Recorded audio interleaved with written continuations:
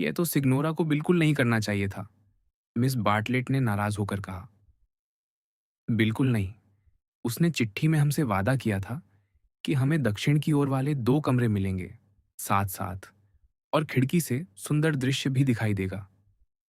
लेकिन यहाँ देखो, उत्तर की ओर वाले कमरे हैं, सामने एक बंद सा आंगन दिखाई देता है और दोनों कमरे एक दूसरे से भी कितनी दूर हैं। ओह! लूसी, और ऊपर से उसका लहजा भी कितना भद्दा था, लूसी ने कहा। सिग्नोरा की अप्रत्याशित अंग्रेजी बोली ने उसका मन और बुझा दिया था। ऐसा लग रहा था जैसे हम लंदन में ही हों। उसने भोजन कक्ष पर नजर दौड़ाई। मेज के दोनों ओर अंग्रेज लोग बैठे थे। उनके बीच सफेद पानी की बोतलों और लाल शराब की बोतलों की कतारें चली जा रही थीं। दीवार पर भारी फ्रेमों में दिवंगत महारानी और दिवंगत राजकवि के चित्र टंगे थे। सजावट के नाम पर बस एक और चीज थी, अंग्रेज चर्च का एक नोटिस, जिस पर लिखा था, रेवरेंड कथबर्ट आइगर, M.A. ऑनॉक्सन। शार्लेट, उसने धीरे से कहा, क्या तुम्हें भी नहीं लगता कि हम लंदन में ही हैं? यकीन ही नहीं होता कि इस जगह के बाहर कोई और दुनिया भी है। शायद बहुत थक जाने की वजह से ऐसा लग रहा है।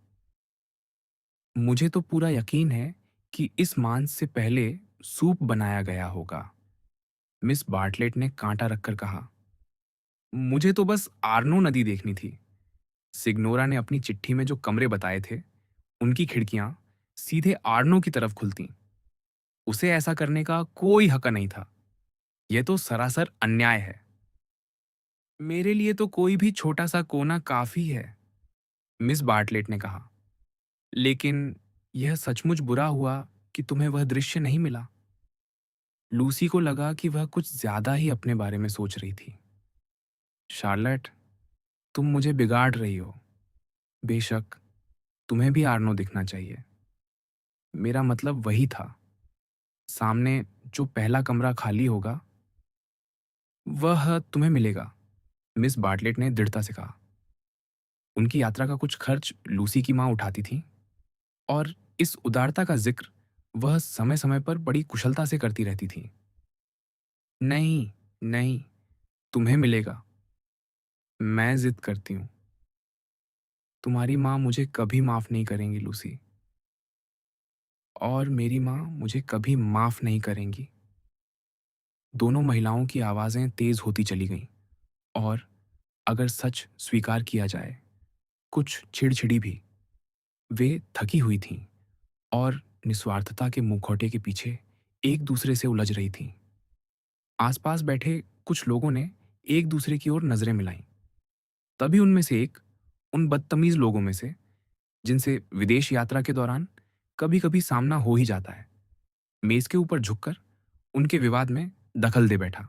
मेरे पास दृश्य वाला कमरा है, उसने कहा। मेरे पास है। मिस बार्टलेट चौंक उठीं। आमतौर पर किसी पेंशन में लोग 2-4 दिन तक आपको बस देखते रहते थे, फिर कहीं जाकर बातचीत शुरू करते थे, और कई बार तो यह तय करते-करते कि आप उनके योग्य परिचित हैं या नहीं, आपका वहां से जाना ही हो जाता था।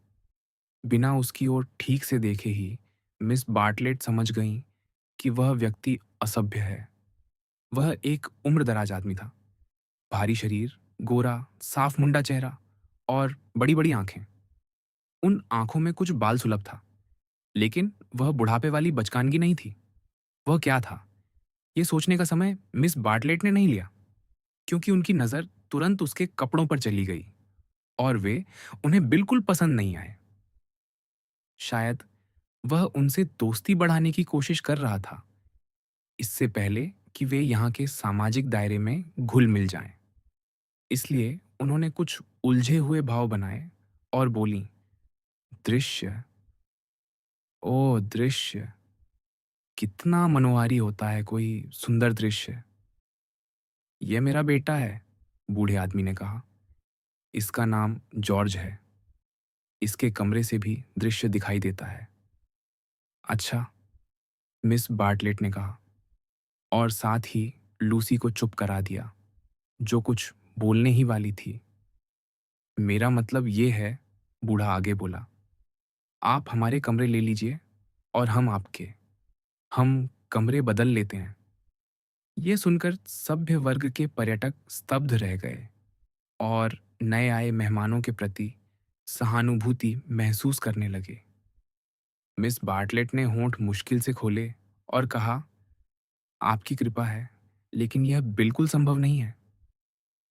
क्यों? बूढ़े ने मेज पर दोनों मुट्ठियां टिकाते हुए पूछा। क्योंकि यह बिल्कुल संभव नहीं है। फिर भी धन्यवाद।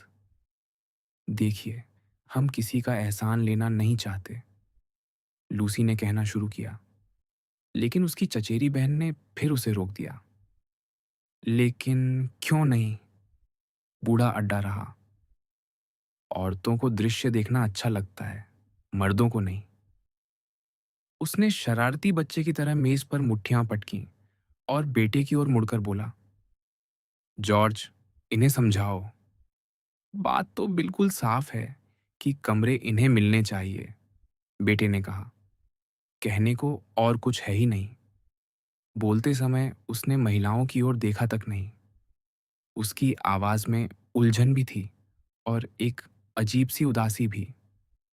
लूसी भी उलझन में पड़ गई। उसे महसूस हुआ कि अब एक पूरा तमाशा खड़ा होने वाला है, लेकिन उसके भीतर एक और विचित्र भावना जागी। उसे लग रहा था कि जब भी ये असभ्य पर्यटक बोलते हैं, तो बातचीत का दायरा अचानक फैल जाता है, गहरा हो जाता है। बात सिर्फ कमरों और खिड़कियों के दृश्यों की नहीं रह जाती, बल्कि किसी और ही चीज तक पहुंच जाती है। किसी ऐसी चीज तक जिसके अस्तित्व का उसे पहले कभी एहसास नहीं हुआ था। अब बूढ़े आदमी ने लगभग आक्रामक ढंग से मिस बार्टलेट पर सवालों की बौछार कर दी। वे कमरे क्यों नहीं बदल सकती? आखिर उनकी आपत्ति क्या है? वे लोग आधे घंटे के भीतर अपना सामान हटाने को तैयार हैं। मिस बार्टलेट बातचीत की बारीकियों में भले ही निपुण थीं, लेकिन ऐसी बेलौस रुखाई के सामने पूरी तरह असहाय हो गईं। इतनी भद्दी असभ्यता का जवाब तिरस्कार से देना भी संभव नहीं था। उनका चेहरा नाराजी से लाल पड़ गया। उन्होंने चारों ओर ऐसे देखा, मानो कह रही हों, क्या यहाँ सब लोग ऐसे ही हैं? मेज के दूसरे सिरे पर बैठी दो छोटी उम्रदराज महिलाएं, जिनकी कुर्सियों पर शॉल टंगे हुए थे, उनकी ओर देखकर मानो जवाब दे रही थीं। नहीं, हम ऐसे नहीं हैं। हम भले लोग हैं। अपना खाना खाओ, प्रिय, मिस बार्टलेट ने लूसी से कहा, और फिर उसी मांस के टुकड़े से खेलने लगीं जिसकी कुछ देर पहले आलोचना कर चुकी थीं। लूसी बड़बड़ाई, सामने वाले लोग कितने अजीब हैं। अपना खाना खाओ, प्रिय। यह पेंशन बिल्कुल असफल साबित हुई है। कल ही हम कोई दूसरी जगह ढूंढेंगे। लेकिन उन्होंने यह कठोर निर्णय अभी सुनाया ही था कि अगले ही पल बदल भी दिया। कमरे के अंत में लगे पर्दे हटे और एक पादरी दिखाई दिए, कुछ स्थूलकाय लेकिन आकर्षक व्यक्तित्व वाले। वे जल्दी जल्दी चलते हुए अपनी जगह की ओर आए और देर से पहुंचने के लिए प्रसन्नता से क्षमा मांगने लगे। लूसी, जिसने अभी तक सामाजिक शिष्टाचार की वह परिपक्वता नहीं सीखी थी जो भावनाओं को छिपाना सिखाती है, तुरंत अपनी कुर्सी से उछलकर खड़ी हो गई। ओ, ओ, वह खुशी से चिल्लाई। अरे, ये तो मिस्टर बीबे हैं। ओह, कितनी अद्भुत बात है। शार्लेट, अब हमें यहीं रुकना होगा, चाहे कमरे कितने भी खराब क्यों ना हों। ओह, मिस बार्टलेट ने स्वयं को थोड़ा संयत करते हुए कहा, नमस्कार, मिस्टर बीबे। शायद आपको हम याद ना हो। मैं मिस बार्टलेट और ये मिस हनीचर्च। उस बेहद ठंडी ईस्टर की छुट्टियों में हम टनब्रिज वेल्स में थे, जब आप सेंट पीटर्स चर्च के विकर की सहायता कर रहे थे। पादरी के चेहरे पर छुट्टियां मनाने वाले निश्चिंत व्यक्ति का भाव था। उन्हें ये महिलाएं उतनी स्पष्टता से याद नहीं थीं, जितनी स्पष्टता से वे उन्हें याद रखे हुए थीं। फिर भी वे प्रसन्नतापूर्वक आगे आए और उस कुर्सी पर बैठ गए जिसकी ओर लूसी ने उत्साह से इशारा किया था। आपको देखकर मुझे कितनी खुशी हो रही है, लूसी ने कहा। वह भीतर से मानो भावनात्मक भूख की स्थिति में थी। इस समय तो यदि उसकी चचेरी बहन अनुमति दे देती, तो वह वेटर को देखकर भी उतनी ही खुश हो जाती। सोचिए तो, दुनिया कितनी छोटी है, और समर स्ट्रीट का संबंध तो इसे और भी मजेदार बना देता है। मिस हनीचर्च समर स्ट्रीट की पैरिश में रहती है, मिस बार्टलेट ने बात पूरी करते हुए कहा। और बातचीत के दौरान इन्होंने मुझे बताया कि आपने अभी-अभी वहां का पद स्वीकार किया है। हाँ, माँ ने पिछले हफ्ते ही मुझे लिखा था, लूसी ने उत्साह से कहा। उन्हें यह नहीं पता था कि मैं आपको टनब्रिज वेल्स से जानती हूँ, लेकिन मैंने तुरंत जवाब लिखा और कहा, मिस्टर बीबे तो बिल्कुल सही। पादरी हंसते हुए बोले, मैं अगले जून में समर स्ट्रीट के रेक्ट्री में रहने आ जाऊंगा। सच कहूं तो इतनी मनोहर जगह में नियुक्ति मिलना मेरे लिए सौभाग्य की बात है। ओह, ये तो कितनी अच्छी खबर है, लूसी ने कहा। हमारे घर का नाम विंडी कॉर्नर है। मिस्टर बीबे ने विनम्रता से सिर झुका दिया। वहां आम तौर पर माँ और मैं ही रहते हैं। मेरा भाई भी है, हालांकि उसे घर बुला पाना आसान नहीं होता, और चर्च भी थोड़ा दूर पड़ता है। मेरा मतलब। लूसी प्रिय, मिस बार्टलेट ने टोका। मिस्टर बीबे को अपना भोजन तो करने दो। मैं भोजन भी कर रहा हूं, उन्होंने मुस्कुराकर कहा, और उसका आनंद भी ले रहा हूं। उन्हें मिस बार्टलेट की तुलना में लूसी से बात करना कहीं अधिक अच्छा लग रहा था। उन्हें उसका पियानो वादन याद था, जबकि मिस बार्टलेट को शायद उनके प्रवचन याद होंगे। उन्होंने लूसी से पूछा कि क्या वह फ्लोरेंस को अच्छी तरह जानती है। लूसी ने विस्तार से बताया कि वह यहाँ पहली बार आई है। नए यात्री को सलाह देना हमेशा सुखद होता है, और मिस्टर बीबे इस अवसर को सबसे पहले पकड़ने वालों में थे। लेकिन आसपास के ग्रामीण इलाकों को देखना मत भूलिएगा, उन्होंने अंत में सलाह दी। पहली ही सुहानी दोपहर में फियोजोले तक गाड़ी से जाइए, फिर सेत्तिन्यानो की ओर घूम आइए, या कुछ ऐसा ही। नहीं, मेज के दूसरे सिरे से एक ऊंची आवाज गूंजी। मिस्टर बीबे, आप गलत हैं। पहली अच्छी दोपहर में इन महिलाओं को प्रातः जाना चाहिए। वह महिला तो बहुत बुद्धिमान लगती है, मिस बार्टलेट ने फुसफुसाकर लूसी से कहा। हम सचमुच भाग्यशाली निकले।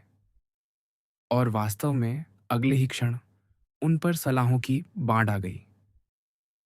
किससे देखना चाहिए, कब देखना चाहिए, इलेक्ट्रिक ट्राम कैसे रोकी जाती है, भिखारियों से कैसे पीछा छुड़ाया जाता है, वेलम के ब्लॉटिंग पैड के लिए कितनी कीमत देनी चाहिए, और यह जगह धीरे धीरे उनके दिल में कितनी बस जाएगी। हर विषय पर लोग उत्साह से बताने लगे। पेंशन बेरटोलिनी ने लगभग सर्वसम्मति से और कुछ अधिक ही उत्साह के साथ यह निर्णय कर लिया था कि ये दोनों महिलाएं उनके बीच स्वीकार्य हैं। वे जिधर भी देखती, कोई ना कोई दयालु महिला मुस्कुराकर उनकी ओर कुछ पुकार देती, और उन सभी आवाजों के ऊपर सबसे स्पष्ट वही बुद्धिमान महिला की आवाज थी, प्रातो। इन्हें प्रातो जरूर जाना चाहिए। वह जगह इतनी मनमोहक और इतनी बेतरतीब है कि शब्द कम पड़ जाए। मुझे उससे प्रेम है। वहां जाकर मैं सभ्यता और सामाजिक मर्यादाओं की बेड़ियां झटक कर फेंक देती हूँ। जैसा कि आप जानते ही हैं, जॉर्ज नाम का वह युवा व्यक्ति एक बार उस बुद्धिमान महिला की ओर देखता है, फिर उदास भाव से वापस अपनी प्लेट की ओर झुक जाता है। स्पष्ट था कि वह और उसका पिता अभी तक इस समूह का हिस्सा नहीं बने थे। अपनी इस नई सामाजिक सफलता के बीच भी लूसी के मन में उनके लिए जगह थी। उसे यह सुख नहीं मिलता था कि कोई और अकेला या उपेक्षित रह जाए। इसीलिए जब वह उठकर जाने लगी, तो एक क्षण को पीछे मुड़ी और उन दोनों बाहरी लोगों की ओर झिझक भरा, छोटा सा प्रणाम कर दिया। पिता ने उसे देखा ही नहीं, लेकिन बेटे ने उसका अभिवादन स्वीकार किया। उसने जवाब में सिर नहीं झुकाया, बल्कि केवल अपनी भौहें हल्की सी उठाईं और मुस्कुरा दिया। ऐसा लगा मानो वह किसी अदृश्य दूरी के पार मुस्कुरा रहा हो। लूसी जल्दी जल्दी अपनी चचेरी बहन के पीछे चल दी, जो पहले ही पर्दों के उस पार जा चुकी थी। वे पर्दे अजीब थे, चेहरे से टकराते थे और ऐसा लगता था मानो उनमें सिर्फ कपड़े का ही नहीं, किसी और भारी चीज का भी बोझ भरा हो। उनके पीछे वही अविश्वसनीय सिग्नोरा खड़ी थी, अपने मेहमानों को शुभ रात्रि कहती हुई। उसके साथ उसका छोटा बेटा एनरी और बेटी विक्टोरियर भी थे। यह दृश्य अपने आप में विचित्र था। एक लंदन निवासी महिला दक्षिणी यूरोप की सहज गरिमा और आत्मीयता का अभिनय करने की कोशिश कर रही थी।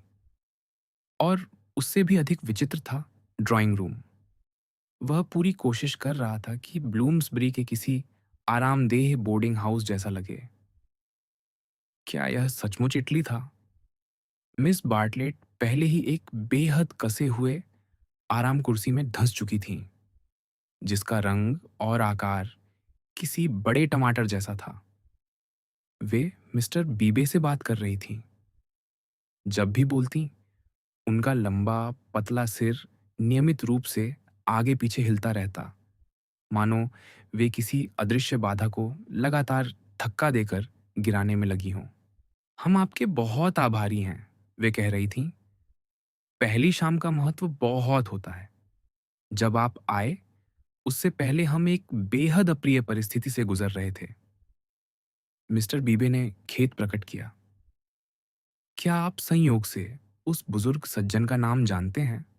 मिस बार्टलेट ने पूछा, जो भोजन के समय हमारे सामने बैठे थे। एमरसन? क्या वे आपके मित्र हैं? मित्र तो नहीं, उन्होंने कहा, लेकिन पेंशन में रहने वालों के बीच जितनी मित्रता होती है, उतनी है। तो फिर मैं इससे अधिक कुछ नहीं कहूंगी। उन्होंने बहुत हल्के से आग्रह किया।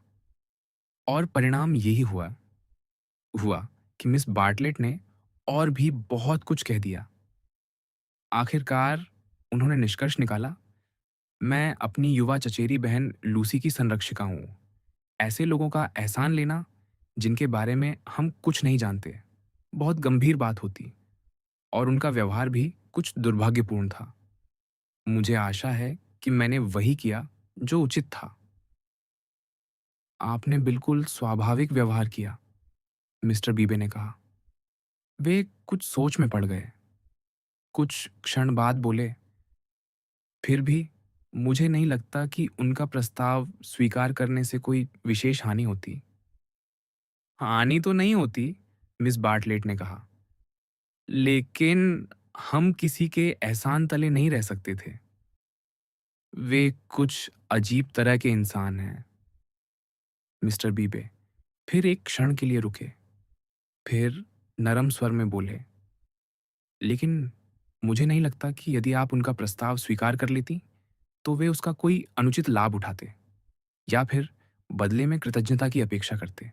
उनकी एक विशेषता है, यदि उसे विशेषता कहा जाए, कि वे वही कहते हैं जो सचमुच सोचते हैं। उनके पास ऐसे कमरे हैं जिनकी उन्हें कोई परवाह नहीं, और उन्हें लगा कि वे कमरे आपके लिए अधिक मूल्यवान होंगे। आपको अपने एहसान तले दबाने का विचार उनके मन में उतना ही कम आया होगा जितना शिष्टाचार निभाने का। सच कहूं तो, कम से कम मुझे तो उन लोगों को समझना बड़ा कठिन लगता है जो सचमुच सच बोलते हैं।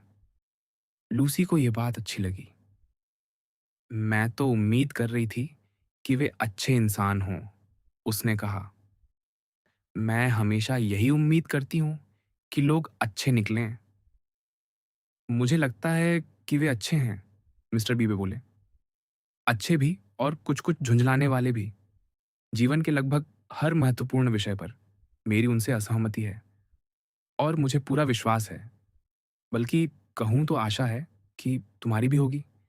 लेकिन वे ऐसे लोगों में से हैं जिनसे आदमी असहमत होता है, उनसे घृणा नहीं करता। जब वे पहली बार यहाँ आए थे, तो स्वाभाविक रूप से बहुत लोगों को उनसे चिढ़ हुई थी। उनमें ना तो सामाजिक कुशलता है, ना औपचारिक शिष्टाचार। और मेरा मतलब ये नहीं कि वे बदतमीज़ हैं, बस वे अपने विचार अपने तक नहीं रख सकते। हम तो लगभग सिग्नोरा से उनकी शिकायत करने वाले थे, लेकिन सौभाग्य से हमने ऐसा नहीं किया। तो क्या मैं यह निष्कर्ष निकालूं, मिस बार्टलेट ने कहा, कि वे समाजवादी हैं? मिस्टर बीबे के होंठों पर हल्की सी मुस्कान तैर गई। फिलहाल उस सुविधाजनक शब्द को स्वीकार कर लेते हैं, उन्होंने कहा। और स्वाभाविक ही है कि उन्होंने अपने बेटे को भी समाजवादी बनाया होगा। जॉर्ज को मैं मुश्किल से जानता हूँ, क्योंकि उसने अभी तक बोलना सीखना शुरू ही नहीं किया है। वे हंसकर बोले। लेकिन वह मुझे अच्छा लड़का लगता है, और मेरा ख्याल है कि उसके पास बुद्धि भी है। हाँ, अपने पिता की कई आदतें उसमें हैं, इसलिए यह बिल्कुल संभव है कि वह भी समाजवादी हो। ओह, आपने तो मुझे राहत दे दी, मिस बार्टलेट ने कहा। तो आपका मतलब है कि मुझे उनका प्रस्ताव स्वीकार कर लेना चाहिए था? आपको लगता है कि मैं संकीर्ण और अत्यधिक संदेहशील रही? बिल्कुल नहीं, उन्होंने तुरंत उत्तर दिया। मैंने ऐसा कभी नहीं कहा। लेकिन क्या मुझे कम से कम अपने रूखे व्यवहार के लिए उनसे क्षमा नहीं मांगनी चाहिए? इस बार मिस्टर बीबे ने कुछ झुंझलाहट के साथ उत्तर दिया कि इसकी कोई आवश्यकता नहीं है। फिर वे उठे और धूम्रपान कक्ष की ओर चले गए। उनके जाते ही मिस बार्टलेट बोलीं, क्या मैं बहुत उबाऊ हो रही थी? तुमने बात क्यों नहीं की, लूसी? मुझे पूरा विश्वास है कि उन्हें युवा लोगों से बात करना अधिक पसंद है। मुझे सचमुच आशा है कि मैंने उन्हें अपने कब्जे में नहीं रखा। मैं चाहती थी कि रात भर भी वे तुम्हारे साथ बातें करें, जैसे भोजन के समय करते रहे। वे कितने अच्छे हैं, लूसी उत्साह से बोली। बिल्कुल वैसे ही जैसे मुझे याद थे। ऐसा लगता है जैसे वे हर व्यक्ति में कुछ अच्छा देख लेते हैं। कोई भी उन्हें देखकर नहीं कहेगा कि वे पादरी हैं। मेरी प्रिय लूसिया, अरे, आप समझ रही हैं ना मैं क्या कहना चाहती हूँ। और आप जानती हैं कि पादरी लोग आम तौर पर कैसे हंसते हैं। लेकिन मिस्टर बीबे तो बिल्कुल किसी साधारण इंसान की तरह हंसते हैं। अजीब लड़की। मिस बार्टलेट मुस्कुरा उठी। तुम मुझे अपनी माँ की बहुत याद दिलाती हो। सोचती हूँ उन्हें मिस्टर बीबे कैसे लगेंगे। मुझे पूरा विश्वास है कि उन्हें बहुत पसंद आएंगे, और फ्रेडी को भी। मेरा तो ख्याल है कि विंडी कॉर्नर में हर किसी को वे पसंद आएंगे। आखिर वह फैशनेबल दुनिया है। मैं तो टनब्रिज वेल्स की आदी हूँ, जहाँ हम सब समय से बहुत पीछे चल रहे हैं। हाँ, लूसी ने धीमे स्वर में कहा। कमरे में जैसे किसी अदृश्य अस्वीकृति की धुंध तैर रही थी। लेकिन वह अस्वीकृति किसकी थी? उसकी अपनी। मिस्टर बीबे की? विंडी कॉर्नर की आधुनिक दुनिया की? या टनब्रिज वेल्स की संकुचित दुनिया की? वह समझ नहीं पा रही थी। उसने उसे पहचानने की कोशिश की, लेकिन हमेशा की तरह उलझ गई। मिस बार्टलेट ने बड़ी तत्परता से यह नकार दिया कि वे किसी के बारे में भी बुरा सोच रही हैं, और फिर बोली, मुझे डर है कि मैं तुम्हारे लिए बहुत निराशाजनक संगिनी साबित हो रही हूं। और एक बार फिर लूसी के मन में वही विचार आया। निश्चित ही मुझसे कोई स्वार्थ या कठोरता हुई होगी।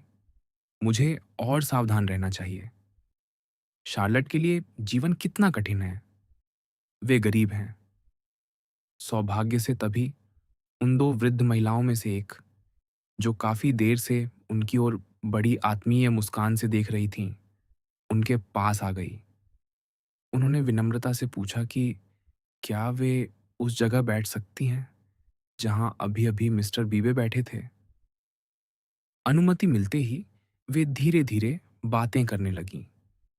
इटली के बारे में, यहाँ आने का साहसिक निर्णय लेने के बारे में, उस निर्णय की सुखद सफलता के बारे में, अपनी बहन की सुधरती हुई सेहत के बारे में, रात में शयन कक्ष की खिड़कियां बंद रखने की आवश्यकता के बारे में, और सुबह पानी की बोतलों को पूरी तरह खाली कर देने की आदत के बारे में।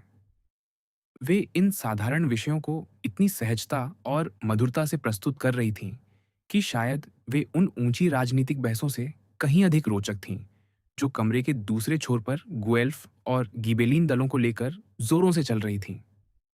फिर उन्होंने वेनिस की अपनी एक घटना सुनाई। वह उनके लिए कोई मामूली प्रसंग नहीं, बल्कि एक वास्तविक आपदा थी। वह शाम जब उन्होंने अपने शयनकक्ष में ऐसी चीज खोज ली थी जो पिस्सू से भी अधिक बुरी थी, हालांकि किसी दूसरी ओर भी भयावह चीज से थोड़ी बेहतर। लेकिन यहां उन्होंने आश्वस्त भाव से कहा, आप उतनी ही सुरक्षित हैं जितनी इंग्लैंड में। सिग्नोरा बेयरटोलिनी तो बिल्कुल अंग्रेज महिला जैसी हैं। फिर भी हमारे कमरों में अजीब सी गंध आती है, बेचारी लूसी ने कहा। हमें सोने जाने से डर लग रहा है। आह, तो आपके कमरे आंगन की ओर खुलते हैं। उन्होंने सहानुभूति से सांस भरी। काश मिस्टर एमरसन में थोड़ा और सामाजिक कौशल होता। भोजन के समय हमें आपके लिए बहुत दुख हुआ था। मुझे लगता है कि उनका इरादा अच्छा ही था, लूसी ने कहा। निस्संदेह, मिस बार्टलेट बोली। अभी अभी मिस्टर बीबे मेरी संदेह करने वाली प्रवृत्ति के लिए मुझे डांट रहे थे, लेकिन स्वाभाविक है कि मैं अपनी चचेरी बहन के हित को ध्यान में रखकर ही सावधानी बरत रही थी। बिल्कुल, वृद्ध महिला ने सहमति में कहा। फिर दोनों महिलाओं ने धीरे धीरे यह निष्कर्ष निकाला कि किसी युवा लड़की के मामले में कभी भी अत्यधिक सावधानी नहीं बरती जा सकती। लूसी ने यथासंभव गंभीर और विनम्र दिखने की कोशिश की, लेकिन भीतर ही भीतर उसे अपना आप बहुत हास्यास्पद लग रहा था। घर पर तो कोई उसके साथ ऐसी सावधानी नहीं बरतता था, या कम से कम उसने कभी ध्यान नहीं दिया था। जहां तक बूढ़े मिस्टर एमरसन की बात है, वृद्ध महिला ने विचारमग्न होकर कहा, मैं स्वयं भी निश्चित नहीं हूं। नहीं, उनमें नजाकत नहीं है।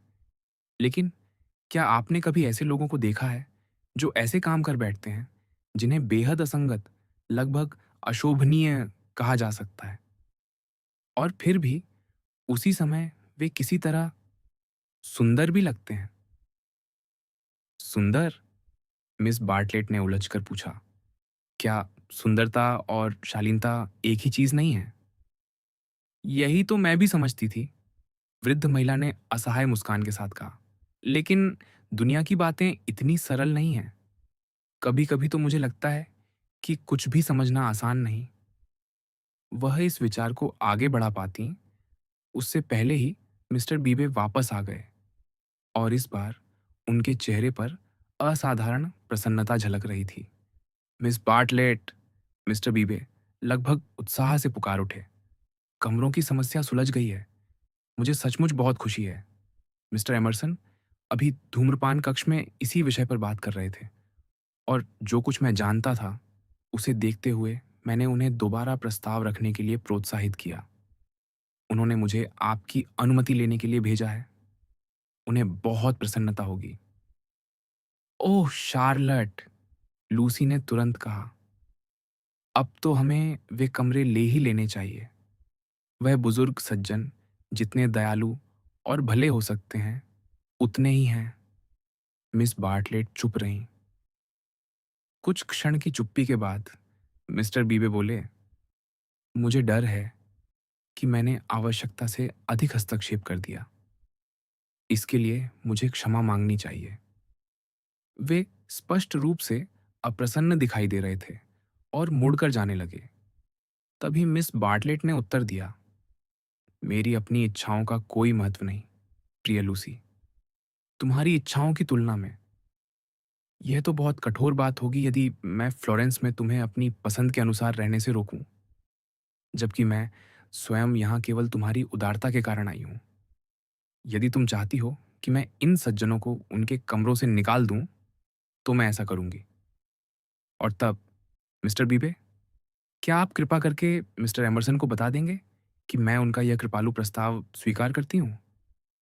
और फिर उन्हें मेरे पास ले आइएगा, ताकि मैं व्यक्तिगत रूप से उनका धन्यवाद कर सकूँ। बोलते-बोलते उनकी आवाज़ इतनी ऊँची हो गई कि ड्राइंग रूम के हर कोने तक पहुँच गई। गुएल्फ और गिबेलिनो की बहस तक थम गई। मिस्टर बीबे ने मन ही मन स्त्री जाति को कोसते हुए विनम्रता से सिर झुकाया और संदेश लेकर चले गए। याद रखना लूसी, मिस बार्टलेट ने कहा, इस पूरे मामले में केवल मैं ही शामिल हूँ। मैं नहीं चाहती कि यह स्वीकारोक्ति तुम्हारी ओर से मानी जाए। कम से कम ये बात तो मुझे दे दो। कुछ ही देर बाद मिस्टर बीबे लौट आए। उनकी आवाज में हल्की सी घबराहट थी। मिस्टर एमरसन इस समय व्यस्त हैं, उन्होंने कहा, लेकिन उनके स्थान पर उनका बेटा आया है। युवा एमरसन ने तीनों महिलाओं की ओर देखा। उनकी कुर्सियां इतनी नीची थीं कि वे मानो फर्श पर बैठी प्रतीत हो रही थीं।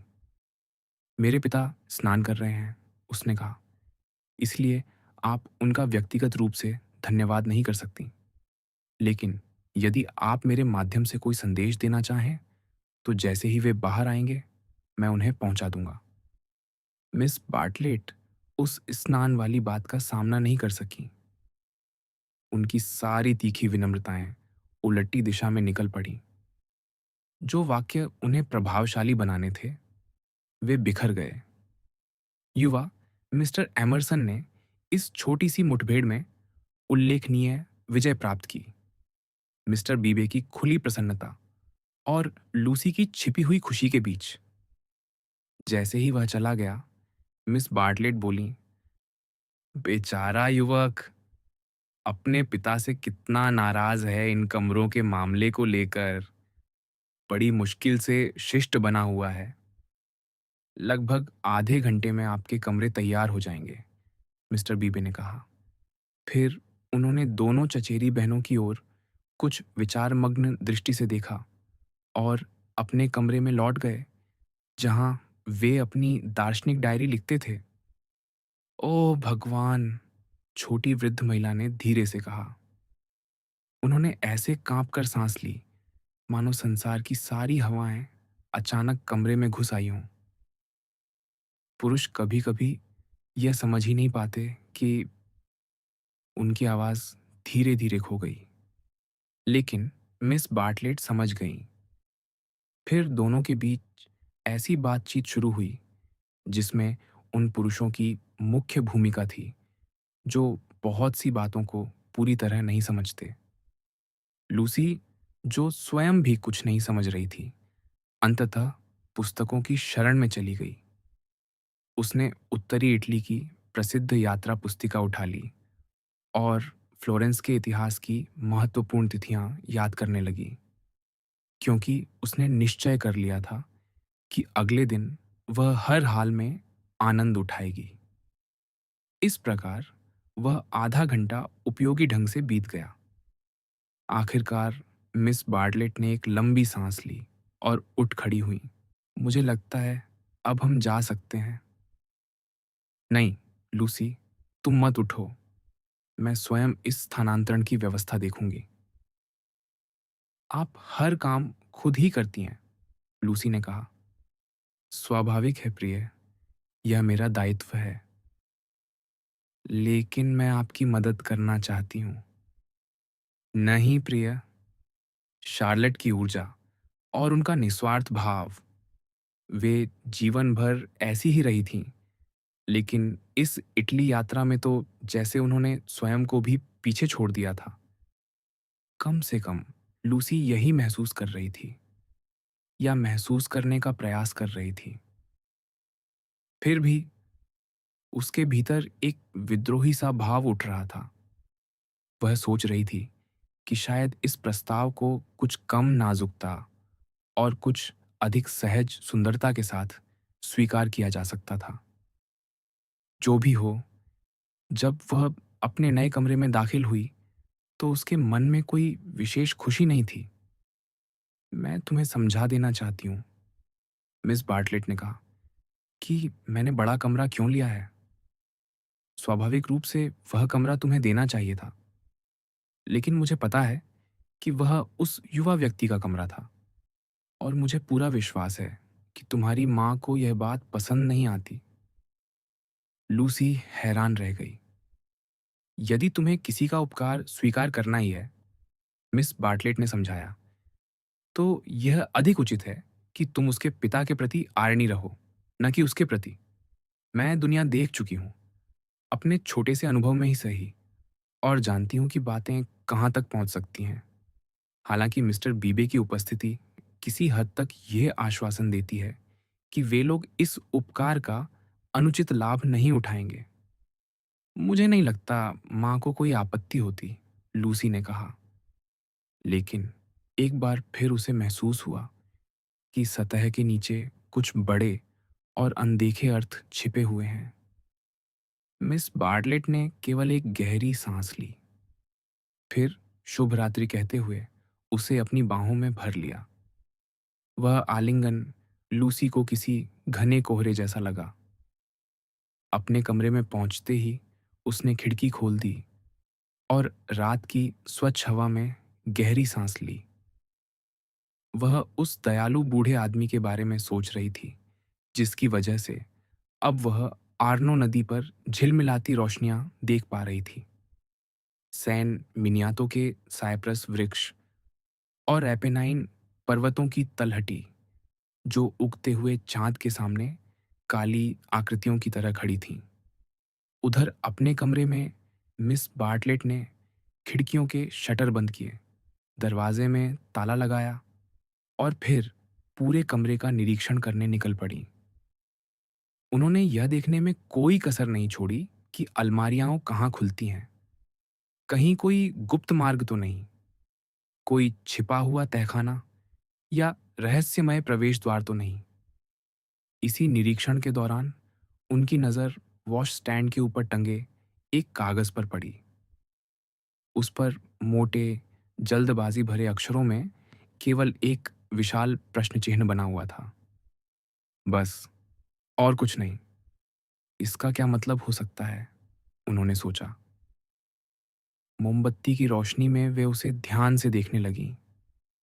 पहले तो वह बिल्कुल अर्थहीन लगा, लेकिन धीरे धीरे उसमें कुछ भयावह प्रतीत होने लगा। फिर वह अप्रिय लगने लगा, और देखते देखते मानो किसी अनिष्ट का संकेत बन गया। एक क्षण के लिए उनके मन में उसे फाड़कर नष्ट कर देने की तीव्र इच्छा हुई, लेकिन सौभाग्य से उन्हें याद आ गया कि ऐसा करना उनका अधिकार नहीं है, क्योंकि वह कागज युवा मिस्टर एमरसन की संपत्ति होना चाहिए। इसलिए उन्होंने उसे सावधानी से उतारा, दो ब्लॉटिंग पेपरों के बीच रखा, ताकि वह साफ सुथरा बना रहे, और उसके लिए सुरक्षित रख दिया। इसके बाद उन्होंने कमरे का शेष निरीक्षण पूरा किया। अपनी आदत के अनुसार एक भारी सांस भरी और फिर बिस्तर पर जाकर लेट गईं, सांता क्रोचे में, बिना बेड़े करके।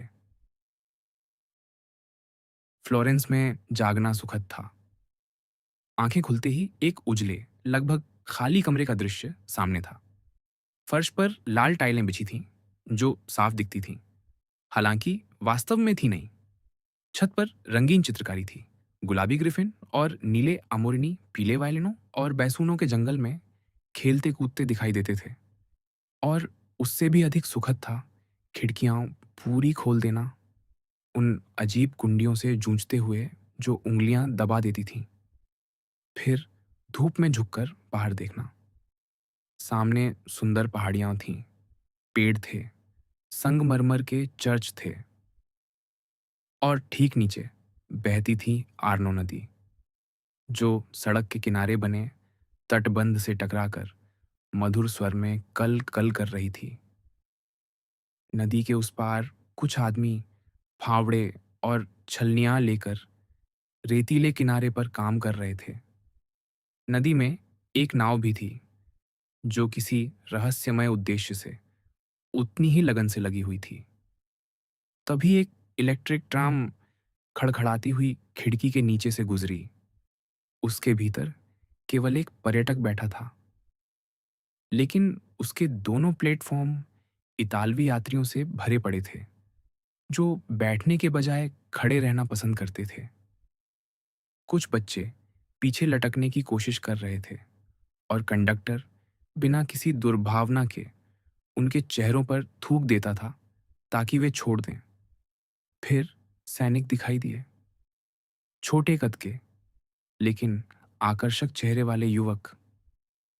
हर एक की पीठ पर फटे पुराने फर से ढका बस्ता था, और ऐसा ओवरकोट जो शायद किसी उनसे बड़े सैनिक के लिए सिलवाया गया था।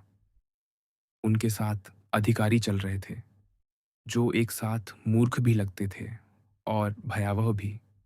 और सबसे आगे छोटे लड़कों का झुंड था, जो बैंड की धुन पर कलाबाजियां खाता जा रहा था।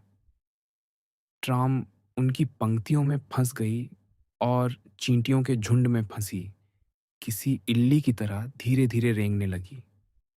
एक लड़का गिर पड़ा। उसी समय एक मेहराब के नीचे से सफेद बैलों की जोड़ी निकल आई। वास्तव में, यदि बटन हुक बेचने वाले एक बूढ़े आदमी ने समय पर समझदारी भरी सलाह न दी होती, तो शायद सड़क कभी खाली ही ना हो पाती।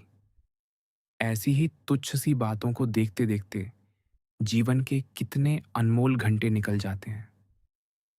और जो यात्री इटली में जियोटो की कला के सूक्ष्म मूल्य समझने या पोपशाही के पतन का अध्ययन करने आता है, वह कभी कभी लौटते समय केवल नीला आकाश और उसके नीचे जीने वाले लोगों को ही याद रखता है। इसीलिए अच्छा ही हुआ कि मिस बार्टलेट ने दरवाज़ा खटखटाया और भीतर आ गईं। पहले उन्होंने इस बात पर टिप्पणी की कि लूसी ने दरवाज़ा खुला क्यों छोड़ रखा था, फिर इस पर कि वह पूरी तरह तैयार हुए बिना खिड़की से बाहर क्यों झांक रही थी, और अंत में उसे जल्दी करने को कहा, नहीं तो दिन का सबसे अच्छा हिस्सा हाथ से निकल जाएगा। जब तक लूसी तैयार हुई, उसकी चचेरी बहन नाश्ता समाप्त कर चुकी थी और मेज पर बिखरे टुकड़ों के बीच बैठी उस बुद्धिमान महिला की बातें सुन रही थी। इसके बाद वही पुराना संवाद शुरू हुआ, जो कुछ नया नहीं था। मिस बार्टलेट को लग रहा था कि वे अब भी थोड़ी थकी हुई हैं। शायद सुबह का समय कमरे व्यवस्थित करने में बिताना बेहतर होगा। हाँ, यदि लूसी कहीं बाहर जाना चाहती हो तो अलग बात है। लूसी तो बाहर जाना चाहती थी। आखिर फ्लोरेंस में उसका पहला दिन था, लेकिन वह अकेली भी जा सकती थी। यह मिस बार्टलेट को किसी भी हालत में स्वीकार नहीं था। निश्चित रूप से वे उसके साथ जाएंगी। नहीं, बिल्कुल नहीं। लूसी उनके साथ ही रुकेगी। नहीं, यह नहीं हो सकता। हाँ, यही होगा। और इसी बिंदु पर वह बुद्धिमान महिला बीच में बोल पड़ी। यदि आपको मिसेस ग्रंडी की चिंता सता रही है, उसने कहा, तो मैं आपको विश्वास दिलाती हूं कि उस भली महिला की परवाह करने की कोई आवश्यकता नहीं। मिस हनीचर्च अंग्रेज हैं, इसलिए पूरी तरह सुरक्षित रहेंगी। इतालवी लोग समझते हैं। वह आगे झुककर बोली, मेरी एक प्रिय मित्र है, काउंटेस बारोनचेली। उनकी दो बेटियां हैं। जब उनके साथ स्कूल तक कोई नौकरानी नहीं जा पाती, तो वे दोनों को नाविकों वाली टोपी पहनाकर भेज देती हैं। सब लोग उन्हें अंग्रेज समझ लेते हैं, खासकर तब जब उनके बाल पीछे की ओर कसकर बांधे गए हों। लेकिन काउंटेस बारोनचेली की बेटियों की सुरक्षा का यह तर्क मिस बार्टलेट को ज्यादा प्रभावित नहीं कर पाया। उन्होंने दृढ़ता से घोषणा की कि वे स्वयं लूसी के साथ जाएंगी। उनका सिर अब इतना भी नहीं दुख रहा था। तब उस बुद्धिमान महिला ने कहा कि वह पूरी सुबह सांता क्रोचे में बिताने वाली है। यदि लूसी उसके साथ चलना चाहे तो उसे बहुत प्रसन्नता होगी। मैं तुम्हें एक प्यारे, गंदे, छिपे हुए रास्ते से ले जाऊंगी, मिस हनीचर्च, उसने मुस्कुराते हुए कहा। और यदि तुम मेरे लिए भाग्यशाली साबित हुई, तो शायद हमें कोई रोमांचक घटना भी मिल जाए। लूसी ने तुरंत कहा कि यह उनकी बहुत बड़ी कृपा होगी।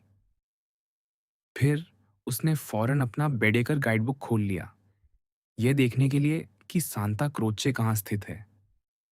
अरे अरे मिस लूसी, महिला हंस पड़ी। मुझे आशा है कि जल्द ही हम तुम्हें बेडेकर की गुलामी से मुक्त कर देंगे। बेचारा केवल चीजों की सतह को छूता है। जहां तक असली इटली का प्रश्न है, उसे तो उसका सपना भी नहीं आता। असली इटली केवल धैर्यपूर्वक देखने और समझने से मिलता है। ये बात लूसी को बेहद रोचक लगी। उसने जल्दी जल्दी नाश्ता समाप्त किया और अपनी नई मित्र के साथ बड़े उत्साह से निकल पड़ी। आखिरकार इटली उसके सामने खुलने लगा था। वह कॉकनी सिग्नोरा और उसका विचित्र होटल अब किसी बुरे सपने की तरह पीछे छूट चुके थे। मिस लैविश, क्योंकि वही उस बुद्धिमान महिला का नाम था, धूप से भरे लुंगारनो मार्ग पर दाहिनी ओर मुड़ गईं। आह, कितनी प्यारी गर्मी है, उन्होंने कहा। हालांकि इन संकरी गलियों से आने वाली हवा चाकू की धार जैसी लगती है ना? चलते चलते वे लगातार बोलती जा रही थीं।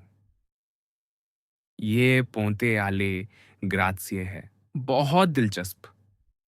तांते ने इसका उल्लेख किया है।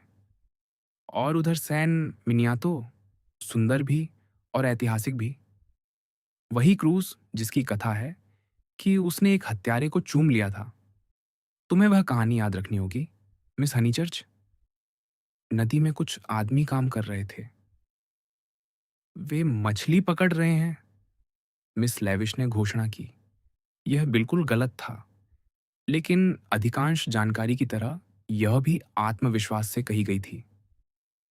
फिर वे अचानक सफेद बैलों वाली मेहराब के नीचे मुड़ गईं। वहां पहुंचकर वे एकदम रुक गईं, नाक से गहरी सांस ली और उत्साह से बोलीं, सूंघो, ये है असली फ्लोरेंटाइन गंध।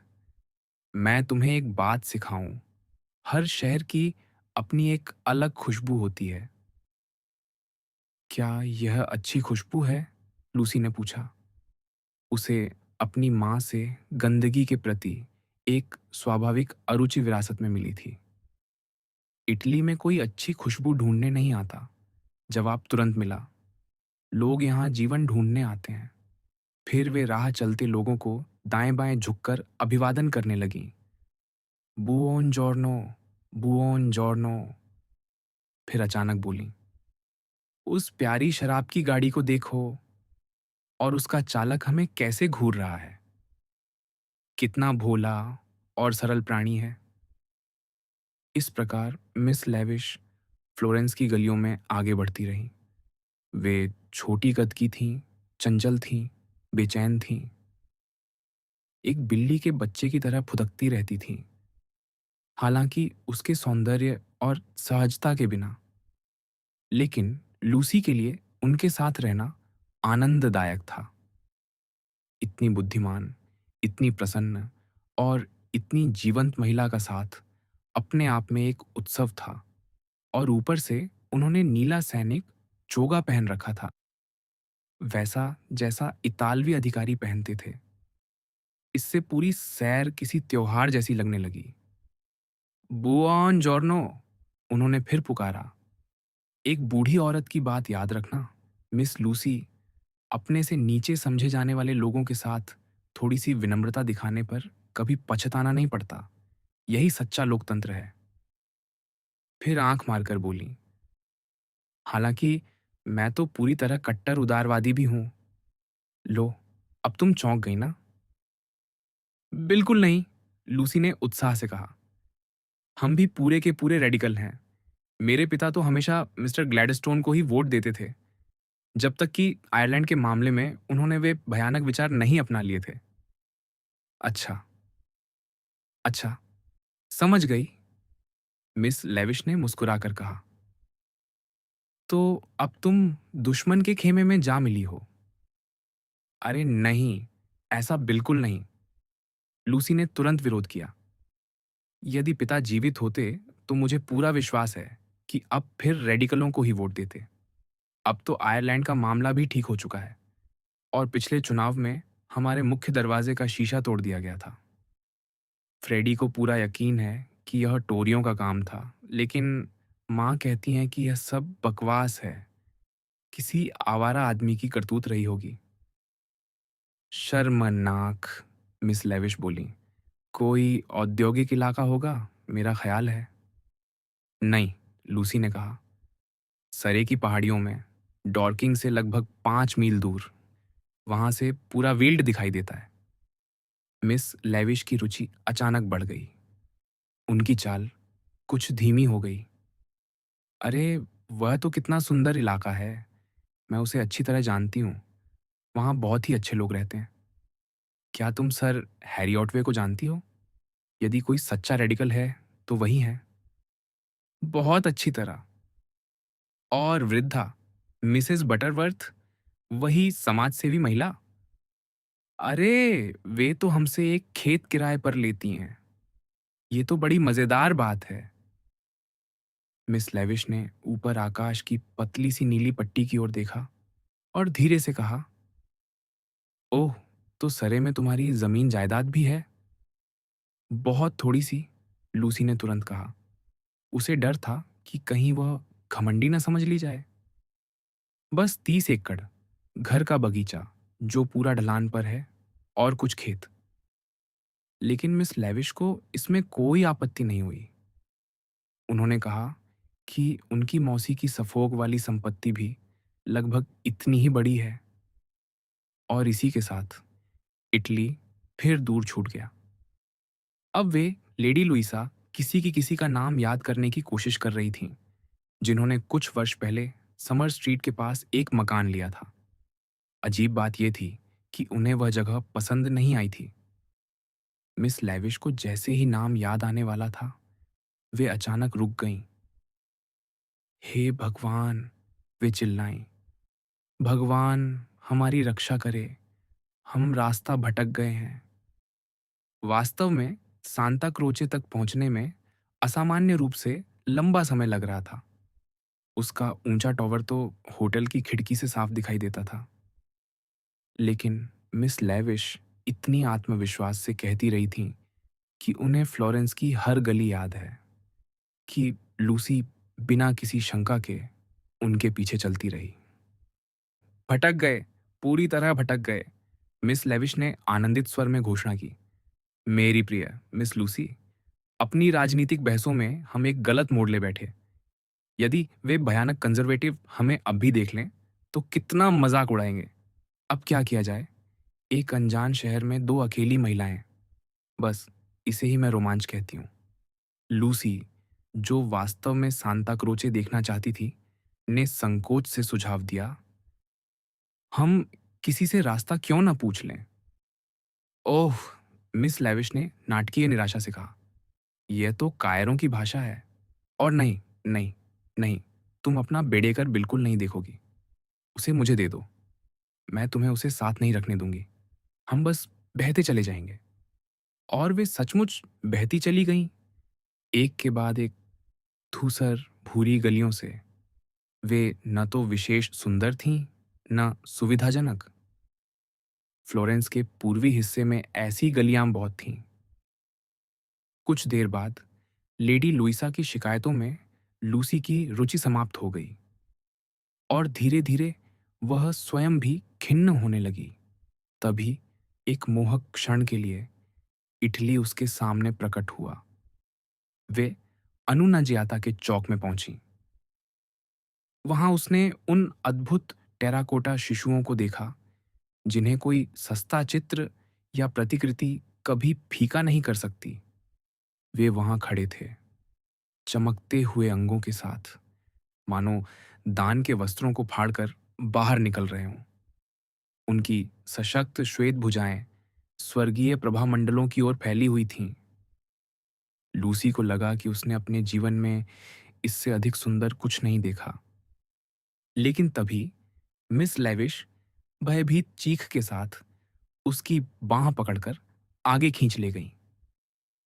हम तो रास्ते से कम 1 मील दूर आ गए हैं, वे बोलीं। अब वह समय आ रहा था जब महाद्वीपीय नाश्ते का असर समाप्त होने लगता है। दोनों महिलाओं ने एक छोटी सी दुकान से गर्म शाहबलूत का लेप खरीदा, केवल इसलिए कि वह बहुत स्थानीय और विशिष्ट दिखाई दे रहा था। उसका स्वाद विचित्र था, कुछ हिस्सा उस कागज जैसा जिसमें वह लिपटा था, कुछ हिस्सा बालों के तेल जैसा, और कुछ हिस्सा किसी ऐसी रहस्यमय चीज जैसा जिसका नाम ही नहीं था। फिर भी उसने उन्हें आगे चलने की शक्ति दी। वे बहते बहते एक और चौक में पहुंची। यह बड़ा था, धूल भरा था, और उसके दूसरे सिरे पर एक काले सफेद रंग का विशाल अग्रभाग खड़ा था, जो असाधारण रूप से कुरूप दिखाई देता था। मिस लेविश उसके सामने नाटकीय मुद्रा में खड़ी हो गईं। ये रहा, उन्होंने घोषणा की, सांता क्रोचे। रोमांच समाप्त हो चुका था। फिर अचानक वे रुक गईं। 1 मिनट ठहरो, उन 2 लोगों को आगे निकल जाने दो, नहीं तो मुझे उनसे बात करनी पड़ेगी। मुझे यह औपचारिक सामाजिक व्यवहार बिल्कुल पसंद नहीं। उफ, कितने परेशान करने वाले लोग हैं। और देखो, वे भी चर्च में जा रहे हैं। विदेश में घूमता अंग्रेज। हम कल रात भोजन के समय उनके सामने बैठे थे, लूसी ने कहा। उन्होंने हमें अपने कमरे दे दिए। वे बहुत दयालु थे। उनकी चाल देखो, मिस लेविश हंस पड़ी। वे मेरी इटली में ऐसे चलते हैं जैसे गायों की एक जोड़ी घूम रही हो। ये मेरी बहुत शरारती इच्छा है, लेकिन मैं चाहती हूँ कि डोर में एक परीक्षा रखी जाए और जो पर्यटक उसे पास ना कर सके, उसे वापस भेज दिया जाए। और आप हमसे क्या पूछती? लूसी ने मुस्कुराकर पूछा।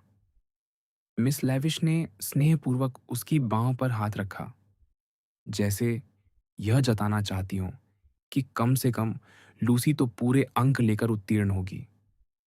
इसी उल्लासपूर्ण मनः स्थिति में वे चर्च की विशाल सीढ़ियों तक पहुंची।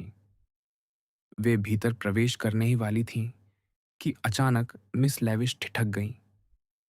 एक तीखी सी चीख निकली। उन्होंने दोनों हाथ हवा में उठा दिए। अरे, मेरा स्थानीय रंगों का डिब्बा जा रहा है, वे चिल्लाईं।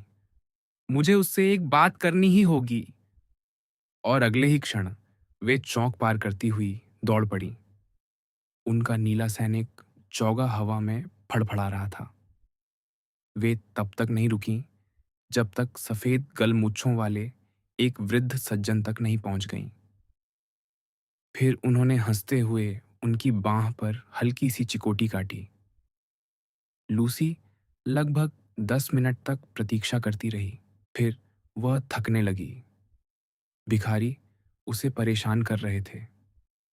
धूल उसकी आंखों में जा रही थी और उसे याद आया कि किसी युवा लड़की को सार्वजनिक स्थानों पर यूं अकेले नहीं ठहरना चाहिए। वह धीरे धीरे सीढ़ियों से उतरकर चौक में आ गई। उसने तय किया कि अब वह मिस लेविश के पास लौट जाएगी। आखिर वे कुछ ज्यादा ही मौलिक होने की कोशिश करती थीं। लेकिन ठीक उसी समय मिस लेविश और उनका वह स्थानीय रंगों का डिब्बा भी चल पड़े। दोनों हाथ हिलाते हुए किसी बात पर उत्साह से चर्चा करते करते एक बगल की गली में मुड़ गए और ओझल हो गए। क्रोध और अपमान से लूसी की आंखों में आंसू आ गए। आधा दुख इसीलिए कि मिस लेविश उसे छोड़कर चली गई थीं, और आधा इसलिए कि वे उसका बेडेकर भी साथ ले गई थीं। अब वह घर का रास्ता कैसे ढूंढेगी? सांता क्रोचे में घूमेगी कैसे? उसकी पहली सुबह पूरी तरह बर्बाद हो चुकी थी। और कौन जाने, शायद वह फिर कभी फ्लोरेंस ना आ सके। कुछ ही मिनट पहले वह कितनी उत्साहित थी। संस्कारी, शिक्षित महिला की तरह बातें कर रही थी और लगभग स्वयं को यह विश्वास दिला चुकी थी कि वह भी कुछ मौलिक है। लेकिन अब वह चर्च के भीतर प्रवेश कर रही थी, हताश, अपमानित और इतनी उलझी हुई कि उसे यह भी याद नहीं रहा कि यह चर्च फ्रांसिस्कनों ने बनवाया था या डोमिनिकनों ने।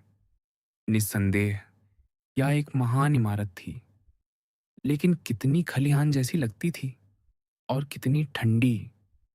निस्संदेह इसके भीतर जियोटो के प्रसिद्ध भित्तिचित्र थे और उनके सामने खड़े होकर लूसी उतनी श्रद्धा महसूस करने में सक्षम थी जितनी किसी सुसंस्कृत व्यक्ति को करनी चाहिए। लेकिन उसे कौन बताता कि वे चित्र हैं कहाँ? वह चर्च में इधर उधर घूमती रही, एक प्रकार की उपेक्षापूर्ण सावधानी के साथ। उसे ऐसे स्मारकों पर मुग्ध होने में संकोच हो रहा था जिनके कलाकार या काल का उसे निश्चित ज्ञान नहीं था। कोई ऐसा भी नहीं था जो उसे बता सके कि फर्श पर बिछी अनगिनत समाधि शिलाओं में से कौन सी वास्तव में सबसे सुंदर है, वही जिसकी मिस्टर रस्किन ने सबसे अधिक प्रशंसा की थी। लेकिन फिर इटली का वह खतरनाक जादू उस पर काम करने लगा और जानकारी जुटाने के बजाय वह धीरे धीरे प्रसन्न होने लगी। वह इतालवी भाषा में लिखे नोटिस पढ़ने का प्रयास करने लगी। वे नोटिस जो लोगों को चर्च के भीतर कुत्ते लाने से मना करते थे, वह नोटिस जो लोगों से स्वास्थ्य की दृष्टि से और इस पवित्र भवन के सम्मान में थूकने से परहेज करने की विनती करता था, वह पर्यटकों को देखने लगी। ठंड इतनी अधिक थी कि उनकी नाकें उनके बेडेकर गाइडबुक जितनी लाल हो गई थीं। फिर उसने 3 छोटे कैथोलिक बच्चों का विचित्र भाग्य देखा। 2 लड़के और 1 लड़की। उन्होंने अपना धार्मिक जीवन एक दूसरे पर पवित्र जल छिड़ककर शुरू किया। फिर भीगे हुए लेकिन पवित्रता से भरे हुए वे माकियावेली की समाधि की ओर बढ़े। वे बहुत धीरे-धीरे आगे बढ़ते थे, मानो किसी असीम दूरी से आ रहे हों।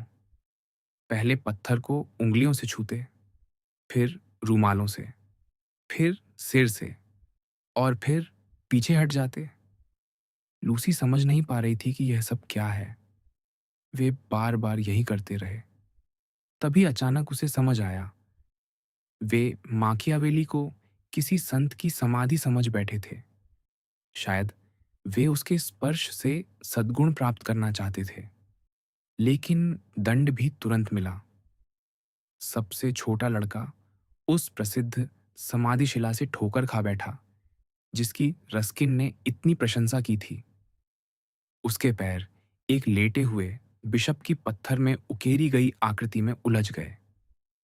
प्रोटेस्टेंट होते हुए भी लूसी तुरंत उसकी ओर दौड़ी, लेकिन वह देर कर चुकी थी। नहीं, बच्चा बुरी तरह गिर पड़ा और सीधे उस धर्माधिकारी के ऊपर उठे हुए पत्थर के पंजों पर आ गिरा।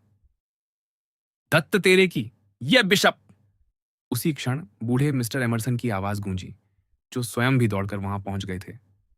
जीते जी कठोर और मरने के बाद भी कठोर। बाहर धूप में जाओ, छोटे बच्चे, और सूरज को हाथ से चुंबन भेजो। तुम्हारी जगह वहीं है। असहनीय बिशप। इन शब्दों और इन अजीब लोगों से बच्चा और भी जोर जोर से रोने लगा। वे लोग उसे उठाने लगे, झाड़ने लगे, उसकी चोट सहलाने लगे और समझाने लगे कि अंधविश्वासी मत बनो। इसे देखो, मिस्टर एमरसन ने लूसी से कहा। क्या शानदार गड़बड़ है। एक बच्चा घायल है, ठंड से कांप रहा है, डरा हुआ है। लेकिन चर्च से और उम्मीद भी क्या की जा सकती है? अब बच्चे के पैर मानो मोम के बन गए थे। जब भी मिस्टर एमरसन और लूसी उसे खड़ा करते, वह तुरंत फिर बैठ जाता और जोर से रोने लगता। सौभाग्य से एक इतालवी महिला सहायता के लिए आ गई। हालांकि उसे इस समय प्रार्थना कर रही होनी चाहिए थी, लेकिन मातृत्व के उस रहस्यमय वरदान से जो केवल माताओं के पास होता है, उसने बच्चे की रीढ़ में जैसे दृढ़ता भर दी, उसके घुटनों में ताकत लौटा दी। बच्चा खड़ा हो गया, अब भी सुबकता हुआ, अब भी घबराया हुआ, लेकिन अपने पैरों पर, और धीरे-धीरे चलता हुआ दूर निकल गया। आप बहुत बुद्धिमान महिला हैं, मिस्टर एमरसन ने कहा। आपने दुनिया के सारे अवशेषों और पवित्र वस्तुओं से अधिक काम किया है। मैं आपके धर्म का नहीं हूं, लेकिन मैं उन लोगों पर विश्वास करता हूं जो अपने साथी मनुष्यों को सुख देते हैं। ब्रह्मांड की कोई योजना नहीं है। वे उचित शब्द खोजते हुए रुक गए। नियंते, इतालवी महिला ने कहा, कुछ नहीं, और फिर वापस अपनी प्रार्थनाओं में डूब गई। मुझे नहीं लगता कि वह अंग्रेजी समझती हैं, लूसी ने धीरे से कहा। अब उसका मन पहले जैसा नहीं रहा था। वह एमरसन पिता पुत्र को तुच्छ समझना छोड़ चुकी थी। उसने तय किया कि वह उनके प्रति विनम्र रहेगी, नाजुक नहीं बल्कि उदार और सुंदर। और यदि संभव हो तो मिस बार्टलेट की औपचारिक शिष्टता की भरपाई उन सुखद कमरों का उल्लेख करके कर देगी जो उन्होंने उन्हें दिए थे। वह महिला सब कुछ समझती है, मिस्टर एमरसन ने उत्तर दिया। लेकिन तुम यहाँ क्या कर रही हो? चर्च देख रही हो या चर्च देख चुकी हो? नहीं, लूसी अचानक बोल उठी, और उसे अपनी शिकायत याद आ गई। मैं यहाँ मिस लैविश के साथ आई थी। उन्हें मुझे सब कुछ समझाना था, लेकिन दरवाजे के पास ही यह तो सचमुच बहुत बुरा हुआ। वह अचानक मुझे छोड़कर चली गई। मैं बहुत देर तक प्रतीक्षा करती रही, और अंत में मुझे अकेले ही भीतर आना पड़ा। तो क्या हुआ? मिस्टर एमरसन ने कहा। हाँ, तो क्या हुआ? उनके बेटे ने कहा। यह पहली बार था जब उसने सीधे लूसी से बात की थी। लेकिन मिस लैविश मेरा बेडेकर भी साथ ले गई हैं। बेडेकर? मिस्टर एमरसन ने दोहराया। अच्छा हुआ कि तुम्हें उसी बात की चिंता है। बेडेकर खो जाना सचमुच चिंता की बात है। हाँ, उसकी चिंता करना बनता है। लूसी उलझ गई। उसे फिर वही अनुभव हुआ, मानो कोई नया विचार उसके सामने खुलने वाला हो। लेकिन वह नहीं जानती थी कि वह उसे कहाँ ले जाएगा। यदि तुम्हारे पास बेडेकर नहीं है, जॉर्ज ने कहा, तो तुम्हें हमारे साथ हो लेना चाहिए। क्या वही नया विचार इसी दिशा में जा रहा था? लूसी तुरंत अपनी गरिमा की शरण में चली गई। बहुत धन्यवाद, उसने कहा, लेकिन मैं ऐसा सोच भी नहीं सकती। मुझे आशा है कि आप यह नहीं समझते होंगे कि मैं आप लोगों के साथ जुड़ने के इरादे से यहाँ आई हूँ। मैं तो वास्तव में उस बच्चे की सहायता करने आई थी, और साथ ही कल रात आपने हमें अपने कमरे देकर जो कृपा की, उसके लिए धन्यवाद भी कहना चाहती थी। मुझे आशा है कि आपको उससे कोई विशेष असुविधा नहीं हुई होगी। मेरी बच्ची, बूढ़े मिस्टर एमरसन ने बड़े कोमल स्वर में कहा, मुझे लगता है कि तुम वे बातें दोहरा रही हो जो तुमने अपने से बड़े लोगों से सुनी हैं। तुम नाराज होने का अभिनय कर रही हो, लेकिन वास्तव में नाराज नहीं हो। इतना कठिन मत बनो। मुझे यह बताओ कि चर्च में तुम क्या देखना चाहती हो। तुम्हें वहां ले जाना मेरे लिए सचमुच खुशी की बात होगी। यह अत्यंत धृष्टता भरी बात थी, और सिद्धांततः लूसी को क्रोधित हो जाना चाहिए था। लेकिन कभी-कभी क्रोध खो देना उतना ही कठिन होता है जितना किसी और समय उसे रोक कर रखना। लूसी नाराज नहीं हो सकी। मिस्टर एमरसन बूढ़े थे, और किसी वृद्ध व्यक्ति की बातों को एक लड़की सहजता से सह भी सकती थी।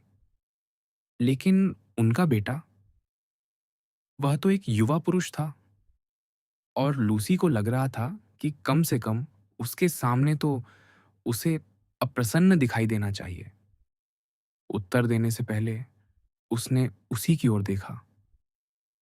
मुझे आशा है कि मैं नाराज नहीं हूं, उसने शांत स्वर में कहा। मैं तो जोटो की चित्रकृतियां देखना चाहती हूँ। यदि आप कृपा करके मुझे बता सकें कि वे कहाँ हैं। जॉर्ज ने सिर हिलाया। एक गंभीर संतोष उसके चेहरे पर उभर आया और वह उसे लेकर पेरूजी चैपल की ओर चल पड़ा। उसके भीतर कहीं न कहीं शिक्षक का सा भाव था। लूसी को ऐसा लगा जैसे वह स्कूल की कोई छात्रा हो जिसने अभी-अभी किसी प्रश्न का सही उत्तर दिया हो। चैपल पहले से लोगों से भरा हुआ था। एक गंभीर और ध्यानमग्न समूह वहां खड़ा था और उनके बीच से एक व्याख्याता की आवाज उठ रही थी। वह उन्हें समझा रहा था कि ज्योटो की पूजा कैसे की जानी चाहिए, सतही कलात्मक मूल्यांकन से नहीं, बल्कि आत्मा के मापदंडों से। याद रखिए, वह कह रहा था, सांता क्रोचे चर्च का इतिहास। यह उस समय बना था जब मध्ययुगीन आस्था अपने पूर्ण उत्कर्ष पर थी, जब पुनर्जागरण का कोई प्रभाव अभी दिखाई नहीं दिया था। इन भित्ति चित्रों को देखिए। यद्यपि दुर्भाग्य से पुनर्स्थापन के कारण इन्हें क्षति पहुंची है, फिर भी ज्योटो यहाँ शरीर विज्ञान और परिप्रेक्ष्य की जटिलताओं से अप्रभावित है। क्या इससे अधिक भव्य, अधिक मार्मिक, अधिक सुंदर, अधिक सत्य कुछ हो सकता है?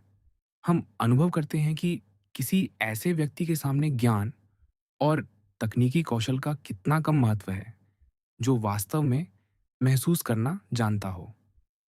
नहीं! अचानक मिस्टर एमर्सन की ऊंची आवाज गूंज उठी, चर्च के लिए कहीं अधिक ऊंची। ऐसी कोई बात याद मत रखिए। आस्था से बना था, सचमुच। उसका मतलब सिर्फ इतना है कि मजदूरों को ठीक से मेहनताना नहीं मिला होगा। और जहां तक इन चित्रों की बात है, मुझे इनमें कोई सत्य दिखाई नहीं देता। उस नीले कपड़े वाले मोटे आदमी को देखिए। उसका वजन तो कम से कम मेरे बराबर होगा और वह गुब्बारे की तरह आसमान में उड़ रहा है। वे सेंट जॉन के स्वर्गारोहण वाले चित्र की ओर इशारा कर रहे थे। चैपल के भीतर व्याख्याता की आवाज लड़खड़ा गई, और लड़खड़ानी भी चाहिए थी। श्रोताओं में बेचैनी फैल गई। लूसी भी असहज हो उठी। उसे पूरा विश्वास था कि उसे इन दोनों पुरुषों के साथ नहीं होना चाहिए, लेकिन न जाने क्यों वे उस पर एक विचित्र प्रभाव डाल चुके थे। वे इतने गंभीर थे, इतने अजीब, कि उनके साथ रहते हुए उसे यह तक याद नहीं रहता था कि सामाजिक रूप से कैसा व्यवहार करना चाहिए। तो बताइए, मिस्टर एमर्सन ने कहा, यह घटना हुई थी या नहीं हुई थी? हाँ या नहीं? जॉर्ज ने उत्तर दिया, यदि हुई थी तो कुछ इसी तरह हुई होगी। और यदि सचमुच मुझे स्वर्ग जाना हो, तो मैं वहां देवदूतों द्वारा धकेले जाने के बजाय अपने पैरों पर जाना पसंद करूंगा। और यदि पहुंच ही जाऊं, तो चाहूंगा कि मेरे मित्र वहां से झुककर मेरी ओर देखें, ठीक वैसे ही जैसे यहां चित्र में देख रहे हैं। तुम कभी ऊपर नहीं जाओगे, उसके पिता ने कहा। तुम और मैं, मेरे प्रिय लड़के, उसी धरती में शांति से समा जाएंगे जिसने हमें जन्म दिया है, और हमारे नाम उतनी ही निश्चितता से मिट जाएंगे जितनी निश्चितता से हमारा काम जीवित रहेगा। कुछ लोग केवल खाली कब्र देखते हैं, जॉर्ज ने शांत स्वर में कहा। उस संत को नहीं, जो चाहे कोई भी रहा हो, ऊपर जा रहा है। यदि यह घटना हुई थी तो शायद कुछ ऐसी ही हुई होगी। क्षमा कीजिए, एक ठंडी और कठोर आवाज सुनाई दी। ये चैपल दो अलग अलग समूहों के लिए कुछ छोटी पड़ रही है। हम अब आपको और असुविधा नहीं देंगे। व्याख्याता स्वयं एक पादरी था और उसके श्रोता शायद उसके अनुयायी, क्योंकि उनके हाथों में गाइड बुकों के साथ साथ प्रार्थना पुस्तकें भी थीं। वे सब चुपचाप चैपल से बाहर निकल गए। उनमें पेंशन बैटोलिनी की वे दोनों वृद्ध महिलाएं भी थीं, मिस टेरेसा और मिस कैथरीन एलन। रुकिए, मिस्टर एमरसन ने पुकारा। यहां हम सबके लिए पर्याप्त जगह है। रुकिए। लेकिन जुलूस बिना एक शब्द कहे आगे बढ़ता रहा। कुछ ही देर बाद पास वाले चैपल से फिर व्याख्यान की आवाज आने लगी।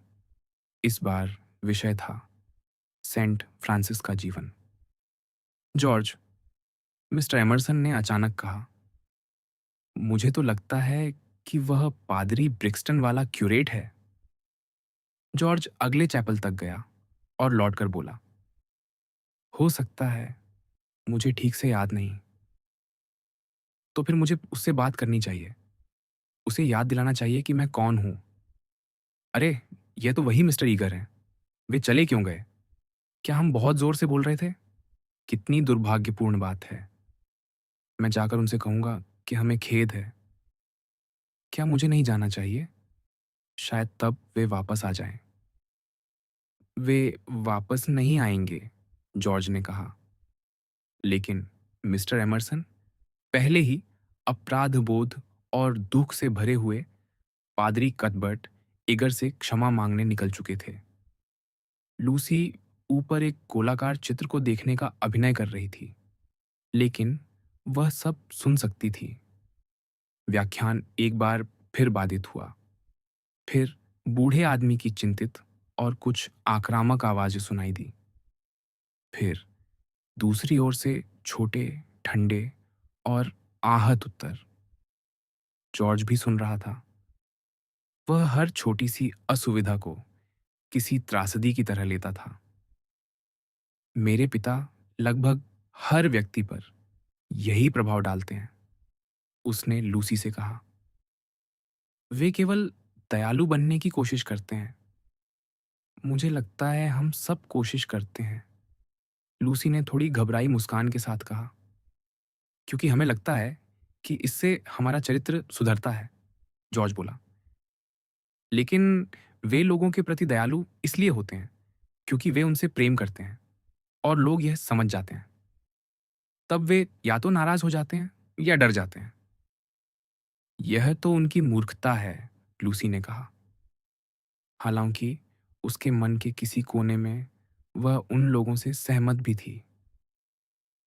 मुझे तो लगता है कि यदि कोई अच्छा काम थोड़ा शिष्टाचार और समझदारी के साथ किया जाए तो शिष्टाचार, जॉर्ज ने तिरस्कार से सिर झटका। स्पष्ट था कि उसने फिर गलत उत्तर दे दिया था। लूसी उसे देखने लगी। वह उस छोटे चैपल में इधर उधर टहल रहा था। उसकी उम्र के हिसाब से उसका चेहरा असामान्य रूप से कठोर और खुरदरा था। लेकिन जब उस पर छाया पड़ती तो वही चेहरा अचानक कोमल हो उठता। एक क्षण के लिए उसे रोम याद आ गया। सिस्टीन चैपल की छत, वहां की एक आकृति, बलूत के फल से भरी टोकरी उठाए हुए एक शक्तिशाली युवक। जॉर्ज भी उसे वैसा ही लगा, स्वस्थ, मजबूत, मांसल।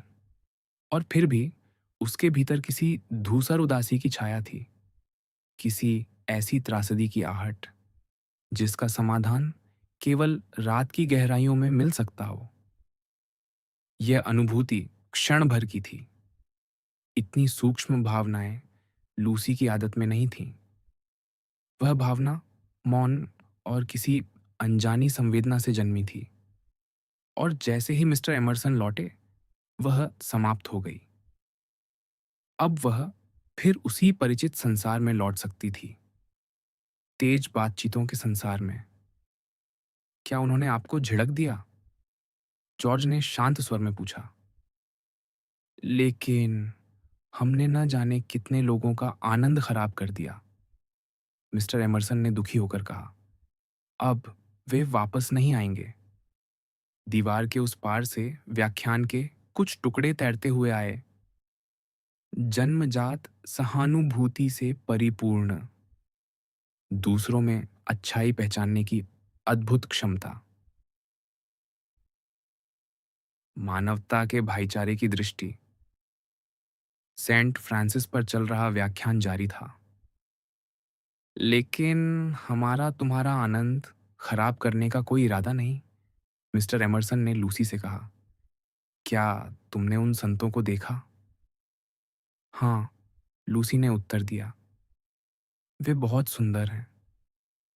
फिर थोड़ी झिझक के साथ उसने पूछा, क्या आपको पता है कि रस्किन ने जिस समाधिशिला की सबसे अधिक प्रशंसा की है, वह कौन-सी है? उन्हें इसका उत्तर नहीं पता था। उन्होंने सुझाव दिया कि क्यों ना वे अनुमान लगाकर उसे खोजने की कोशिश करें। जॉर्ज ने, और यह बात लूसी को राहत देने वाली लगी, उनके साथ चलने से इनकार कर दिया। इसीलिए वह और बूढ़े मिस्टर एमरसन सांता क्रोचे में इधर-उधर घूमते रहे। और यद्यपि चर्च बाहर से किसी खलिहान जैसा लगता था, उसकी दीवारों के भीतर सदियों से संजोई हुई अनगिनत सुंदर वस्तुएं थीं। रास्ते में भिखारियों से बचना पड़ता था। स्तंभों के पीछे से निकलते गाइडों को टालना पड़ता था। एक वृद्ध महिला अपने कुत्ते के साथ घूम रही थी, और कहीं-कहीं कोई पादरी बड़ी विनम्रता से पर्यटकों के समूहों के बीच से निकलता हुआ अपनी प्रार्थना सभा की ओर जा रहा था। लेकिन मिस्टर एमरसन का ध्यान आधा भी इन सब बातों में नहीं था। वे बार-बार उस व्याख्याता की ओर देखते, जिसका कार्यक्रम उन्हें लगता था कि उन्होंने बिगाड़ दिया है, और फिर उतनी ही चिंता से अपने बेटे की ओर देखने लगते।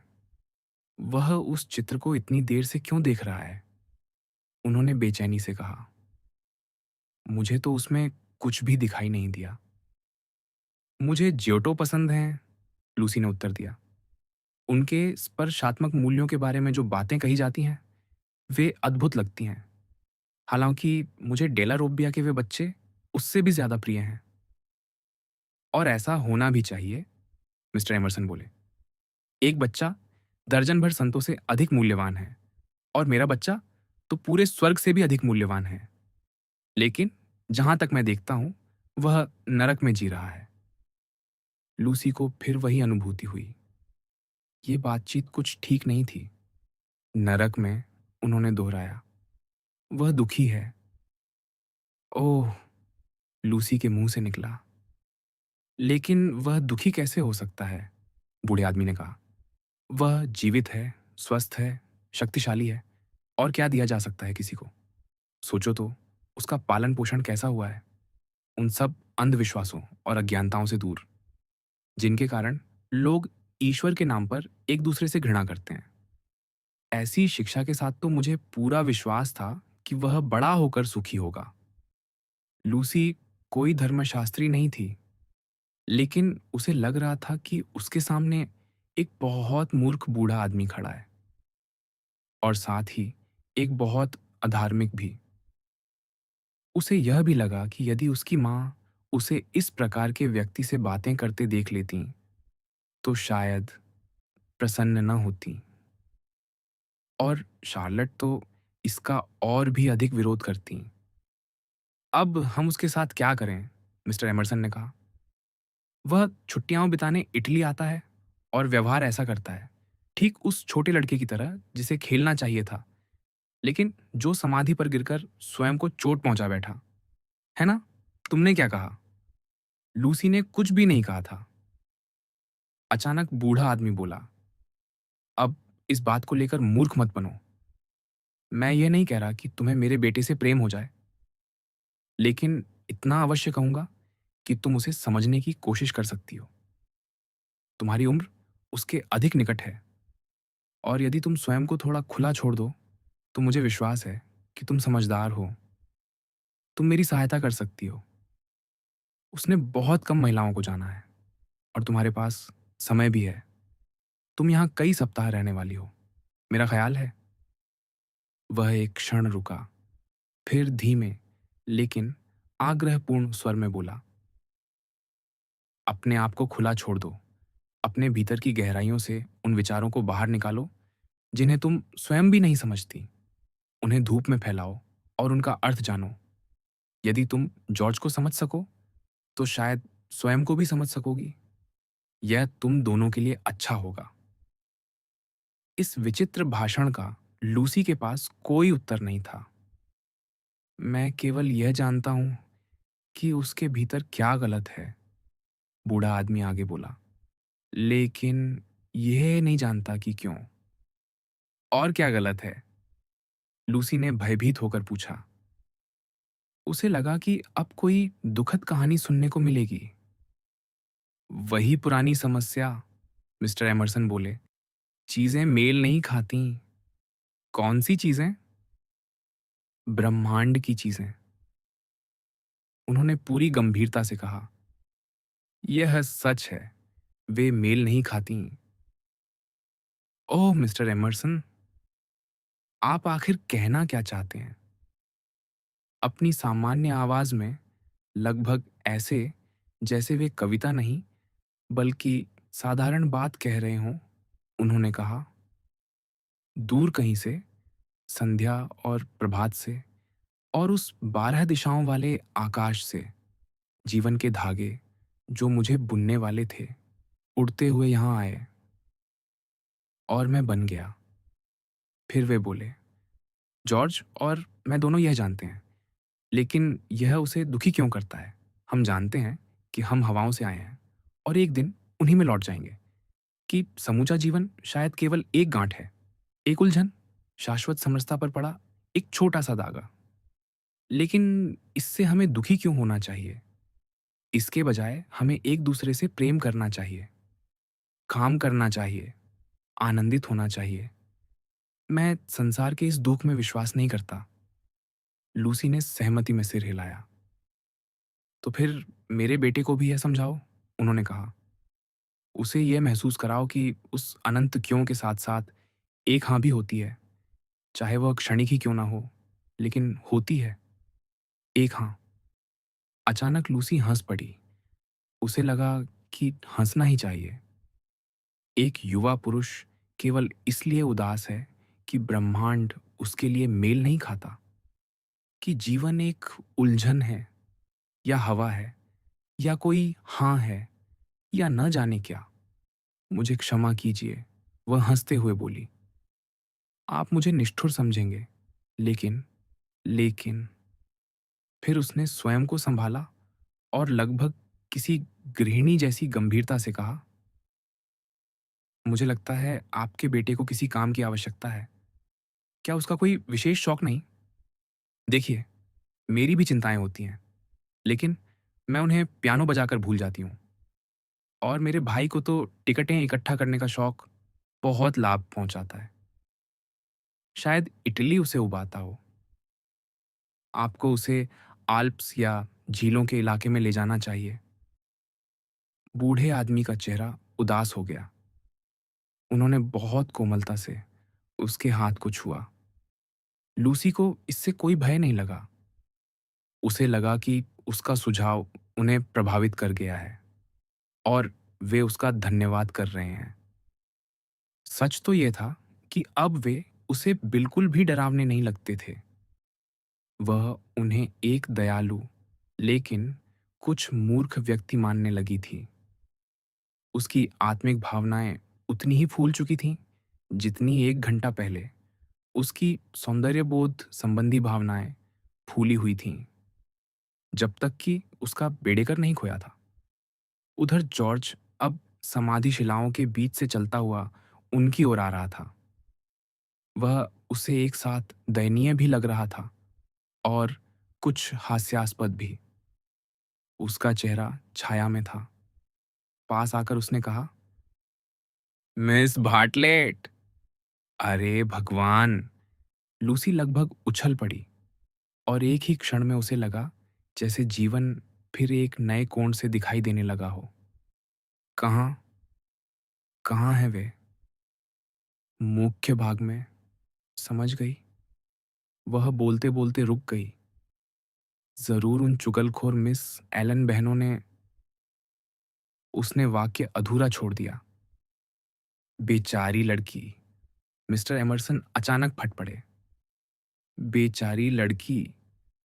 यह वह अनसुना नहीं कर सकती थी, क्योंकि भीतर ही भीतर वह स्वयं भी कुछ वैसा ही महसूस कर रही थी। बेचारी लड़की, उसने तीखे स्वर में कहा। मैं समझ नहीं पा रही कि आपका आशय क्या है। मैं तो स्वयं को अत्यंत भाग्यशाली लड़की मानती हूँ। आपको विश्वास दिलाती हूँ, मैं पूरी तरह प्रसन्न हूँ और यहाँ बहुत अच्छा समय बिता रही हूँ। कृपया मेरे लिए शोक मनाने में समय नष्ट मत कीजिए। दुनिया में दूहक पहले ही कम नहीं है। नए दूहक गढ़ने की क्या आवश्यकता है? फिर उसने स्वयं को संभाला। अलविदा। आप दोनों ने मेरे साथ जो दयालुता दिखाई, उसके लिए बहुत-बहुत धन्यवाद। हाँ, वहाँ मेरी चचेरी बहन आ रही हैं। कितनी सुंदर सुबह रही।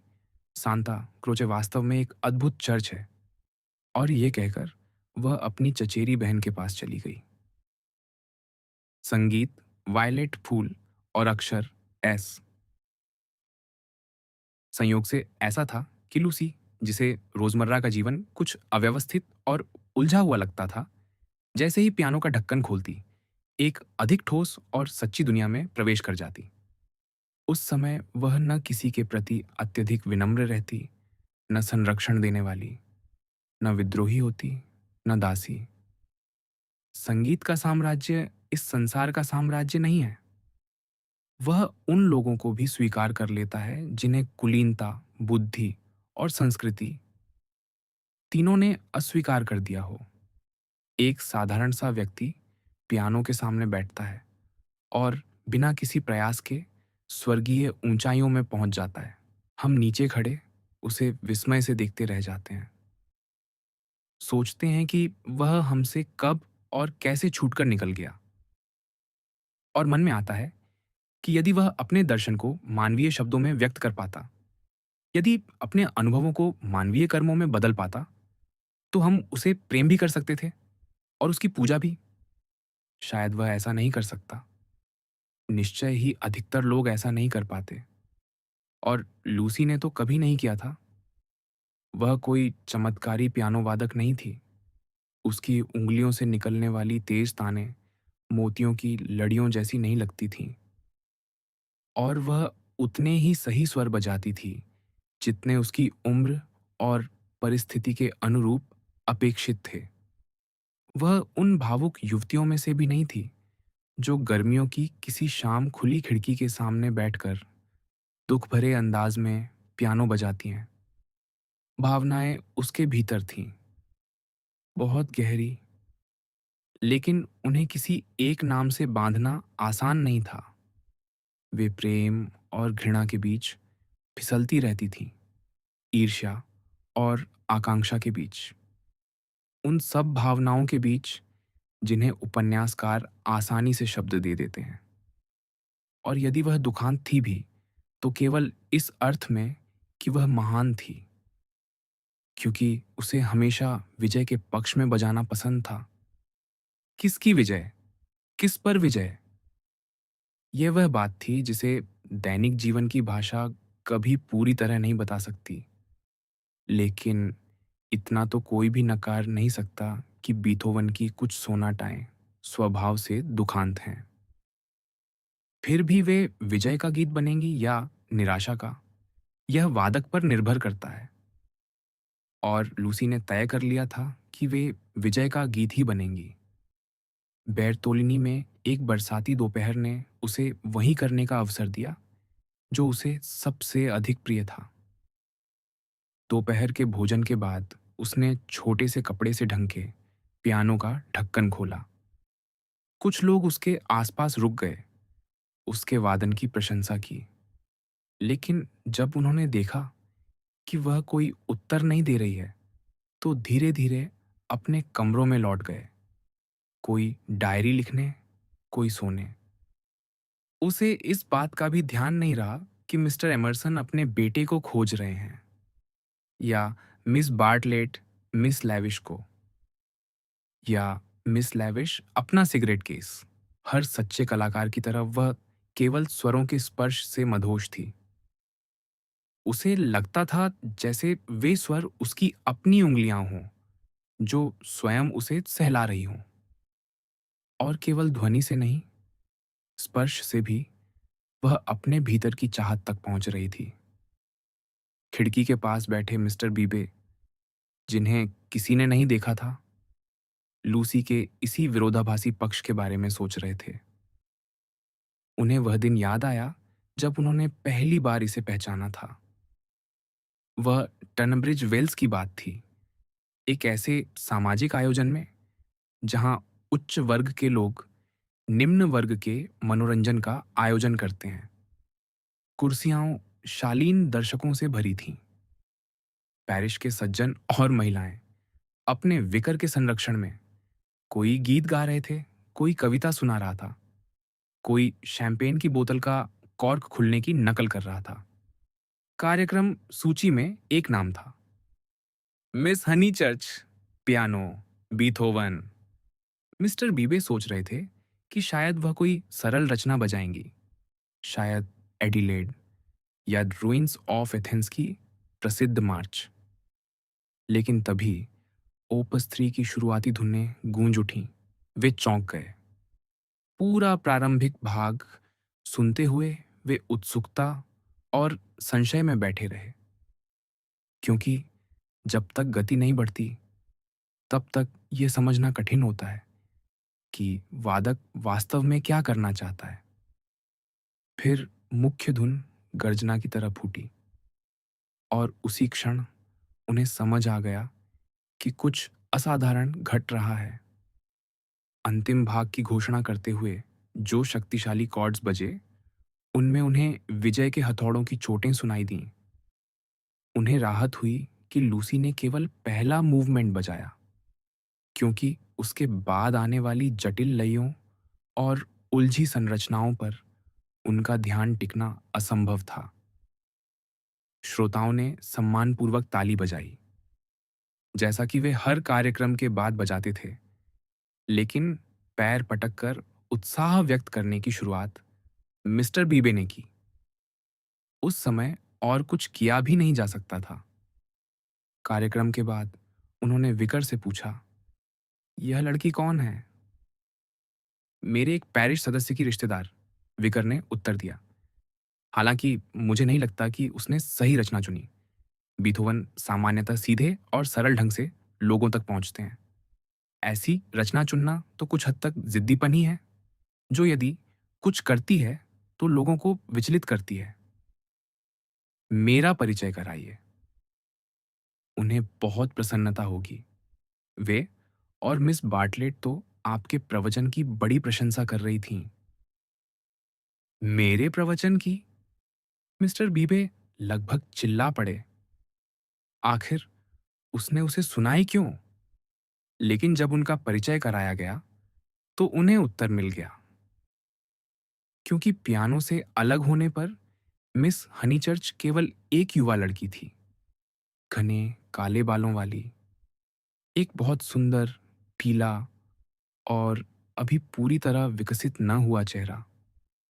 उसे संगीत सभाओं में जाना पसंद था, अपनी चचेरी बहन के साथ रहना पसंद था, उसे आइस्ड कॉफी और मैरिंग्स पसंद थीं, और इसमें कोई संदेह नहीं था कि उसे उनका प्रवचन भी पसंद आया होगा। लेकिन टनब्रिज वेल्स छोड़ने से पहले उन्होंने विकर से एक बात कही थी, और वही बात अब उन्होंने लूसी से कही, जब वह पियानो बंद करके स्वप्निल कदमों से उनकी ओर चली आई। यदि मिस हनीचर्च कभी वैसे जीने लगीं जैसे वे बजाती हैं, उन्होंने कहा, तो वह हम सबके लिए और स्वयं उनके लिए भी अत्यंत रोमांचक बात होगी। बस इतना सुनते ही लूसी फिर से वास्तविक दुनिया में लौट आई। अरे, ये तो बड़ी मज़ेदार बात है। वह हंस पड़ी। किसी ने माँ से भी बिल्कुल यही कहा था, और माँ ने उत्तर दिया था कि उन्हें आशा है मैं कभी डुएट की तरह जीवन नहीं जीऊंगी। क्या मिसेस हनीचर्च को संगीत पसंद नहीं? पसंद तो है, लेकिन उन्हें यह अच्छा नहीं लगता कि कोई किसी भी चीज़ को लेकर बहुत उत्साहित हो जाए। उन्हें लगता है कि मैं संगीत को लेकर कुछ ज़्यादा ही भावुक हूँ। वे सोचती हैं कि मैं। लूसी रुक गई। मैं ठीक-ठीक समझा नहीं सकती। एक बार मैंने कहा था कि मुझे अपना बजाना किसी और के बजाने से ज़्यादा अच्छा लगता है। तब से वे उस बात को भूली ही नहीं है। जबकि मेरा मतलब ये नहीं था कि मैं सबसे अच्छा बजाती हूँ। मेरा मतलब केवल। निश्चित ही, मिस्टर बीबे ने कहा। और मन ही मन सोचने लगे कि उसे यह सब समझाने की आवश्यकता आखिर महसूस क्यों हो रही थी। संगीत, लूसी ने कहा, मानो कोई गहरी बात कहने की कोशिश कर रही हो, लेकिन वह आगे नहीं बढ़ सकी। उसकी दृष्टि अनमने भाव से खिड़की के बाहर बरसते हुए इटली पर टिक गई।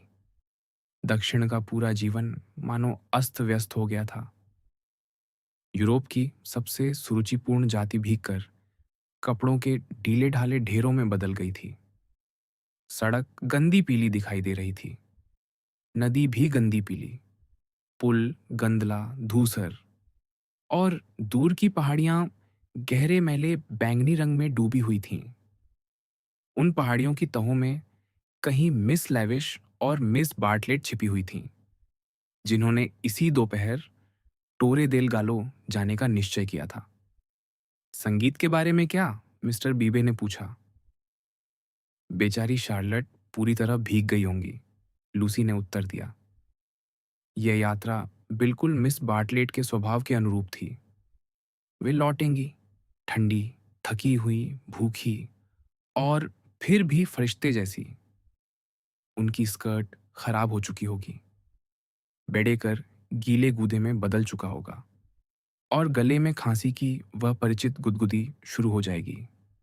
लेकिन किसी और दिन, जब पूरी दुनिया गा रही होगी और हवा शराब की तरह मुंह में उतर रही होगी, तब वही मिस बार्टलेट ड्राइंग रूम से बाहर निकलने से इनकार कर देंगी। कहेंगी कि वे एक बूढ़ी औरत है और किसी उत्साही युवा लड़की की संगिनी बनने योग्य नहीं। मिस लेविश ने आपकी चचेरी बहन को बहका दिया है, मिस्टर बीबे बोले। मेरा ख्याल है कि वह बारिश में असली इटली खोजने निकली है। मिस लेविश कितनी मौलिक हैं, लूसी ने श्रद्धापूर्ण स्वर में कहा। यह एक तैयार वाक्य था। पेंशन बेरटोलिनी की सामूहिक बुद्धि की सबसे बड़ी उपलब्धि। मिस लेविश मौलिक थीं। यही उनका अंतिम और सर्वोच्च परिचय था। मिस्टर बीबे को इस पर कुछ संदेह था, लेकिन यदि वे कुछ कहते तो उसे पादरी की संकीर्णता समझा जाता, और कई अन्य कारणों से भी उन्होंने चुप रहना ही उचित समझा। क्या यह सच है? लूसी ने फिर श्रद्धा से पूछा कि मिस लेविश एक पुस्तक लिख रही हैं। लोग तो यही कहते हैं। किस विषय पर? एक उपन्यास होगा, मिस्टर बीबे ने उत्तर दिया। आधुनिक इटली पर आधारित। लेकिन यदि तुम्हें उसका सही परिचय चाहिए, तो मैं तुम्हें मिस कैथरीन एलन के पास भेजूंगा। मेरे परिचितों में शब्दों का प्रयोग उनसे अधिक सुंदर कोई नहीं करता। काश मिस लेविश मुझे स्वयं बताती, लूसी ने कहा। शुरू में तो हमारी बहुत अच्छी मित्रता हो गई थी, लेकिन मुझे अब भी लगता है कि उन्हें उस दिन सांता क्रोचे में मेरा बेडेकर लेकर भाग नहीं जाना चाहिए था। जब शार्लेट को पता चला कि मैं लगभग अकेली रह गई थी, तो वे बहुत नाराज हुई थीं। और सच कहूं तो मुझे भी मिस लेविश से थोड़ी नाराजगी हुई थी। कम से कम अब तो दोनों महिलाओं में सुलह हो गई है, मिस्टर बीबे बोले। वास्तव में उन्हें इस अचानक हुई मित्रता में बड़ी दिलचस्पी थी। मिस बार्टलेट और मिस लेविश जैसी दो बिल्कुल भिन्न स्त्रियां अचानक इतनी घनिष्ठ कैसे हो गई थीं? अब वे लगभग हर समय साथ रहती थीं, और लूसी, जो पहले उनके बीच थी, अब उपेक्षित तीसरे व्यक्ति की तरह रह गई थी। मिस लेविश को वे समझते थे, या कम से कम उन्हें ऐसा लगता था। लेकिन मिस बार्टलेट, उनके भीतर शायद कुछ ऐसे विचित्र आयाम छिपे थे जिनका अभी तक किसी को अनुमान नहीं था। यद्यपि यह आवश्यक नहीं कि उनमें कोई विशेष गहराई भी हो। क्या इटली उन्हें उस संकुचित संरक्षिका के मार्ग से भटका रहा था जिसकी भूमिका मिस्टर बीबे ने टनब्रिज वेल्स में उनके लिए निश्चित कर दी थी? अपने पूरे जीवन में उन्हें अविवाहित महिलाओं का अध्ययन करने में विशेष रुचि रही थी। वे उनकी विशेषता थीं। और उनके पेशे ने उन्हें ऐसे अध्ययन के भरपूर अवसर भी दिए थे। लूसी जैसी लड़कियां देखने में आकर्षक होती थीं, लेकिन कुछ गहरे कारणों से मिस्टर बीबे का स्त्री जाति के प्रति दृष्टिकोण थोड़ा ठंडा था। वे मोहित होने के बजाय रुचि लेना अधिक पसंद करते थे। तीसरी बार लूसी ने कहा, बेचारी शार्लट पूरी तरह भीग गई होंगी। आर्नो नदी अब उफनने लगी थी। उसका बढ़ता पानी किनारे की रेतीली जमीन पर बने छोटी गाड़ियों के निशानों को मिटाता जा रहा था। लेकिन दक्षिण पश्चिम दिशा में पीले रंग की एक धुंधली पट्टी उभर आई थी। वह अच्छे मौसम का संकेत भी हो सकती थी, या और भी खराब मौसम का। ये देखने के लिए लूसी ने खिड़की खोल दी। तुरंत बर्फीली हवा का एक झोंका कमरे में घुस आया और उसी क्षण दरवाजे से प्रवेश करती हुई मिस कैथरीन एलन के मुंह से चिंतित चीख निकल गई। अरे प्रिय मिस हनीचर्च, आपको ठंड लग जाएगी, और यहाँ मिस्टर बीबे भी बैठे हैं। कौन विश्वास करेगा कि यह इटली है? मेरी बहन तो इस समय गर्म पानी की बोतल को गोद में लेकर बैठी है। यहाँ ना आराम है, न कोई उचित व्यवस्था।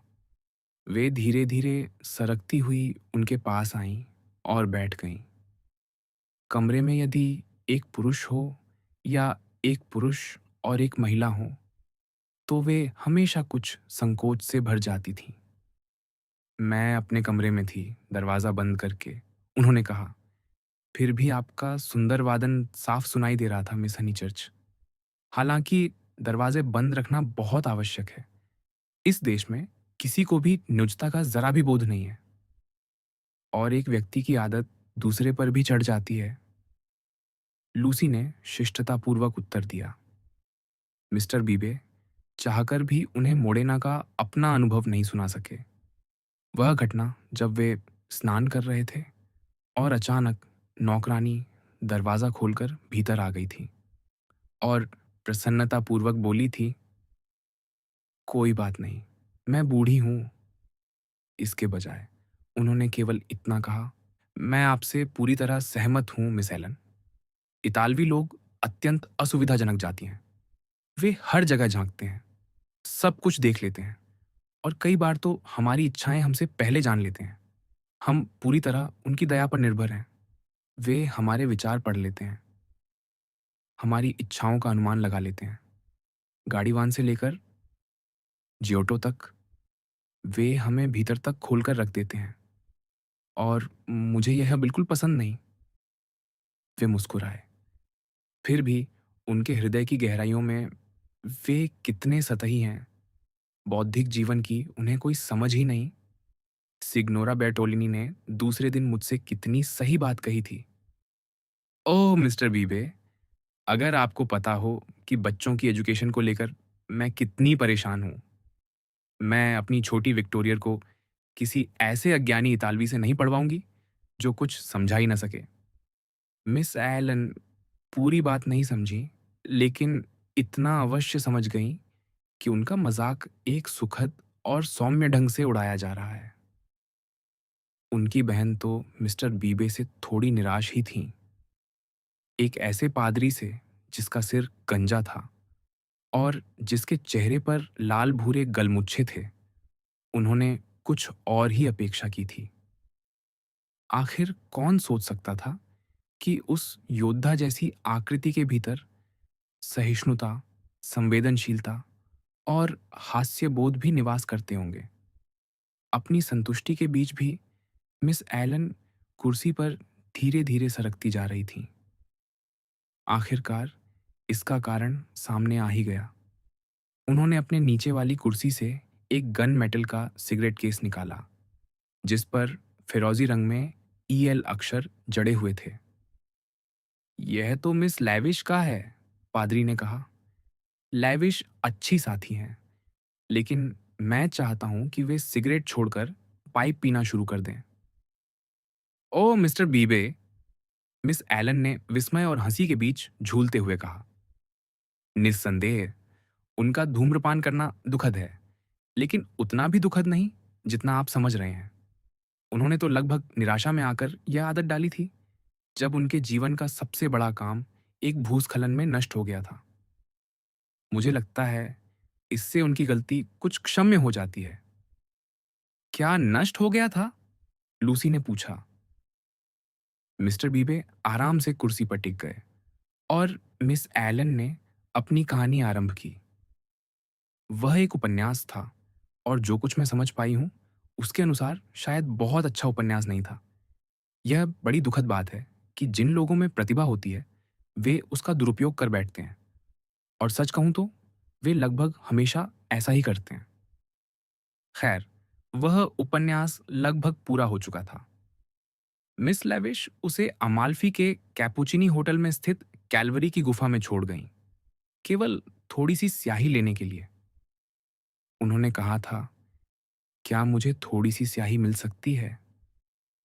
लेकिन आप तो जानते ही हैं कि इतालवी लोग कैसे होते हैं। और इसी बीच पूरी गुफा गर्जना करती हुई समुद्र तट पर आ गिरी। लेकिन सबसे दुखद बात यह है कि अब उन्हें याद ही नहीं कि उन्होंने उसमें क्या लिखा था। बेचारी उस घटना के बाद बहुत बीमार पड़ गईं, और तभी उन्हें सिगरेट का सहारा लेना पड़ा। यह एक बड़ा रहस्य है, लेकिन मुझे यह बताते हुए प्रसन्नता हो रही है कि वे अब दूसरा उपन्यास लिख रही हैं। उन्होंने कुछ दिन पहले टेरेसा और मिस पोल से कहा था कि उन्होंने सारा स्थानीय रंग सामग्री इकट्ठी कर ली है। यह नया उपन्यास आधुनिक इटली पर होगा। पहला ऐतिहासिक था, लेकिन वे लिखना तब तक शुरू नहीं कर सकती जब तक कोई विचार न मिल जाए। पहले प्रेरणा की तलाश में वे पेरूजिया गईं, फिर यहाँ आ पहुंची। लेकिन ये बात किसी और तक नहीं जानी चाहिए। और इन सब के बावजूद वे कितनी प्रसन्न रहती हैं। मैं तो ये सोचने से स्वयं को रोक नहीं पाती कि हर व्यक्ति में कुछ न कुछ प्रशंसनीय अवश्य होता है, चाहे हम उसे पूरी तरह स्वीकार न भी करें। मिस एलन का स्वभाव ही ऐसा था। वे अक्सर अपने बेहतर निर्णय के विरुद्ध जाकर भी लोगों के प्रति उदार हो जाती थीं। उनकी बिखरी बिखरी बातों में एक कोमल करुणा घुली रहती थी, जो उन्हें अप्रत्याशित सुंदरता दे देती थी। जैसे पतझड़ के मुरझाते जंगलों में कभी कभी ऐसी सुगंध उठती है जो अचानक वसंत की याद दिला दे। उन्हें लगा कि उन्होंने शायद मिस लेविश के लिए कुछ ज्यादा ही रियायतें दे दी हैं। इसलिए उन्होंने जल्दी से अपनी उदारता के लिए मानो क्षमा मांगते हुए कहा, फिर भी वे थोड़ी ज्यादा ही। मैं उन्हें स्त्रियोचित न कहना नहीं चाहती, लेकिन एमर्सन पिता पुत्र के आने पर उनका व्यवहार बहुत अजीब था। मिस्टर बीबे मुस्कुराए। उन्हें पता था कि अब मिस एलन एक ऐसी घटना सुनाने जा रही हैं जिसे किसी सज्जन पुरुष की उपस्थिति में पूरा करना उनके लिए लगभग असंभव होगा। मुझे नहीं मालूम, मिस हनीचर्च, मिस एलन ने शुरू किया, क्या आपने ध्यान दिया है कि मिस पोल, वही जिनके बाल बहुत पीले हैं, हमेशा नींबू पानी पीती हैं? तो उस बूढ़े मिस्टर एमर्सन ने, जो हर बात बहुत विचित्र ढंग से कहते हैं, इतना कहते ही उनका मुंह खुला रह गया। वे चुप हो गईं। मिस्टर बीबे, जिनके सामाजिक कौशल असीम थे, तुरंत उठ खड़े हुए। मैं कुछ चाय का प्रबंध करके आता हूं, उन्होंने कहा। जैसे ही वे कमरे से बाहर गए, मिस एलन लूसी की ओर झुक आईं और फुसफुसाकर बोली, पेट? क्या? उन्होंने मिस पोल को उनके पेट के बारे में चेतावनी दी थी। अम्लता, यही शब्द इस्तेमाल किया था उन्होंने। संभव है उनका उद्देश्य दयालु होना रहा हो, लेकिन मुझे स्वीकार करना पड़ेगा कि मैं अपनी हंसी रोक नहीं पाई। सब कुछ इतना अचानक हुआ था। हालांकि टेरेसा ने ठीक ही कहा कि यह हंसने की बात नहीं थी, लेकिन असली बात यह है कि मिस लेविश तो इस विषय से मानो आकर्षित ही हो गईं। उन्होंने कहा कि उन्हें साफ-साफ बातें करने वाले लोग पसंद हैं और विभिन्न प्रकार की सोच रखने वाले लोगों से मिलना भी। वे समझ बैठी थीं कि वे दोनों कोई व्यापारिक यात्री हैं। ड्रमर्स, यही शब्द उन्होंने इस्तेमाल किया था। और पूरे रात्रि भोज के दौरान वे यह सिद्ध करने में लगी रहीं कि हमारा महान और प्रिय देश इंग्लैंड केवल व्यापार पर टिका हुआ है। टेरेसा इससे बहुत नाराज हो गईं और पनीर परोसे जाने से पहले ही मेज छोड़कर उठ गईं। जाते जाते उन्होंने कहा, लो मिस लैविश, यहाँ एक ऐसे व्यक्ति हैं जो तुमसे बेहतर उत्तर दे सकते हैं। और उन्होंने लॉर्ड टेनिसन की उस सुंदर तस्वीर की ओर इशारा किया। मिस एलन का चेहरा अब भी उस घटना को याद कर लाल हो रहा था। और जानते हो मिस लेविश ने क्या कहा? उन्होंने नाटकीय स्वर में फुसफुसाया, आरंभिक विक्टोरियन। वे लगभग कांप उठीं। जरा कल्पना तो करो। हम्म आरंभिक विक्टोरियन। मेरी बहन जा चुकी थी, इसलिए मुझे लगा कि कुछ कहना मेरा कर्तव्य है। मैंने कहा, मिस लेविश, मैं स्वयं आरंभिक विक्टोरियन हूं। कम से कम इतना तो निश्चित है कि मैं हमारी प्रिय महारानी के विरुद्ध एक शब्द भी नहीं सुनूंगी। ओह, कितना भयानक अनुभव था बोलना। मैंने उन्हें याद दिलाया कि महारानी आयरलैंड गई थीं, जबकि वे जाना ही नहीं चाहती थीं। और सच मानिए, वे बिल्कुल निरुत्तर रह गईं। उनके पास कोई जवाब नहीं था। मिस एलन ने संतोष की सांस ली, फिर तुरंत जोड़ा, लेकिन दुर्भाग्य से मिस्टर एमरसन ने यह हिस्सा सुन लिया और उन्होंने अपनी गहरी आवाज में पुकारा, बिल्कुल सही, बिल्कुल सही। मैं उस महिला का सम्मान करता हूं क्योंकि वह आयरलैंड गई थी। उस महिला, कल्पना कीजिए, उन्होंने महारानी को उस महिला कहा। मिस एलन ने दोनों हाथ हिलाए। मैं घटनाएं बहुत खराब ढंग से सुनाती हूं, लेकिन आप समझ सकती हैं कि तब तक हम सब कैसी उलझन में फंस चुके थे। और ये सब केवल इसलिए कि शुरुआत में ऐस का जिक्र हो गया था। लेकिन कहानी यहीं समाप्त नहीं होती। रात्रि भोज के बाद मिस लेविश सचमुच मेरे पास आईं और बोली, मिस एलन, मैं उन दो अच्छे सज्जनों से बातें करने धूम्रपान कक्ष में जा रही हूं। आप भी चलिए। स्वाभाविक रूप से मैंने ऐसा अनुपयुक्त निमंत्रण ठुकरा दिया, लेकिन उनकी धृष्टता देखिए।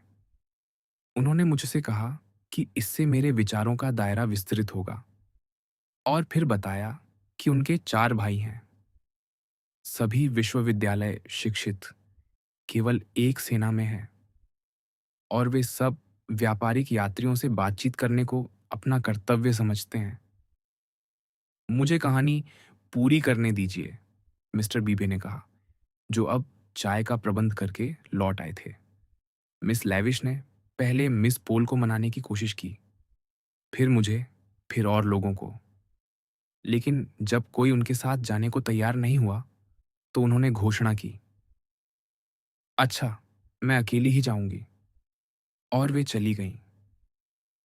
ठीक 5 मिनट बाद वे चुपचाप वापस लौटीं। उनके हाथ में हरे कपड़े से मढ़ा हुआ एक तख्ता था।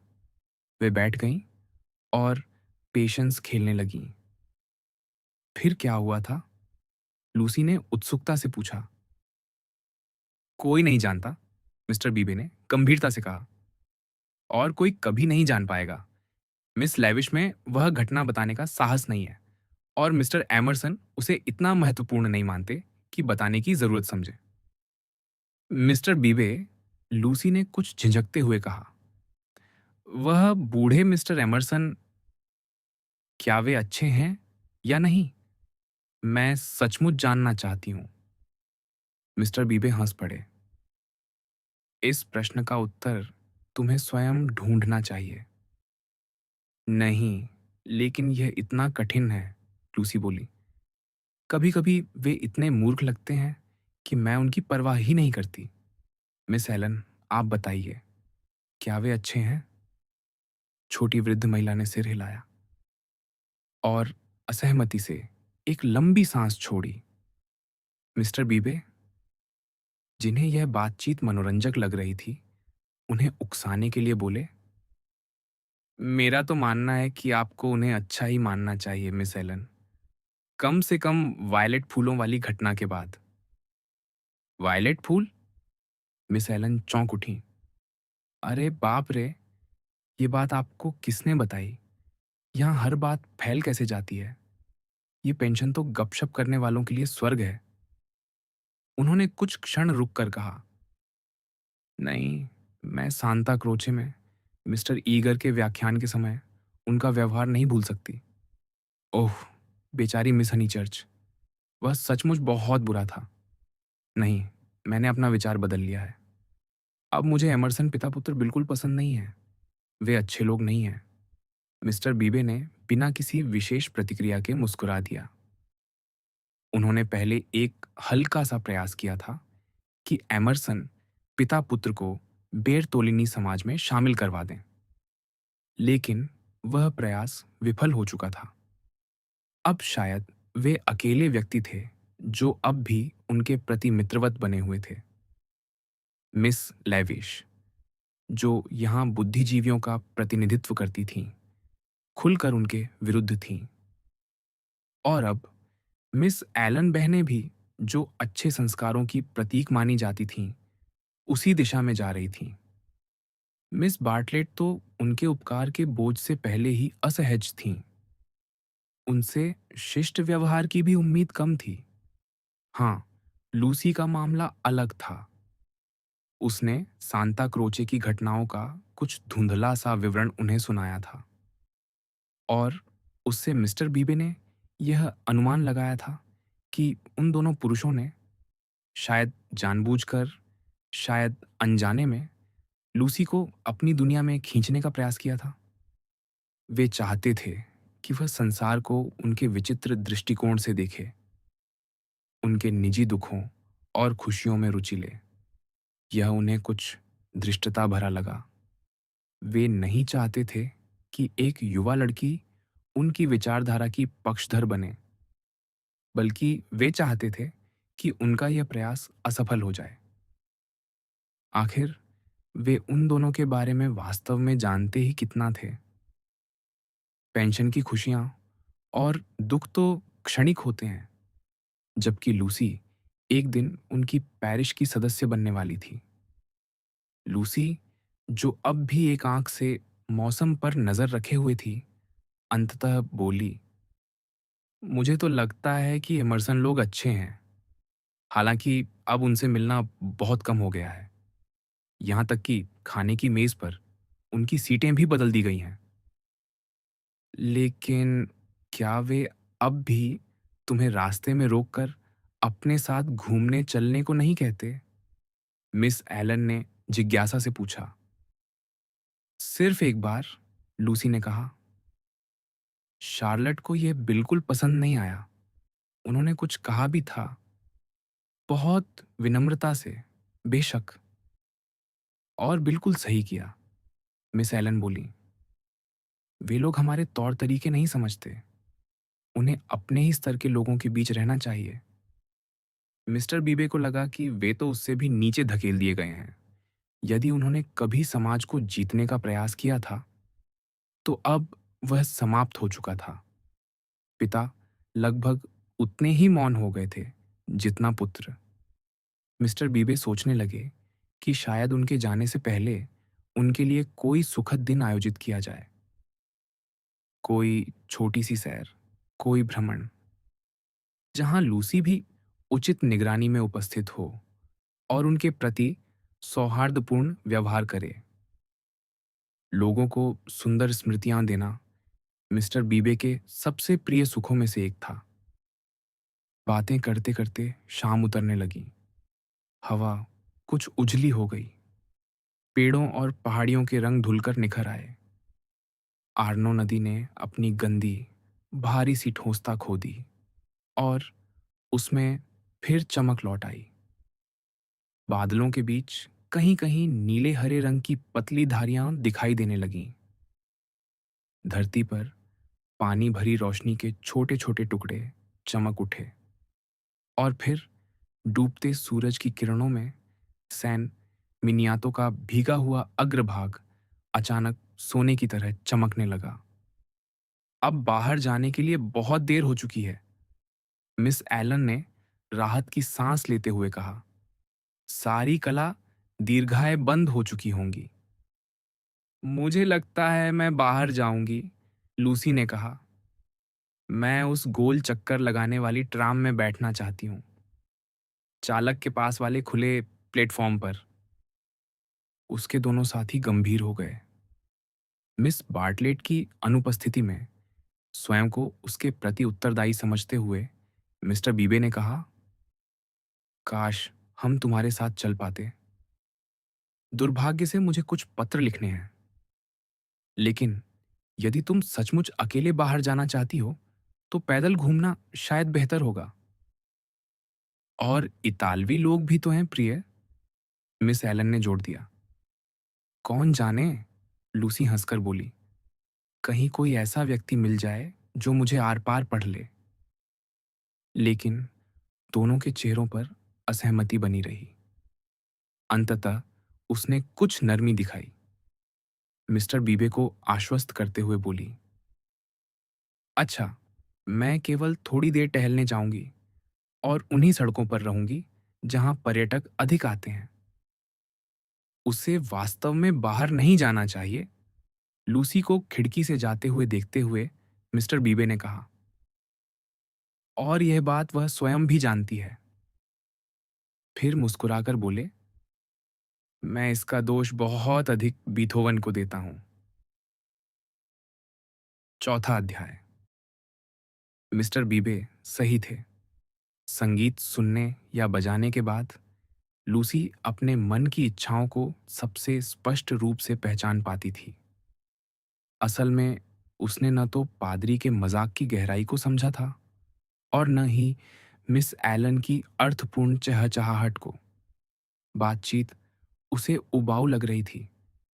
उसे कुछ बड़ा चाहिए था, कुछ ऐसा जो साधारण जीवन से ऊपर हो। और उसे विश्वास था कि वह चीज उसे उस बिजली की ट्राम के खुले प्लेटफॉर्म पर मिल जाती, जहां हवा पूरे वेग से बहती है। लेकिन वहां जाना संभव नहीं था। वह किसी सभ्य युवती के योग्य नहीं माना जाता। क्यों? आखिर क्यों? जीवन की अधिकांश बड़ी और रोमांचक चीजें युवतियों के लिए अनुपयुक्त घोषित कर दी जाती हैं। शार्लट ने कभी उसे इसका कारण समझाया था। कारण यह नहीं था कि स्त्रियां पुरुषों से कमतर हैं, बल्कि यह कि वे भिन्न हैं। उनका कार्य स्वयं महान कार्य करना नहीं, बल्कि दूसरों को महान कार्यों के लिए प्रेरित करना है। कुशल व्यवहार, संयम और निष्कलंक प्रतिष्ठा के माध्यम से एक महिला अप्रत्यक्ष रूप से बहुत कुछ हासिल कर सकती है। लेकिन यदि वह स्वयं युद्ध भूमि में उतर जाए तो पहले उसकी आलोचना होगी, फिर उसका तिरस्कार और अंततः उसे पूरी तरह अनदेखा कर दिया जाएगा। इस सिद्धांत को सिद्ध करने के लिए कविताएं तक लिखी गई थीं। और सच तो यह है कि उस मध्ययुगीन महिला का बहुत सा अंश आज भी जीवित है। ड्रैगन चले गए, शूरवीर भी चले गए, लेकिन वह अब भी हमारे बीच मौजूद है। वह अनेक आरंभिक विक्टोरियन महलों की रानी रही और विक्टोरियन कविताओं की भी। व्यापार और कामकाज के बीच के विरामों में उसकी रक्षा करना सुखद लगता है। और जब वह हमारा भोजन अच्छी तरह पका दे तो उसका सम्मान करना भी। लेकिन अफसोस, वह प्राणी अब बदलने लगा है। उसके हृदय में भी अजीब इच्छाएं जन्म लेने लगी हैं। उसे भी तेज हवाएं आकर्षित करती हैं, दूर दूर तक फैले दृश्य, समुद्र के हरे विस्तार। उसने इस संसार को देख लिया है, इसकी संपदा, इसकी सुंदरता, इसके युद्ध, यह चमकती हुई दुनिया जो भीतर धधकती अग्नियों पर बनी एक उज्ज्वल परत है और निरंतर दूर होते आकाशों की ओर घूमती चली जा रही है।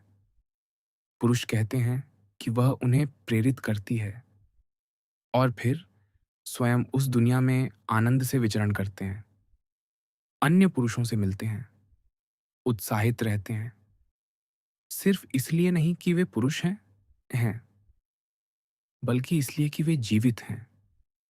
और इस महान नाटक के समाप्त होने से पहले वह भी चाहती है कि शाश्वत नारी की अपनी भव्य उपाधि कुछ देर के लिए उतार दे और अपने नश्वर, साधारण स्वरूप में उस दुनिया में प्रवेश करे। लूसी उस मध्ययुगीन स्त्री का प्रतिनिधित्व नहीं करती थी। वह तो केवल एक आदर्श थी जिसकी ओर उसे गंभीर अवसरों पर देखने को कहा जाता था। लेकिन लूसी में विद्रोह का कोई संगठित सिद्धांत भी नहीं था। बस कभी कभी कोई प्रतिबंध उसे विशेष रूप से परेशान कर देता और तब वह उसका उल्लंघन कर बैठती, फिर शायद बाद में पछताती भी। आज की दोपहर वह असामान्य रूप से बेचैन थी। वह सचमुच कुछ ऐसा करना चाहती थी जिसे उसके शुभचिंतक अनुचित माने, और चूंकि ट्रैम के प्लेटफॉर्म पर जाना संभव नहीं था, इसलिए वह अलिनारी की दुकान पर चली गई। वहां उसने बॉटिचेली की बर्थ ऑफ वीनस का एक चित्र खरीदा। वीनस स्वयं चित्र को कुछ बिगाड़ देती थी, अन्यथा वह अत्यंत सुंदर था। लेकिन मिस बार्टलेट ने उसे पहले ऐसा चित्र न खरीदने के लिए मना लिया था। कला में अफसोस की बात का अर्थ प्रायः नग्नता हुआ करता था। इसके साथ उसने जियोर्जियोने की टेम्पेस्टा, इदोलिनो, सिस्टीन चैपल के कुछ चित्र और अपॉक्सियोमेनोस की प्रतिकृतियां भी खरीद लीं। इससे उसका मन कुछ शांत हुआ। फिर उसने फ्रा एंजेलिको का कोरोनेशन, जियोटो का सेंट जॉन का स्वर्गारोहण, डेला रोब्बिया के कुछ शिशु चित्र और ग्विडो रेनी की कुछ मदोना भी खरीद लीं, क्योंकि उसकी रुचि अत्यंत उदार थी। वह हर प्रसिद्ध नाम को बिना किसी आलोचनात्मक विचार के पसंद कर लेती थी। लेकिन लगभग 7 लीरा खर्च कर देने के बाद भी उसे ऐसा नहीं लगा कि स्वतंत्रता के द्वार खुल गए हैं। उसे अपने असंतोष का बोध हो रहा था और यह उसके लिए नई बात थी। दुनिया, उसने सोचा, निश्चित रूप से सुंदर चीजों से भरी हुई है। काश मैं उनसे टकरा पाती। अब यह आश्चर्य की बात नहीं लगती कि मिसेस हनीचर्च संगीत को पसंद नहीं करती थीं। उनका कहना था कि संगीत के बाद उनकी बेटी चिड़चिड़ी, अव्यावहारिक और अत्यधिक संवेदनशील हो जाती है। मेरे साथ कभी कुछ नहीं होता, उसने सोचा, और इसी विचार के साथ वह पियाजा डेल्ला सिग्नोरिया में पहुंच गई। वहां के चमत्कार अब उसके लिए कुछ परिचित हो चुके थे, इसलिए वह उन्हें लगभग उदासीनता से देख रही थी। विशाल चौक छाया में डूबा हुआ था। धूप बहुत देर से निकली थी और अब उसे रोशन नहीं कर पा रही थी। नेपच्यून की मूर्ति सांझ की धुंधली रोशनी में आधी देवता और आधी भूत जैसी लग रही थी। उसका फव्वारा धीमे धीमे गूंज रहा था, मानो उसके किनारे बैठे मनुष्यों और व्यंग्य देवों से सपनों की भाषा में बातें कर रहा हो। लॉज्जिया किसी गुफा के 3 विशाल द्वारों जैसी दिखाई दे रही थी। उसके भीतर अनेक देवता रहते थे, छाया से ढंके हुए लेकिन अमर। वे मानव जीवन के आगमन और प्रस्थान को शांत दृष्टि से निहार रहे थे। यह अवास्तविकता का समय था, या यूं कहें, वह समय जब अपरिचित वस्तुएं सबसे अधिक वास्तविक लगती है। कोई अधिक उम्र का व्यक्ति यदि उस समय उस स्थान पर खड़ा होता तो शायद सोचता कि उसके साथ पर्याप्त घटनाएं घट रही हैं और संतुष्ट हो जाता। लेकिन लूसी को उससे अधिक चाहिए था। उसने महल के ऊंचे टॉवर की ओर देखा। वह नीचे के अंधेरे से उठता हुआ किसी सुनहरे स्तंभ जैसा प्रतीत हो रहा था। अब वह टॉवर नहीं लगता था, मानो धरती से उसका कोई संबंध ही न हो। वह शांत आकाश में धड़कता हुआ कोई अप्राप्य खजाना बन गया था। उसकी चमक ने लूसी को सम्मोहित कर लिया। जब उसने घर लौटने के लिए नजर नीचे झुकाई, तब भी वह चमक उसकी आंखों में नाच रही थी। और तभी कुछ हुआ। लॉजिया के पास दो इतालवी किसी कर्ज को लेकर झगड़ रहे थे। चिनक्वे लीरे, चिनक्वे लीरे, वे बार बार चिल्ला रहे थे। 5 लीरा, 5 लीरा। वे एक दूसरे को धक्का दे रहे थे, बहस कर रहे थे। फिर उनमें से एक के सीने पर हल्का सा वार हुआ। वह आदमी भौहें सिकोड़कर लूसी की ओर मुड़ा। उसकी आंखों में ऐसा भाव था मानो उसके पास उसके लिए कोई महत्वपूर्ण संदेश हो। वह कुछ कहने के लिए होंठ खोलने ही वाला था कि उनके बीच से लाल रक्त की एक धारा बह निकली। वह उसकी बिना शेव की हुई ठुड्डी पर टपकने लगी। बस इतना ही। अगले ही क्षण अंधेरे से एक भीड़ उमड़ पड़ी। उसने उस विचित्र आदमी को लूसी की आंखों से ओझल कर दिया और उसे उठाकर फव्वारे की ओर ले गई। उसी समय जॉर्ज एमरसन कुछ कदम दूर खड़ा दिखाई दिया। वह उस स्थान के पार से उसे देख रहा था जहां अभी अभी वह घायल आदमी खड़ा था। कितनी अजीब बात! फिर वही अनुभूति, किसी चीज के पार से देखना। और जैसे ही उसकी नजर जॉर्ज पर पड़ी, वह धुंधला पड़ने लगा। महल धुंधला पड़ गया। वह उसके ऊपर झुकने लगा, धीरे धीरे, नरमी से, बिना किसी आवाज के। और उसके साथ पूरा आकाश भी नीचे उतर आया। ओह, मैंने क्या कर दिया? उसने सोचा। ओह, मैंने क्या कर दिया? उसके होंठों से फुसफुसाहट निकली और उसने आंखें खोल दी। जॉर्ज एमरसन अब भी उसे देख रहा था, लेकिन इस बार किसी चीज के पार से नहीं। वह जीवन की नीरसता की शिकायत कर रही थी। और देखो, एक आदमी छुरा घोंप दिया गया और दूसरा आदमी उसे अपनी बाहों में थामे बैठा था। वे फिजी की मेहराबदार गैलरी की सीढ़ियों पर बैठे थे। निश्चय ही जॉर्ज उसे उठाकर यहां लाया होगा। जैसे ही उसने बोलना शुरू किया, वह खड़ा हो गया और अपने घुटनों की धूल झाड़ने लगा। लूसी ने फिर कहा, ओह, मैंने क्या कर दिया? तुम बेहोश हो गई थी। माँ, मुझे बहुत खेद है। अब कैसी हो? बिल्कुल ठीक। वह जल्दी जल्दी सिर हिलाने लगी, मुस्कुराने भी लगी। पूरी तरह ठीक हूं। तो फिर चलो, घर चलते हैं, जॉर्ज ने कहा। यहां रुकने का अब कोई कारण नहीं है। उसने उसे उठाने के लिए हाथ बढ़ाया। लूसी ने ऐसा दिखाया मानो उसने वह हाथ देखा ही ना हो। फव्वारे की दिशा से आती आवाजें अब भी सुनाई दे रही थीं।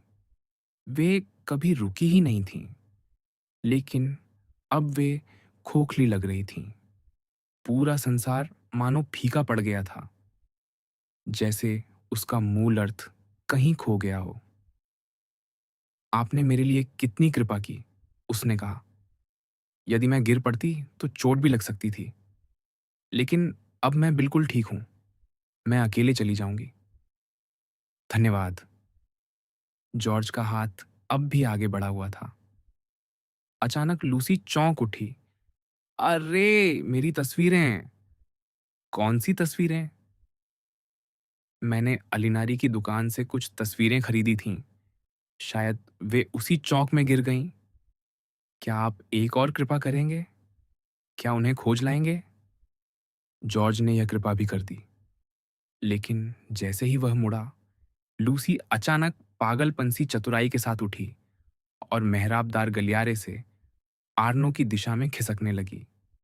मिस हनीचर्च। वह रुक गई। उसका हाथ अपने सीने पर चला गया। बैठी रहो, जॉर्ज ने कहा। तुम अभी अकेले घर जाने की हालत में नहीं हो। उसने तुरंत उत्तर दिया।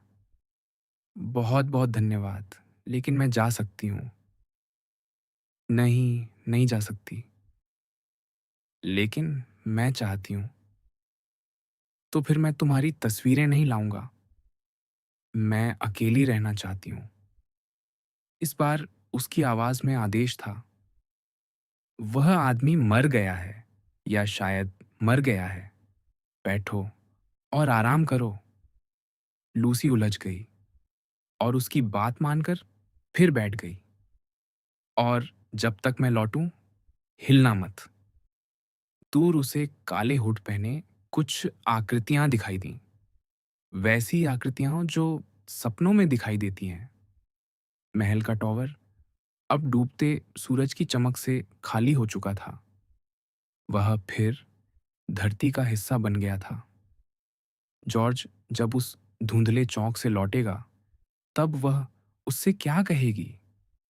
एक बार फिर वही विचार उसके मन में उठा। ओह! मैंने क्या कर दिया? उसे लग रहा था कि केवल वह घायल आदमी ही नहीं, वह स्वयं भी किसी अदृश्य आध्यात्मिक सीमा को पार कर चुकी है। जॉर्ज लौट आया और तब वे हत्या की घटना के बारे में बात करने लगे। अजीब बात थी कि यह विषय आसान साबित हुआ। लूसी इतालवी स्वभाव के बारे में बातें करने लगी। 5 मिनट पहले जिस घटना ने उसे बेहोश कर दिया था, उसी पर अब वह लगभग बकबकाने लगी। शारीरिक रूप से वह मजबूत थी। रक्त का भय जल्दी ही उस पर से उतर गया। वह बिना उसकी सहायता के उठ खड़ी हुई, हालांकि उसके भीतर अब भी कुछ फड़फड़ा रहा था, मानो पंख। फिर भी वह आर्नो की ओर दृढ़ कदमों से चल पड़ी। एक गाड़ीवान ने उन्हें देखकर संकेत किया। उन्होंने मना कर दिया। और आपने कहा कि हत्यारे ने उसे चूमने की कोशिश भी की थी। कितने अजीब होते हैं ये इतालवी। और फिर स्वयं पुलिस के पास चला गया। मिस्टर बीबे कह रहे थे कि इतालवी सब कुछ जानते हैं, लेकिन मुझे तो वे कुछ बच्चों जैसे लगते हैं। कल मैं और मेरी चचेरी बहन पिट्टी पैलेस में थे कि वह अचानक रुक गई। ये क्या था? जॉर्ज ने अभी-अभी कोई वस्तु नदी में फेंकी थी। आपने क्या फेंका? कुछ चीजें थीं जिनकी मुझे जरूरत नहीं थी, उसने चिड़चिड़े स्वर में कहा।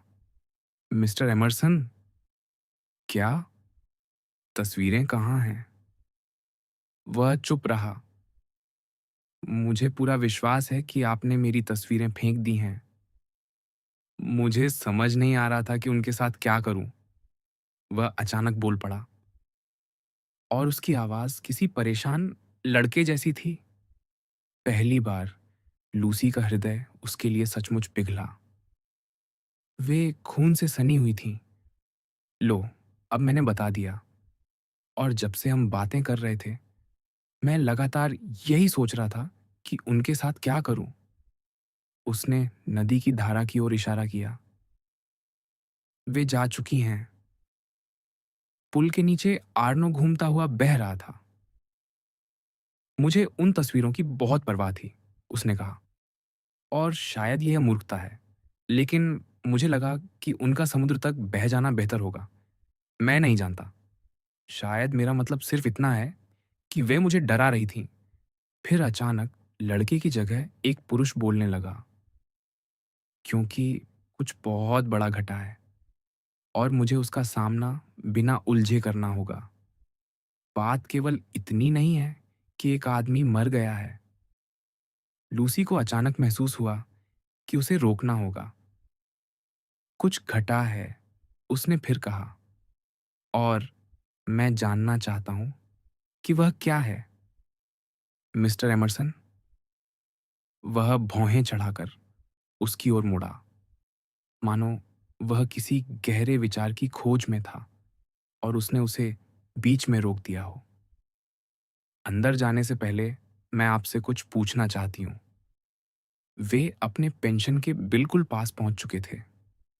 लूसी रुक गई और तटबंध की पत्थर की दीवार पर कोहनियां टिकाकर खड़ी हो गई। जॉर्ज ने भी वैसा ही किया। कभी कभी एक ही मुद्रा में खड़े होने में एक अजीब जादू होता है। शायद इसी ने मनुष्यों को शाश्वत मित्रता की कल्पना दी है। कुछ देर बाद लूसी ने अपनी कोहनियां हटा ली और कहा, मैंने बहुत मूर्खतापूर्ण व्यवहार किया। लेकिन जॉर्ज अपने ही विचारों में खोया हुआ था। अपने जीवन में मैं कभी इतनी शर्मिंदा नहीं हुई, वह बोली। मुझे समझ नहीं आता कि मुझे क्या हो गया था। मैं स्वयं भी लगभग बेहोश हो गया था, उसने कहा। लेकिन लूसी को लगा कि उसका यह स्वीकार उसे और दूर कर रहा है। खैर, मुझे आपसे 1000 बार क्षमा मांगनी चाहिए। कोई बात नहीं। और असली बात यह है कि आप जानते हैं लोग कैसी बातें बनाते हैं, खासकर महिलाएं। मुझे लगता है आप समझ रहे होंगे कि मेरा क्या मतलब है। मुझे डर है कि नहीं? मेरा मतलब है, क्या आप मेरे उस मूर्खतापूर्ण व्यवहार का जिक्र किसी से नहीं करेंगे? तुम्हारे व्यवहार का? वह कुछ क्षण सोचता रहा। ओह हाँ, ठीक है, बिल्कुल नहीं करूंगा। बहुत धन्यवाद, वह आगे कहना चाहती थी। और क्या आप? लेकिन उसके बाद शब्द नहीं आए। नदी नीचे गर्जना करती हुई बह रही थी।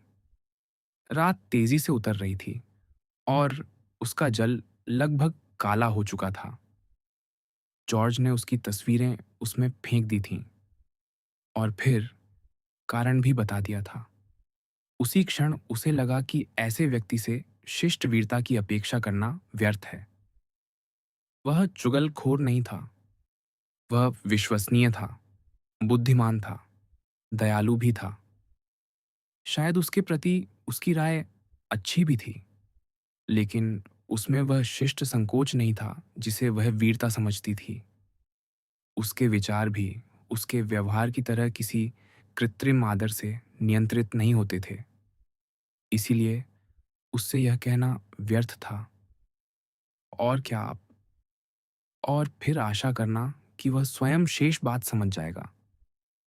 जैसे किसी सुंदर चित्र का शूरवीर स्त्री की नग्नता से दृष्टि हटा लेता है। वह उसकी बाहों में रही थी और वह यह बात याद रखेगा। ठीक वैसे ही जैसे वह उन तस्वीरों पर लगे रक्त को याद रखता था। बात केवल इतनी नहीं थी कि एक आदमी मर गया था। कुछ जीवित लोगों के साथ भी घटा था। वे एक ऐसी स्थिति तक पहुंच गए थे जहां व्यक्ति का असली चरित्र सामने आता है, जहां बचपन अनेक दिशाओं में बंटते हुए यौवन के मार्गों पर कदम रखता है। खैर, आपका बहुत धन्यवाद, उसने फिर कहा। ये दुर्घटनाएं कितनी अचानक घट जाती हैं और फिर आदमी अपनी पुरानी जिंदगी में लौट जाता है। मैं नहीं लौटूंगा, उसके उत्तर ने लूसी को बेचैन कर दिया। क्या मतलब? उसने पूछा। जॉर्ज का उत्तर और भी रहस्यमय था। शायद अब मैं जीना चाहूंगा।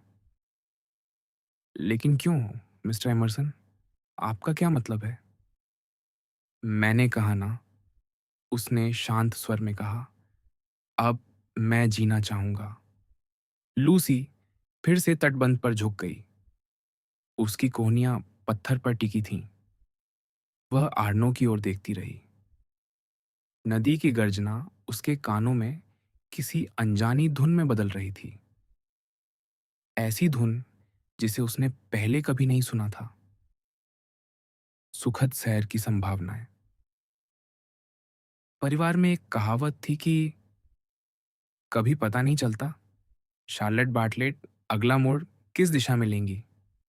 लूसी के इस रोमांचक अनुभव पर उनका व्यवहार पूरी तरह सुखद और समझदारी भरा रहा। लूसी ने जो संक्षिप्त सा विवरण उन्हें दिया, उसे उन्होंने पर्याप्त माना और मिस्टर जॉर्ज एमर्सन की शिष्टता की उचित प्रशंसा भी की। वैसे उनके और मिस लेविश के हिस्से में भी एक रोमांच आया था। वापसी में दाजियों पर उन्हें रोक लिया गया था। वहां के युवा अधिकारी, जो कुछ उद्दंड और बेहद खाली बैठे लोग लग रहे थे, उनके रेटिक्यूलों में खाने पीने की चीजें खोजने के लिए तलाशी लेना चाहते थे। मामला काफी अप्रिय हो सकता था। सौभाग्य से मिस लेविश किसी से भी निपटने की क्षमता रखती थीं। अच्छा हुआ या बुरा, लूसी को अपनी समस्या का सामना अकेले ही करना पड़ा। उसके किसी मित्र ने उसे न तो चौक में देखा था और न बाद में नदी के किनारे। हाँ, रात्रि भोज के समय मिस्टर बीबे ने उसकी विचलित आंखों को देखकर मन ही मन फिर वही टिप्पणी दोहराई थी। बहुत ज्यादा बीथोवन। लेकिन उनका मतलब केवल इतना था कि लूसी किसी रोमांच के लिए तैयार थी। ये नहीं कि वह वास्तव में किसी रोमांच से गुजर चुकी थी। यह अकेलापन उसे दबाने लगा। वह इस बात की आदी थी कि उसके विचारों की या तो पुष्टि कर दी जाए या उनका विरोध किया जाए। लेकिन यह न जानना कि वह सही सोच रही है या गलत, यह असहनीय था। अगली सुबह नाश्ते की मेज पर उसने एक निर्णायक कदम उठाया। उसके सामने दो विकल्प थे। मिस्टर बीबे, एमरसन, पिता पुत्र और कुछ अमेरिकी महिलाओं के साथ टोरे देलगालो तक पैदल जा रहे थे। क्या मिस बार्टलेट और मिस हनीचर्च भी उनके साथ चलना चाहेंगी? शार्लेट ने अपने लिए तो मना कर दिया। वह पिछली दोपहर बारिश में वहां जा चुकी थीं। लेकिन उन्हें लगा कि लूसी के लिए यह बहुत अच्छा अवसर होगा। लूसी को खरीदारी से नफरत थी, पैसे बदलवाने से, डाकघर से पत्र लाने से और उन तमाम छोटे-मोटे कामों से जो आज सुबह मिस बार्टलेट को करने थे और जिन्हें वे अकेले आराम से कर सकती थीं। नहीं, शार्लट, लूसी ने सच्चे उत्साह के साथ कहा। मिस्टर बीबे की कृपा है, लेकिन मैं निश्चित रूप से आपके साथ ही चलूंगी। मैं कहीं अधिक यही चाहती हूँ। ठीक है प्रिय, मिस बार्टलेट ने कहा। उनके चेहरे पर हल्की सी प्रसन्नता की लाली आ गई और उसी क्षण लूसी के गाल शर्म से गहरे लाल हो उठे। वह हमेशा की तरह शार्लट के साथ कितना बुरा व्यवहार करती रही थी, लेकिन अब वह बदलेगी। आज सुबह वह सचमुच उनके प्रति अच्छी रहेगी। उसने अपना हाथ शार्लट की बाह में डाल दिया और वे दोनों लुंगारनों के किनारे किनारे चल पड़ी। उस सुबह आर्नो नदी एक सिंह की तरह लग रही थी, अपने बल में, अपनी गर्जना में और अपने रंग में। मिस बार्टलेट ने जिद करके पुल की दीवार पर झुककर उसे देखा। फिर उन्होंने अपनी वही परिचित बात कही, जो वे लगभग हर बार कहती थीं। काश फ्रेडी और तुम्हारी मां भी यह दृश्य देख पाते। लूसी बेचैन होकर हिली। यह बड़ी दुर्भाग्यपूर्ण बात थी कि शार्लट ठीक उसी जगह रुक गई थी। देखो लूसिया।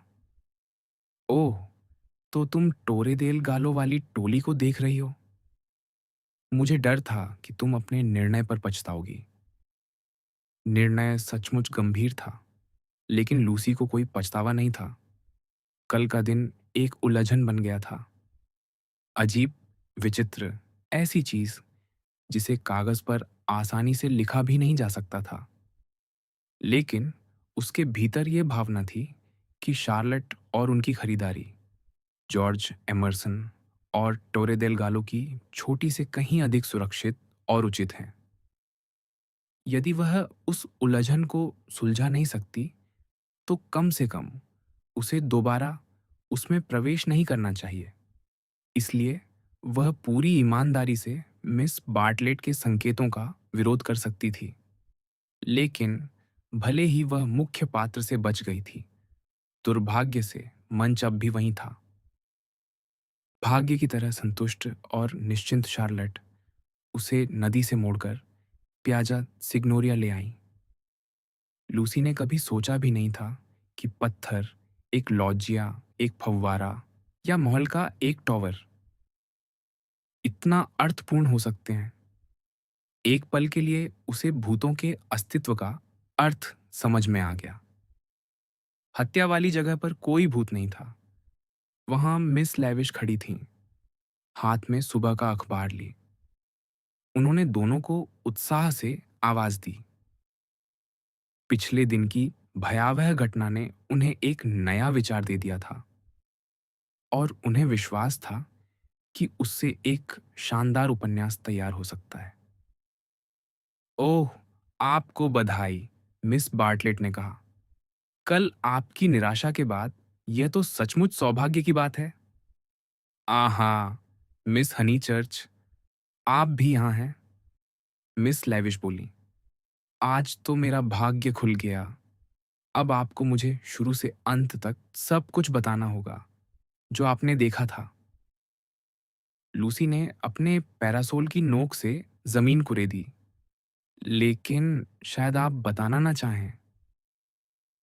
मुझे क्षमा कीजिए। यदि आपके लिए संभव हो तो मैं सचमुच नहीं बताना चाहूंगी। दोनों बड़ी महिलाओं ने एक दूसरे की ओर देखा। उनकी नजर में कोई अस्वीकृति नहीं थी। एक युवा लड़की का किसी दुखद घटना से गहराई से प्रभावित होना स्वाभाविक माना जाता है। क्षमा तो मुझे मांगनी चाहिए, मिस लैविश ने कहा। हम लेखक लोग बड़े निर्लज्ज होते हैं। मुझे लगता है कि मानव हृदय का कोई भी रहस्य ऐसा नहीं जिसके भीतर हम झांकना न चाहें। वह प्रसन्नतापूर्वक फव्वारे तक गईं और वापस लौटी, चलते चलते यथार्थवाद की कुछ गणनाएं भी कर डाली। फिर बोली, मैं सुबह 8 बजे से यहीं खड़ी सामग्री जुटा रही हूँ। बहुत सी बातें तो उपयोग के योग्य नहीं हैं, लेकिन लेखक को हमेशा कुछ न कुछ बदलना पड़ता है। वे दोनों आदमी एक 5 फ्रैंक के नोट को लेकर झगड़ रहे थे, लेकिन मेरे उपन्यास में उस 5 फ्रैंक के नोट की जगह एक युवा लड़की होगी। इससे त्रासदी का स्तर ऊंचा हो जाएगा और साथ ही एक शानदार कथानक भी मिल जाएगा। नायिका का नाम क्या होगा? मिस बार्टलेट ने पूछा। लियोनोरा, मिस लेविश ने उत्तर दिया। उनका अपना नाम एलेनोर था। मुझे आशा है वह अच्छी लड़की होगी, मिस बार्टलेट ने कहा। वह कमी नहीं रहने दूंगी, मिस लेविश ने आश्वासन दिया। और कहानी क्या होगी? प्रेम, हत्या, अपहरण और प्रतिशोध, मिस लेविश ने उत्तर दिया। और फिर कहानी का पूरा ढांचा बाहर आने लगा। सुबह की धूप में फव्वारा व्यंग्य देवों के पास कलकल करता रहा और मिस लेविश अपने भावी उपन्यास की कथा सुनाती रहीं। अंत में उन्होंने कहा, आशा है आप मुझे इतना बोलने के लिए क्षमा करेंगी। सच तो यह है कि जब कोई सचमुच सहानुभूतिपूर्ण श्रोता मिल जाए तो बोलने का लोभ रोकना कठिन हो जाता है। बेशक यह अब भी केवल एक रूपरेखा है। इसमें स्थानीय रंग भरपूर होगा। फ्लोरेंस और उसके आसपास के प्रदेशों के वर्णन होंगे, कुछ हास्यपूर्ण पात्र भी होंगे। और एक बात की चेतावनी अभी से दे देती हूं, उन्होंने शरारती मुस्कान के साथ कहा। मैं ब्रिटिश पर्यटक पर बिल्कुल भी दया नहीं दिखाने वाली। ओह, आप कितनी दुष्ट स्त्री हैं, मिस बार्टलेट हंसते हुए बोली। मुझे पूरा विश्वास है कि आपके मन में एमर्सन पिता पुत्र ही हैं। मिस लेविश ने मैकियावेली जैसी रहस्यमयी मुस्कान बिखेरी। मैं स्वीकार करती हूँ, उन्होंने कहा, कि इटली में मेरी सहानुभूति अपने देशवासियों के साथ नहीं होती। मुझे तो वे उपेक्षित इतालवी लोग आकर्षित करते हैं, जिनके जीवन को मैं अपनी सामर्थ्य भर चित्रित करना चाहती हूँ। क्योंकि मैं फिर कहती हूँ, और दृढ़ता से कहती हूँ, कि कल जैसी त्रासदी केवल इसीलिए कम दुखद नहीं हो जाती कि वह साधारण लोगों के जीवन में घटी है। मिस लेविश के बोल समाप्त होते ही कुछ क्षणों का उपयुक्त मौन छा गया। फिर दोनों चचेरी बहनों ने उनके लेखन कार्य के लिए शुभकामनाएं दी और धीरे धीरे चौक पार करने लगी। यही मेरी कल्पना की सचमुच बुद्धिमान महिला है, मिस बार्टलेट ने कहा। उनकी आखिरी बात मुझे विशेष रूप से सत्य लगी। वह उपन्यास अवश्य बहुत मार्मिक होगा। लूसी ने सहमति में सिर हिलाया। फिलहाल उसकी सबसे बड़ी चिंता यह थी कि कहीं उसे स्वयं उस उपन्यास में न डाल दिया जाए। आज सुबह उसकी संवेदनाएं असाधारण रूप से तीक्ष्ण थीं और उसे लग रहा था कि मिस लेविश उसे किसी भोली-भाली नायिका की भूमिका के लिए परख रही हैं। वह स्वतंत्र विचारों वाली है, मिस बार्टलेट धीरे-धीरे बोलीं, लेकिन उस शब्द के सबसे अच्छे अर्थ में। केवल सतही लोग ही उनसे चौंक सकते हैं। कल हमारी लंबी बातचीत हुई थी। वे न्याय, सत्य और मानवीय संवेदना में विश्वास करती है। उन्होंने यह भी कहा कि स्त्रियों के भविष्य के बारे में उनकी बड़ी ऊंची राय है। अरे मिस्टर ईगर, यह तो कितना सुखद आश्चर्य है। मेरे लिए तो नहीं, पादरी ने सहज मुस्कान के साथ कहा। मैं कुछ देर से आपको और मिस हनीचर्च को देख रहा था। हम मिस लेविश से बातें कर रहे थे। ये सुनते ही उनके माथे पर हल्की शिकन उभर आई। हाँ, मैंने देखा। सचमुच। हटो, हटो, मैं व्यस्त हूँ। आखिरी वाक्य उन्होंने एक फोटोग्राफ बेचने वाले से कहा, जो विनम्र मुस्कान के साथ उनकी ओर बढ़ रहा था। फिर वे वापस महिलाओं की ओर मुड़े। मैं एक सुझाव रखने जा रहा हूँ। क्या आप और मिस हनीचर्च इस सप्ताह किसी दिन मेरे साथ एक छोटी सी सैर पर चलना पसंद करेंगी? पहाड़ियों की ओर। हम फैजोले तक जाएंगे और सेत्तिन्यानो होते हुए लौटेंगे। रास्ते में एक जगह है जहां हम उतरकर लगभग 1 घंटा पहाड़ी पर घूम सकते हैं। वहां से फ्लोरेंस का दृश्य अत्यंत सुंदर दिखाई देता है, फैजोले के घिसे पिटे दृश्य से कहीं अधिक सुंदर। एलेसियो बाल्दोविनेट्टी अपने चित्रों में इसी दृश्य को बार बार उकेरते थे। उस व्यक्ति में प्राकृतिक दृश्यों के प्रति असाधारण संवेदना थी, निश्चय ही थी। लेकिन आज कौन उसकी ओर ध्यान देता है? अफसोस, संसार हमें अपने में इतना उलझा लेता है। मिस बार्टलेट ने एलेसियो बाल्दो विनेट्टी का नाम पहले कभी नहीं सुना था, लेकिन वे यह भली भांति जानती थीं कि मिस्टर ईगर कोई साधारण पादरी नहीं थे। वे उन स्थायी अंग्रेज निवासियों में से थे जिन्होंने फ्लोरेंस को अपना घर बना लिया था। वे उन लोगों को जानते थे जो कभी बेडेकर लेकर नहीं घूमते थे, जो दोपहर के भोजन के बाद विश्राम करना सीख चुके थे, जो ऐसी सैरों पर जाते थे जिनके बारे में पेंशन के पर्यटकों ने कभी सुना भी नहीं था, जो अपने निजी परिचयों के बल पर ऐसी कला दीर्घाएं देख लेते थे जो आम लोगों के लिए बंद रहती थीं। फैजोले की ढलानों पर पुनर्जागरण कालीन विला और सुसज्जित अपार्टमेंटों में रहने वाले ये लोग पढ़ते थे, लिखते थे, अध्ययन करते थे और विचारों का आदान प्रदान करते थे, और इस प्रकार फ्लोरेंस का वह गहरा बोध प्राप्त कर लेते थे जो उन लोगों को कभी नहीं मिल सकता, जो अपनी जेबों में कुक कंपनी के कूपन लेकर घूमते हैं। इसलिए पादरी का निमंत्रण सम्मान की बात थी।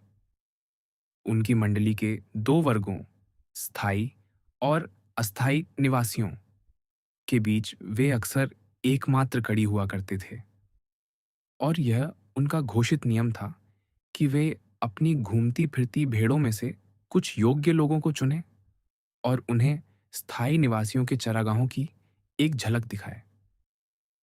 किसी पुनर्जागरणकालीन विला में चाय, अभी तक ऐसा कुछ कहा नहीं गया था, लेकिन यदि बात वहां तक पहुंची तो लूसी को कितना आनंद आता।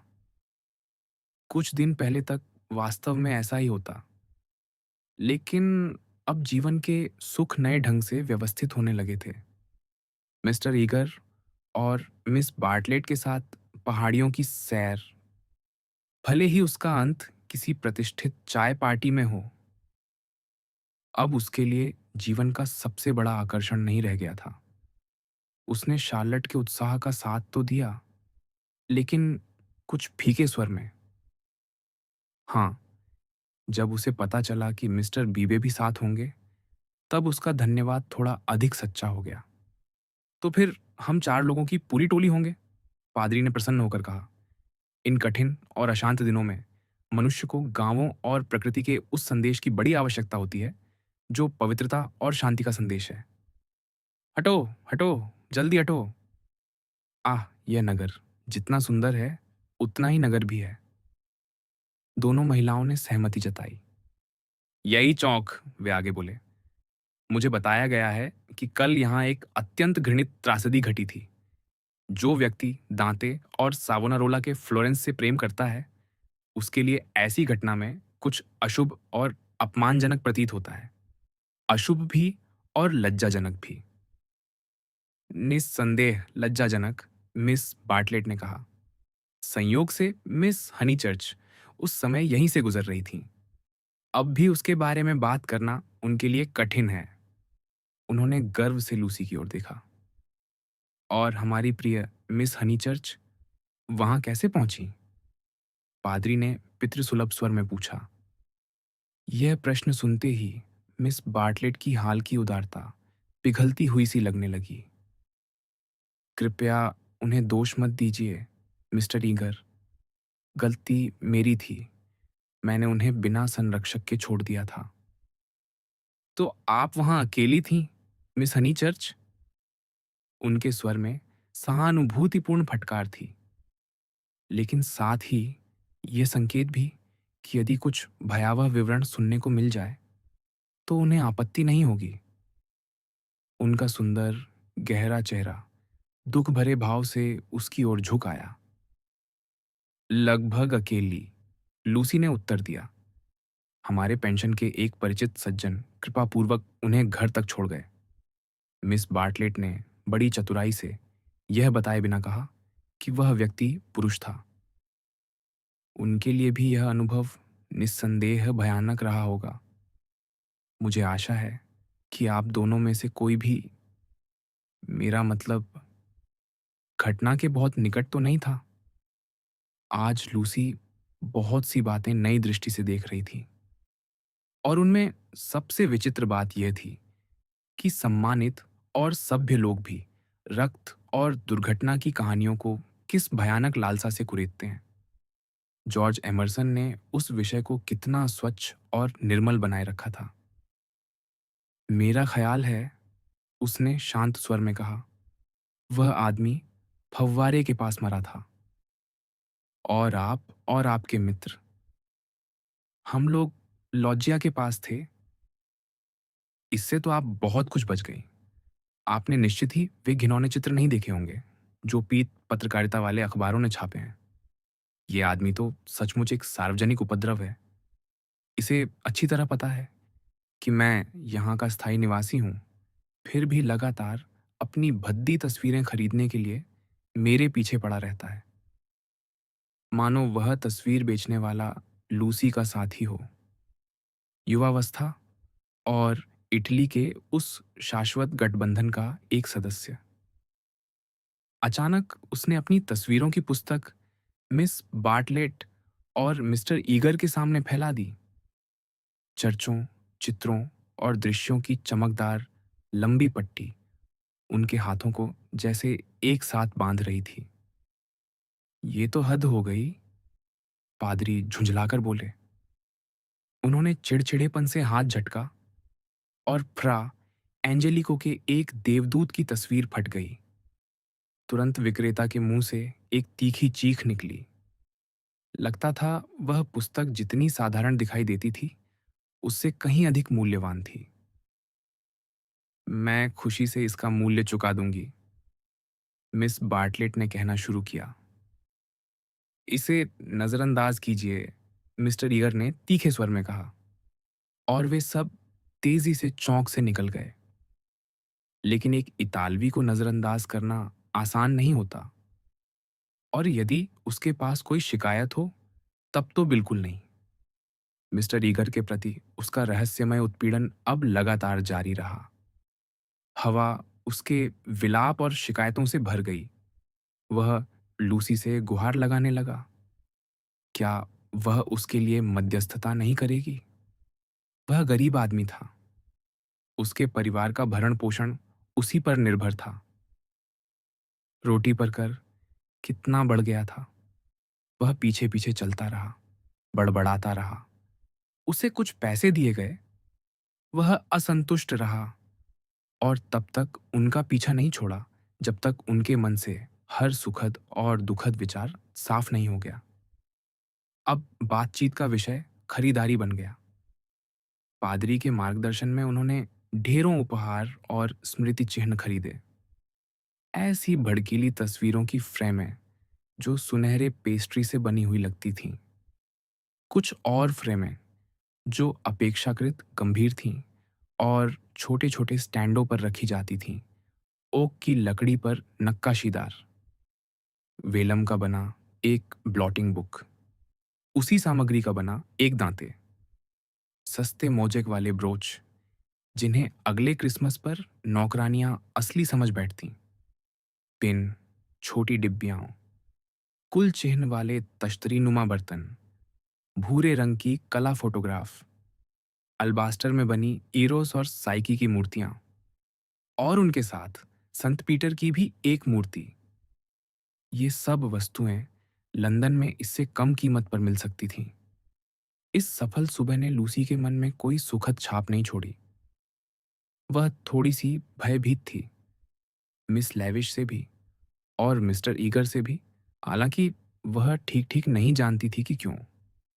लेकिन जितना वे उसे भयभीत करते गए, उतना ही वह उनका सम्मान खोती गई। अब उसे संदेह होने लगा कि मिस लेविश वास्तव में कोई महान कलाकार हैं भी या नहीं।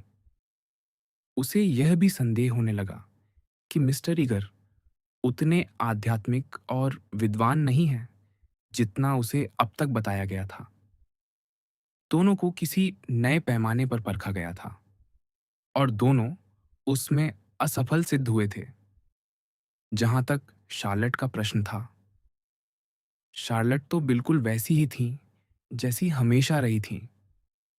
उनके प्रति अच्छा व्यवहार करना संभव था, लेकिन उनसे प्रेम करना असंभव। एक मजदूर का बेटा था, मिस्टर ईगर कह रहे थे। ये बात मैं निश्चित रूप से जानता हूं। युवावस्था में स्वयं भी किसी प्रकार का कारीगर था। बाद में समाजवादी अखबारों के लिए लिखने लगा। ब्रिक्सटन में मेरी उससे मुलाकात हुई थी। वे एमरसन पिता पुत्र की चर्चा कर रहे थे। आजकल लोग कितनी ऊंचाइयां छू लेते हैं। मिस बार्टलेट ने पीसा की झुकी हुई मीनार का एक मॉडल हाथ में लेते हुए आह भरी। आमतौर पर, मिस्टर ईगर बोले, ऐसी सफलता पर की केवल सहानुभूति ही होती है। शिक्षा पाने और सामाजिक उन्नति की इच्छा, इनमें पूरी तरह बुराई नहीं है। कुछ श्रमिक ऐसे भी हैं जिन्हें मैं खुशी से फ्लोरेंस में देखना चाहूंगा, भले ही वे इसका विशेष लाभ ना उठा सकें। क्या अब वे पत्रकार हैं? मिस बार्टलेट ने पूछा। नहीं, पादरी ने उत्तर दिया। उन्होंने एक लाभदायक विवाह कर लिया था।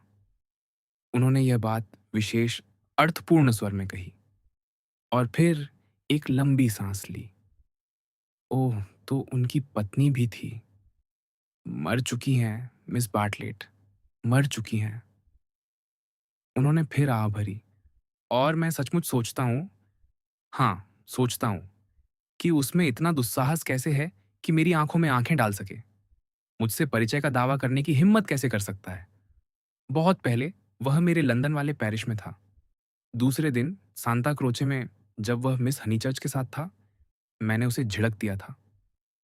उसे सावधान रहना चाहिए कि अगली बार केवल झिड़की से बात न टले।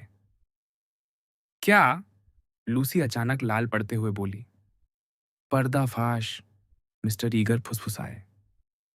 उन्होंने विषय बदलने की कोशिश की, लेकिन नाटकीय प्रभाव पैदा करने के प्रयास में वे अपने श्रोताओं की उत्सुकता जितनी बढ़ाना चाहते थे, उससे कहीं अधिक बढ़ा चुके थे। मिस बार्टलेट स्वाभाविक रूप से जिज्ञासु हो उठी, और लूसी, हालांकि वह चाहती थी कि एमरसन पिता पुत्र से फिर कभी न मिले, फिर भी केवल एक व्यक्ति के कथन पर उन्हें दोषी मान लेने को तैयार नहीं थी। क्या आपका मतलब है, उसने पूछा, कि वे अधार्मिक व्यक्ति हैं? यह बात तो हम पहले से जानते हैं। लूसी, प्रिय, मिस बार्टलेट ने उसकी स्पष्टवादिता पर हल्की फटकार लगाई।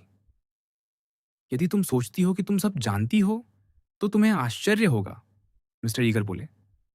लड़के को मैं अलग रखता हूं। तब वह एक मासूम बच्चा था। भगवान जाने उसकी परवरिश और वंशानुगत गुणों ने उसे क्या बना दिया है। शायद, मिस बार्टलेट ने संकोच से कहा, यह ऐसी बात है जिसे सुनना हमारे लिए उचित नहीं होगा। स्पष्ट शब्दों में कहूं, मिस्टर ईगर बोले, तो बिल्कुल नहीं। मैं इससे अधिक कुछ नहीं कहूंगा। और तभी पहली बार अपने जीवन में लूसी के भीतर उठते विद्रोही विचार शब्द बनकर बाहर आ गए। आपने तो बहुत कम कहा है। मेरा उद्देश्य भी बहुत कम कहना था, उन्होंने ठंडे स्वर में उत्तर दिया। वे क्रोध से उसे घूरने लगे, और लूसी ने भी उतनी ही दृढ़ता से उनकी ओर देखा। वह दुकान के काउंटर से उनकी ओर मुड़ी हुई थी। उसका सीना तेजी से उठ गिर रहा था। मिस्टर ईगर ने उसके माथे की रेखाएं देखीं, उसके होंठों की अचानक उभर आई दृढ़ता देखी। यह असहनीय था कि वह उन पर विश्वास न करे। हत्या! वे अचानक क्रोध में चिल्ला उठे। यदि जानना ही चाहती हो, तो सुनो। उस आदमी ने अपनी पत्नी की हत्या की थी। कैसे? लूसी ने तुरंत प्रत्युत्तर दिया। हर वास्तविक अर्थ में उसने अपनी पत्नी की हत्या की। दूसरे दिन सांता क्रोचे में। क्या उन्होंने मेरे बारे में कुछ कहा था? एक शब्द भी नहीं, मिस्टर ईगर, एक भी शब्द नहीं। ओह! मुझे लगा था वे मेरी निंदा कर रहे होंगे, लेकिन शायद केवल उनका व्यक्तिगत आकर्षण ही है जो तुम्हें उनका पक्ष लेने पर मजबूर कर रहा है। मैं उनका पक्ष नहीं ले रही, लूसी बोली। लेकिन उसी क्षण उसका साहस डगमगा गया, और वह फिर अपने पुराने उलझे हुए ढंग पर लौट आई। वे मेरे लिए कुछ भी नहीं हैं। आपको ऐसा कैसे लगा कि वह उनका पक्ष ले रही है? मिस बार्टलेट ने कहा, जो इस अप्रिय दृश्य से बहुत असहज हो चुकी थीं। संभव था कि दुकानदार भी सब सुन रहा हो। उसे कठिनाई होगी, मिस्टर ईगर ने कठोर स्वर में कहा, क्योंकि उस आदमी ने भगवान की दृष्टि में अपनी पत्नी की हत्या की है। भगवान का उल्लेख इस आरोप को और भी चौंकाने वाला बना गया। लेकिन सच तो यह था कि पादरी अपने ही मुंह से निकली एक उतावली बात को थोड़ा नरम करने की कोशिश कर रहे थे। इसके बाद कुछ क्षणों का मौन छा गया।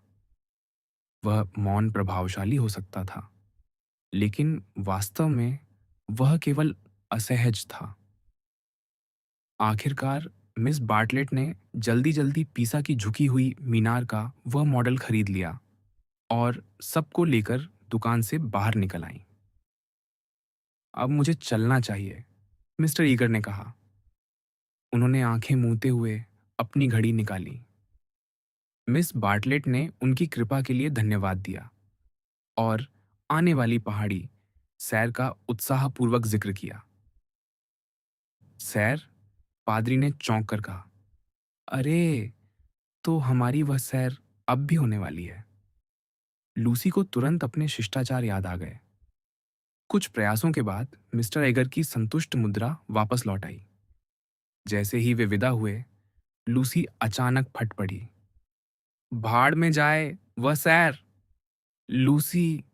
मिस बार्टलेट ने घबरा कर कहा। वह तो वही सैर है जो हमने पहले ही मिस्टर बीबे के साथ तय कर रखी थी। उसमें इतना दिखावा करने की क्या जरूरत थी?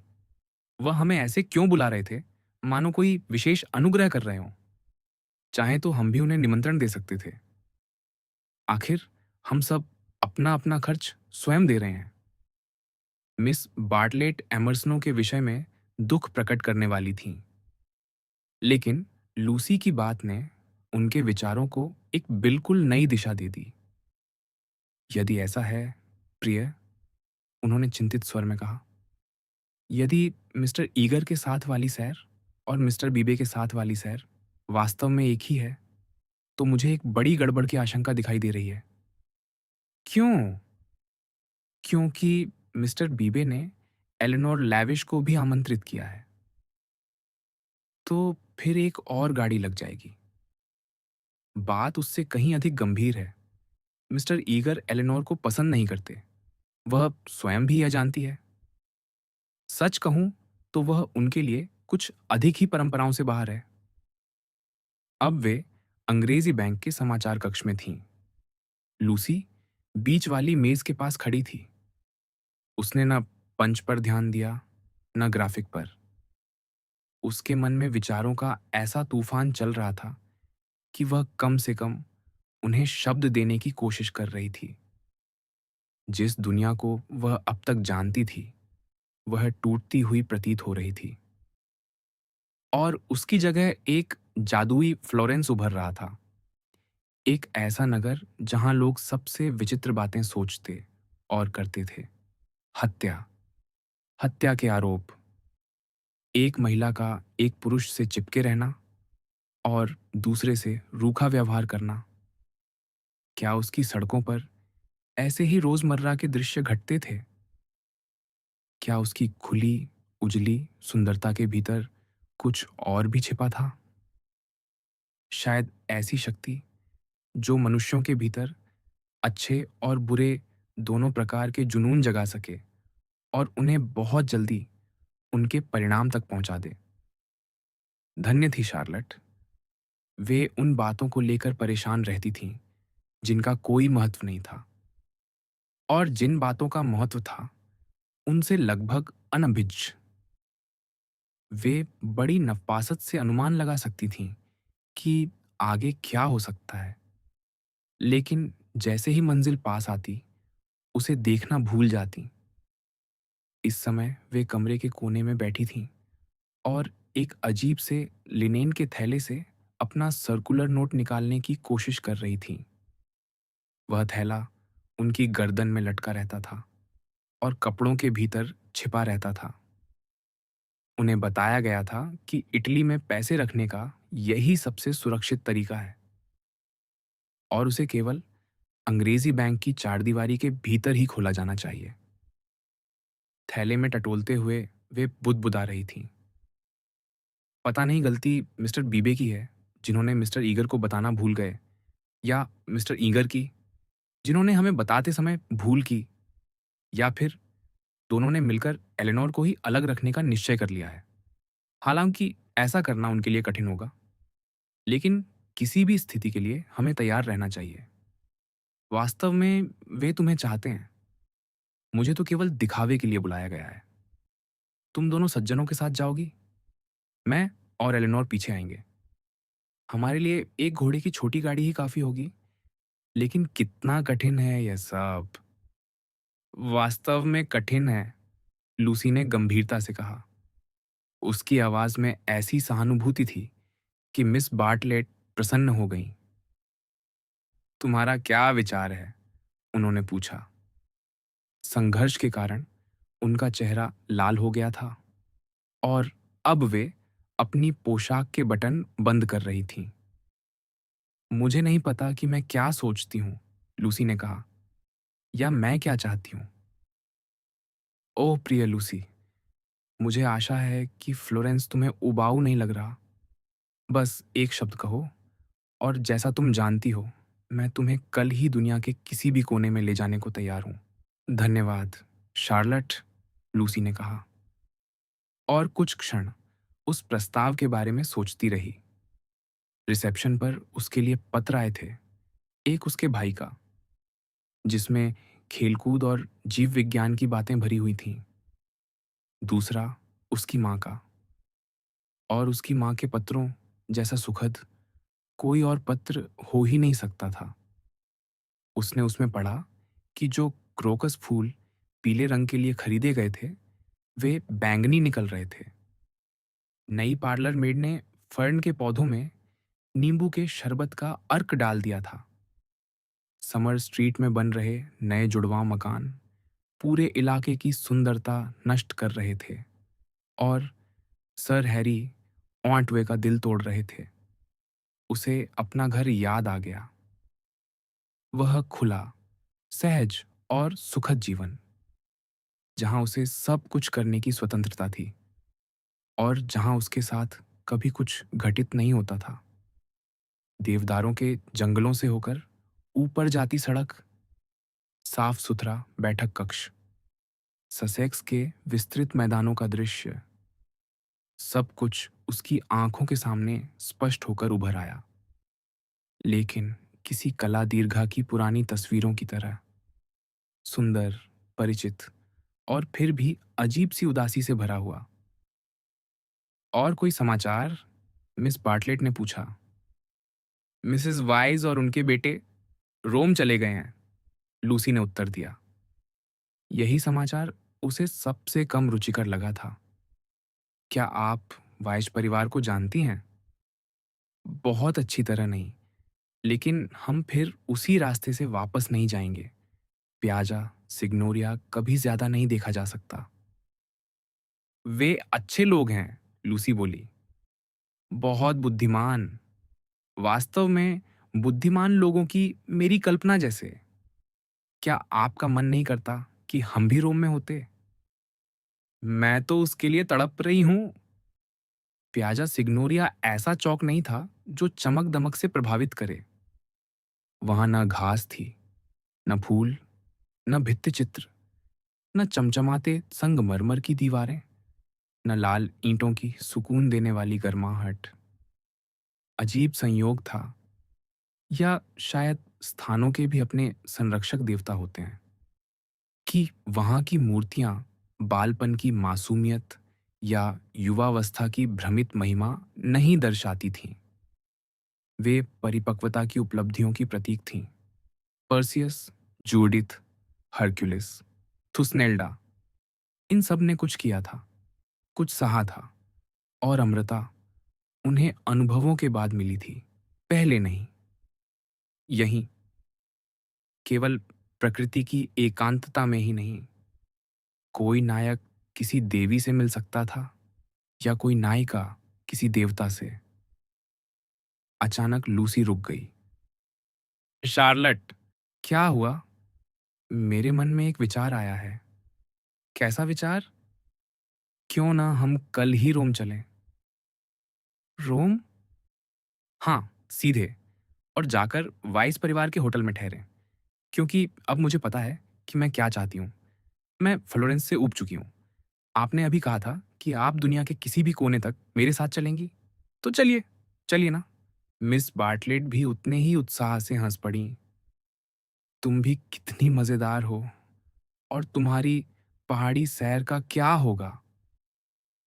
दोनों उस विशाल, गंभीर और सुंदर चौक से होकर आगे बढ़ती चली गईं, और उस असंभव सी योजना पर हंसती रहीं।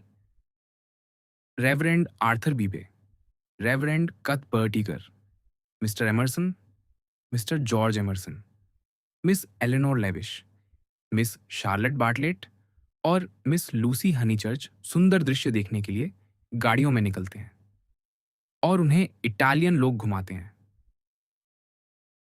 उस यादगार दिन उन्हें फैजोले तक ले जाने वाला मानो स्वयं फैतौन था। एक ऐसा युवक जिसमें केवल लापरवाही और आग थी। वह अपने मालिक के घोड़ों को बेखौफ पथरीली चढ़ाई पर हाँके जा रहा था। मिस्टर बीबे ने उसे देखते ही पहचान लिया। न तो आस्था के युग ने और न ही संशय के युग ने उसे छुआ था। वह टस्कनी में गाड़ी चलाता हुआ फैथौन ही था, और रास्ते में जिसे वह अपने साथ बिठाने की अनुमति मांग रहा था, वह मानो परसेफोनी थी। उसने कहा कि वह उसकी बहन है, लंबी, पतली, पीली सी परसेफोनी, जो वसंत के साथ अपनी माँ की झोपड़ी लौट रही हो और अभी भी अपरिचित उजाले से आंखों को बचा रही हो। मिस्टर ईगर ने इसका विरोध किया। उनका कहना था कि यही डील आगे चलकर बड़ी समस्या बनती है और लोगों की धृष्टता पर रोक लगानी चाहिए। लेकिन महिलाओं ने विनती की, और जब यह स्पष्ट कर दिया गया कि यह एक बहुत बड़ा उपकार है, तब देवी को देवता के बगल में बैठने की अनुमति मिल गई। फैथौन ने तुरंत बाईं लगाम उसके सिर के ऊपर से निकाल दी। अब वह अपनी बाँह उसकी कमर में डाले हुए गाड़ी चला सकता था। लड़की को इससे कोई आपत्ति नहीं थी। मिस्टर ईगर, जो घोड़ों की ओर पीठ किए बैठे थे, इस अनुचित दृश्य से पूरी तरह अनजान रहे और लूसी से बातचीत में लगे रहे। गाड़ी में बाकी 2 यात्री थे, बूढ़े मिस्टर एमरसन और मिस लैविश, क्योंकि एक भयंकर बात हो चुकी थी। मिस्टर बीबे ने मिस्टर ईगर से सलाह किए बिना ही पूरी टोली का आकार दोगुना कर दिया था। और हालांकि मिस बार्टलेट और मिस लैविश सुबह भर यह योजना बनाती रहीं कि कौन कहाँ बैठेगा, लेकिन जैसे ही गाड़ियां सामने आईं, दोनों का संतुलन बिगड़ गया। परिणाम यह हुआ कि मिस लैविश लूसी के साथ पहली गाड़ी में जा बैठी, और मिस बार्टलेट, जॉर्ज एमरसन तथा मिस्टर बीबे दूसरी गाड़ी में पीछे रह गए। बेचारे पादरी के लिए यह बड़ा कठिन था। उनकी 4 लोगों वाली सुसंस्कृत टोली का यह हाल हो गया था। यदि उन्होंने किसी पुनर्जागरणकालीन विला में चाय पीने की योजना बनाई भी थी, तो अब वह असंभव हो चुकी थी। लूसी और मिस बार्टलेट में एक सामाजिक गरिमा थी। मिस्टर बीबे अविश्वसनीय अवश्य थे, पर प्रतिभाशाली व्यक्ति थे। लेकिन एक सस्ती उपन्यासकार और एक पत्रकार, जो उनके अनुसार भगवान की नज़र में अपनी पत्नी का हत्यारा था, ऐसे लोगों को वे किसी विला में अपने परिचय के सहारे प्रवेश नहीं दिला सकते थे। लूसी सफ़ेद पोशाक में अत्यंत सलीके से बैठी थी। वह सीधी, तनावग्रस्त और चौकन्नी थी। उसके चारों ओर विस्फोटक तत्वों का यह अजीब मिश्रण था। वह मिस्टर ईगर की बात ध्यान से सुन रही थी। मिस लैविश को यथासंभव नियंत्रित रखने की कोशिश कर रही थी, और बूढ़े मिस्टर एमरसन पर भी नज़र रखे हुए थी, जो सौभाग्य से भारी दोपहर के भोजन और वसंत की उन्नींदी हवा के कारण अब तक सो रहे थे। लूसी इस पूरे भ्रमण को भाग्य की करतूत मान रही थी। यदि यह सैर न होती, तो वह जॉर्ज एमरसन से सफलतापूर्वक बची रह सकती थी। जॉर्ज ने स्पष्ट रूप से दिखा दिया था कि वह उनकी निकटता बनाए रखना चाहता है। लूसी ने उसे ठुकरा दिया था, इसलिए नहीं कि वह उसे नापसंद करती थी, बल्कि इसलिए कि उसे समझ नहीं आ रहा था कि उनके बीच वास्तव में हुआ क्या था, और उसे संदेह था कि जॉर्ज यह बात जानता है। यही उसे डराता था, क्योंकि असली घटना जो भी वह थी, लॉजिया में नहीं, नदी के किनारे घटी थी। मृत्यु का दृश्य देखकर विचलित हो जाना क्षम्य था, लेकिन उसके बाद उस पर चर्चा करना, फिर चर्चा से मौन में उतर जाना, और उस मौन से सहानुभूति में पहुंच जाना। यह केवल क्षणिक भावुकता की भूल नहीं थी, यह तो पूरे व्यक्तित्व की भूल थी। कम से कम लूसी को ऐसा ही लगता था। उसे लगता था कि उस धुंधली नदी को साथ खड़े होकर देखना, बिना किसी शब्द या नज़र के एक ही आवेग में घर की ओर लौट पड़ना, इन सब में कुछ अनुचित था। शुरू में यह अपराध बोध हल्का था। वह लगभग टोरे देल गालो वाली टोली में शामिल हो ही गई थी। लेकिन हर बार जब वह जॉर्ज से बचती, अगली बार उससे बचना और भी जरूरी हो जाता। और अब स्वर्गीय विडंबना, जो उसकी चचेरी बहन और दो पादरियों के माध्यम से काम कर रही थी, उसे फ्लोरेंस छोड़ने नहीं दे रही थी जब तक कि वह जॉर्ज के साथ यह पहाड़ी यात्रा न कर ले। उधर मिस्टर ईगर उससे विनम्र बातचीत में व्यस्त थे। उनका छोटा सा झगड़ा अब समाप्त हो चुका था। तो मिस हनीचर्च, उन्होंने पूछा, आप यात्रा कर रही हैं कला की छात्रा के रूप में? ओह नहीं, बिल्कुल नहीं। शायद मानव स्वभाव की छात्रा के रूप में, मिस लैविश ने बीच में कहा। मेरी तरह? नहीं, वह भी नहीं। मैं तो बस एक पर्यटक हूं। अच्छा, मिस्टर ईगर मुस्कुराए। सचमुच, यदि आप इसे असभ्यता न समझें, तो हम स्थायी निवासी लोग कभी कभी आप पर्यटकों पर थोड़ी दया करते हैं। क्यों? क्योंकि आपको एक पार्सल की तरह इधर उधर भेजा जाता है। वेनिस से फ्लोरेंस, फ्लोरेंस से रोम, पेंशनों और होटलों में झुंड की तरह रखा जाता है, बेडेकर के बाहर की दुनिया से लगभग अनजान। आपकी सबसे बड़ी चिंता यही रहती है कि किसी जगह को देख लिया, निपटा लिया, और अब अगली जगह चलो। उन्होंने हंसते हुए आगे कहा, नतीजा ये होता है कि शहर, नदियां, महल सब एक ही उलझे हुए धुंधलके में मिल जाते हैं। आपने पंच वाली वह अमेरिकी लड़की तो पढ़ी होगी। वह कहती है, पापा, रोम में हमने क्या देखा था? और पिता जवाब देता है, मुझे लगता है रोम वही जगह थी जहां हमने पीला कुत्ता देखा था। यही है यात्रा। हाँ, हाँ, हाँ। मैं पूरी तरह सहमत हूं, मिस लैविश ने कहा। वह कई बार उनकी तीखी बुद्धिमत्ता के बीच बोलने की कोशिश कर चुकी थीं। एंग्लो सैक्सन पर्यटक की संकीर्णता और सतहीपन वास्तव में एक खतरा है। बिल्कुल ठीक, मिस्टर ईगर बोले। अब फ्लोरेंस की अंग्रेज बस्ती को ही लीजिए, मिस हनीचर्च। यहाँ उसकी संख्या काफी बड़ी है। हालांकि स्वाभाविक रूप से सभी लोग एक जैसे नहीं हैं। कुछ लोग व्यापार के लिए भी यहाँ रहते हैं, लेकिन अधिकांश लोग विद्यार्थी हैं, शोधकर्ता हैं। उन्होंने बाईं ओर इशारा किया। लेडी हेलेन लेवरस्टॉक इस समय फ्रा एंजेलिको पर काम कर रही हैं। मैं उनका नाम इसलिए ले रहा हूं क्योंकि हम अभी उनके विला के सामने से गुजर रहे हैं। नहीं, उसे देखने के लिए आपको खड़ा होना पड़ेगा। नहीं, खड़ी मत होइए, आप गिर जाएंगी। उन्हें उस घनी बाड़ पर बड़ा गर्व है। उसके भीतर पूर्ण एकांत है, मानो कोई 600 वर्ष पीछे लौट गया हो। कुछ आलोचकों का तो यह भी विश्वास है कि डेकामेरॉन की कथा का मंचन इसी बाग में हुआ था। इससे उस स्थान का महत्व और बढ़ जाता है ना? निस्संदेह, मिस लेविश उत्साह से बोली। बताइए तो, उस अद्भुत 7वें दिन की कथा का स्थान वे कहाँ मानते हैं? लेकिन मिस्टर ईगर उनके प्रश्न की ओर ध्यान दिए बिना आगे बढ़ गए। दाहिनी ओर मिस्टर फलां फलां रहते हैं, एक अमेरिकी सज्जन, और वह भी सबसे उत्कृष्ट प्रकार के। ऐसे लोग कितने दुर्लभ होते हैं। और उससे थोड़ा नीचे अमुक परिवार रहता है। निश्चय ही आपने मीडिवल बाइवेज श्रृंखला में उनके शोध पत्र पढ़े होंगे। इस समय वे जेमिस्टस प्लेथो पर काम कर रहे हैं।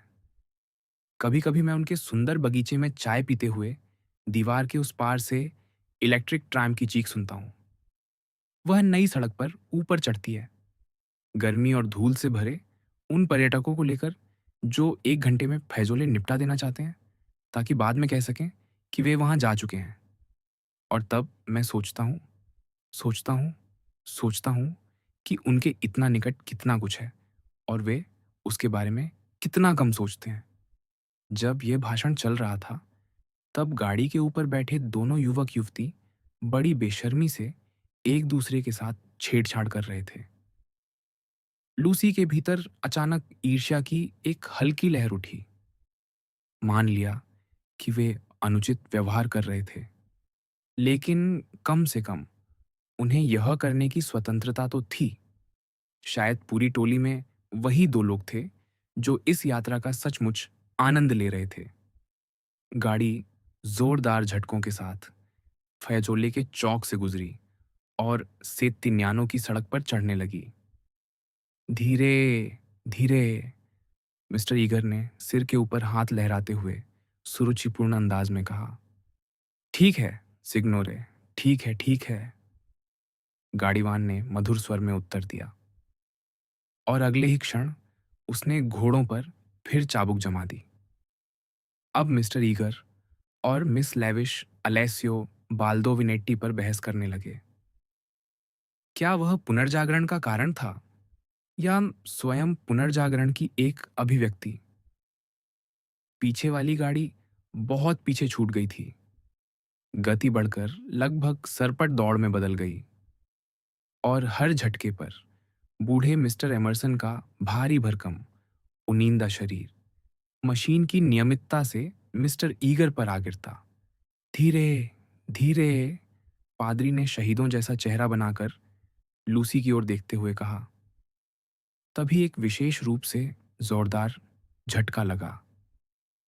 उन्होंने झुंझलाकर पीछे मुड़कर देखा। फैथौन कुछ समय से परसेफोनी को चूमने की कोशिश कर रहा था और इस बार वह सफल हो चुका था। इसके बाद एक छोटा सा नाटक हुआ।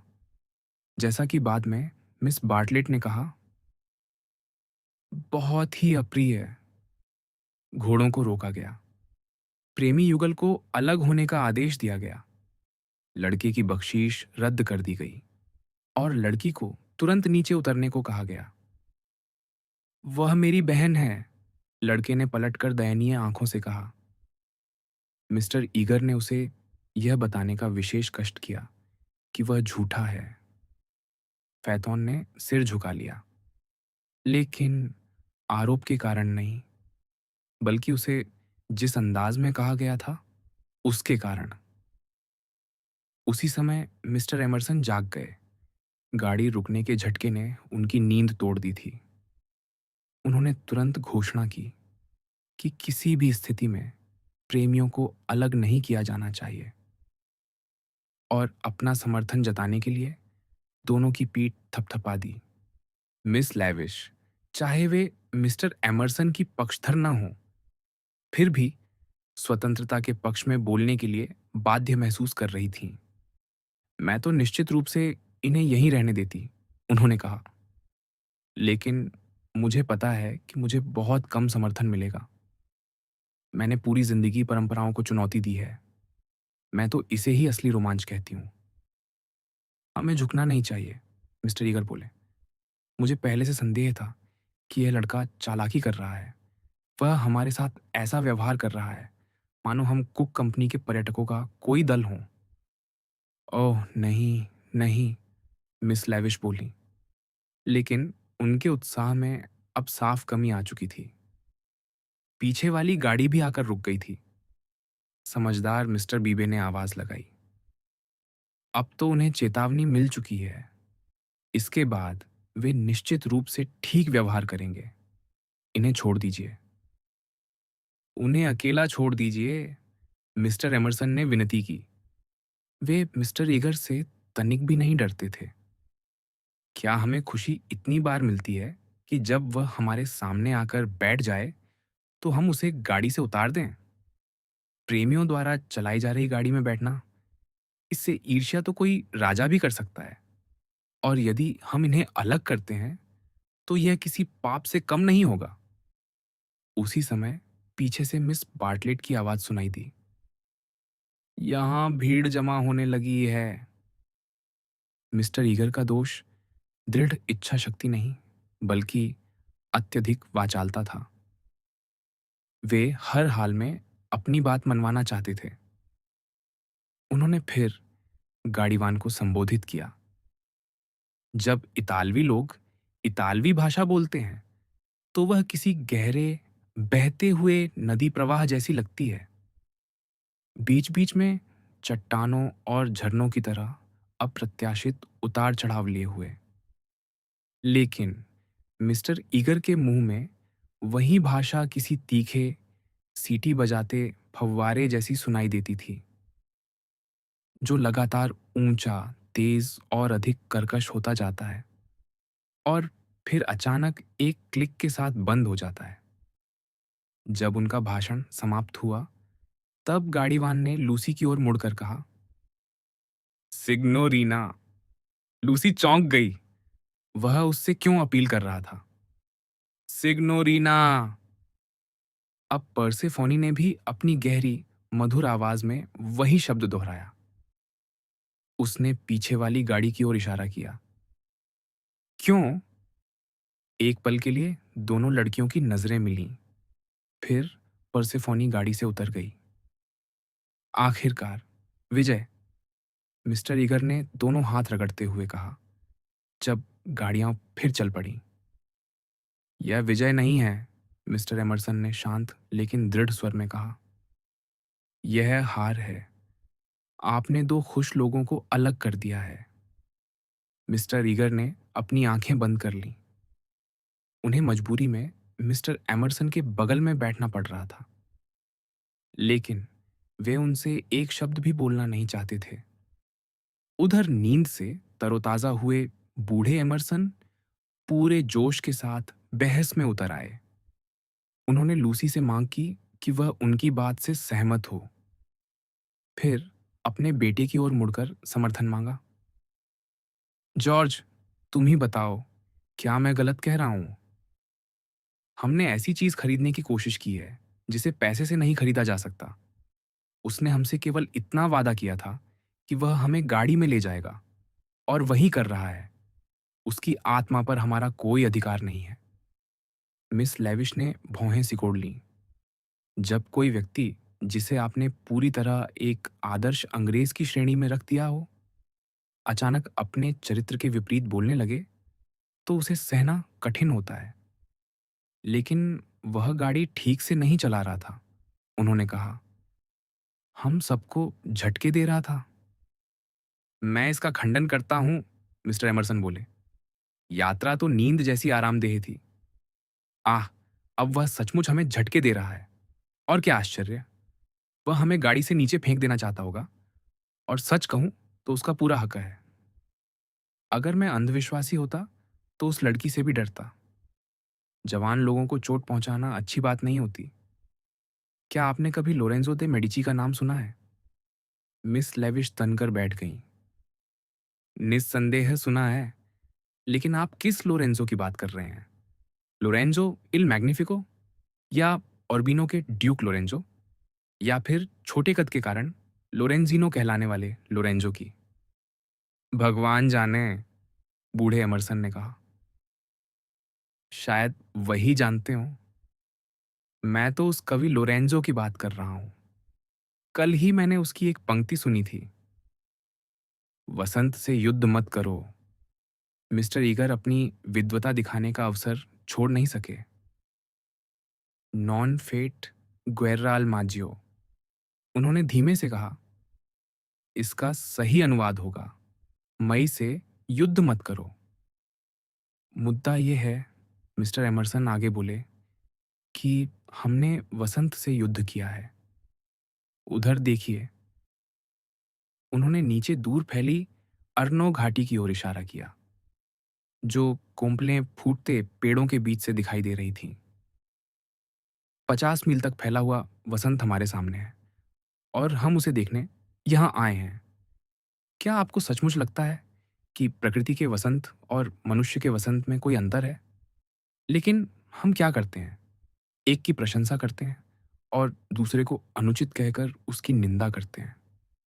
हमें शर्म आती है कि वही नियम दोनों में समान रूप से काम करते हैं। किसी ने उन्हें बोलते रहने के लिए प्रोत्साहित नहीं किया। कुछ देर बाद मिस्टर ईगर ने गाड़ियों को रुकने का संकेत दिया और सबको पहाड़ी पर टहलने के लिए व्यवस्थित किया। उनके सामने एक विशाल प्राकृतिक रंगमंच जैसा गहरा खोखल फैला था, सीढ़ी नुमा खेतों और धुंधले जैतून के वृक्षों से भरा हुआ। उसके पार फयजोले की ऊंचाइयां उठती थीं। सड़क अब भी अपने घुमाव का अनुसरण करते हुए आगे बढ़ रही थी और शीघ्र ही मैदान में निकले एक उभरे हुए भूभाग तक पहुंचने वाली थी। यही वह स्थान था जिसने लगभग 500 वर्ष पहले अलेस्सियो बाल्दोविनेट्टी की कल्पना को आकर्षित किया था। अनछुआ, नम झाड़ियों और इक्का दुक्का पेड़ों से ढका हुआ, वह वहां छड़ आया था। वह परिश्रमी और कुछ कुछ उपेक्षित चित्रकार, शायद काम की तलाश में, शायद केवल छड़ने के आनंद के लिए, वहां खड़े होकर उसने अर्नो घाटी और दूर बसे फ्लोरेंस का वह दृश्य देखा था जिसे बाद में उसने अपने चित्रों में शामिल किया। हालांकि बहुत प्रभावशाली ढंग से नहीं, लेकिन प्रश्न ये था, वह ठीक कहाँ खड़ा हुआ था? मिस्टर ईगर आज उसी रहस्य को सुलझाना चाहते थे और मिस लेविश, जिन्हें हर रहस्यमय चीज आकर्षित करती थी, उतनी ही उत्साहित थीं। लेकिन अलेस्सियो बाल्दोविनेट्टी के चित्रों को दिमाग में संजोकर रखना आसान नहीं था, चाहे आपने यात्रा से पहले उन्हें ध्यान से देखा भी हो। ऊपर से घाटी में फैली धुंध ने खोज को और कठिन बना दिया। सब लोग घास के एक गुच्छे से दूसरे गुच्छे तक उछलते कूदते घूमने लगे। साथ रहने की उनकी इच्छा उतनी ही प्रबल थी जितनी अलग अलग दिशाओं में जाने की। आखिरकार टोली छोटे छोटे समूहों में बंट गई। लूसी मिस बार्टलेट और मिस लैविश के साथ होली। एमरसन पिता पुत्र गाड़ी वालों से गंभीर बातचीत करने लौट गए और दोनों पादरी, जिनसे अपेक्षा थी कि उनके पास साझा विषय होंगे, एक दूसरे के साथ छोड़ दिए गए। दोनों बड़ी उम्र की महिलाओं ने जल्द ही अपना मुखौटा उतार दिया। अब वे उसी स्पष्ट फुसफुसाहट में बात करने लगी जिससे लूसी अच्छी तरह परिचित हो चुकी थी। विषय अलेस्सियो बाल्दोविनेट्टी नहीं था, विषय था आज की सैर। मिस बार्टलेट ने जॉर्ज एमरसन से पूछ लिया था कि उनका पेशा क्या है, और उसने उत्तर दिया था, रेलवे। उन्हें अब इस प्रश्न पर गहरा पछतावा हो रहा था। उन्हें क्या पता था कि उत्तर इतना भयानक निकलेगा। अगर पता होता तो वे कभी न पूछती। मिस्टर बीबे ने कितनी चतुराई से बात बदल दी थी। उन्हें आशा थी कि युवा एमरसन उनकी जिज्ञासा से बहुत आहत नहीं हुआ होगा। रेलवे, मिस लेविश हाँफ उठी। ओह, मैं तो मर जाऊंगी। बेशक रेलवे, और क्या हो सकता था? वे अपनी हंसी रोक नहीं पा रही थीं। वह हु किसी कुल्ली जैसा दिखता है, दक्षिण पूर्वी रेलवे का कुली। एलेनर, चुप रहो, मिस बार्टलेट ने अपने चंचल साथी का हाथ खींचते हुए कहा। धीरे, वे सुन लेंगे। एमरसन लोग। मैं नहीं रुक सकती, मुझे मेरी पापी राह पर जाने दो। एक कुल्ली। एलेनर, मुझे तो लगता है सब ठीक है, लूसी ने बीच में कहा। एमरसन, लोग सुनेंगे भी नहीं, और सुन भी लें तो उन्हें बुरा नहीं लगेगा। मिस लेविश को यह बात बिल्कुल पसंद नहीं आई। अरे, मिस हनीचर्च सुन रही हैं, उन्होंने कुछ झुंझलाकर कहा। उफ, शरारती लड़की, जाओ यहां से। ओह लूसी, तुम्हें तो मिस्टर ईगर के साथ होना चाहिए। अब वे मुझे मिलेंगे नहीं, और सच कहूं तो मैं उन्हें ढूंढना भी नहीं चाहती। मिस्टर ईगर नाराज हो जाएंगे। आखिर यह तुम्हारी ही पार्टी है। कृपया, मैं यहीं आपके साथ रहना चाहती हूँ। नहीं, मैं सहमत हूँ, मिस लेविश बोली। यह बिल्कुल स्कूल की पिकनिक जैसा हो गया है। लड़के लड़कियों से अलग हो गए हैं। मिस लूसी, तुम्हें जाना होगा।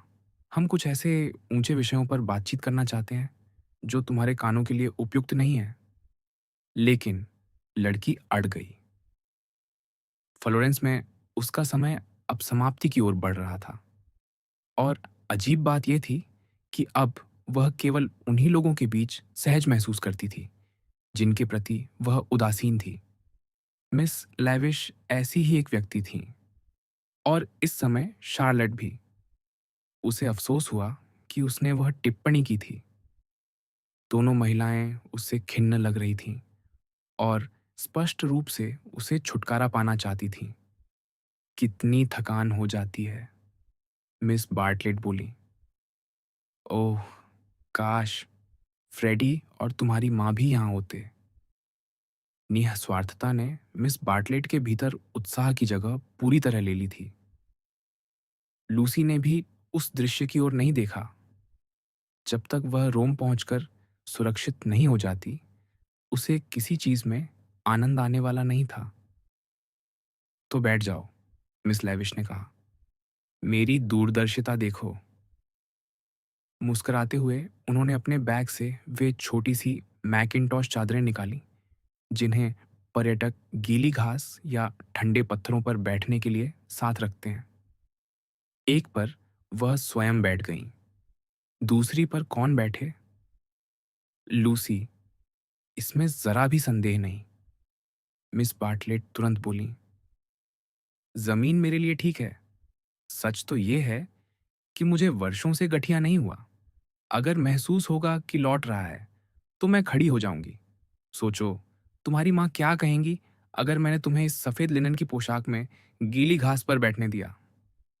और यह कहकर वह वहीं धम्म से बैठ गई जहां मिट्टी सबसे ज्यादा नम दिखाई देती थी। लो, अब सब कितनी अच्छी तरह व्यवस्थित हो गया। मेरा कपड़ा भले ही पतला हो, लेकिन रंग भूरा है, इसलिए दिखाई नहीं देगा। बैठ जाओ, प्रिय। तुम बहुत ज्यादा निस्वार्थ हो, अपने लिए कभी जोर नहीं देती। उन्होंने गला साफ किया। और घबराना मत। यह सर्दी नहीं है, बस हल्की सी खांसी है। 3 दिन से है। इसका यहाँ बैठने से कोई संबंध नहीं। ऐसी स्थिति से निपटने का केवल एक ही तरीका था। 5 मिनट बाद लूसी हार मान गई। मैकिन्टॉश की उस चादर ने उसे पराजित कर दिया था। वह मिस्टर बीबे और मिस्टर ईगर की तलाश में निकल पड़ी। सबसे पहले उसने गाड़ीवानों की ओर रुख किया। वे गाड़ियों में पसरे हुए थे और अपने सिगारों की गंध से कुशन महका रहे थे। वह शरारती युवक, दुबला पतला, धूप से लगभग काला पड़ चुका, उठ खड़ा हुआ। उसने उसका स्वागत किसी मेजबान की शिष्टता और किसी रिश्तेदार के आत्मविश्वास के साथ किया। दोवे? लूसी ने बहुत सोच विचार के बाद कहा। उसका चेहरा खिल उठा। बिल्कुल, वह जानता था कहाँ। और इतना दूर भी नहीं। उसने अपनी बांह से क्षितिज के 3/4 हिस्से की ओर इशारा किया। निश्चय ही वह जानता था। उसने अपनी उंगलियां माथे से लगाईं और फिर उन्हें उसकी ओर बढ़ा दिया, मानो ज्ञान का कोई दृश्य रस उसकी उंगलियों से बह रहा हो। लेकिन यह पर्याप्त नहीं था। पादरी के लिए इतालवी शब्द क्या होता है? काफी सोचने के बाद उसने कहा, दोवे बुओनी उओमिनी, अर्थात वे अच्छे आदमी कहाँ हैं? अच्छे आदमी? गाड़ीवान को यह विशेषण उन महानुभावों के लिए कुछ कमजोर लगा होगा। उसने अपना सिगार दिखाया। उनो प्यू पिक्कोलो। लूसी ने अगला प्रयास किया। उसका आशय था, क्या यह सिगार तुम्हें मिस्टर बीबे ने दिया है? उन 2 अच्छे आदमियों में जो छोटे वाले हैं? हमेशा की तरह वह सही निकली। युवक ने घोड़े को एक पेड़ से बांधा, उसे हल्की सी लात मारकर शांत रहने की चेतावनी दी। गाड़ी की धूल झाड़ी, बाल संवारे, टोपी ठीक की, मूंछों को आकार दिया और 15 मिनट से भी कम समय में वह उसे रास्ता दिखाने के लिए तैयार था। इतालवी लोग मानो रास्ते जानकर ही पैदा होते हैं। ऐसा लगता है जैसे पूरी धरती उनके सामने नक्शे की तरह नहीं, बल्कि शतरंज की बिसात की तरह बिछी हो। वे केवल खाने नहीं देखते, बल्कि उन पर चलती हुई गोटियां भी देख लेते हैं। जगह ढूंढ लेना कोई बड़ी बात नहीं, लेकिन लोगों को ढूंढ लेना, यह तो ईश्वर का वरदान है। वह केवल एक बार रुका। एक झाड़ी से उसने उसके लिए बड़े बड़े नीले बनफशे तोड़े।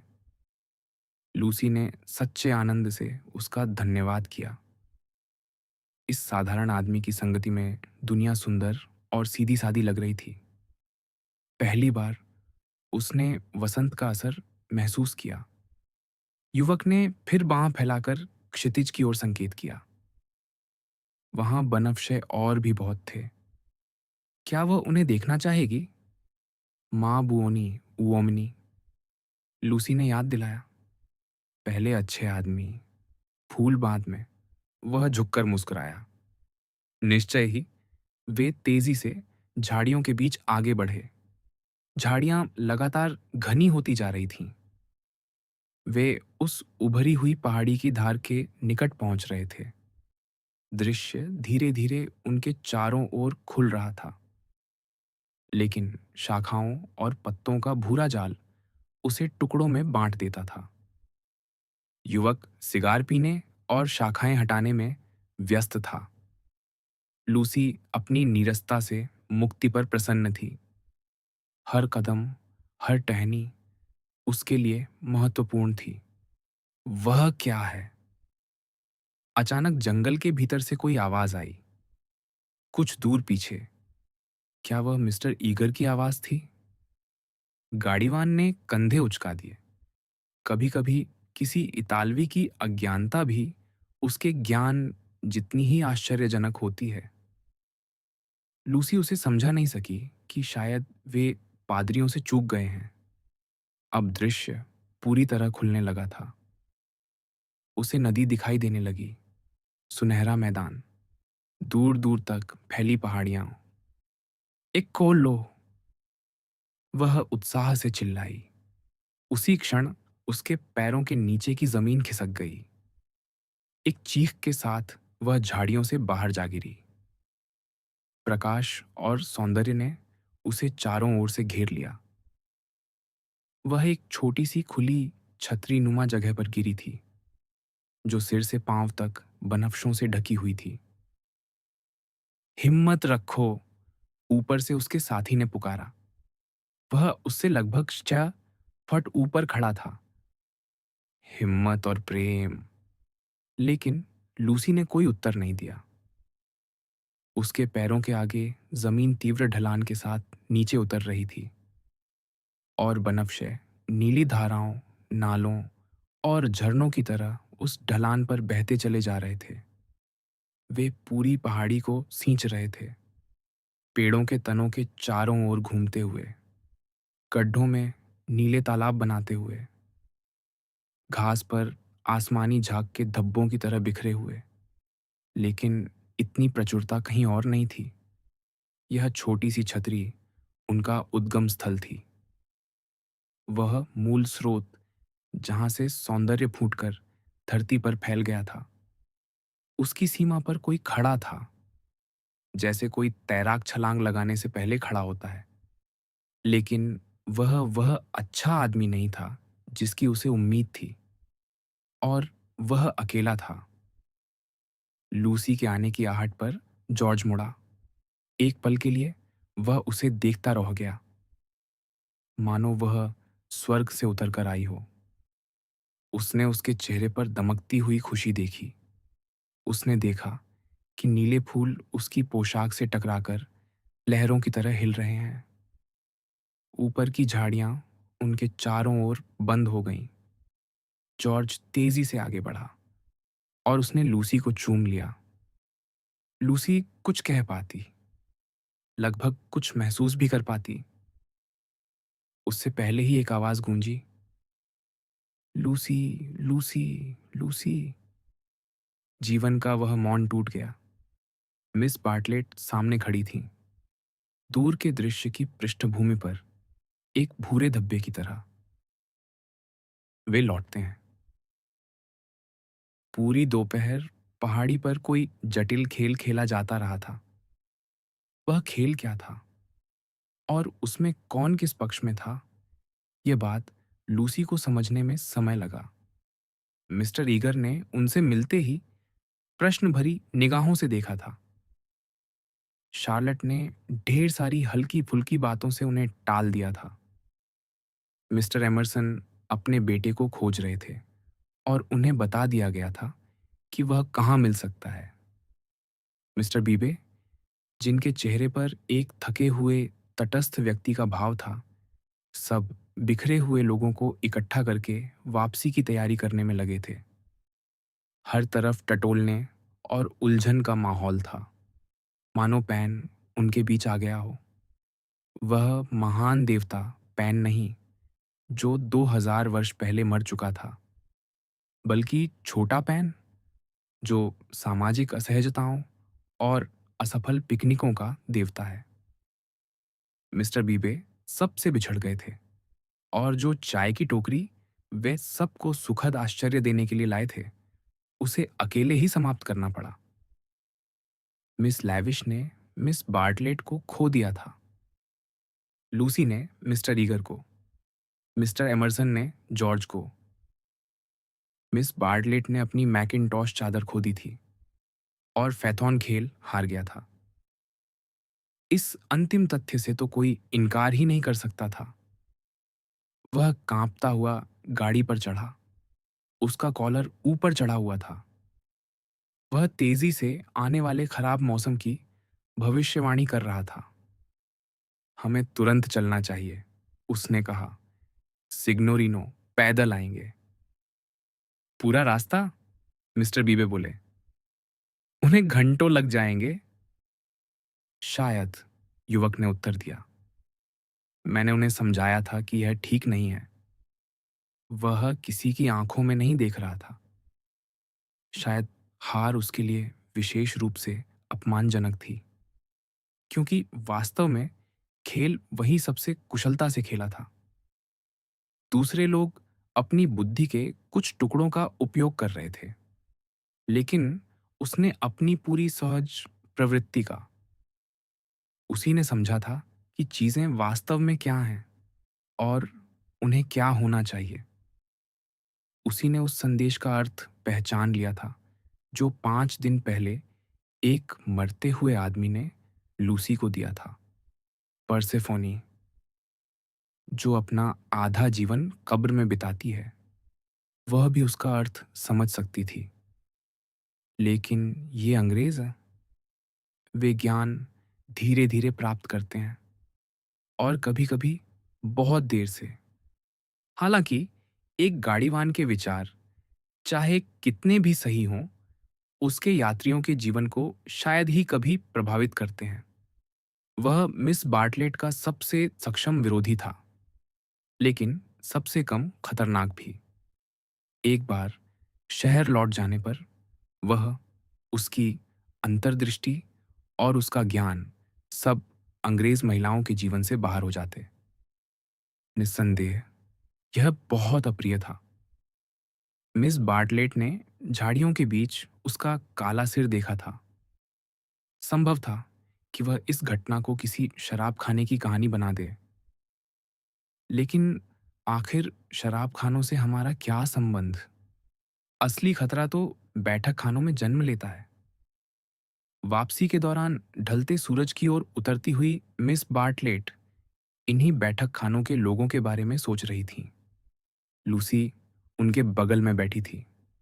मिस्टर ईगर सामने बैठे थे और बार बार उसकी आंखें पकड़ने की कोशिश कर रहे थे। उन्हें कुछ अस्पष्ट सा संदेह हो रहा था। वे लोग अलेस्सियो बाल्दोविनेट्टी पर बातचीत कर रहे थे। बारिश और अंधेरा साथ साथ उतरने लगे। दोनों महिलाएं एक छोटे और लगभग बेकार छाते के नीचे सिमट गईं। आकाश में बिजली चमकी। सामने वाली गाड़ी से मिस लेविश की घबराई हुई चीख सुनाई दी। अगली चमक पर लूसी भी चीख उठी। मिस्टर ईगर ने पेशेवर गंभीरता से कहा, हिम्मत रखिए मिस हनीचर्च, हिम्मत और विश्वास। फिर वे आगे बोले, यदि मैं कहूं तो प्रकृति की शक्तियों से इस प्रकार भय खाना लगभग ईशनिंदा है। क्या हम सचमुच यह मान लें कि ये सारे बादल, ये पूरा विद्युत प्रदर्शन केवल आपको या मुझे नष्ट करने के लिए अस्तित्व में आया है? नहीं, बेशक नहीं। वैज्ञानिक दृष्टि से भी देखिए तो हमारे ऊपर बिजली गिरने की संभावना अत्यंत कम है। इस गाड़ी में कोई ऐसी वस्तु नहीं है जो बिजली को आकर्षित करे। इस्पात की छुरियां दूसरी गाड़ी में हैं। और फिर भी पैदल चलने की अपेक्षा हम यहाँ कहीं अधिक सुरक्षित हैं। हिम्मत रखिए, हिम्मत और विश्वास। कंबल के नीचे लूसी ने अपनी चचेरी बहन का हाथ महसूस किया। वह उसका हाथ दबा रही थी। कभी कभी हमें किसी सहानुभूतिपूर्ण स्पर्श की इतनी आवश्यकता होती है कि हम यह जानने की परवाह भी नहीं करते कि उसका वास्तविक अर्थ क्या है या बाद में उसकी कीमत क्या चुकानी पड़ेगी। मिस बार्टलेट ने केवल हाथ दबाकर उतना प्रभाव प्राप्त कर लिया जितना घंटों के उपदेश और पूछताछ से भी नहीं कर पाती। जब दोनों गाड़ियां फ्लोरेंस पहुंचने से पहले रास्ते में रुकीं, तब उन्होंने फिर उसका हाथ दबाया। मिस्टर ईगर, मिस्टर बीबे ने पुकारा, हमें आपकी मदद चाहिए। क्या आप हमारे लिए अनुवाद करेंगे? जॉर्ज, बूढ़े मिस्टर एमरसन चिल्लाए, अपने गाड़ीवान से पूछो जॉर्ज किस दिशा में गया है। लड़का रास्ता भटक सकता है, वह मारा भी जा सकता है। जाइए मिस्टर ईगर, मिस बार्टलेट बोली। नहीं, हमारे गाड़ीवान से मत पूछिए, वह कोई मदद नहीं करेगा। जाइए और बेचारे मिस्टर बीबे की सहायता कीजिए, वह तो लगभग पागल होने वाले हैं। वह मारा जा सकता है, बूढ़े एमरसन फिर चिल्लाए, वह मारा जा सकता है। गाड़ी से उतरते हुए मिस्टर ईगर बोले, ठीक वैसा ही व्यवहार जैसा अपेक्षित था। वास्तविकता का सामना होते ही ऐसे लोग हमेशा टूट जाते हैं। जैसे ही वे दूर गए, लूसी फुसफुसाई, उन्हें क्या पता है शार्लेट मिस्टर ईगर कितना जानते हैं। कुछ नहीं प्रिय, उन्हें कुछ भी नहीं पता। फिर उन्होंने गाड़ीवान की ओर इशारा किया। लेकिन उसे सब पता है। उन्होंने झिझकते हुए अपना पर्स निकाला। प्रिय, क्या हमें ऐसा करना चाहिए? क्या मैं? वह असमंजस में थी। निम्न वर्ग के लोगों से उलझना कितना भयानक होता है। उसने सब कुछ देखा था। उन्होंने अपनी गाइड बुक से फैथॉन की पीठ पर हल्की सी चोट की। सिलेंजियो, उन्होंने कहा और उसकी ओर एक फ्रैंक बढ़ा दिया। वाह बेने, उसने उत्तर दिया और सिक्का स्वीकार कर लिया। उस दिन का अंत उसके लिए किसी भी दूसरे अंत जितना ही अच्छा था। लेकिन लूसी, जो अब भी एक साधारण नश्वर युवती थी, उससे निराश हो गई। सड़क पर अचानक एक भयंकर धमाका हुआ। तूफान ने ट्रैम लाइन के ऊपर के बिजली के तार को आ घेरा था और उसे थामे रखने वाले विशाल खंभों में से एक गिर पड़ा था। यदि वे रास्ते में न रुके होते तो शायद घायल हो सकते थे। सबने इसे किसी चमत्कारी रक्षा की तरह लिया। और तब प्रेम तथा सच्चाई की वे धाराएं जो जीवन के हर घंटे को उर्वर बनाती रहती हैं, अचानक उमड़ पड़ी। सब लोग गाड़ियों से उतर आए, एक दूसरे को गले लगाने लगे। पुरानी भूलों के लिए क्षमा पा लेना उतना ही सुखद लग रहा था जितना किसी को क्षमा कर देना। एक पल के लिए सबको जीवन में अच्छाई की असीम संभावनाएं दिखाई दी। बुजुर्ग लोग जल्दी ही सामान्य हो गए। भावनाओं के चरम पर भी उन्हें एहसास था कि इतना भावुक होना पुरुषोचित या स्त्रियोचित नहीं माना जाता। मिस लेविश ने हिसाब लगाया कि अगर वे आगे भी चलते रहते तो भी दुर्घटना की चपेट में नहीं आते। मिस्टर ईगर ने संयत स्वर में एक छोटी सी प्रार्थना बुदबुदाई। लेकिन गाड़ीवान, वे अंधेरी उदास सड़क पर मीलों तक वन देवियों और संतों के सामने अपना हृदय उड़ेलते रहे, और लूसी ने अपना हृदय अपनी चचेरी बहन के सामने खोल दिया। शार्लेट, प्रिय शार्लेट, मुझे चूमो, एक बार और चूमो। सिर्फ तुम ही मुझे समझ सकती हो। तुमने मुझे सावधान रहने को कहा था, और मैं तो सोच रही थी कि मैं परिपक्व हो रही हूं। मत रो प्रिय, धीरे धीरे कहो।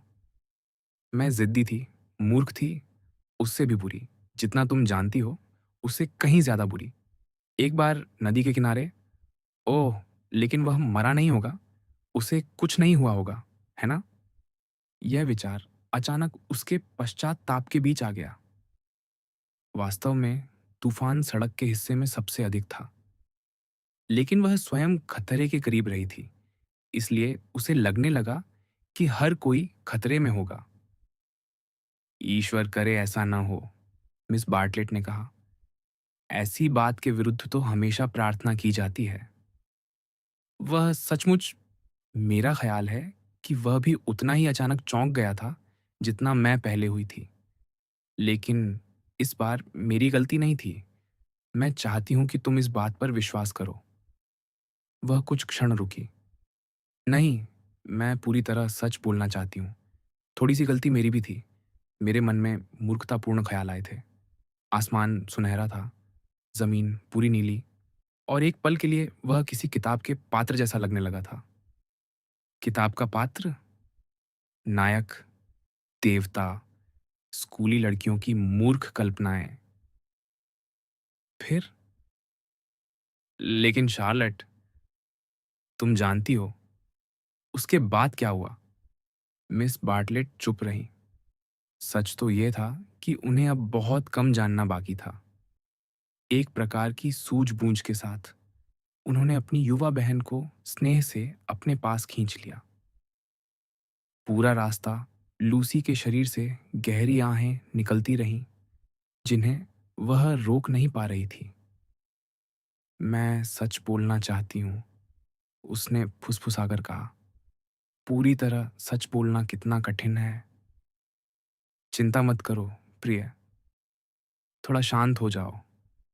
रात को सोने से पहले मेरे कमरे में बैठकर सब बात करेंगे। और इस प्रकार वे हाथों में हाथ डाले शहर में लौटे। लूसी को यह देखकर झटका लगा कि दूसरों की भावनाएं कितनी जल्दी ठंडी पड़ चुकी थीं। तूफान थम गया था। मिस्टर एमर्सन को अब अपने बेटे की उतनी चिंता नहीं रही थी। मिस्टर बीबे फिर से प्रसन्नचित्त हो गए थे, और मिस्टर ईगर एक बार फिर मिस लेविश को नीचा दिखाने में व्यस्त थे। केवल शार्लेट पर ही उसे भरोसा था। शार्लेट, जिसके साधारण बाहरी रूप के भीतर इतनी समझ और इतना प्रेम छिपा था। अपने मन को पूरी तरह खोल देने की कल्पना ने पूरी शाम उसे लगभग प्रसन्न बनाए रखा। वह उस घटना के बारे में कम सोच रही थी जो हुई थी।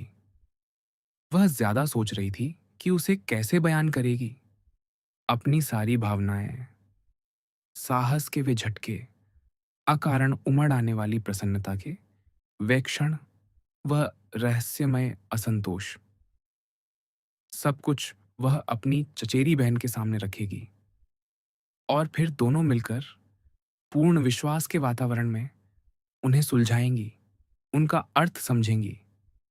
आखिरकार, उसने सोचा, मैं स्वयं को समझ पाऊंगी। फिर मैं उन बातों से परेशान नहीं होंगी जो न जाने कहां से आ जाती हैं और जिनका अर्थ मुझे समझ नहीं आता। मिस एलन ने उससे पियानो बजाने को कहा। उसने तीखे स्वर में मना कर दिया। संगीत अब उसे बच्चों का काम लग रहा था। वह अपनी चचेरी बहन के बिल्कुल पास बैठी रही, जो अत्यंत धैर्य से किसी खोए हुए सामान की लंबी कहानी सुन रही थी। जब वह कहानी समाप्त हुई, तो मिस बार्टलेट ने अपनी एक कहानी जोड़ दी। इस विलंब से लूसी लगभग हिस्टीरिया की अवस्था में पहुंच गई। वह व्यर्थ ही उस कहानी को रोकने या कम से कम जल्दी समाप्त करवाने की कोशिश करती रही। रात काफी बीत जाने के बाद जाकर मिस बार्टलेट का सामान सुरक्षित मिल पाया। तब उन्होंने अपने परिचित हल्के से शिकायत भरे स्वर में कहा, अच्छा प्रिय, कम से कम मैं तो अब बेडफोर्डशायर लौटने के लिए तैयार हूं। मेरे कमरे में आओ, मैं तुम्हारे बाल अच्छी तरह ब्रश कर दूं। कुछ गंभीरता के साथ दरवाजा बंद किया गया। लूसी के लिए एक बेंत की कुर्सी रखी गई। फिर मिस बार्टलेट ने कहा, तो अब क्या किया जाए? यह प्रश्न सुनकर लूसी चौंक गई। उसने कभी सोचा ही नहीं था कि उसे कुछ करना भी पड़ेगा। वह तो केवल अपनी भावनाओं का विस्तार से वर्णन करने की आशा कर रही थी। क्या किया जाए? उसने दोहराया। हाँ प्रिय, मिस बार्टलेट बोली, ये एक ऐसा प्रश्न है जिसका उत्तर केवल तुम ही दे सकती हो। बारिश काली खिड़कियों पर लगातार बरस रही थी। विशाल कमरा ठंडा और नम महसूस हो रहा था। सामान रखने वाली मेज पर रखी एकमात्र मोमबत्ती कांपती हुई जल रही थी। उसकी रोशनी मिस बार्टलेट की टोपी पर पड़कर बंद दरवाजे पर अजीब और विकृत परछाइयां बना रही थी। बाहर अंधेरे में एक ट्राम गरजती हुई गुजरी। लूसी को न जाने क्यों गहरा दुहक महसूस हुआ। उसकी आंखें तो बहुत पहले सूख चुकी थीं। उसने ऊपर छत की ओर देखा। वहां बने ग्रिफिन और वाद्य यंत्र अब धुंधले और रंगहीन दिखाई दे रहे थे, मानो आनंद के भूत हों। लगातार 4 घंटे से बारिश हो रही है, उसने अंततः कहा।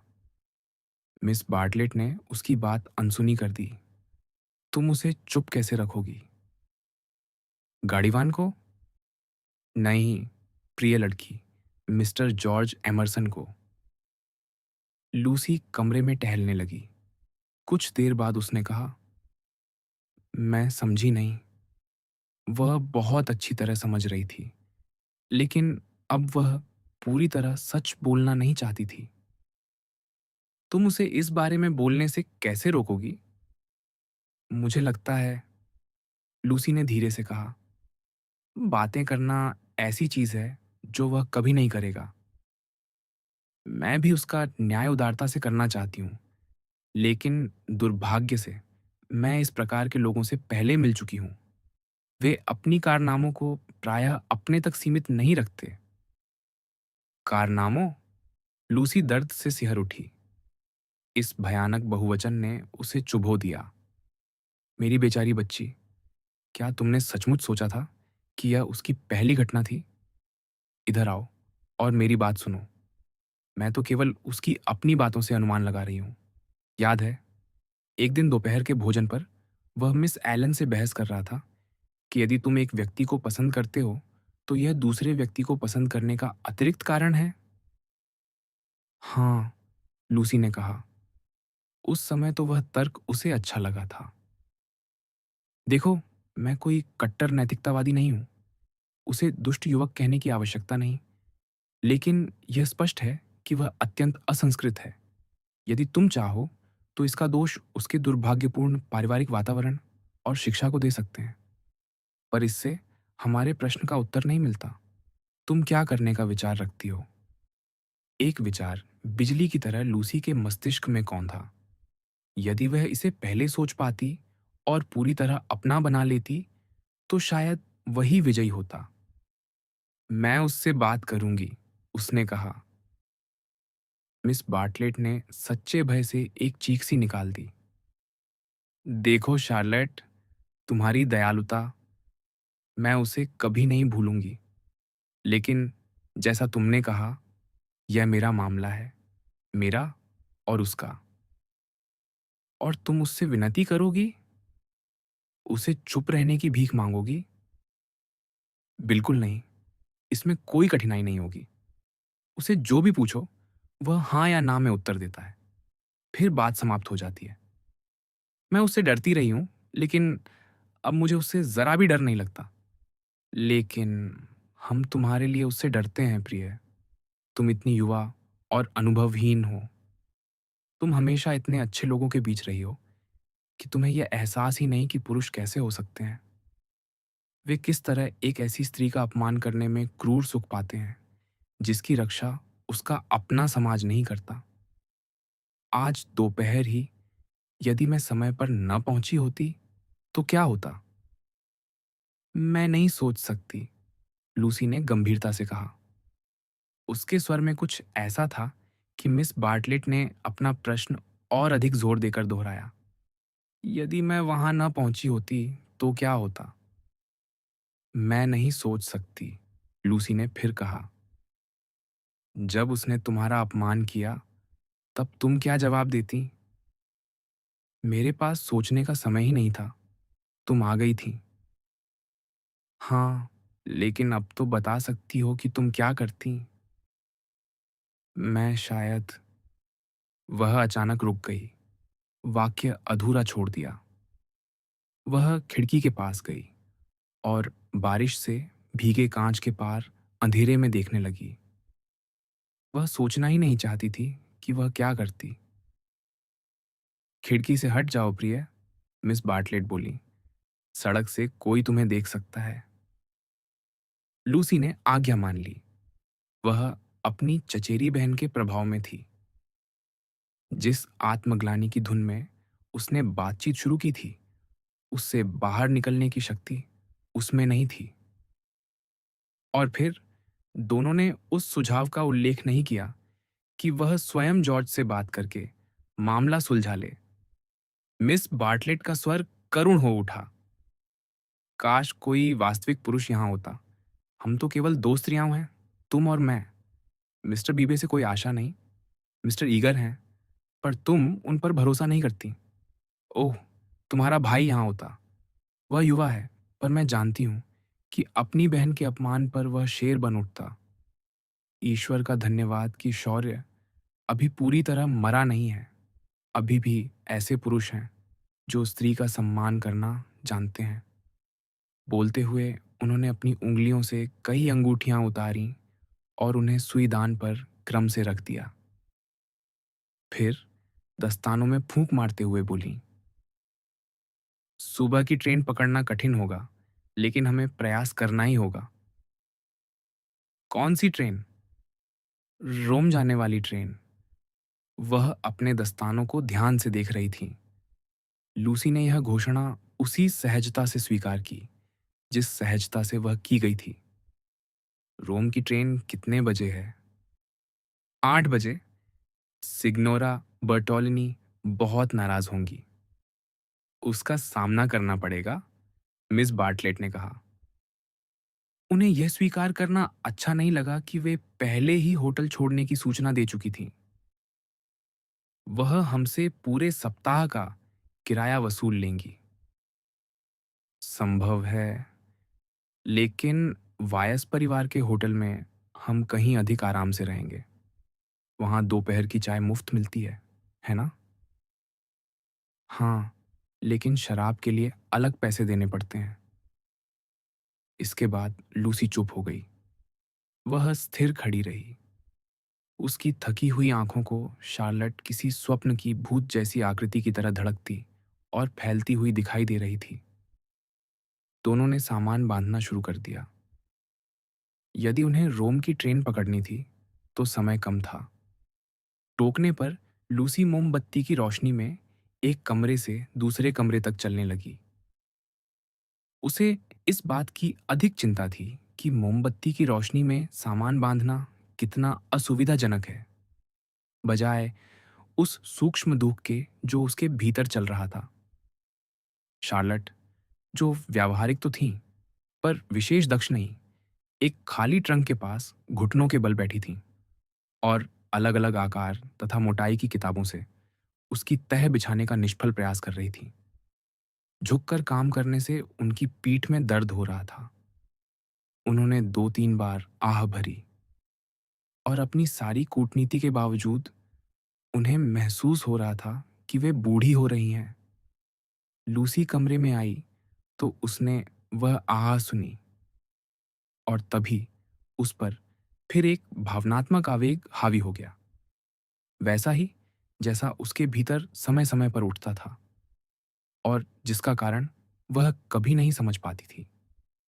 उसे केवल इतना लगा कि यदि वह किसी मनुष्य को प्रेम दे सके और बदले में प्रेम पा सके तो मोमबत्ती और उज्जवल जलेगी, सामान बांधना आसान हो जाएगा और संसार अधिक सुखी हो जाएगा। यह आवेग पहले भी आया था, लेकिन आज जितनी तीव्रता से कभी नहीं। वह घुटनों के बल अपनी चचेरी बहन के पास बैठ गई और उसे बाहों में भर लिया। मिस बार्टलेट ने भी पूरे स्नेह और गर्मजोशी के साथ उसे गले लगा लिया, लेकिन वे मूर्ख स्त्री नहीं थीं। वे भली भांति जानती थीं कि लूसी उनसे प्रेम नहीं करती, उसे केवल किसी का प्रेम चाहिए था। इसलिए एक लंबे मौन के बाद उन्होंने अशुभ स्वर में कहा, मेरी प्यारी लूसी, तुम मुझे कभी क्षमा कैसे करोगी? लूसी तुरंत सतर्क हो गई। कटु अनुभव से वह जानती थी कि मिस बार्टलेट का मुझे क्षमा कर दो वास्तव में क्या अर्थ रखता है। उसका भावावेश कुछ ढीला पड़ा। उसने अपना आलिंगन थोड़ा हल्का किया और कहा, प्रिय शार्लट, तुम क्या कह रही हो? जैसे मुझे तुम्हें क्षमा करने के लिए कुछ है ही। बहुत कुछ है, और मुझे स्वयं को क्षमा करने के लिए उससे भी अधिक। मैं भली भांति जानती हूं कि हर मोड़ पर मैं तुम्हें परेशान करती हूं। नहीं, ऐसा नहीं है। मिस बार्टलेट ने अपना प्रिय रूप धारण कर लिया, समय से पहले बूढ़ी हो चुकी शहीद का रूप। अरे, ऐसा ही है। मुझे महसूस होता है कि हमारी यह यात्रा वैसी सफल नहीं रही जैसी मैंने आशा की थी। मुझे पहले ही समझ लेना चाहिए था कि यह ठीक नहीं होगा। तुम्हें किसी ऐसे साथी की आवश्यकता है जो युवा हो, अधिक शक्तिशाली हो और तुम्हारे साथ अधिक सामंजस्य रखता हो। मैं तो बहुत नीरस और पुराने ढंग की हूँ, बस तुम्हारा सामान बांधने और खोलने के ही योग्य। कृपया ऐसा मत कहो। मेरा एकमात्र सांत्वना यही थी कि तुम्हें ऐसे लोग मिल गए जो तुम्हें अधिक पसंद थे और जिनके कारण तुम अक्सर मुझे होटल में छोड़कर जा सकती थीं। एक महिला को क्या करना चाहिए, इस बारे में मेरे अपने कुछ साधारण विचार थे, पर आशा है कि मैंने उन्हें आवश्यकता से अधिक तुम पर नहीं थोपा। कम से कम इन कमरों के मामले में तो तुम्हारी ही चली। तुम्हें ऐसी बातें नहीं कहनी चाहिए, लूसी ने धीरे से कहा। वह अब भी इस आशा से चिपकी हुई थी कि वह और शार्लट एक दूसरे से पूरे मन और आत्मा से प्रेम करती है। दोनों कुछ देर चुपचाप सामान बांधती रहीं। मैं असफल रही हूं, मिस बार्टलेट ने कहा, जबकि वे अपने सामान के बजाय लूसी के ट्रंक की पट्टियों से जूझ रही थीं। तुम्हें खुश करने में असफल, तुम्हारी माँ के प्रति अपने कर्तव्य में असफल। वह मेरे प्रति इतनी उदार रही है। इस विपत्ति के बाद मैं उनका सामना कभी नहीं कर पाऊंगी। लेकिन माँ समझ जाएंगी, ये परेशानी तुम्हारी गलती नहीं है और यह कोई विपत्ति भी नहीं है। ये मेरी ही गलती है और ये विपत्ति है। वे मुझे कभी क्षमा नहीं करेंगी और सही भी होगा। उदाहरण के लिए, मुझे मिस लेविश से मित्रता करने का क्या अधिकार था? पूरा अधिकार था। जब मैं यहाँ तुम्हारे लिए आई थी, यदि मैंने तुम्हें परेशान किया है, तो यह भी उतना ही सत्य है कि मैंने तुम्हारी उपेक्षा की है। जब तुम अपनी माँ को सब बताओगी, तो वे भी इसे उतनी ही स्पष्टता से देखेंगी, जितनी स्पष्टता से मैं देख रही हूँ। स्थिति सुधारने की कायरतापूर्ण इच्छा से लूसी ने कहा, माँ को इसके बारे में पता चलने की क्या आवश्यकता है? लेकिन तुम उन्हें सब कुछ बताती हो ना? आम तौर पर तो बताती हूँ। मैं तुम्हारे विश्वास को तोड़ने का साहस नहीं कर सकती। उसमें कुछ पवित्रता है। हाँ, यदि तुम्हें लगे कि यह ऐसी बात है जो तुम उन्हें बता ही नहीं सकती, तो अलग बात है। लड़की स्वयं को इस स्तर तक गिरने नहीं देना चाहती थी। स्वाभाविक रूप से मैं उन्हें बताती, लेकिन यदि वे किसी भी तरह तुम्हें दोष देंगी, तो मैं यह बात नहीं बताऊंगी। मैं पूरी तरह तैयार हूं ऐसा न करने के लिए। मैं इसका उल्लेख कभी नहीं करूंगी, न माँ से, न किसी और से। उसके इस वचन ने लंबे चले उस वार्तालाप को अचानक समाप्त कर दिया। मिस बार्टलेट ने उसके दोनों गालों पर झटपट चुंबन दिया, उसे शुभ रात्रि कहा और उसके कमरे में भेज दिया। कुछ क्षणों के लिए मूल समस्या पीछे छूट गई। अब तो ऐसा प्रतीत होने लगा था मानो जॉर्ज ने शुरू से अंत तक किसी अभद्र व्यक्ति की तरह व्यवहार किया हो। शायद अंततः यही दृष्टिकोण बन जाता। लेकिन इस समय लूसी न उसे निर्दोष ठहरा रही थी, न दोषी। वह कोई निर्णय नहीं दे रही थी। जिस क्षण वह उसका न्याय करने वाली थी, उसी क्षण उसकी चचेरी बहन की आवाज बीच में आ गई थी। और तब से मिस बार्टलेट ही उसके मन पर छाई हुई थी। मिस बार्टलेट, जिनकी आहें अब भी दीवार की दरारों से सुनाई दे रही थीं। मिस बार्टलेट, जो वास्तव में न तो लचीली थीं, न विनम्र, न असंगत। उन्होंने एक महान कलाकार की तरह काम किया था। लंबे समय तक, बल्कि वर्षों तक, वे अर्थहीन प्रतीत हुई थीं। लेकिन अंत में उन्होंने लड़की के सामने एक संपूर्ण चित्र रख दिया था। एक उदास, प्रेमहीन संसार का चित्र, जहां युवा लोग तब तक विनाश की ओर भागते रहते हैं जब तक वे बेहतर सीख न लें। एक ऐसा संकोची संसार जो सावधानियों और अवरोधों से भरा है। ऐसी सावधानियां जो शायद बुराई को रोक सकती हैं, लेकिन उन लोगों को देखकर जिन्होंने उनका सबसे अधिक उपयोग किया है, यह नहीं लगता कि वे कोई भलाई भी लाती हैं। लूसी उस सबसे भयानक अन्याय की शिकार हुई थी जिसे संसार ने अब तक खोजा है। उसकी सच्चाई, उसकी सहानुभूति और प्रेम की भूख का कूटनीतिक लाभ उठाया गया था। ऐसा अन्याय आसानी से भुलाया नहीं जाता। फिर कभी उसने बिना सोचे समझे अपने मन को किसी के सामने नहीं खोला। और ऐसा अन्याय आत्मा पर विनाशकारी प्रभाव डाल सकता है। तभी घंटी बजी। वह चौंक कर खिड़की की ओर बढ़ी।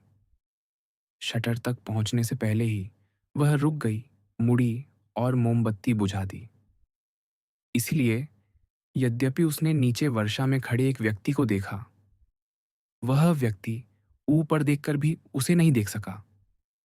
अपने कमरे तक पहुंचने के लिए उसे उसके कमरे के सामने से गुजरना था। लूसी अब भी कपड़े पहने हुए थी। एक क्षण के लिए उसके मन में विचार आया कि वह चुपचाप बाहर निकल जाए और बस इतना कह दे कि सुबह उसके जागने से पहले ही वह जा चुकी होगी और उनका यह विचित्र संबंध यहीं समाप्त हो जाएगा। क्या उसमें ऐसा करने का साहस था? यह कभी सिद्ध नहीं हो पाया, क्योंकि ठीक उसी निर्णायक क्षण में मिस बार्टलेट ने अपना दरवाजा खोला और कहा, मिस्टर इमर्सन, कृपया ड्राइंग रूम में मुझसे एक क्षण बात कीजिए। कुछ देर बाद उनके कदमों की आहट लौट आई। फिर मिस बार्टलेट ने कहा, शुभ रात्रि, मिस्टर इमर्सन। जवाब में केवल उसकी भारी और थकी हुई सांसों की आवाज सुनाई दी। अभिभाविका ने अपना कार्य पूरा कर दिया था। लूसी जोर से बोल उठी, यह सच नहीं है। यह सब सच नहीं हो सकता। मैं उलझना नहीं चाहती। मैं जल्दी बड़ी हो जाना चाहती हूँ। दीवार के उस पार से मिस बार्टलेट ने दस्तक दी। तुरंत सो जाओ प्रिय, तुम्हें जितना संभव हो उतना आराम चाहिए। और अगली सुबह वे रोम के लिए रवाना हो गईं। मध्ययुगीन।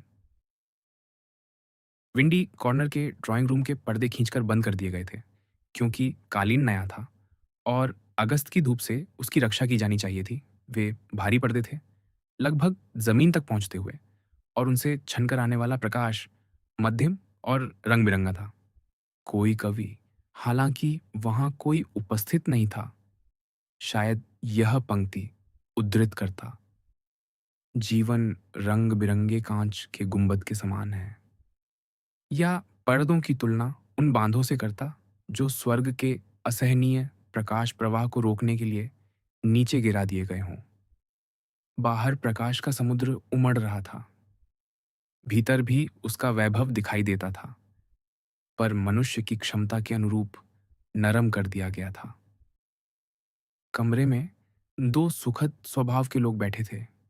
एक 19 वर्ष का लड़का शरीर रचना विज्ञान की एक छोटी सी पुस्तक पढ़ रहा था और बीच बीच में पियानो पर रखी एक हड्डी को घूर लेता था।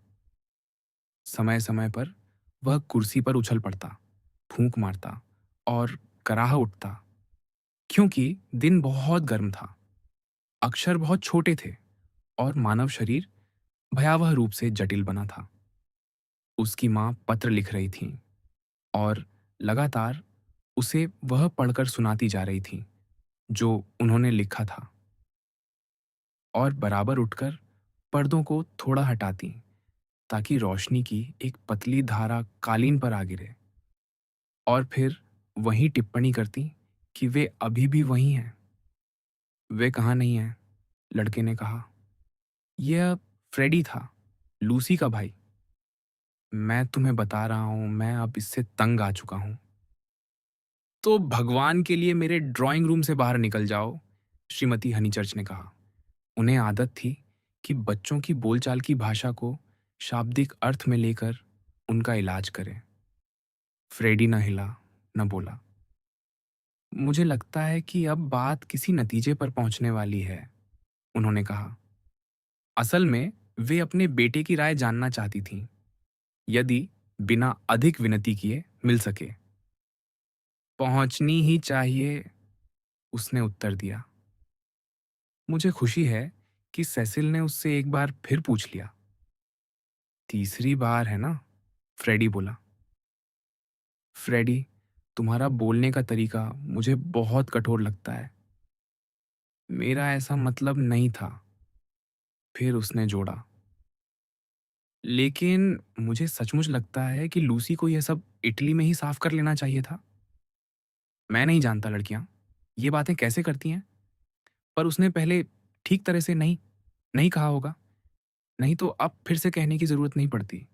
पूरी बात को लेकर मैं समझा नहीं सकता, मुझे बहुत अजीब सा लगता है।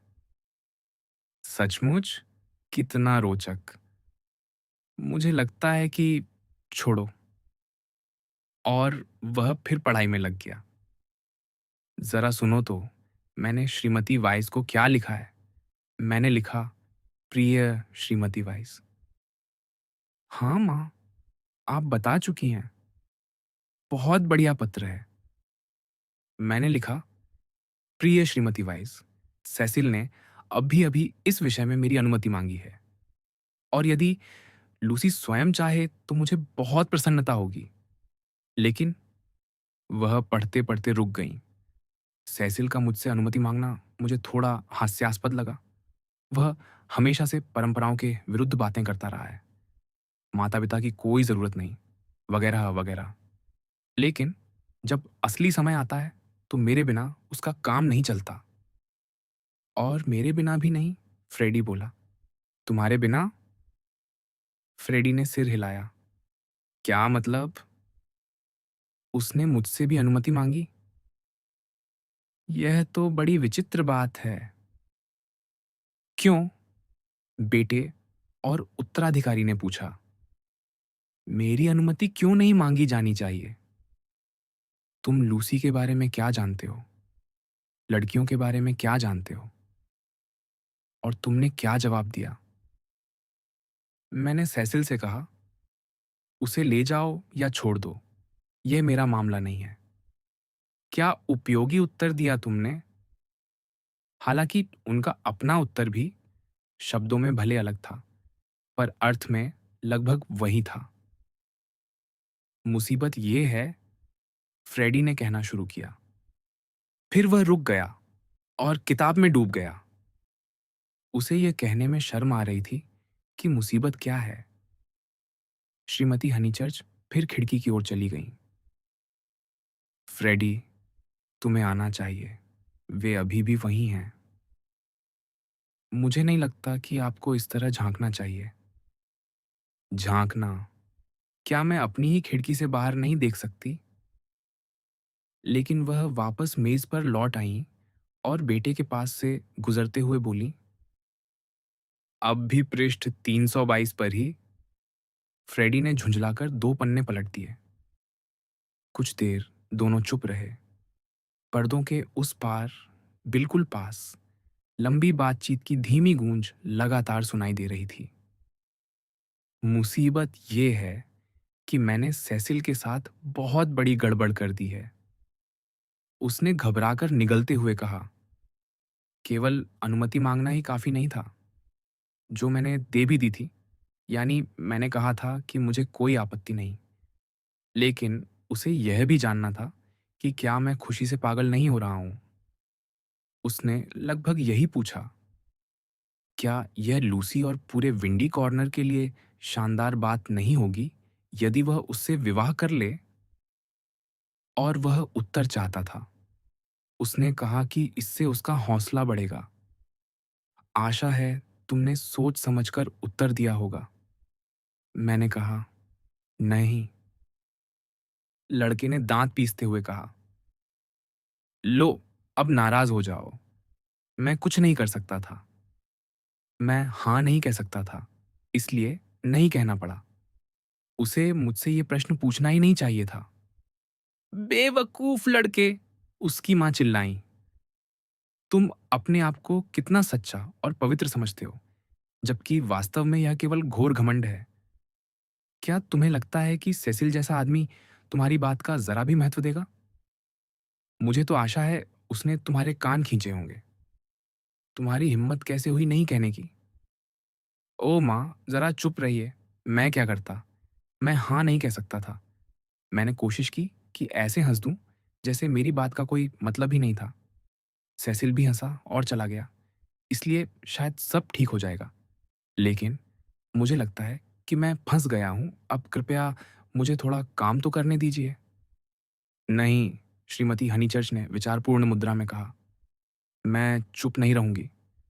तुम्हें रोम में उनके बीच जो कुछ हुआ सब पता है।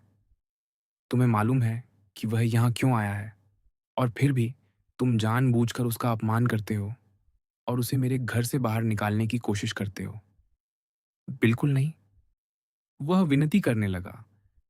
मैंने सिर्फ ये जाहिर कर दिया कि मुझे वह पसंद नहीं है। मैं उससे नफरत नहीं करता, लेकिन मुझे वह अच्छा नहीं लगता। मुझे जिस बात की चिंता है वह यह है कि वह लूसी को बता देगा। उसने उदासी से पर्दों की ओर देखा। लेकिन मुझे वह पसंद है, श्रीमती हनीचर्च ने कहा। मैं उसकी माँ को जानती हूँ। वह अच्छा है, बुद्धिमान है, धनी है, अच्छे संबंधों वाला है। ओह! पियानो को लात मत मारो। वह अच्छे संबंधों वाला है, और यदि चाहो तो मैं यह बात फिर कह सकती हूँ। वह अच्छे संबंधों वाला है। वह कुछ क्षण रुकीं, मानो अपने प्रशंसात्मक भाषण का अभ्यास कर रही हों।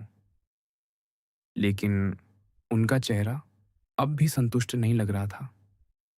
फिर उन्होंने जोड़ा, और उसके व्यवहार कितने सुंदर हैं। अभी कुछ देर पहले तक तो मुझे वह पसंद था, शायद इसलिए कि वह घर लौटने के बाद लूसी का पहला सप्ताह खराब कर रहा है। और शायद कुछ कारण मिस्टर बीबे की वह बात भी है जो उन्होंने बिना सोचे समझे कह दी थी। मिस्टर बीबे? उसकी मां ने रुचि छिपाने की कोशिश करते हुए कहा। मुझे समझ नहीं आता कि इसमें मिस्टर बीबे कहाँ से आ गए। आप तो मिस्टर बीबे का ढंग जानती हैं। उनकी बातें ऐसी होती हैं कि कभी ठीक-ठीक समझ नहीं आता कि उनका मतलब क्या है। उन्होंने कहा था, मिस्टर वाइस आदर्श कुँवारे हैं। मैं बड़ा चतुर बना और उनसे पूछ बैठा कि उसका मतलब क्या है। उन्होंने कहा, ओह! वे मेरी तरह हैं, अलग रहना ही उनके लिए बेहतर है। मैं उनसे और कुछ नहीं कहलवा सका, लेकिन उस बात ने मुझे सोचने पर मजबूर कर दिया। जब से सेसिल लूसी के पीछे पड़ा है, वह पहले जैसा अच्छा नहीं रहा। कम से कम मैं समझा नहीं सकता। तुम कभी समझा नहीं सकते प्रिय, उसकी माँ बोली। लेकिन मैं समझा सकती हूँ। तुम सेसिल से जलते हो, क्योंकि वह लूसी को तुम्हारे लिए रेशमी टाइयाँ बुनने से रोक सकता है। यह व्याख्या उचित लगी और फ्रेडी ने उसे स्वीकार करने की कोशिश की। लेकिन उसके मन की गहराई में एक धुंधला सा अविश्वास छिपा हुआ था। सेसिल किसी की खेलकूद की योग्यता की बहुत अधिक प्रशंसा करता था। क्या यही बात थी? सेसिल आदमी को उसकी अपनी शैली में बोलने देता था। ये थका देने वाला था। क्या यही बात थी? और सेसिल उन लोगों में से था जो कभी किसी दूसरे का कैप नहीं पहनते। अपनी ही गहराई से अनजान फ्रेडी यहीं रुक गया। जरूर वह ईर्ष्यालु था, नहीं तो इतनी मूर्खतापूर्ण वजहों से किसी आदमी को नापसंद क्यों करता? यह कैसा रहेगा? उसकी माँ ने पुकारा। प्रिय श्रीमती वाइस, सेसिल ने अभी-अभी इस विषय में मेरी अनुमति मांगी है और यदि लूसी स्वयं चाहे तो मुझे बहुत प्रसन्नता होगी। फिर मैंने ऊपर जोड़ दिया है और मैंने लूसी से भी यह कह दिया है। लेकिन लूसी अभी बहुत अनिश्चित है और आजकल के ज़माने में युवाओं को अपने निर्णय स्वयं लेने चाहिए। ये मैंने इसलिए लिखा कि श्रीमती वाइस हमें पुराने विचारों वाला न समझें। वे व्याख्यान सुनने और अपने मस्तिष्क का विकास करने की बड़ी शौकीन हैं, लेकिन उनके बिस्तरों के नीचे धूल की मोटी परत जमी रहती है और बिजली जलाने वाली जगह पर नौकरानी के गंदे अंगूठों के निशान बने रहते हैं। उनका वह फ्लैट बेहद गंदा रहता है। अगर लूसी सेसिल से विवाह कर ले, फ्रेडी ने बीच में कहा, तो क्या वह फ्लैट में रहेगी या गांव में? इतनी मूर्खतापूर्ण बातों से बीच में मत टोको। मैं कहाँ थी? हाँ, युवाओं को अपने निर्णय स्वयं लेने चाहिए। मुझे मालूम है कि लूसी आपके पुत्र को पसंद करती है, क्योंकि वह मुझे सब कुछ बताती है। और जब उसने पहली बार रोम में उसे प्रस्ताव दिया था, तब उसने मुझे पत्र भी लिखा था। नहीं, ये आखिरी हिस्सा काट देती हूँ। ये कुछ संरक्षण देने वाले अंदाज जैसा लगता है। मैं, क्योंकि वह मुझे सब कुछ बताती है, तक ही रुक जाऊंगी। या वह भी काट दूं? वह भी काट दीजिए, फ्रेडी ने कहा। लेकिन श्रीमती हनीचर्च ने उसे रहने दिया। तो पूरा पत्र इस प्रकार होगा। प्रिय श्रीमती वाइस, सेसिल ने अभी-अभी इस विषय में मेरी अनुमति मांगी है और यदि लूसी स्वयं चाहे तो मुझे बहुत प्रसन्नता होगी और मैंने उसे भी यह कह दिया है। लेकिन लूसी अब भी बहुत अनिश्चित है और आजकल युवाओं को अपने निर्णय स्वयं लेने चाहिए।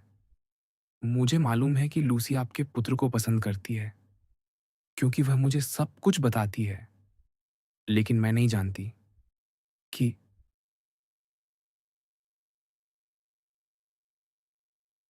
सावधान! फ्रेडी अचानक चिल्लाया। पर्दे अलग हो गए। सेसिल की पहली प्रतिक्रिया झुंझलाहट थी। उसे हनीचर्च परिवार की यह आदत बिल्कुल पसंद नहीं थी कि फर्नीचर बचाने के लिए अंधेरे में बैठे रहें। उसने सहज रूप से पर्दों को एक झटका दिया और वे अपनी छड़ों से फिसलते हुए नीचे जा गिरे। प्रकाश भीतर भर गया।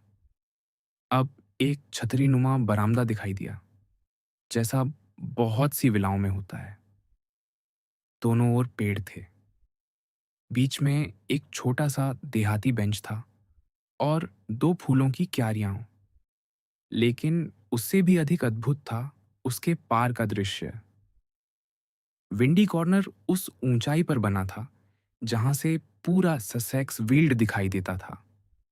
लूसी उस छोटे बेंच पर बैठी थी, वह ऐसी प्रतीत हो रही थी मानो किसी हरे जादुई कालीन के किनारे बैठी हो, जो कांपती हुई धरती के ऊपर हवा में तैर रहा हो।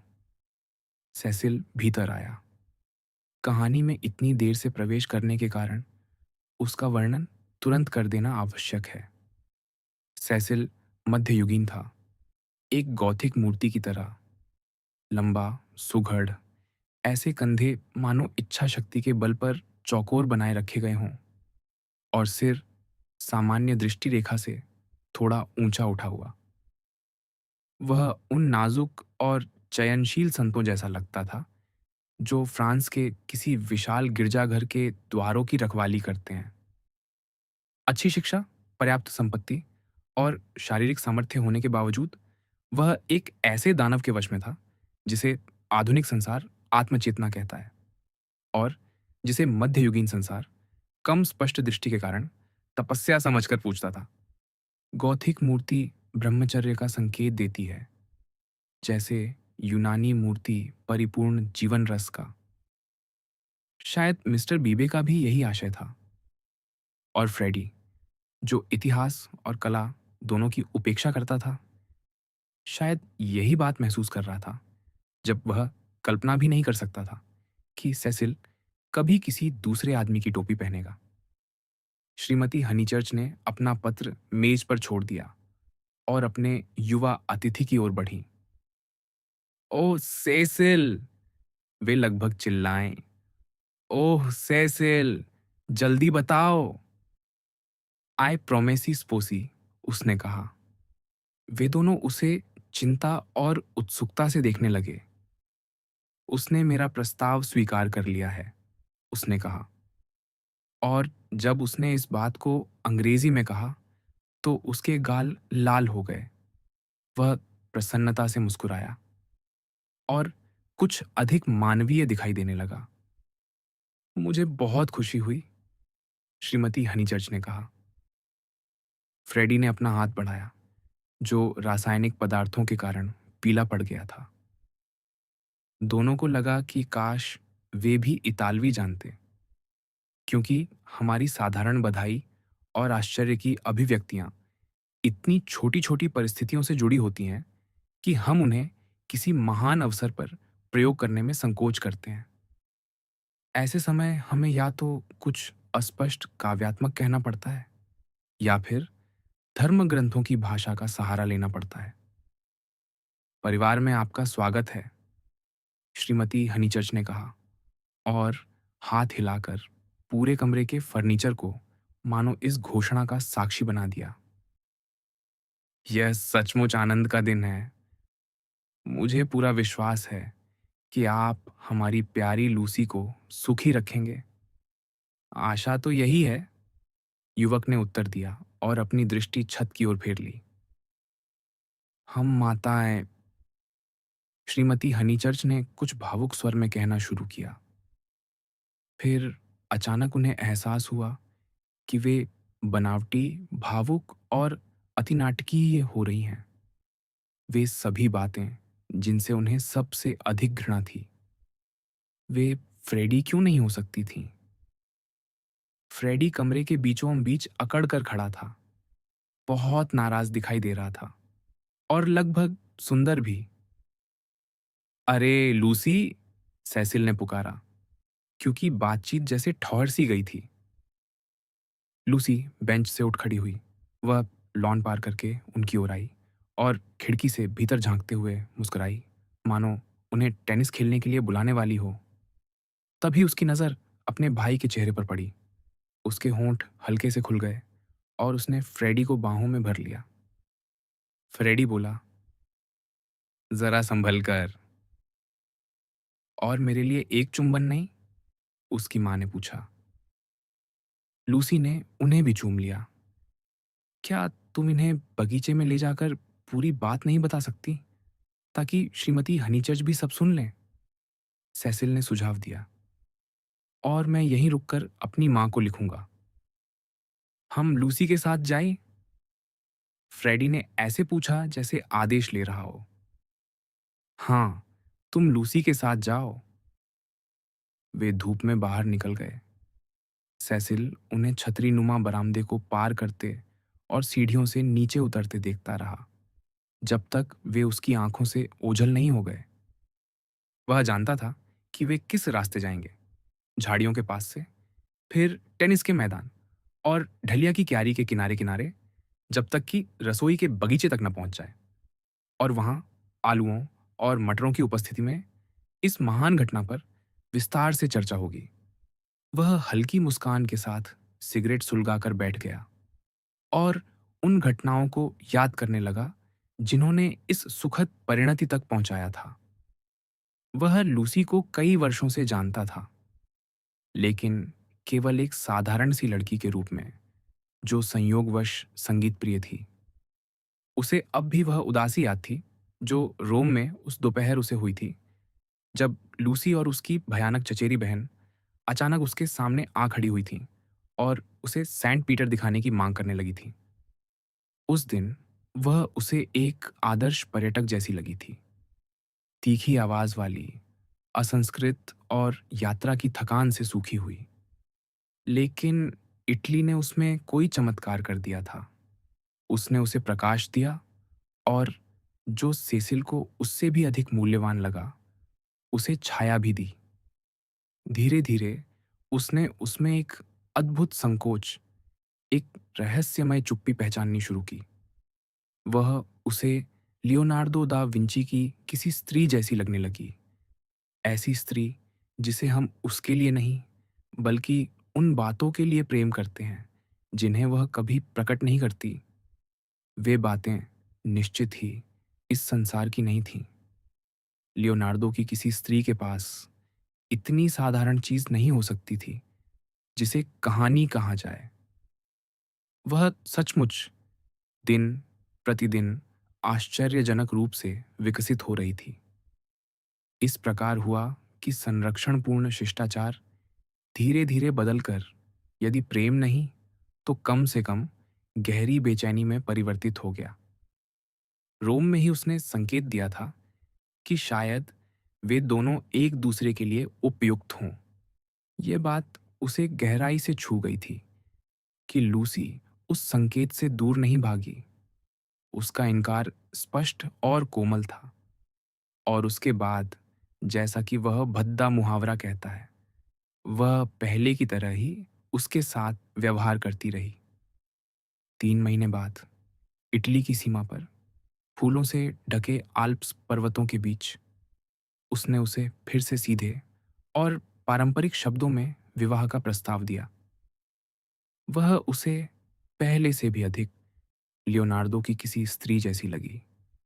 धूप से तपा उसका चेहरा विचित्र चट्टानों की छाया में आधा छिपा हुआ था।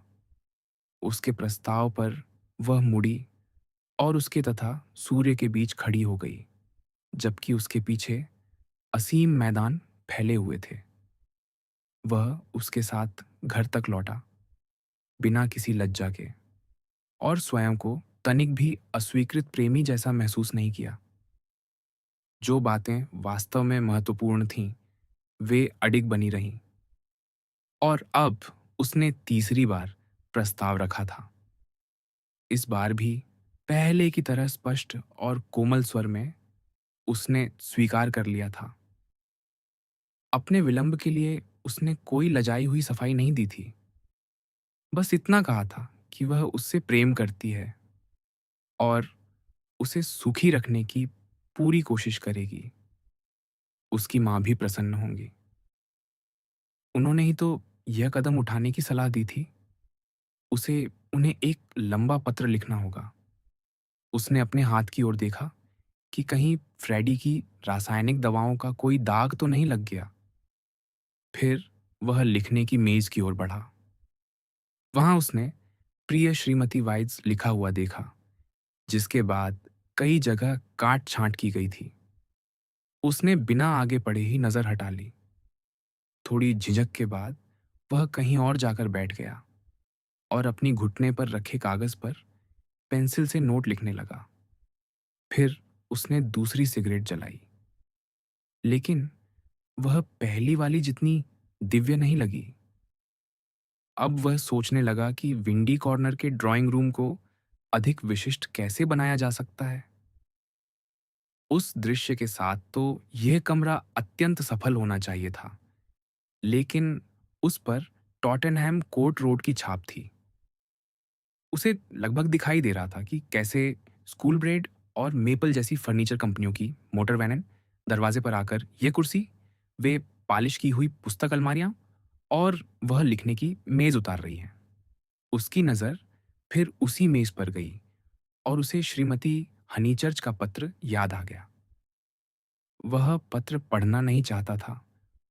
उसके प्रलोभन कभी उस दिशा में नहीं रहे, लेकिन फिर भी वह उसे लेकर चिंतित था।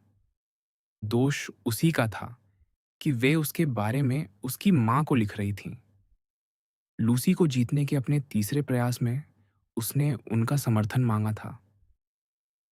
वह चाहता था कि दूसरे लोग, चाहे वे कोई भी हों, उसकी राय से सहमत हों। इसीलिए उसने उनकी अनुमति भी मांगी थी। श्रीमती हनीचर्च शिष्ट तो थीं, लेकिन मूल बातों में कुछ भोली। और जहां तक फ्रेडी का सवाल था, वह अभी केवल एक लड़का है, उसने सोचा।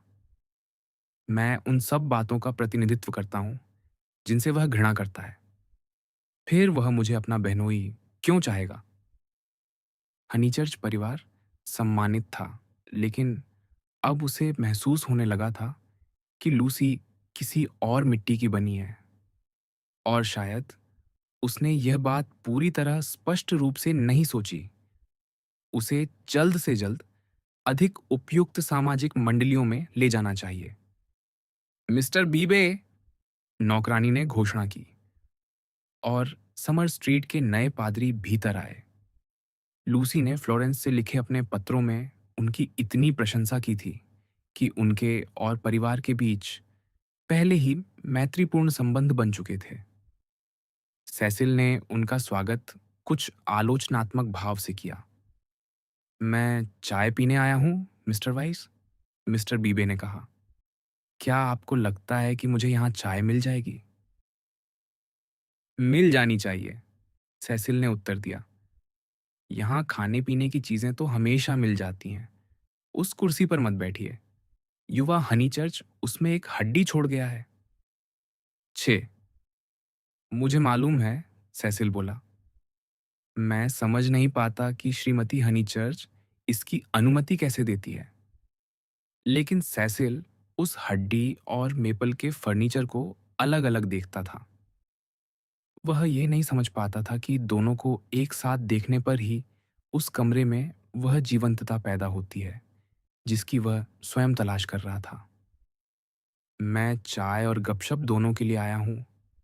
क्या यह कोई समाचार नहीं है? समाचार? मैं आपकी बात नहीं समझा, सेसिल ने कहा। कौन सा समाचार? मिस्टर बीबे, जिनका समाचार बिल्कुल ही अलग प्रकार का था, उत्साह से बोलते चले गए। अभी आते समय मेरी मुलाकात सर हैरी ऑमटवे से हुई। मुझे पूरी आशा है कि इस मामले में मैं सबसे पहले मैदान में उतरा हूँ। उन्होंने मिस्टर फ्लैग से सिसी और ऑल्बर्ट खरीद लिए हैं। सचमुच? सेसिल ने कहा, स्वयं को संभालने की कोशिश करते हुए। वह कैसी हास्यास्पद भूल कर बैठा था। क्या यह संभव था कि कोई पादरी और सज्जन उसके विवाह निश्चय का उल्लेख इतनी हल्की शैली में करे? फिर भी उसका संकोच बना रहा, और उसने पूछा कि सिसी और अल्बर्ट कौन है।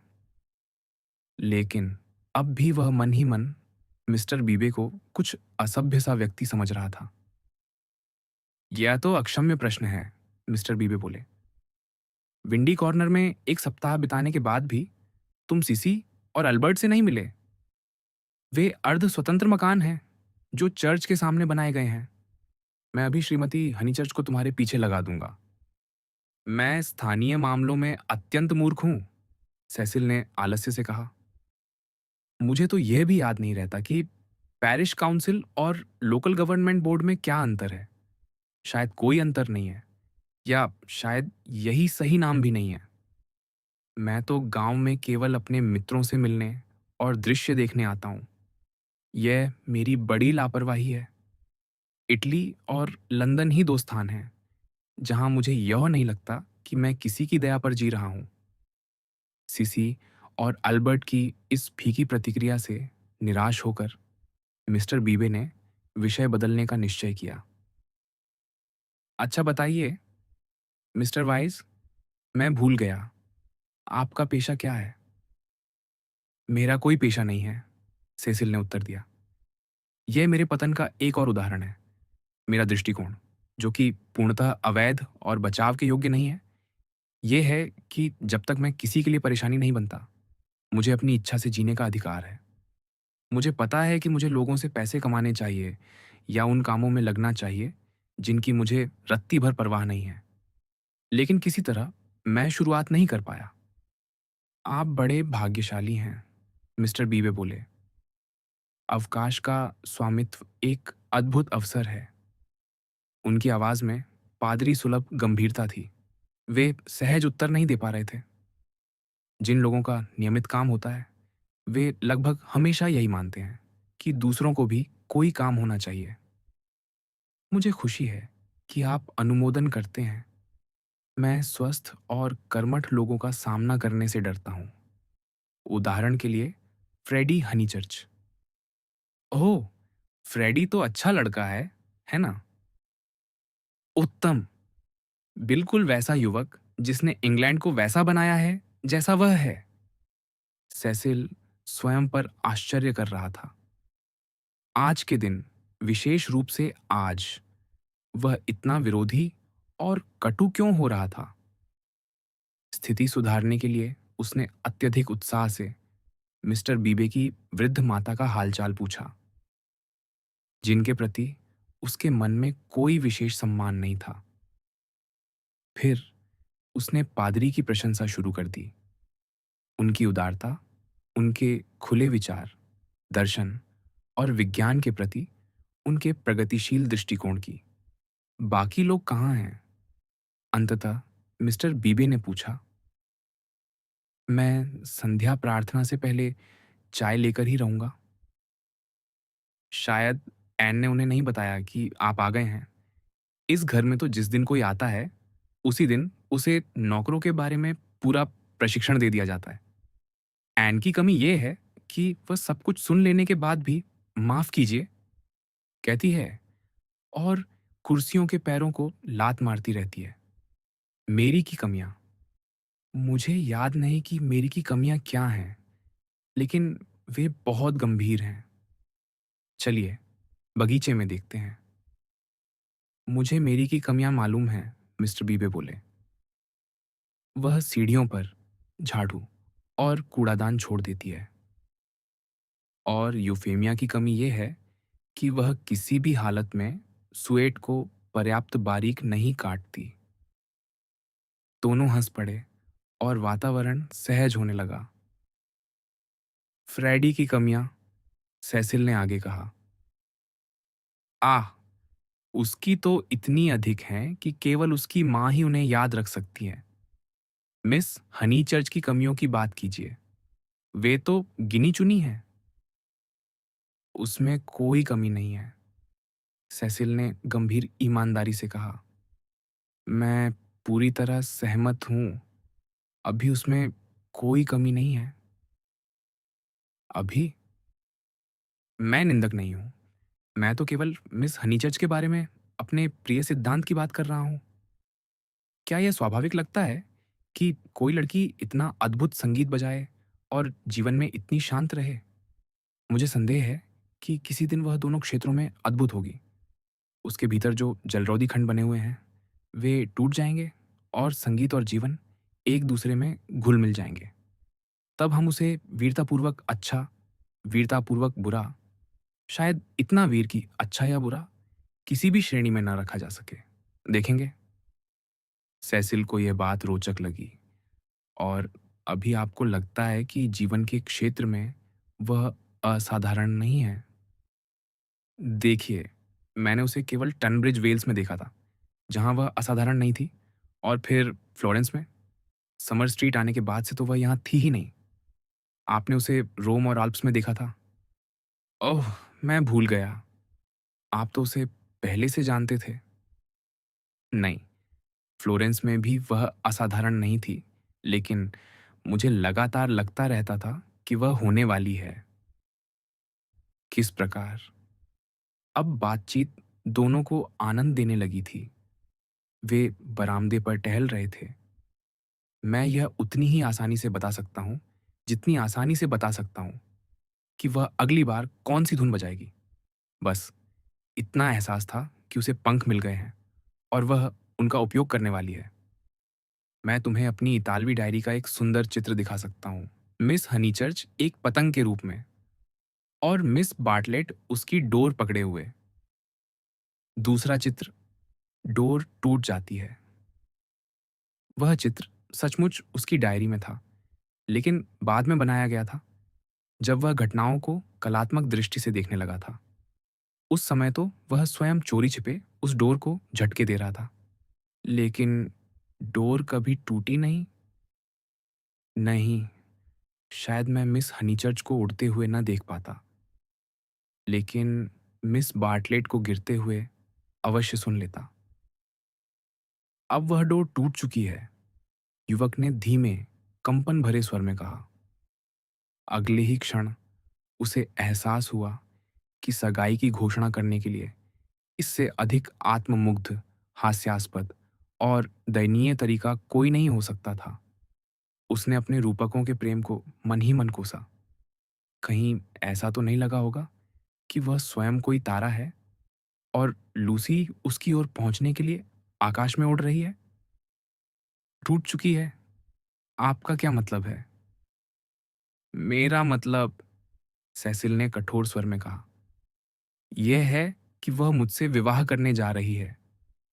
पादरी के स्वर में ऐसी कड़वी निराशा आ गई जिसे वह छिपा नहीं सका। मुझे खेद है, मुझे क्षमा मांगनी चाहिए। मुझे जरा भी पता नहीं था कि आप उसके इतने निकट हैं, नहीं तो मैं इस तरह हल्की और सतही बातें कभी न करता। मिस्टर वाइस, आपको मुझे रोक देना चाहिए था।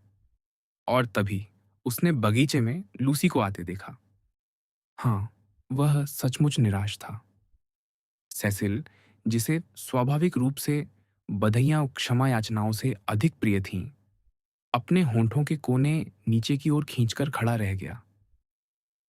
क्या संसार उसके निर्णय का यही स्वागत करेगा? निस्संदेह वह समस्त संसार को तुच्छ समझता था। हर विचारशील व्यक्ति को ऐसा करना चाहिए। यह लगभग परिष्कार की कसौटी है। लेकिन संसार के जिन छोटे-छोटे अंशों से वह प्रतिदिन मिलता था, उनके प्रति वह अत्यंत संवेदनशील था। कभी-कभी वह आश्चर्यजनक रूप से सीधा और रूखा भी हो सकता था। मुझे खेद है कि मैंने आपको आघात पहुंचाया, उसने शुष्क स्वर में कहा। मुझे डर है कि लूसी की पसंद आपको स्वीकार नहीं है। ऐसी बात नहीं है, लेकिन आपको मुझे रोक देना चाहिए था। जितना समय बीता है, उसके हिसाब से मैं मिस हनीचर्च को बहुत कम जानता हूँ। शायद मुझे किसी से भी उसके बारे में इतनी खुलकर बात नहीं करनी चाहिए थी, और निश्चित रूप से आपसे तो नहीं। क्या आपको लगता है कि आपने कोई असावधानीपूर्ण बात कह दी है? मिस्टर बीबे ने स्वयं को संयत किया। वास्तव में मिस्टर वाइज में लोगों को सबसे असुविधाजनक परिस्थितियों में डाल देने की अद्भुत कला थी। अंततः उन्हें अपने पेशे के अधिकारों का सहारा लेना पड़ा। नहीं, मैंने कोई असावधानीपूर्ण बात नहीं कही। फ्लोरेंस में ही मुझे आभास हो गया था कि उसका शांत और घटनारहित बचपन समाप्त होने वाला है, और अब वह समाप्त हो चुका है। मुझे धुंधला सा एहसास था कि वह कोई महत्वपूर्ण कदम उठा सकती है। उसने वह कदम उठा लिया है। उसने सीख लिया है। यदि आप मुझे उतनी ही स्वतंत्रता से बोलने देंगे, जितनी स्वतंत्रता से मैंने आरंभ किया था, उसने सीख लिया है कि प्रेम क्या होता है। कुछ लोग आपको बताएंगे कि यही सबसे बड़ा पाठ है जो यह सांसारिक जीवन हमें देता है। अब समय आ गया था कि वह सामने आते 3 लोगों की ओर अपनी टोपी हिलाए। उसने ऐसा किया भी, और उसने यह पाठ आपके माध्यम से सीखा है। अब उसके स्वर में केवल पादरी की औपचारिकता नहीं थी, उसमें सच्चाई भी थी। इस बात का ध्यान रखिए कि उसका यह ज्ञान उसके लिए लाभदायक सिद्ध हो। बहुत बहुत धन्यवाद, सेसिल ने कहा। उसे पादरी कभी विशेष पसंद नहीं थे। क्या आपने सुन लिया? श्रीमती हनीचर्च ने पुकारा जब वे बगीचे की ढलान चढ़ते हुए उनके पास पहुंची। ओह मिस्टर बीबे, क्या आपने समाचार सुन लिया? फ्रेडी, जो अब पूरी तरह प्रसन्नचित्त हो चुका था, विवाह मार्च की धुन सीटी में बजाने लगा। युवावस्था प्रायः घट चुकी घटनाओं की आलोचना नहीं करती। निस्संदेह सुन लिया, मिस्टर बीबे ने उत्तर दिया। उन्होंने लूसी की ओर देखा। उसकी उपस्थिति में वह अब पादरी की भूमिका निभा नहीं सकते थे, कम से कम बिना संकोच के तो नहीं। श्रीमती हनीचर्च, मैं वही करने जा रहा हूं जिसकी मुझसे सदैव अपेक्षा की जाती है, लेकिन जिसे करने में मैं प्रायः बहुत शर्मीला साबित होता हूं। मैं इन दोनों पर हर प्रकार के आशीर्वाद का आह्वान करना चाहता हूं, गंभीर और हर्षपूर्ण, बड़े और छोटे। मैं चाहता हूं कि वे अपने समस्त जीवन में पति पत्नी के रूप में, पिता माता के रूप में अत्यंत सद्गुणी और अत्यंत सुखी रहें। और अब मुझे अपनी चाय चाहिए। आपने ठीक समय पर मांगी, श्रीमती हनीचर्च ने प्रत्युत्तर दिया। विंडी कॉर्नर में गंभीर होने की आपकी हिम्मत कैसे हुई? उन्होंने अपना स्वर उन्हीं से ग्रहण कर लिया। अब न तो कोई भारी भरकम उपदेश था, न कविता या धर्म ग्रंथों के माध्यम से स्थिति को गरिमामय बनाने का प्रयास। उनमें से कोई भी अब गंभीर होने का साहस या सामर्थ्य नहीं रखता था। सगाई एक ऐसी शक्तिशाली वस्तु है कि देर सबेर उसके विषय में बात करने वाले सभी लोग इस उल्लासपूर्ण विस्मय की अवस्था में पहुंच जाते हैं।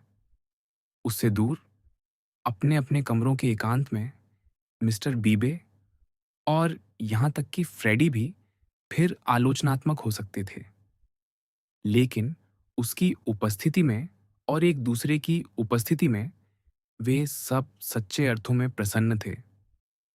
सगाई में एक विचित्र शक्ति होती है। वह केवल होठों को नहीं, हृदय को भी अपने वश में कर लेती है। यदि इसकी तुलना किसी और महान चीज से की जा सकती है, तो वह किसी अपरिचित धर्म के मंदिर की शक्ति है। बाहर खड़े होकर हम उसका उपहास करते हैं, उसका विरोध करते हैं या अधिक से अधिक भावुक हो उठते हैं, लेकिन भीतर प्रवेश करते ही, चाहे वहाँ के देवता और संत हमारे अपने न हों, यदि वहाँ कोई सच्चा श्रद्धालु उपस्थित हो, तो हम स्वयं भी सच्चे श्रद्धालु बन जाते हैं। इसी प्रकार दोपहर भर की शंकाओं और उलझनों के बाद सबने स्वयं को संभाला और एक अत्यंत सुखद चाय सभा में बैठ गए। यदि वे पाखंडी थे, तो उन्हें इसका ज्ञान नहीं था, और उनके इस पाखंड के पास वास्तविकता में बदल जाने की पूरी संभावना थी। एन जब भी कोई प्लेट मेज पर रखती, ऐसा लगता मानो वह कोई विवाह उपहार रख रही हो। उसने सबका उत्साह बढ़ा दिया। वे उसकी उस मुस्कान से पीछे नहीं रह सकते थे, जो वह ड्राइंग रूम का दरवाज़ा लात मारकर बंद करने से पहले उन्हें दे जाती थी। मिस्टर बीबे चहक रहे थे। फ्रेडी अपनी पूरी बुद्धिमत्ता के साथ सेसिल को फियास्को कहकर चिढ़ा रहा था। परिवार का पुराना मजाक, जो फियांसे शब्द पर आधारित था। श्रीमती हनीचर्च हंसमुख और भरे पूरे व्यक्तित्व वाली भावी सास के रूप में आशाजनक प्रतीत हो रही थीं। और जहां तक लूसी और सेसिल का प्रश्न था, जिनके लिए यह पूरा मंदिर निर्मित हुआ था, वे भी इस आनंदमय अनुष्ठान में सम्मिलित हुए। किंतु सच्चे उपासकों की भांति वे उस और भी पवित्र आनंद मंदिर के खुलने की प्रतीक्षा कर रहे थे, जो अब भी उनके सामने प्रकट होना शेष था। लूसी एक कलाकृति के रूप में। सगाई की घोषणा। हुए कुछ ही दिन बीते थे कि मिसेस हनीचर्च ने लूसी और उसके मंगेतर को पड़ोस की एक छोटी सी गार्डन पार्टी में चलने को कहा। स्वाभाविक ही था, वह लोगों को दिखाना चाहती थी कि उनकी बेटी एक ऐसे युवक से विवाह करने जा रही है जिसे समाज में सम्मान की दृष्टि से देखा जा सके। और सेसिल तो केवल सम्मानजनक ही नहीं था, उसमें एक विशिष्ट गरिमा थी। उसे लूसी के साथ कदम मिलाकर चलते देखना सुखद लगता था, और जब लूसी उससे कुछ कहती तो उसके लंबे गोरे चेहरे पर जो प्रतिक्रिया उभरती, वह भी लोगों का ध्यान खींचती थी। कई लोगों ने मिसेस हनीचर्च को बधाई दी। हालांकि सामाजिक शिष्टाचार की दृष्टि से यह शायद एक भूल थी, पर उन्हें यह सब बहुत अच्छा लगा। उन्होंने उत्साह में सेसिल का परिचय कुछ ऐसी बुजुर्ग महिलाओं से भी करा दिया जो अत्यंत रूढ़िवादी और उबाऊ थीं। चाय के समय एक छोटी सी दुर्घटना हो गई। कॉफी का एक प्याला लूसी की कढ़ाईदार रेशमी पोशाक पर गिर पड़ा। लूसी ने तो ऐसे जताया जैसे कोई बात ही ना हो, लेकिन उसकी मां ने ऐसा कोई दिखावा नहीं किया। वह उसे लगभग खींचती हुई भीतर ले गई ताकि एक सहानुभूतिपूर्ण नौकरानी उस दाग को साफ कर सके। दोनों काफी देर तक भीतर रहीं, और इस बीच सेसिल उन्हीं बुजुर्ग महिलाओं के बीच फंसा रहा। जब लूसी और उसकी मां लौटकर आईं, तब तक उसका मूड पहले जैसा प्रसन्न नहीं रहा था। घर लौटते समय उसने पूछा, क्या तुम लोग अक्सर ऐसी सभाओं में जाते हो? कभी कभी, लूसी ने कहा। सच तो ये था कि उसने वहां अच्छा समय बिताया था। क्या गांव का समाज सामान्यतः ऐसा ही होता है? मुझे तो लगता है, हाँ माँ, क्या ऐसा ही होता है? समाज तो यहाँ बहुत है, मिसेस हनीचर्च ने उत्तर दिया। उनका ध्यान अभी भी किसी महिला की पोशाक के डिजाइन को याद करने में उलझा हुआ था। यह देखकर कि उनकी मां का ध्यान कहीं और है, सेसिल थोड़ा झुककर लूसी से बोला, मुझे तो वह सब बिल्कुल भयावह लगा, जैसे कोई आपदा हो, कोई अशुभ संकेत। मुझे अफसोस है कि तुम्हें उन लोगों के बीच अकेला छोड़ दिया गया। मेरा मतलब वह नहीं है, मैं उन बधाइयों की बात कर रहा हूँ। कितना घिनौना लगता है कि लोग सगाई को सार्वजनिक संपत्ति समझ लेते हैं, मानो कोई खुला मैदान हो जहां हर राह चलता आदमी अपने भद्दे भावुक तीर चला सकता हो। वे सारी बूढ़ी औरतें मुस्कुराती फिर रही थीं। मुझे लगता है ये सब झेलना ही पड़ता है। अगली बार शायद लोग हम पर इतना ध्यान नहीं देंगे। लेकिन बात यह है कि उनका पूरा दृष्टिकोण ही गलत है। सगाई, पहली बात तो यह शब्द ही कितना भयानक है, एक निजी मामला है और उसके साथ वैसा ही व्यवहार होना चाहिए। फिर भी वे मुस्कुराती बूढ़ी औरतें चाहे व्यक्तिगत रूप से कितनी भी गलत क्यों न हो, मानव जाति की दृष्टि से सही थीं। 6 पीढ़ियों की सामूहिक चेतना उनके माध्यम से मुस्कुरा रही थी। वे सेसिल और लूसी की सगाई पर प्रसन्न थीं, क्योंकि उसमें पृथ्वी पर जीवन के निरंतर बने रहने का वादा छिपा था। लेकिन सेसिल और लूसी के लिए उस सगाई का अर्थ कुछ और था, व्यक्तिगत प्रेम। इसीलिए सेसिल चिढ़ा हुआ था, और इसी कारण लूसी को लगा कि उसकी चिढ़ बिल्कुल उचित है। कितना झंझट है, उसने कहा। तुम टेनिस खेलने क्यों नहीं चले गए? मैं टेनिस नहीं खेलता, कम से कम सार्वजनिक रूप से तो नहीं। इस पूरे इलाके को यह रोमांच कभी नहीं मिलेगा कि मैं एक खिलाड़ी हूं। यदि मुझ में कोई रोमांस है, तो वह एक इतालवी बन चुके अंग्रेज का रोमांस है। इतालवी बन चुका अंग्रेज? और ऐसा अंग्रेज तो चलता फिरता शैतान होता है। ये कहावत नहीं सुनी? लूसी ने नहीं सुनी थी, और सच कहें तो यह उस युवक पर बिल्कुल लागू भी नहीं होती थी जिसने अपनी मां के साथ रोम में एक शांत सर्दी बिताई थी। लेकिन सगाई के बाद सेसिल ने अपने ऊपर एक विश्व नागरिक शरारतीपन का आवरण ओढ़ लिया था, जबकि वास्तव में उसके भीतर ऐसी कोई बात नहीं थी। खैर, उसने कहा, यदि वे लोग मुझे पसंद नहीं करते, तो मैं क्या कर सकता हूँ? मेरे और उनके बीच कुछ ऐसी दीवारें हैं, जिन्हें हटाया नहीं जा सकता। मुझे उन्हें स्वीकार करना ही होगा। मुझे लगता है, हम सबकी अपनी-अपनी सीमाएँ होती हैं, समझदारी से लूसी ने कहा। लेकिन कभी-कभी वे सीमाएँ हम पर थोपी भी जाती हैं, सेसिल बोला। उसे समझ आ गया था कि लूसी उसकी स्थिति पूरी तरह नहीं समझ रही। कैसे? फर्क तो पड़ता है ना, कि हम खुद अपने चारों ओर बाट खड़ी करें या दूसरे लोग हमें बाट के बाहर कर दें।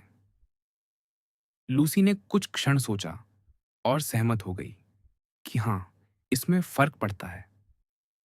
फर्क? अचानक मिसेस हनीचर्च चौकन्नी हो उठी।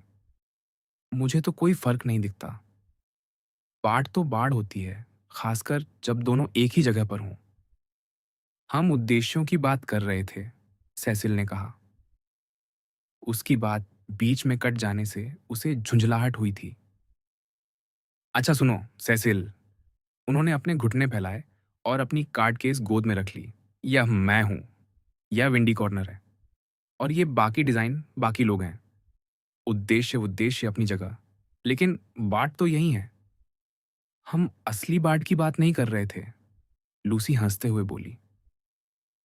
ओह अच्छा, तो कविता की बात चल रही थी। ये कहकर वह आराम से पीछे टिक गईं। सेसिल को समझ नहीं आया कि लूसी को इसमें हंसी किस बात पर आई थी। कुछ देर बाद लूसी बोली, मैं आपको बताती हूँ, किसके पास कोई बाड़ नहीं है, जैसा आप कहते हैं, और वह है मिस्टर बीबे। यदि कोई पादरी बिना बाड़ का हो, तो उसका मतलब होगा कि वह बिना रक्षा का है। लूसी अक्सर लोगों की बातों का तात्पर्य समझने में धीमी पड़ जाती थी, लेकिन उनके मन की भावना पकड़ने में वह तेज थी। सेसिल का यह चतुर वाक्य तो उसकी समझ से निकल गया, पर उसके पीछे की भावना वह तुरंत समझ गई। क्या आपको मिस्टर बीबे पसंद नहीं है? उसने सोचते हुए पूछा। मैंने ऐसा कब कहा? सेसिल लगभग चिल्ला उठा। मैं तो उन्हें औसत लोगों से कहीं बेहतर मानता हूं। मैं केवल ये कह रहा था। और वह फिर से बाड़ों और सीमाओं के विषय पर लौट गया और हमेशा की तरह बड़ी चमक के साथ बोलने लगा। लेकिन एक पादरी हैं जिनसे मैं सचमुच नफरत करती हूँ, लूसी ने कहा। वह कुछ सहानुभूतिपूर्ण कहना चाहती थी। एक ऐसे पादरी जिनके पास सचमुच बाड़े हैं, और कितनी भयानक बाड़ें। फ्लोरेंस के अंग्रेज चैपलिन मिस्टर ईगर, वे वास्तव में बनावटी इंसान थे। केवल उनका व्यवहार ही अप्रिय नहीं था, उनका स्वभाव भी वैसा ही था। वे घोर घमंडी थे और कितनी कटु बातें कहा करते थे। कैसी बातें? बर्टोलिनी होटल में एक बूढ़े सज्जन थे। उन्होंने कहा था कि उस बूढ़े ने अपनी पत्नी की हत्या की थी। संभव है कि हो। नहीं। क्यों नहीं?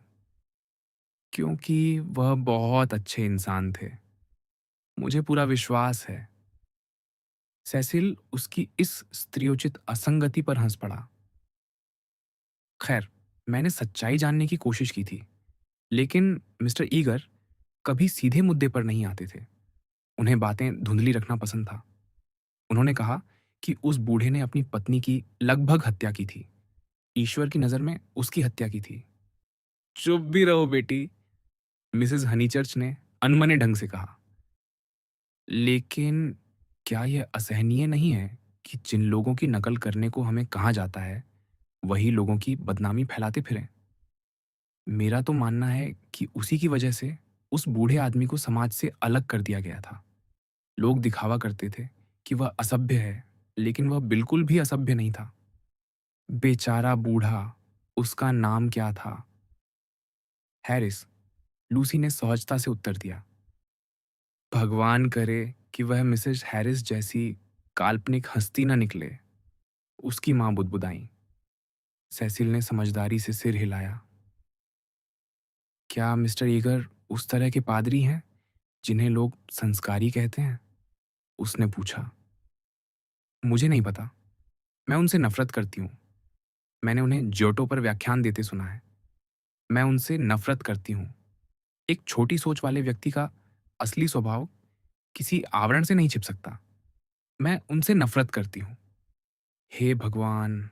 लड़की, मिसेस हनीचर्च बोलीं, तुम तो मेरा सिर ही उड़ा दोगी। इतनी जोर से चिल्लाने की क्या जरूरत है? मैं तुम और सेसिल को आदेश देती हूँ कि अब किसी और पादरी से नफरत मत करना। सेसिल मुस्कुराया। सचमुच, मिस्टर ईगर के विरुद्ध लूसी का यह नैतिक आक्रोश कुछ अटपटा सा लग रहा था। मानो कोई सिस्टीन चैपल की छत पर लियोनार्डो की पेंटिंग देख ले। उसके मन में आया कि वह लूसी को संकेत दे कि उसका असली क्षेत्र यह नहीं है, कि किसी स्त्री की शक्ति और आकर्षण उसके रहस्य में निहित होते हैं, न कि जोशीले भाषणों में। लेकिन शायद ऐसे आवेश जीवंतता का ही प्रमाण होते हैं।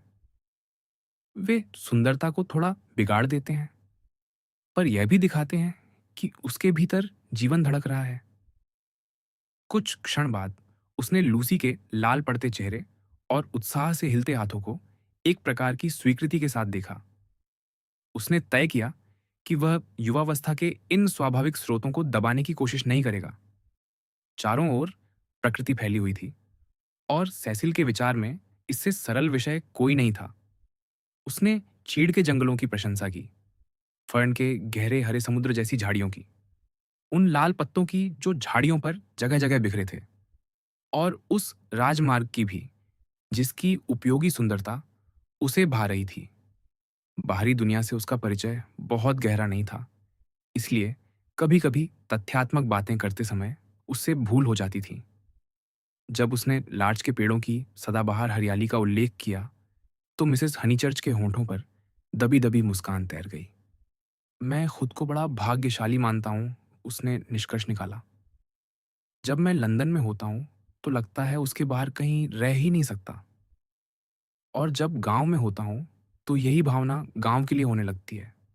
सच पूछिए तो मुझे लगता है कि पक्षी, पेड़ और आकाश, यही जीवन की सबसे अद्भुत चीजें हैं, और जो लोग इनके बीच रहते हैं वे सबसे अच्छे लोग होने चाहिए। हाँ, यह भी सच है कि 10 में से 9 बार तो ऐसा लगता है जैसे वे इन सब पर ध्यान ही नहीं देते। गांव का जेंटलमैन हो या गांव का मजदूर, दोनों ही अपने अपने ढंग से बेहद नीरस साथी सिद्ध होते हैं। फिर भी शायद प्रकृति के कामकाज के प्रति उनके भीतर एक मौन सहानुभूति होती है जो हम शहर वालों को कभी नहीं मिल पाती। क्या आपको ऐसा नहीं लगता, मिसेस हनीचर्च? मिसेस हनीचर्च चौंक कर मुस्कुराईं। वह उसकी बात सुन ही नहीं रही थी। विक्टोरिया गाड़ी की अगली सीट पर कुछ दबे से बैठे सेसिल को झुंझलाहट हुई। उसने मन ही मन निश्चय कर लिया कि अब वह कोई दिलचस्प बात नहीं करेगा। लूसी भी उसकी बातों पर ध्यान नहीं दे रही थी। उसका माथा सिकुड़ा हुआ था और चेहरे पर अब भी एक अजीब सी तीखी खींच दिखाई दे रही थी। सेसिल ने निष्कर्ष निकाला कि यह अत्यधिक नैतिक व्यायाम का परिणाम है।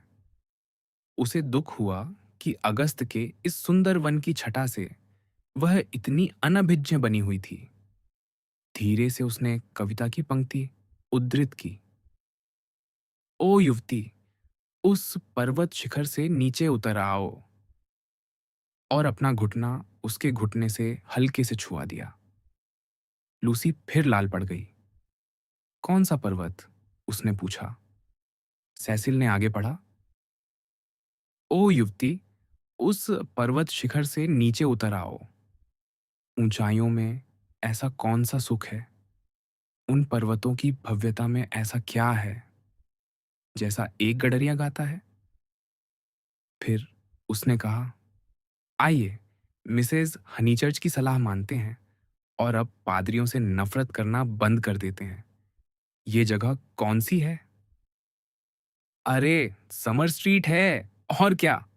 लूसी ने कहा, और जैसे अपने विचारों से बाहर निकल आई। जंगल थोड़ा हट गया था और वहां एक ढलवां त्रिकोणाकार घास का मैदान खुल गया था। उसके दो ओर सुंदर कॉटेजों की कतार थी और तीसरी ऊपरी ओर एक नया पत्थर का चर्च खड़ा था, महंगा होते हुए भी सादगीपूर्ण, जिसकी लकड़ी की शिंगलों वाली मीनार अत्यंत आकर्षक लगती थी। मिस्टर बीबे का घर चर्च के पास ही था। ऊंचाई में वह कॉटेजों से बहुत बड़ा नहीं था। आसपास कुछ विशाल हवेलियां भी थीं, लेकिन वे पेड़ों के बीच छिपी हुई थीं। पूरा दृश्य किसी स्विस पर्वतीय गांव जैसा प्रतीत होता था, न कि ऐसे स्थान जैसा जो आराम तलब और संपन्न लोगों का केंद्र हो। इस सुंदरता को केवल दो भद्दी छोटी कोठियां बिगाड़ रही थीं। वही दो कोठियां जिन्होंने सेसिल की सगाई के साथ साथ चर्चा में जगह बनाई थी, क्योंकि जिस दोपहर सेसिल ने लूसी को प्राप्त किया था, उसी दोपहर सर हैरी ऑन्टवे ने उन्हें खरीद लिया था। उनमें से एक का नाम था सिसी और दूसरी का अल्बर्ट। ये नाम केवल बगीचे के फाटकों पर छायांकित गॉथिक अक्षरों में ही नहीं लिखे थे, बल्कि बरामदों पर भी बड़े बड़े अक्षरों में मेहराब के साथ घुमाव लेते हुए दोबारा उकेरे गए थे। ऑल्बर्ट में लोग रहते थे। उसका बेचारा बगीचा जेरेनियम, लोबेलिया और चमकते सीपों से भरा हुआ था। उसकी छोटी खिड़कियां नॉटिंघम लेस के पर्दों में बड़ी शालीनता से लिपटी हुई थीं। सीसी किराए पर उपलब्ध थी। डॉर्किंग के एजेंटों के 3 बोर्ड उसकी बाट पर टेढ़े मेढ़े झूल रहे थे और वही घोषणा कर रहे थे। उसके रास्तों पर पहले ही खरपतवार उगाई थी और उसका रूमाल जितना छोटा लॉन डैंडेलियन के पीले फूलों से भर गया था। ये जगह तो बर्बाद हो गई, दोनों महिलाओं ने लगभग यंत्रवत कहा। समर स्ट्रीट अब कभी पहले जैसी नहीं रहेगी। उसी समय गाड़ी वहां से गुजर रही थी कि सिसी का दरवाजा खुला और एक सज्जन बाहर निकले। रुको, मिसेज हनीचर्च ने अपनी छतरी से कोचवान को छूते हुए कहा। अरे, ये तो सर हैरी हैं। अब पता चलेगा। सर हैरी, इन चीजों को तुरंत हटवाइए। सर हैरी और मैटवे, जिनका अलग से वर्णन आवश्यक नहीं, गाड़ी के पास आए और बोले, मिसेस हनीचर्च, मेरा इरादा तो था, लेकिन मैं मिस फ्लैग को निकाल नहीं सकता, सचमुच नहीं निकाल सकता। क्या मैं हमेशा सही नहीं होती?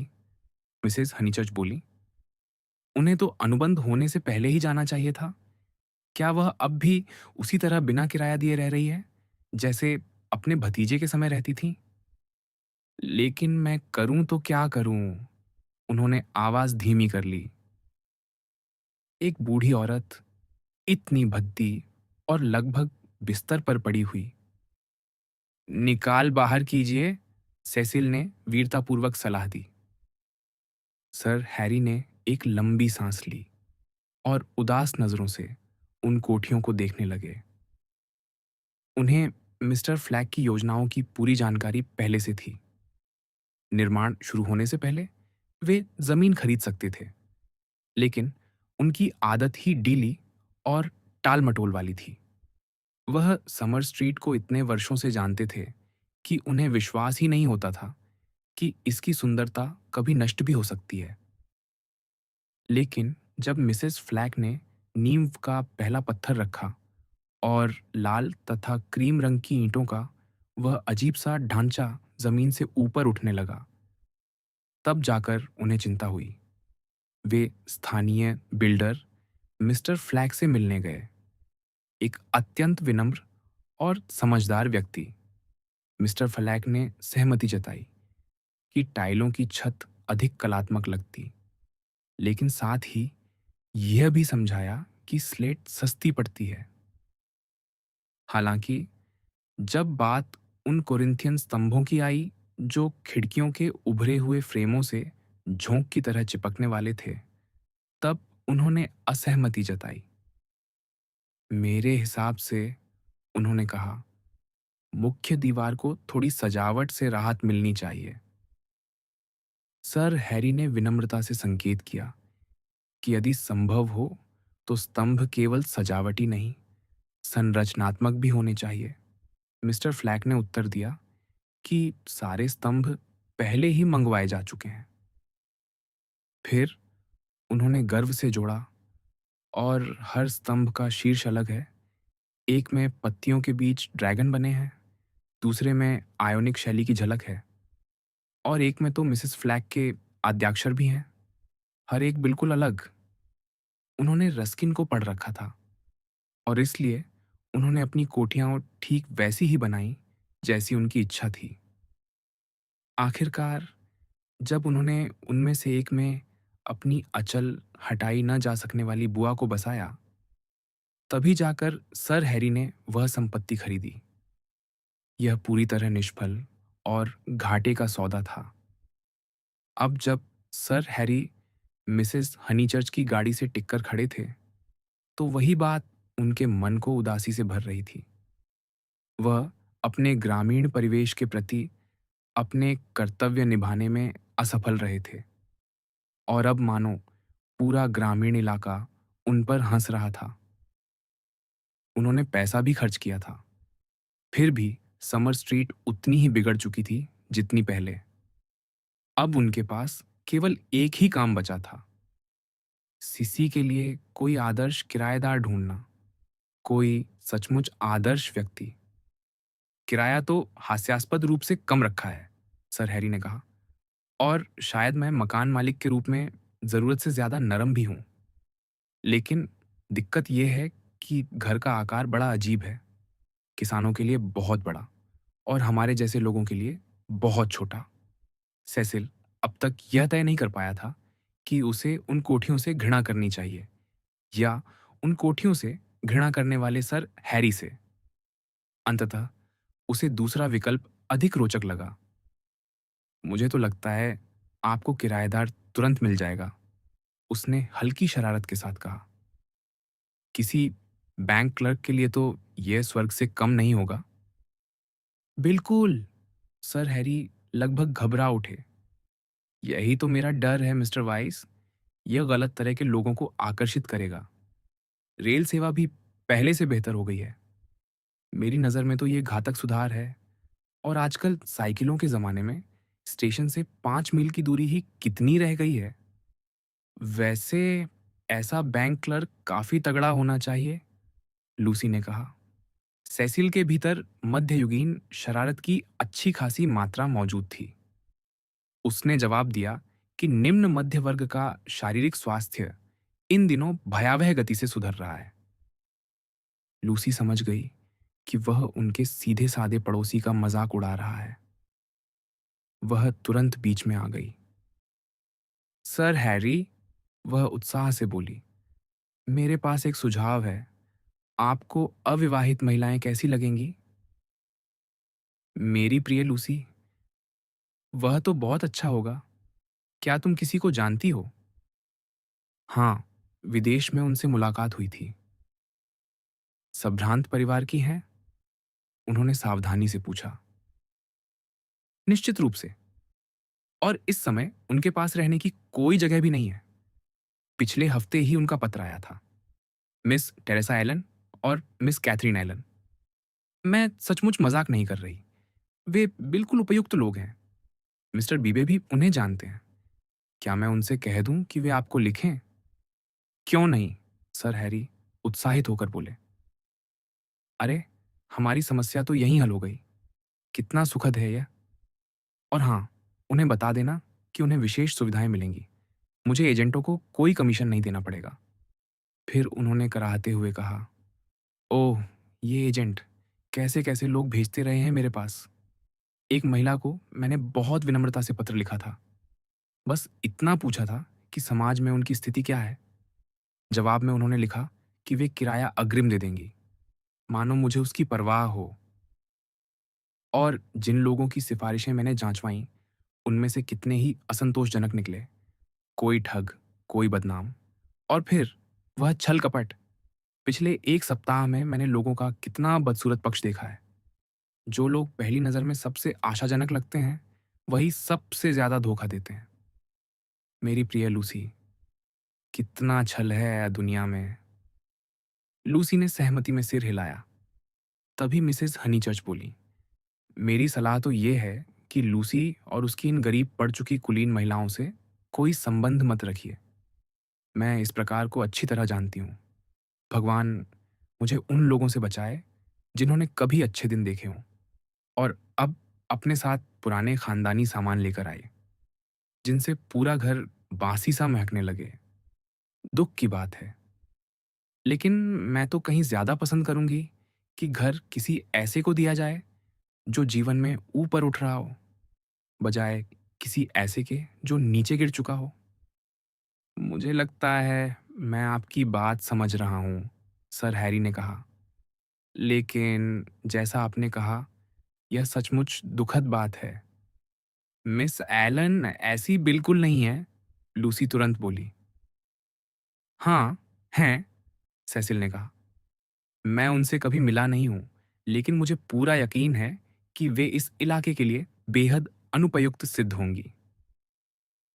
इनकी बात मत सुनिए, सर हैरी। ये हमेशा परेशान करने वाली बातें करते हैं। परेशान करने वाला तो मैं हूं, सर हैरी ने विनम्रता से कहा। मुझे अपनी समस्याएं लेकर तुम जैसे युवाओं के पास नहीं आना चाहिए था, लेकिन सच कहूं तो मैं बहुत चिंतित हूं।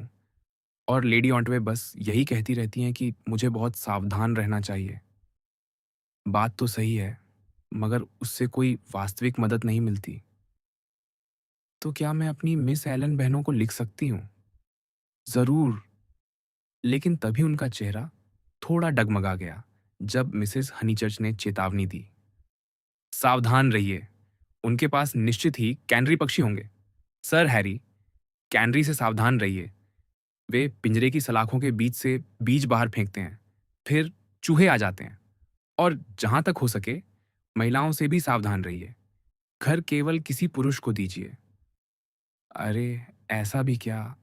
सर हैरी ने शिष्टता से कहा, हालांकि भीतर ही भीतर उन्हें उनकी बात में तर्क दिखाई दे रहा था।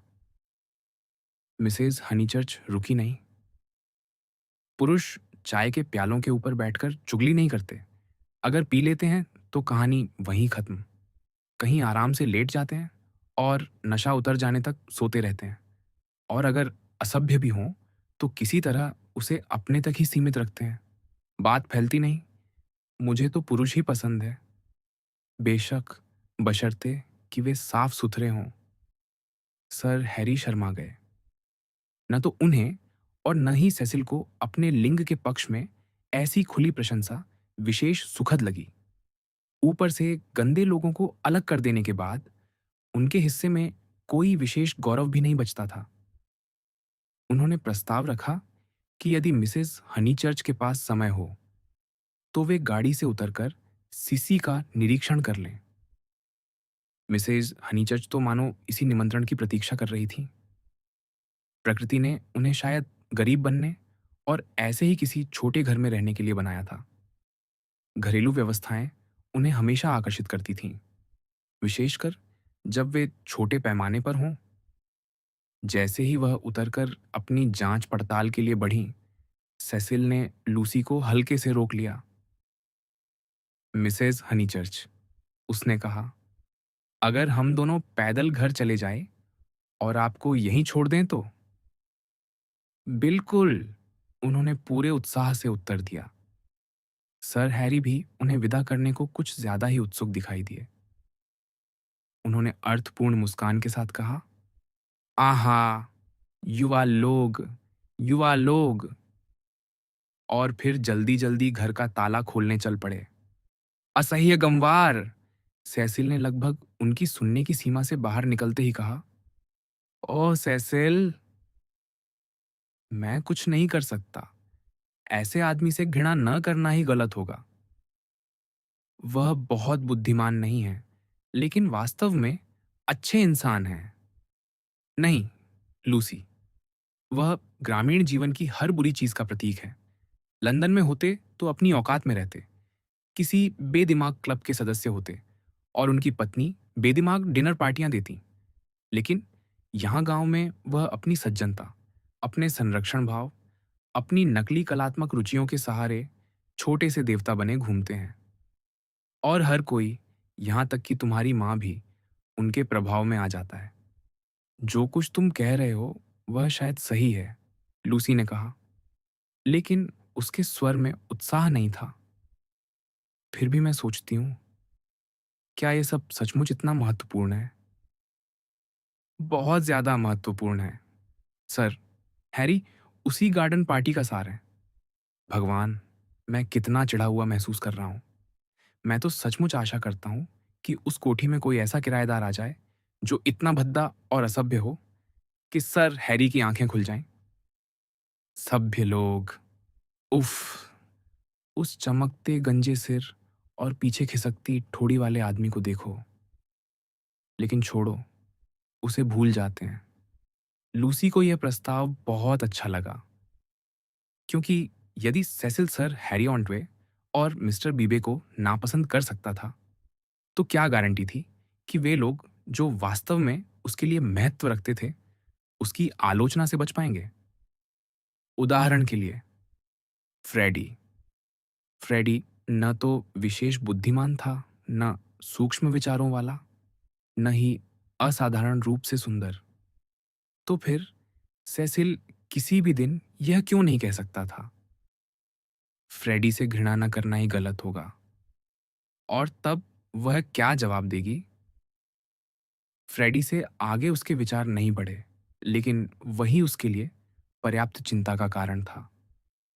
वह केवल खुद को यह समझाकर संतोष दे सकती थी कि सेसिल और फ्रेडी एक दूसरे को काफी समय से जानते थे और अब तक उनके संबंध हमेशा सौहार्दपूर्ण रहे थे। यदि पिछले कुछ दिनों में कुछ खिंचाव आया भी था, तो शायद वह केवल एक संयोग था। हम किस रास्ते से चलें? उसने उससे पूछा। प्रकृति सबसे सरल विषय, उसने सोचा, चारों ओर फैली हुई थी। समर स्ट्रीट जंगल की गहराइयों में बसी थी और लूसी उस जगह रुक गई जहां एक पगडंडी मुख्य सड़क से अलग होकर जंगल के भीतर चली जाती थी। क्या दो रास्ते हैं? हाँ, शायद सड़क से जाना ज्यादा ठीक रहेगा। हम दोनों आज काफी सज धज कर निकले हैं।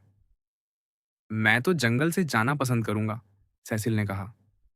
उसकी आवाज में वही दबा हुआ चिड़चिड़ापन था जिसे लूसी सारी दोपहर महसूस करती आ रही थी।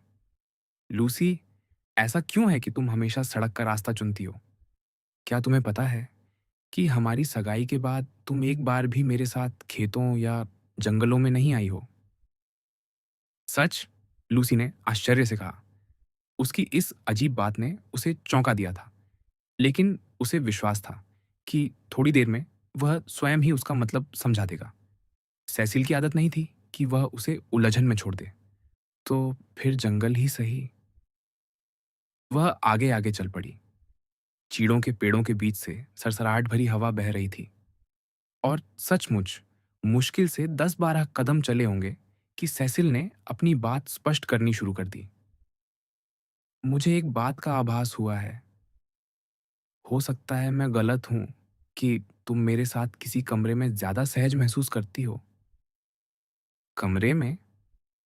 लूसी ने दोहराया। वह पूरी तरह उलझ गई थी। हाँ, या फिर ज्यादा से ज्यादा किसी बगीचे में या सड़क पर, लेकिन इस तरह खुले असली देहात में कभी नहीं। ओह सेसिल, आखिर तुम कहना क्या चाहते हो? मैंने कभी ऐसा कुछ महसूस नहीं किया। तुम तो ऐसे बात कर रहे हो जैसे मैं कोई कवयित्री ववयित्री हूं। मुझे नहीं मालूम कि तुम नहीं हो। मैं तुम्हें हमेशा किसी दृश्य के साथ जोड़कर देखता हूं, एक खास तरह के दृश्य के साथ। फिर ऐसा क्यों नहीं हो सकता कि तुम मुझे किसी कमरे के साथ जोड़ो? लूसी ने कुछ क्षण सोचा, फिर हंस पड़ी। जानते हो, तुम सही कह रहे हो। मैं सचमुच ऐसा ही करती हूँ। शायद मैं कवित्री ही हूँ। जब भी मैं तुम्हारे बारे में सोचती हूँ, तुम हमेशा किसी कमरे में दिखाई देते हो। कितनी मजेदार बात है। लेकिन उसकी हैरानी का ठिकाना न रहा जब उसने देखा कि सेसिल इस उत्तर से प्रसन्न होने के बजाय कुछ खिन्न हो गया है। ड्राइंग रूम में शायद, उसने पूछा, बिना किसी दृश्य के। हाँ, शायद बिना किसी दृश्य के। क्यों? मैं तो चाहता, उसने शिकायत भरे स्वर में कहा, कि तुम मुझे खुले आकाश और प्रकृति के साथ जोड़ती। ओह सेसिल, आखिर तुम कहना क्या चाहते हो? लेकिन इस बार कोई स्पष्टीकरण नहीं आया। लूसी ने विषय को बहुत जटिल समझकर छोड़ दिया। उसे लगा ऐसी बातें शायद लड़कियों की समझ से बाहर होती हैं। वह उसे और भीतर जंगल में ले गई। चलते चलते कभी किसी सुंदर पेड़ के पास रुकती, कभी किसी परिचित कोने पर।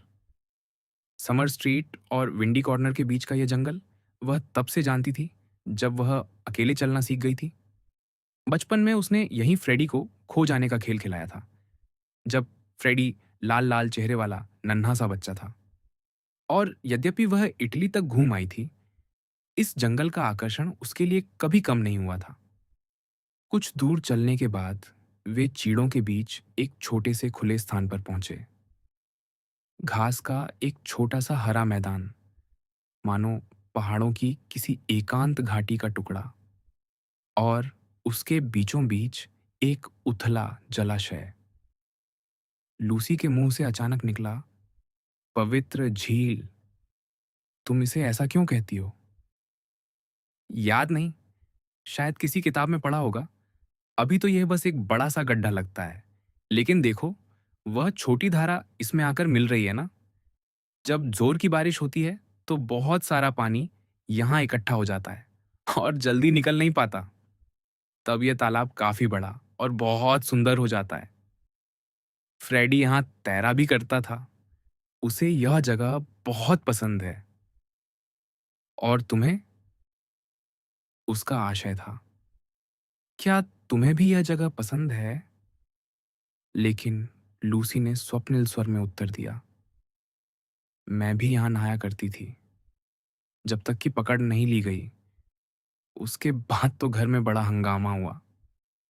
किसी और समय होता तो शायद सेसिल को झटका लगता। उसके भीतर संकोच और नैतिक झिझक की गहरी परतें थीं। लेकिन इस समय, जब वह प्रकृति और स्वाभाविकता के एक अस्थायी आकर्षण में डूबा हुआ था, उसे लूसी की यह सहज सरलता अत्यंत मोहक लगी। वह उसे देखने लगा। लूसी आज पूरी तरह सजी हुई थी, जैसा कि वह स्वयं कहती थी, स्मार्ट। हरे संसार के बीच खड़ी वह उसे किसी ऐसे चमकीले फूल की तरह लगी जिसके अपने पत्ते न हों, जो अचानक हरियाली के समुद्र से फूट पड़ा हो। तुम्हें किसने पकड़ लिया था? शार्लट, उसने धीरे से कहा। वह उन दिनों हमारे यहाँ ठहरी हुई थी। शार्लट, शार्लट, बेचारी लड़की। लूसी ने गंभीर मुस्कान के साथ उसकी ओर देखा। उसी क्षण सेसिल के मन में एक विचार आया। अब तक वह उससे बचता रहा था, लेकिन अचानक वह विचार उसे व्यावहारिक और उचित लगा। लूसी, हाँ, मुझे लगता है अब हमें चलना चाहिए, उसने सहजता से उत्तर दिया। लूसी, मैं तुमसे एक ऐसी बात पूछना चाहता हूँ जो मैंने आज तक कभी नहीं पूछी। उसकी आवाज का गंभीर स्वर सुनकर लूसी खुलकर और अपनत्व से उसकी ओर बढ़ आई। क्या बात है सेसिल? अब तक कभी नहीं, यहाँ तक कि उस दिन भी नहीं, जब तुमने लॉन पर मुझसे विवाह के लिए हाँ कहा था। अचानक वह संकोच में पड़ गया। उसकी नजरें बार बार इधर उधर घूमने लगीं, मानो वह देखना चाहता हो कि कहीं कोई उन्हें देख तो नहीं रहा। उसका साहस डगमगा गया। हाँ, अब तक मैंने तुम्हें कभी चूमा नहीं है। लूसी का चेहरा एकदम लाल हो उठा, जैसे उसने कोई बेहद असभ्य बात कह दी हो।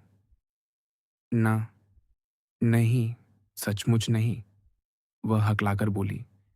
तो मैं पूछता हूँ, क्या अब चूम सकता हूँ बिल्कुल चूम सकते हो सेसिल, पहले भी चूम सकते थे।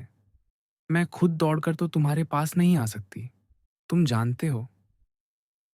जीवन के उस सर्वोच्च क्षण में भी सेसिल को केवल हास्यास्पद बातें ही महसूस हुईं। लूसी का उत्तर उसे अधूरा लगा। उसने कितनी व्यावहारिक सहजता से अपना घूंघट ऊपर उठाया था। जब वह उसकी ओर बढ़ा तो एक पल के लिए उसके मन में इच्छा हुई कि काश वह पीछे हट सके। और जब उनके चेहरे एक दूसरे के निकट आए तो उसकी सुनहरी पिंसनेज ऐनक बीच में फंसकर टेढ़ी हो गई। यही था उनका चुंबन।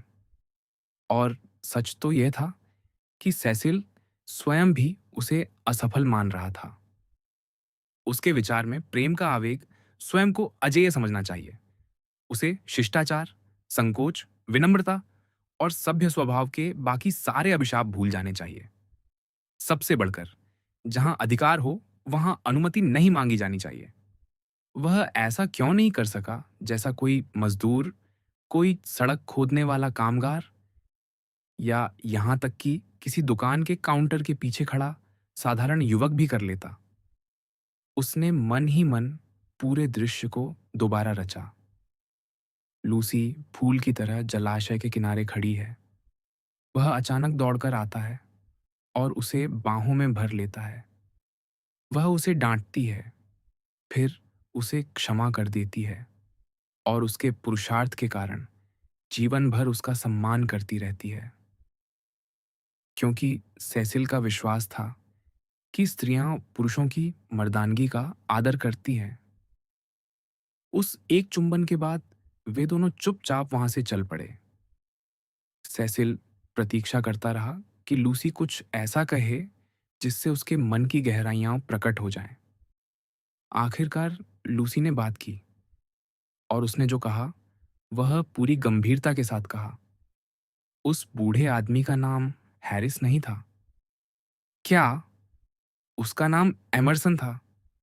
किसका नाम? उस बूढ़े सज्जन का, जिसके बारे में मैंने बताया था। वही, जिनके साथ मिस्टर ईगर ने इतनी बुरी तरह व्यवहार किया था। सेसिल यह नहीं जान सकता था कि यह अब तक की उनकी सबसे अंतरंग बातचीत थी। सेसिल एक विनोदकार के रूप में, जिस समाज से सेसिल लूसी को बचाना चाहता था, वह शायद कोई बहुत शानदार समाज नहीं था। फिर भी वह उस स्तर से कहीं ऊपर था जिसकी उम्मीद उसके पारिवारिक पृष्ठभूमि से की जा सकती थी। उसके पिता एक सफल स्थानीय सॉलिसिटर थे। जब यह इलाका विकसित होना शुरू हुआ, तब उन्होंने निवेश के उद्देश्य से विंडी कॉर्नर बनवाया था। लेकिन निर्माण पूरा होने के बाद उन्हें अपनी ही रचना से ऐसा प्रेम हो गया कि अंततः वहीं बस गए। उनके विवाह के कुछ समय बाद उस क्षेत्र का सामाजिक वातावरण बदलने लगा। दक्षिण की खड़ी ढलान पर और घर बने, फिर पीछे के चीड़ के जंगलों में, और उत्तर की ओर चाक पत्थर की पहाड़ियों पर भी नई नई कोठियां उगाईं। इनमें से अधिकांश घर विंडी कॉर्नर से बड़े थे। उनमें ऐसे लोग आकर बसे जो स्थानीय नहीं थे, बल्कि लंदन से आए थे। और उन्होंने हनीचर्च परिवार को गलती से इस क्षेत्र के किसी पुराने कुलीन वंश का अवशेष समझ लिया। मिस्टर हनीचर्च इस स्थिति से कुछ घबराए हुए रहते थे, लेकिन उनकी पत्नी ने इसे न गर्व के साथ स्वीकार किया, न ही हीन भावना के साथ। वह अक्सर कहती, मुझे तो समझ नहीं आता लोग क्या कर रहे हैं, लेकिन बच्चों के लिए यह बेहद सौभाग्य की बात है। वह सबके यहाँ मिलने जुलने जाती, बदले में लोग भी बड़े उत्साह से उनके यहाँ आते। और जब तक लोगों को यह पता चलता कि वह वास्तव में उनके सामाजिक वर्ग की नहीं है, तब तक वे उन्हें पसंद करने लगते थे। फिर वह बात महत्वहीन हो जाती थी। जब मिस्टर हनीचर्च की मृत्यु हुई, तब उन्हें यह संतोष था, और ऐसा संतोष बहुत कम ईमानदार सॉलिसिटर तुच्छ समझते हैं, कि उनका परिवार उस सर्वोत्तम समाज में मजबूती से स्थापित हो चुका था जो उन्हें उपलब्ध हो सकता था। सर्वोत्तम उपलब्ध समाज। निश्चित रूप से वहां बसने वाले नए लोगों में बहुत से लोग नीरस थे, और इटली से लौटने के बाद लूसी को यह पहले से कहीं अधिक स्पष्ट दिखाई देने लगा था। अब तक उसने उनके आदर्शों को बिना प्रश्न किए स्वीकार किया था। उनकी सुखद संपन्नता, उनका विस्फोटहीन धर्म, और कागज के थैलों, संतरे के छिलकों तथा टूटी बोतलों के प्रति उनका घोर विरोध। विचारों से वह पूरी तरह उदारवादी थी। फिर भी उसने उपनगरों का नाम लेना भी लगभग घृणा के साथ सीख लिया था। जहां तक उसने जीवन की कल्पना की थी, जीवन कुछ धनी, सुखी और सभ्य लोगों का एक घेरा था, जिनकी रुचियां समान थीं और जिनके शत्रु भी समान थे। उसी घेरे के भीतर लोग सोचते थे, विवाह करते थे और मर जाते थे। उसके बाहर केवल गरीबी और असभ्यता थी, जो लगातार भीतर प्रवेश करने की कोशिश करती रहती थी। ठीक वैसे ही जैसे लंदन का कोहरा उत्तरी पहाड़ियों के बीच की दरारों से होकर चीड़ के जंगलों में घुस आने की कोशिश करता है। लेकिन इटली में, जहां कोई भी व्यक्ति चाहे तो समानता की धूप में अपने को गर्म कर सकता है, जीवन की यह पूरी अवधारणा टूट गई। उसकी संवेदनाएं फैल गईं। उसे लगा कि ऐसा कोई मनुष्य नहीं जिससे वह प्रेम या अपनापन महसूस न कर सके। सामाजिक दीवारें अवश्य थीं और शायद हटाई भी नहीं जा सकती थीं, लेकिन वे इतनी ऊंची भी नहीं थीं। उन्हें पार करना उतना ही आसान था जितना एपेनाइन पर्वतों में किसी किसान के जैतून के बगीचे में छलांग लगाकर प्रवेश करना। और वह किसान तुम्हें देखकर प्रसन्न ही होता। वह नई आंखों के साथ लौटी थी। सेसिल भी लौटा था, लेकिन इटली ने उसे सहिष्णु नहीं, बल्कि अधिक चिड़चिड़ा बना दिया था। उसे दिखाई देने लगा था कि स्थानीय समाज संकीर्ण है, पर जहां लूसी पूछती थी, तो इससे क्या फर्क पड़ता है, वहां सेसिल विद्रोह करता था और उसकी जगह उस समाज को लाना चाहता था जिसे वह उदार और विस्तृत कहता था। वह यह नहीं समझ पाया कि लूसी ने अपने वातावरण को हजारों छोटी छोटी सद्भावनाओं और शिष्टताओं के माध्यम से पवित्र बना लिया था।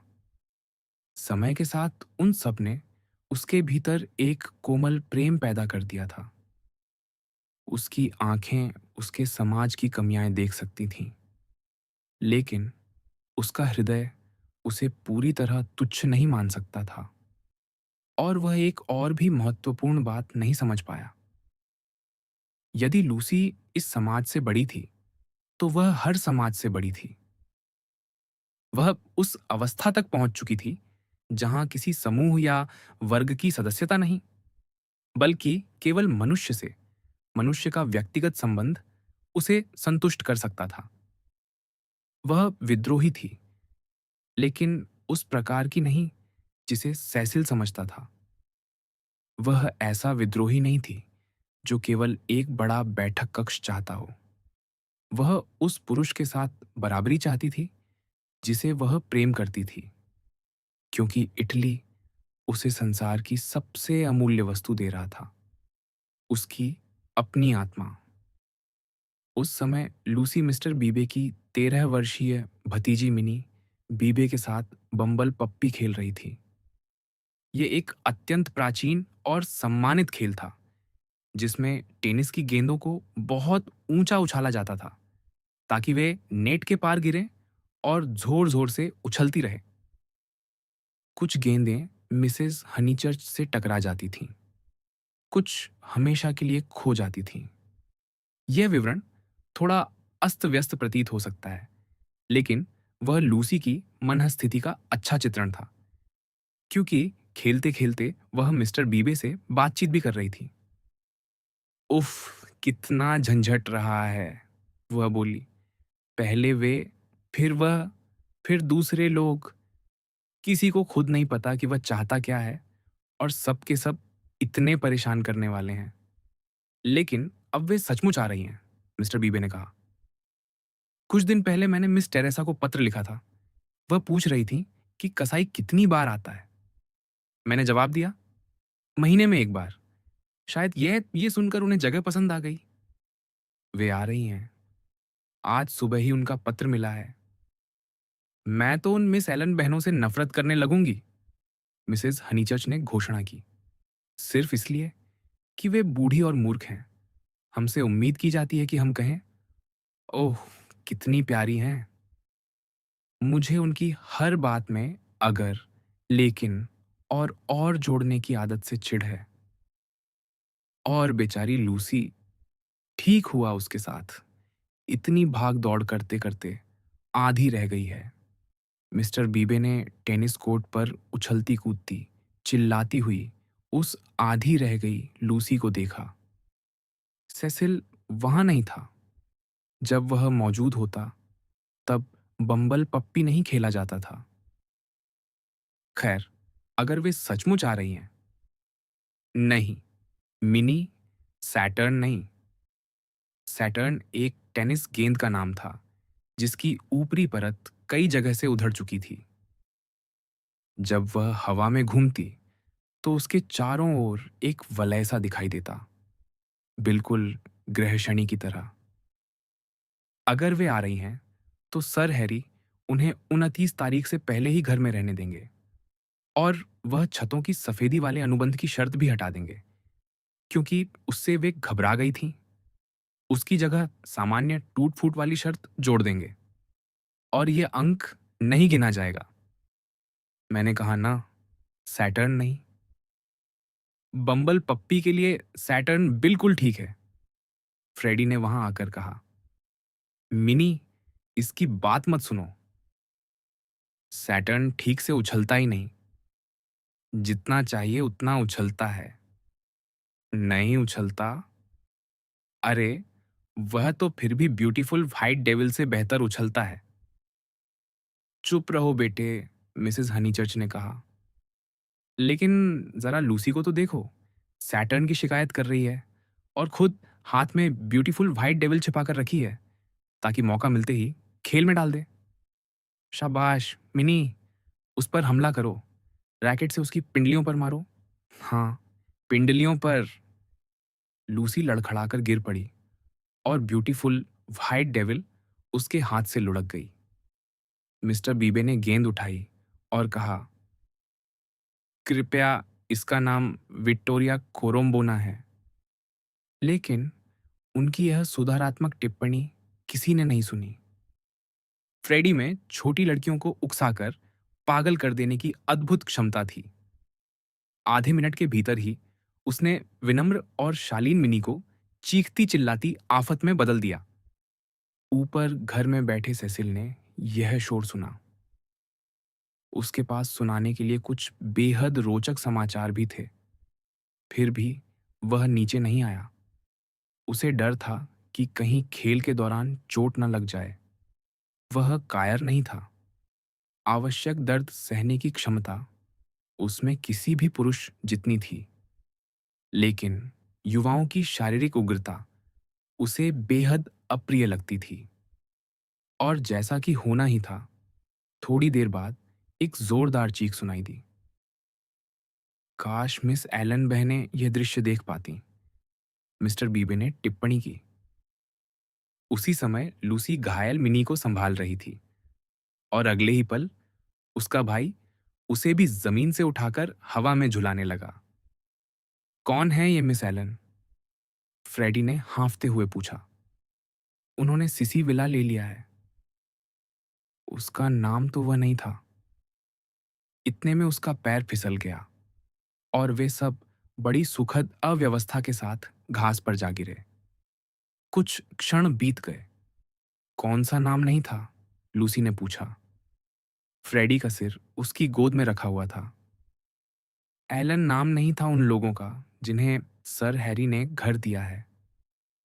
बकवास फ्रेडी, तुम्हें कुछ नहीं पता। तुम ही बकवास कर रही हो। अभी अभी तो मैं उनसे मिलकर आया हूं। उन्होंने मुझसे कहा। फ्रेडी ने सर हैरी की नकल करने की कोशिश की, हालांकि वह कोई खास मिमिक नहीं था। अहम, हनी चर्च, अहम, अहम। आखिरकार मुझे सचमुच बहुत ही मनचाहे किराएदार मिल गए हैं। और मैंने कहा, वाह! बूढ़े शेर, और उनकी पीठ पर धौल जमा दी। हाँ, तो वही मिस एलन बहनें होंगी। बिल्कुल नहीं, नाम कुछ एंडरसन जैसा था। हे भगवान! मिसेस हनीचर्च चिल्लाईं। अब फिर कोई गड़बड़ होने वाली है। लूसी, ध्यान दिया? मैं हमेशा सही निकलती हूँ। मैंने पहले ही कहा था कि सिसिविला के मामले में दखल मत दो। मैं हमेशा सही होती हूँ। सच कहूँ तो इतनी बार सही निकलने से अब मुझे खुद बेचैनी होने लगी है। यह फ्रेडी की कोई और कहानी है, लूसी ने कहा। उसे तो उन लोगों का नाम तक नहीं मालूम जिनके बारे में दावा कर रहा है। मालूम है मुझे, याद आ गया। क्या? एमरसन। लूसी का दिल जैसे एक पल को रुक गया। क्या नाम कहाँ? एमरसन, जो चाहे शर्त लगा लो। सर हैरी कितने डगमग स्वभाव के आदमी हैं, लूसी ने धीमे स्वर में कहा। काश मैंने इस मामले में कभी दखल ही न दिया होता। फिर वह पीठ के बल लेट गई और बादलों से रहित नीले आकाश को देखने लगी। मिस्टर बीबे, जिनकी नज़र में लूसी का सम्मान हर दिन बढ़ता जा रहा था, अपनी भतीजी से फुसफुसाकर बोले, देखा, अगर कोई छोटी सी बात गलत हो जाए तो उसका सामना ऐसे किया जाता है। उधर नए किराएदारों का नाम सुनकर मिसेस हनीचर्च का ध्यान अपनी ही प्रतिभाओं के चिंतन से हट गया था। एमरसन, फ्रेडी, क्या तुम्हें पता है कौन से एमरसन हैं? मुझे नहीं मालूम कि वे कोई खास एमरसन हैं भी या नहीं, फ्रेडी ने झुंझलाकर कहा। फ्रेडी लोकतांत्रिक विचारों वाला था। अपनी बहन की तरह और अधिकांश युवाओं की तरह वह स्वाभाविक रूप से समानता के विचार से आकर्षित था।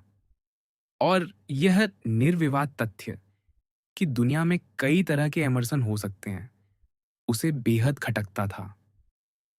मैं बस यही आशा करती हूँ कि वे सही तरह के लोग हों।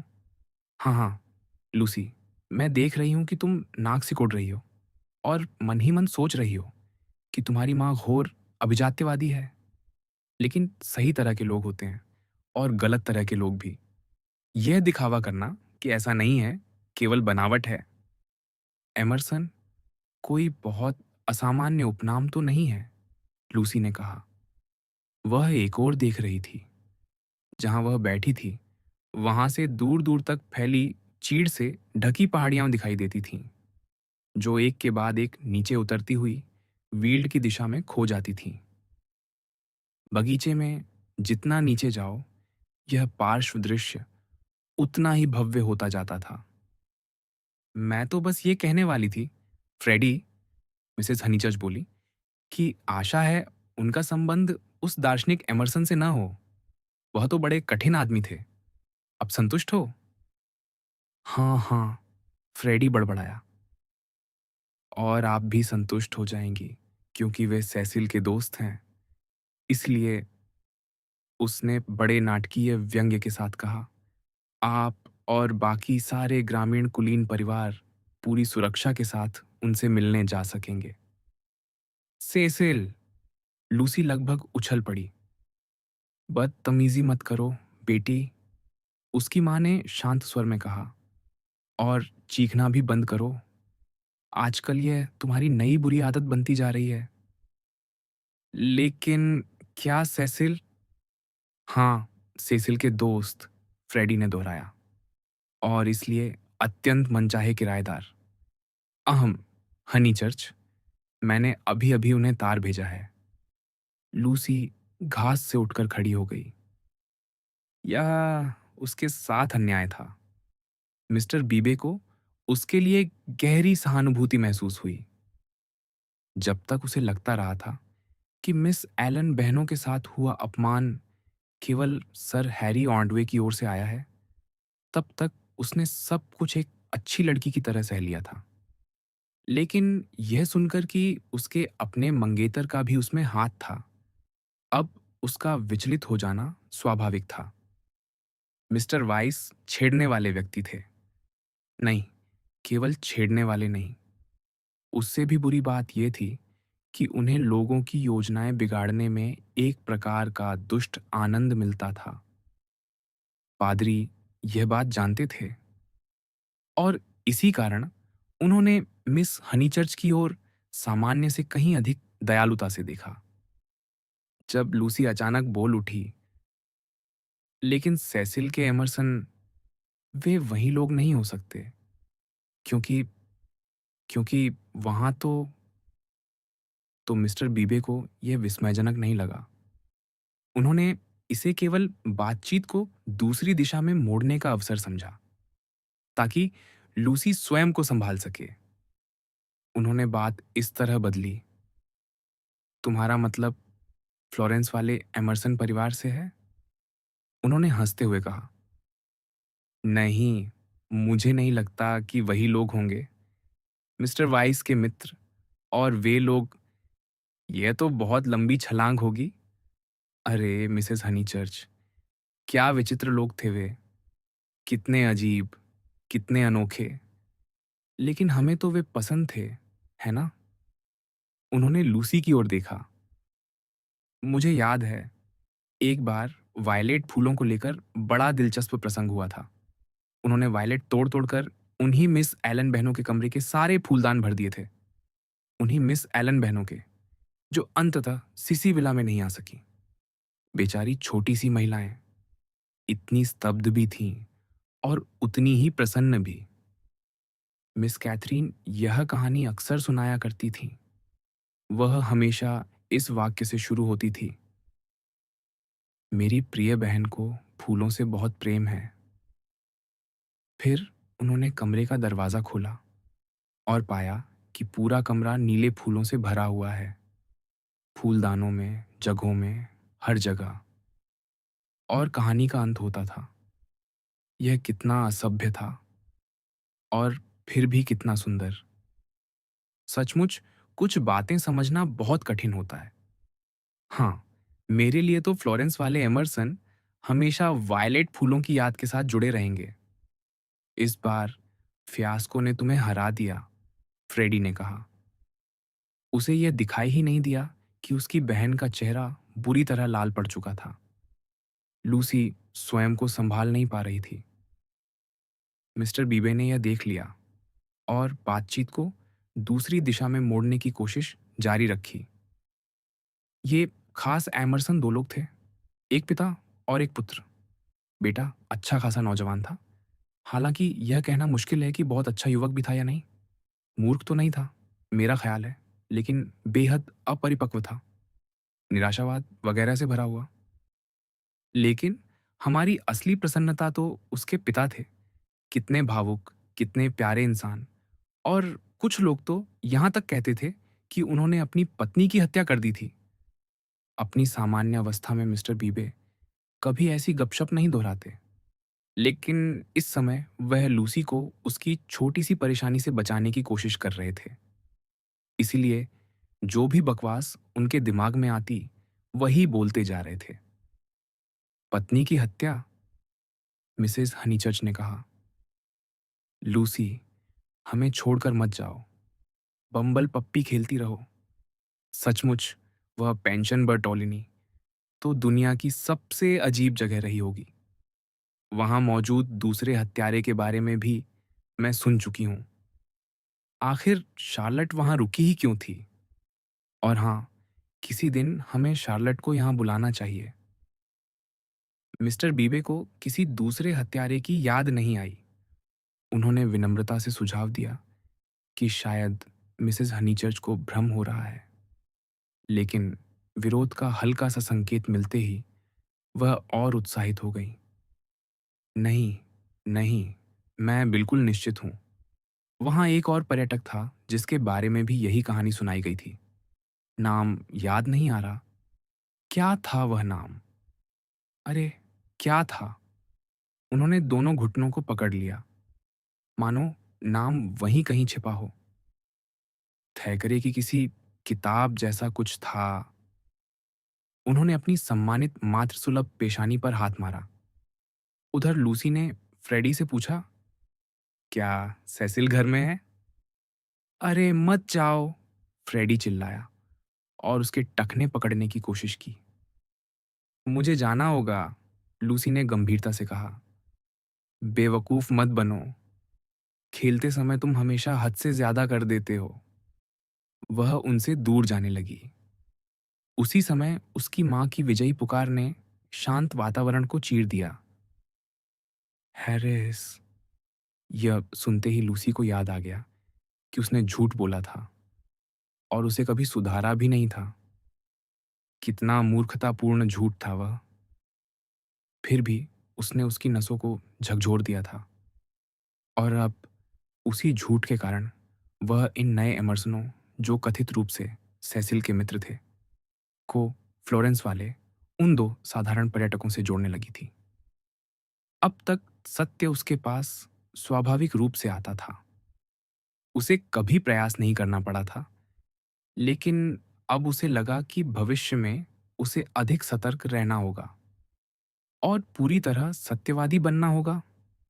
खैर, कम से कम इतना तो अवश्य कि वह झूठ न बोले। शर्म से लाल चेहरा लिए वह जल्दी जल्दी बगीचे की ओर बढ़ी।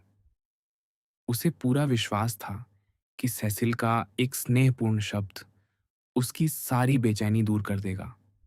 सेसिल, हेलो, ऊपर से आवाज आई।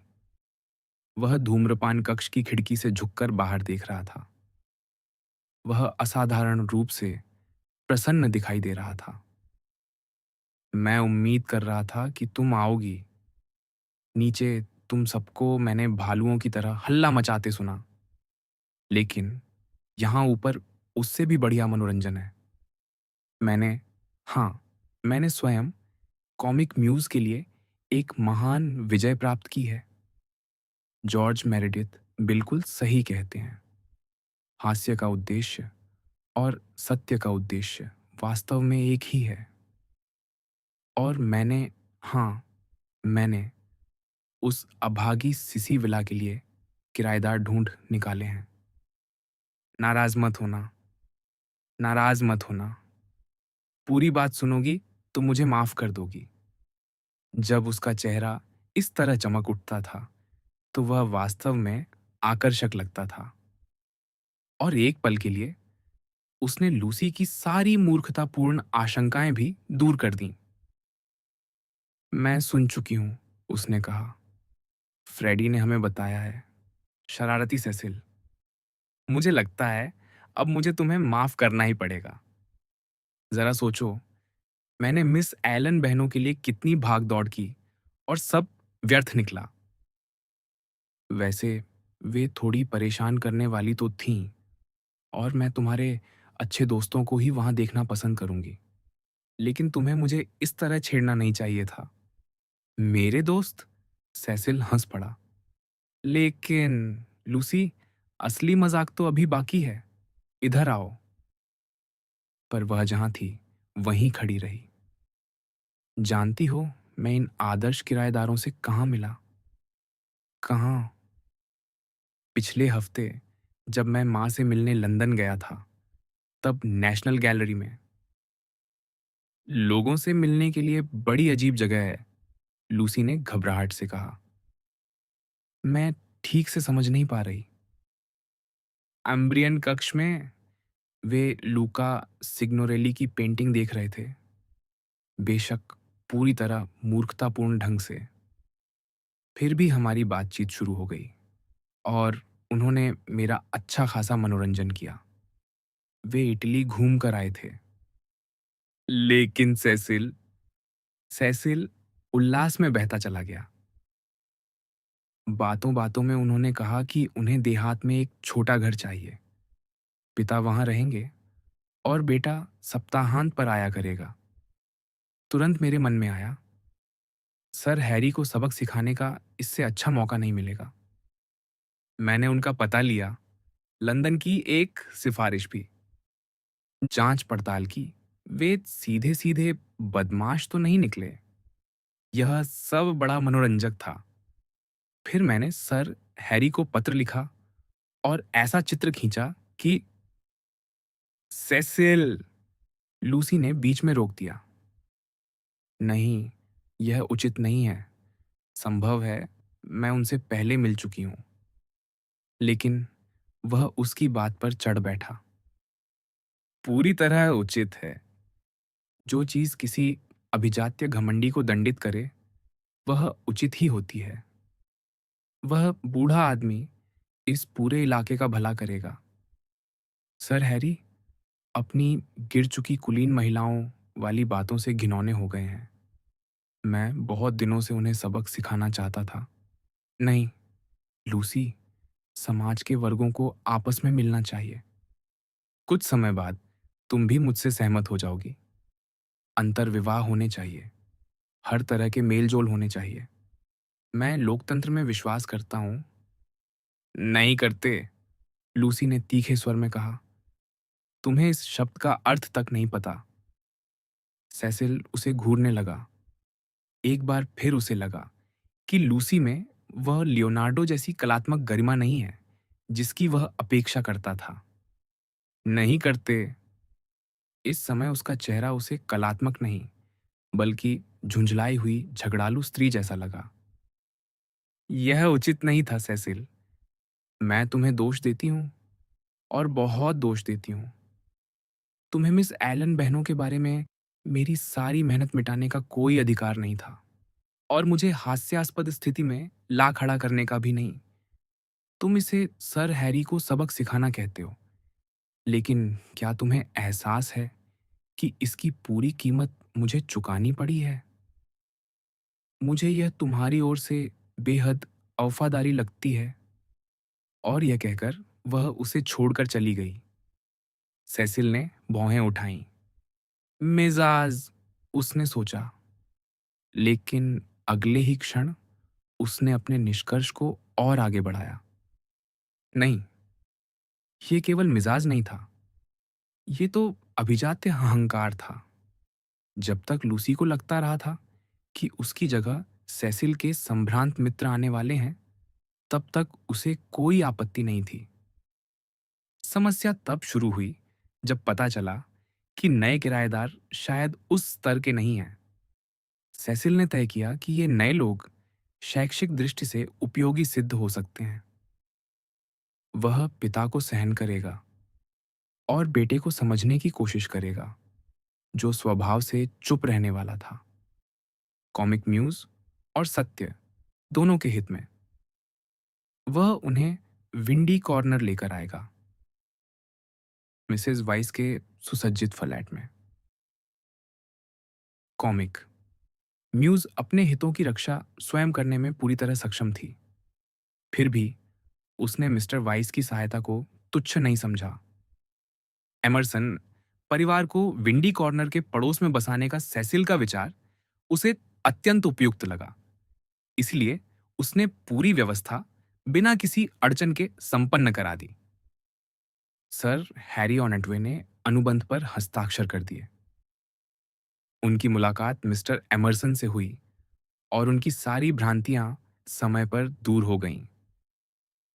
मिस एलन बहनें अपेक्षित रूप से आहत हुईं और उन्होंने लूसी को एक गरिमापूर्ण पत्र लिखा, क्योंकि असफलता के लिए वे उसी को जिम्मेदार मानती थीं।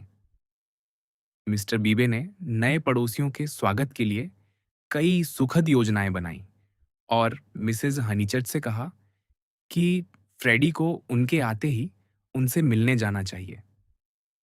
वास्तव में कॉमिक म्यूज के साधन इतने व्यापक थे कि उसने मिस्टर हैरिस, जो कभी बहुत प्रभावशाली अपराधी नहीं रहे थे, को भी धीरे धीरे भुला दिया।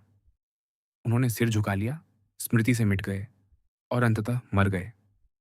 अब स्वर्ग जैसी उजली ऊंचाइयों से उतरकर पृथ्वी पर आना चाहिए, उस पृथ्वी पर जहां पहाड़ हैं और इसलिए छायाएं भी हैं। लूसी की बात करें। शुरुआत में वह गहरे निराशा में डूब गई थी, लेकिन कुछ सोच विचार के बाद उसने निश्चय किया कि वास्तव में इस सब का कोई विशेष महत्व नहीं है। अब जबकि उसकी सगाई हो चुकी थी, एमरसन परिवार शायद ही उसका अपमान करने की स्थिति में था। वे पड़ोस में आना चाहें तो स्वागत है, और सेसिल भी, जिसे चाहे पड़ोस में ला सकता था। इसलिए यदि सेसिल एमर्सन परिवार को वहां लाना चाहता था, तो उसका भी स्वागत था। लेकिन जैसा कि कहा गया, इस निष्कर्ष तक पहुंचने में उसे कुछ समय लगा। और लड़कियां कितनी अलौकिक रूप से अतार्किक होती हैं। इसलिए यह घटना उसके मन में जितनी बड़ी और भयावह नहीं होनी चाहिए थी, उससे कहीं अधिक बड़ी और भयावह बनी रही।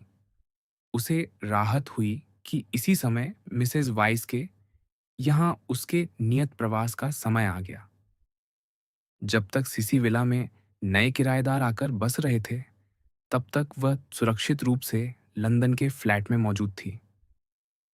सेसिल, प्रिय सेसिल। जिस शाम वह वहां पहुंची, उसने धीरे से फुसफुसाते हुए कहा और उसकी बाहों में समा गई। सेसिल भी इस बार कुछ अधिक स्नेहपूर्ण हो उठा। उसे लगा कि लूसी के भीतर वह आवश्यक अग्नि अब प्रज्वलित हो चुकी है।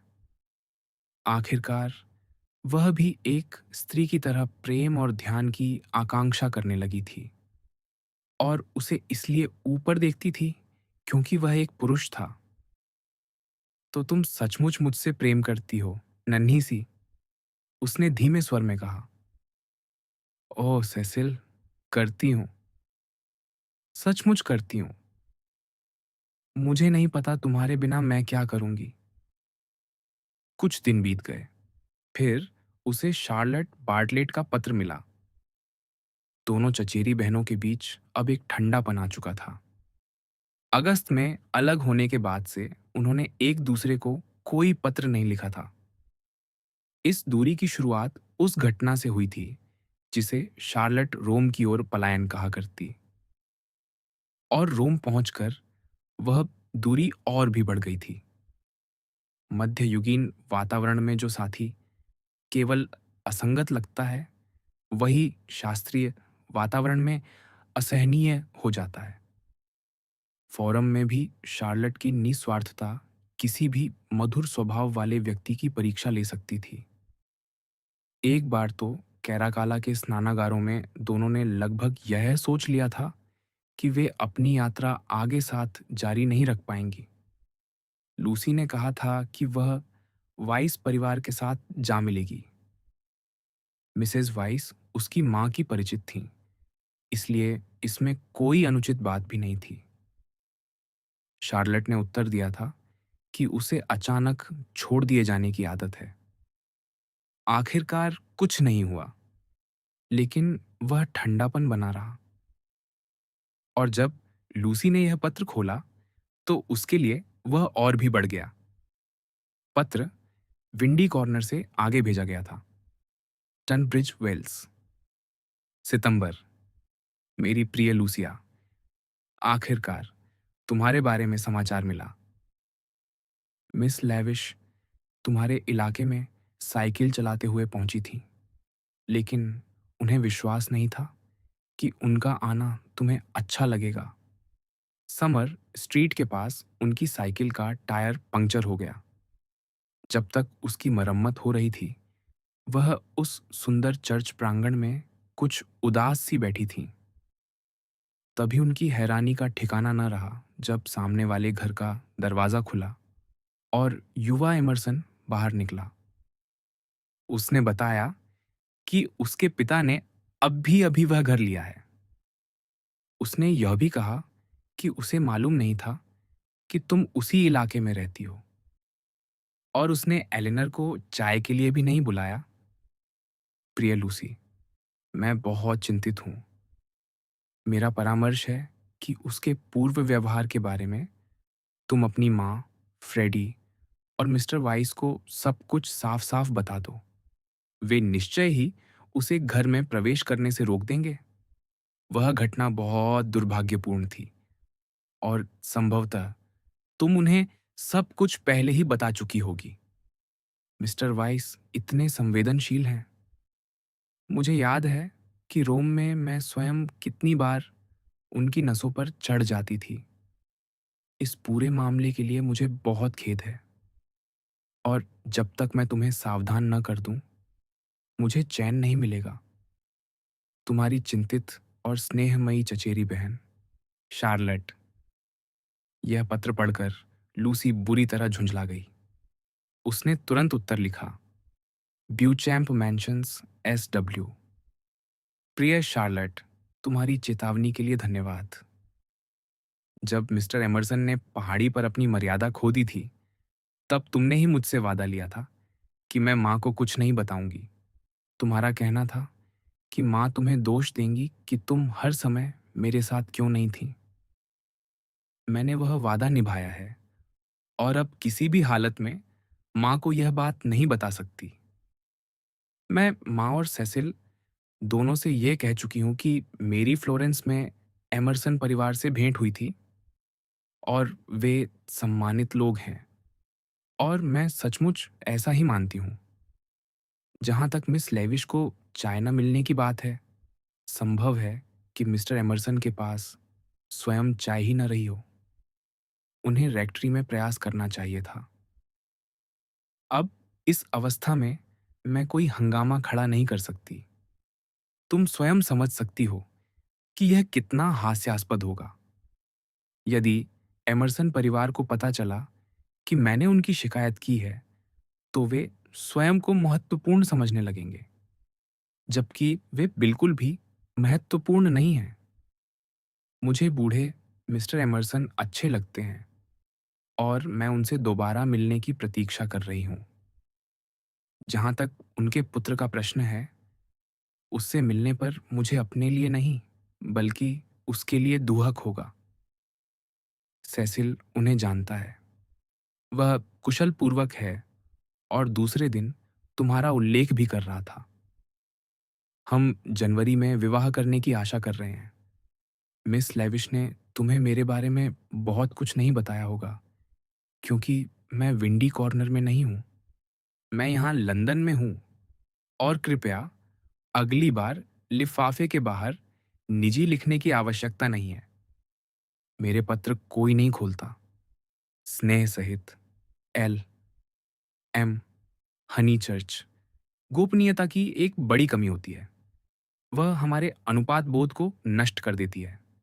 फिर हम यह तय नहीं कर पाते कि हमारा रहस्य वास्तव में कितना महत्वपूर्ण है। क्या लूसी और उसकी चचेरी बहन किसी ऐसी भयानक बात को छिपा रही थीं, जो सामने आने पर सेसिल का जीवन उलट-पुलट कर देती? या फिर वह बस एक छोटी-सी घटना थी, जिस पर वह खुलकर हंस देता? शार्लेट बार्टलेट पहले विकल्प की ओर इशारा करती थी, और संभव है कि वह सही हो, क्योंकि अब तक आते-आते वह बात सचमुच बड़ी बन चुकी थी। यदि लूसी को अपने हाल पर छोड़ दिया गया होता, तो वह अपनी माँ और अपने मंगेतर को पूरी सादगी से सब कुछ बता देती, और तब वह हमेशा एक छोटी-सी बात ही बनी रहती। एमरसन, हैरिस नहीं। कुछ सप्ताह पहले तक बात बस इतनी सी थी। एक बार उसने अब भी सेसिल को सब कुछ बताने की कोशिश की। वे दोनों उसके स्कूल के दिनों की किसी सुंदर युवती की चर्चा करते हुए हंस रहे थे। वातावरण हल्का था, लेकिन जैसे ही उसने विषय छेड़ना चाहा, उसका अपना शरीर इतना हास्यास्पद ढंग से प्रतिक्रिया करने लगा कि उसे रुक जाना पड़ा। वह और उसका रहस्य दोनों 10 दिन और उस लगभग सुनसान महानगर में साथ रहे। वे उन जगहों पर घूमते रहे जिन्हें आगे चलकर वे बहुत अच्छी तरह जानने वाले थे। सेसिल का मानना था कि समाज का वास्तविक जीवन भले ही इस समय गोल्फ के मैदानों और वीरान पहाड़ियों पर छुट्टियां मना रहा हो, फिर भी लूसी के लिए समाज की रूपरेखा को समझ लेना उपयोगी रहेगा। मौसम ठंडा था और उससे भी कोई हानि नहीं थी। रथु के प्रतिकूल होने के बावजूद मिसेज वाइस किसी तरह एक रात्रिभोज का आयोजन करने में सफल हो गईं। मेहमानों की विशेषता यह थी कि वे सब किसी न किसी प्रसिद्ध व्यक्ति के नाती पोते थे। भोजन साधारण था, लेकिन बातचीत बातचीत में एक ऐसी बुद्धिमत्तापूर्ण थकान थी जिसने लूसी को प्रभावित किया। ऐसा लगता था मानो सब लोग हर चीज से ऊब चुके हों। कोई उत्साह से किसी विषय की शुरुआत करता, फिर बड़ी सुंदरता से उसी उत्साह से पीछे हट जाता, और उसके बाद सबकी सहानुभूतिपूर्ण हंसी के बीच फिर से खड़ा हो जाता। उस वातावरण में पेंशन बर्टोलिनी और विंडी कॉर्नर दोनों ही समान रूप से भोंडे और अपरिष्कृत प्रतीत होते थे। और लूसी को पहली बार एहसास हुआ कि लंदन का जीवन उसे उन सभी चीजों से थोड़ा थोड़ा दूर कर देगा जिन्हें वह अब तक प्रेम करती आई थी। रात्रि भोज के बाद मेहमानों ने उससे पियानो बजाने का अनुरोध किया। उसने शुमान बजाया। अब कुछ बीथोवन सुनाओ, सेसिल ने पुकारा, जब संगीत की शिकायत भरी सुंदरता धीरे धीरे हवा में विलीन हो गई। लूसी ने सिर हिला दिया और फिर से शुमान बजाने लगी। धुन उठी, जादुई थी, लेकिन जैसे किसी उद्देश्य की ओर नहीं बढ़ रही थी। वह टूट गई, फिर टूटी हुई ही आगे बढ़ी, मानो जन्म से मृत्यु तक किसी सीधी यात्रा पर नहीं निकलना चाहती हो। उसमें अधूरेपन का दुख था, वह दुख जो अक्सर जीवन में होता है पर कला में कभी नहीं होना चाहिए। उसकी बिखरी हुई पंक्तियों में एक गहरी उदासी धड़क रही थी, और सुनने वालों की नसें भी उसी लय में कांप उठीं। फ्लोरेंस के पेंशन बर्टोलिनी में छोटे से ढंके हुए पियानो पर बैठकर उसने ऐसा नहीं बजाया था। और जब वह वहां से लौटी थी, तब मिस्टर बीबे के मन में बहुत ज्यादा शुमान जैसी कोई टिप्पणी नहीं उठी थी। रात को जब सारे मेहमान जा चुके और लूसी सोने चली गई, तब मिसेस वाइस ड्राइंग रूम में टहलती हुई अपने छोटे से आयोजन की समीक्षा करने लगी। उनके साथ उनका बेटा था। मिसेस वाइस मूलतः अच्छी स्त्री थीं, लेकिन उनकी व्यक्तिगत पहचान बहुत से अन्य लोगों की तरह लंदन ने निगल ली थी। बहुत से लोगों के बीच रहना आसान नहीं होता। इसके लिए मजबूत व्यक्तित्व चाहिए। भाग्य का विशाल चक्र उन्हें दबाकर आगे निकल गया था। उन्होंने अपनी क्षमता से अधिक मौसम देखे थे, अधिक शहर देखे थे, अधिक मनुष्यों को देखा था। यहाँ तक कि सेसिल के साथ भी उनका व्यवहार कभी-कभी यांत्रिक हो जाता था, मानो वह उनका एकमात्र पुत्र नहीं, बल्कि पुत्रों की पूरी भीड़ हो। लूसी को हमारे जैसा बना दो, उन्होंने कहा। हर वाक्य के अंत में वह कमरे के चारों ओर समझदारी से नजर घुमाती, फिर होठों को कसकर बंद कर लेती और अगला वाक्य बोलती। लूसी अद्भुत होती जा रही है, सचमुच अद्भुत। उसका संगीत तो हमेशा से अद्भुत था, सेसिल ने उत्तर दिया। हाँ, लेकिन अब वह हनीचर्च परिवार के प्रभाव से मुक्त हो रही है। हनीचर्च लोग बहुत अच्छे हैं, इसमें कोई संदेह नहीं। लेकिन तुम समझते हो ना कि मेरा क्या मतलब है। अब वह हर समय नौकरों की बातें नहीं करती, न ही यह पूछती फिरती है कि पुडिंग कैसे बनाई जाती है। यह सब इटली का प्रभाव है। शायद, मिसेस वाइस ने धीरे से कहा। उनके लिए इटली मुख्यतः संग्रहालयों का देश था। संभव है, सेसिल, ध्यान रखना कि अगले जनवरी में उससे विवाह अवश्य कर लो। वह अब लगभग हमारी ही तरह हो गई है। लेकिन उसका संगीत, सेसिल उत्साह से बोला, और उसका अंदाज। जब मैं मूर्खों की तरह बीथोवन सुनना चाहता था, तब उसने शुमान ही बजाया, और वह बिल्कुल सही थी। आज की शाम के लिए शुमान ही उचित था। शुमान ही सब कुछ था। जानती हो, माँ, मैं अपने बच्चों को ठीक उसी तरह शिक्षित करूंगा जैसे लूसी को किया गया है। उन्हें पहले ईमानदार ग्रामीण लोगों के बीच बड़ा करूंगा ताकि उनमें ताजगी बनी रहे। फिर उन्हें इटली भेजूंगा ताकि उनमें सूक्ष्मता आए। और उसके बाद, उससे पहले नहीं, उन्हें लंदन आने दूंगा। मैं इन लंदन वाली शिक्षाओं पर विश्वास नहीं करता। वह अचानक रुक गया। उसे याद आ गया कि उसकी अपनी शिक्षा भी लंदन में ही हुई थी। इसलिए उसने बात संभालते हुए कहा, कम से कम महिलाओं के लिए तो नहीं। उसे हमारे जैसा बना दो। मिसेस वाइस ने एक बार फिर कहा। फिर वह सोने चली गई।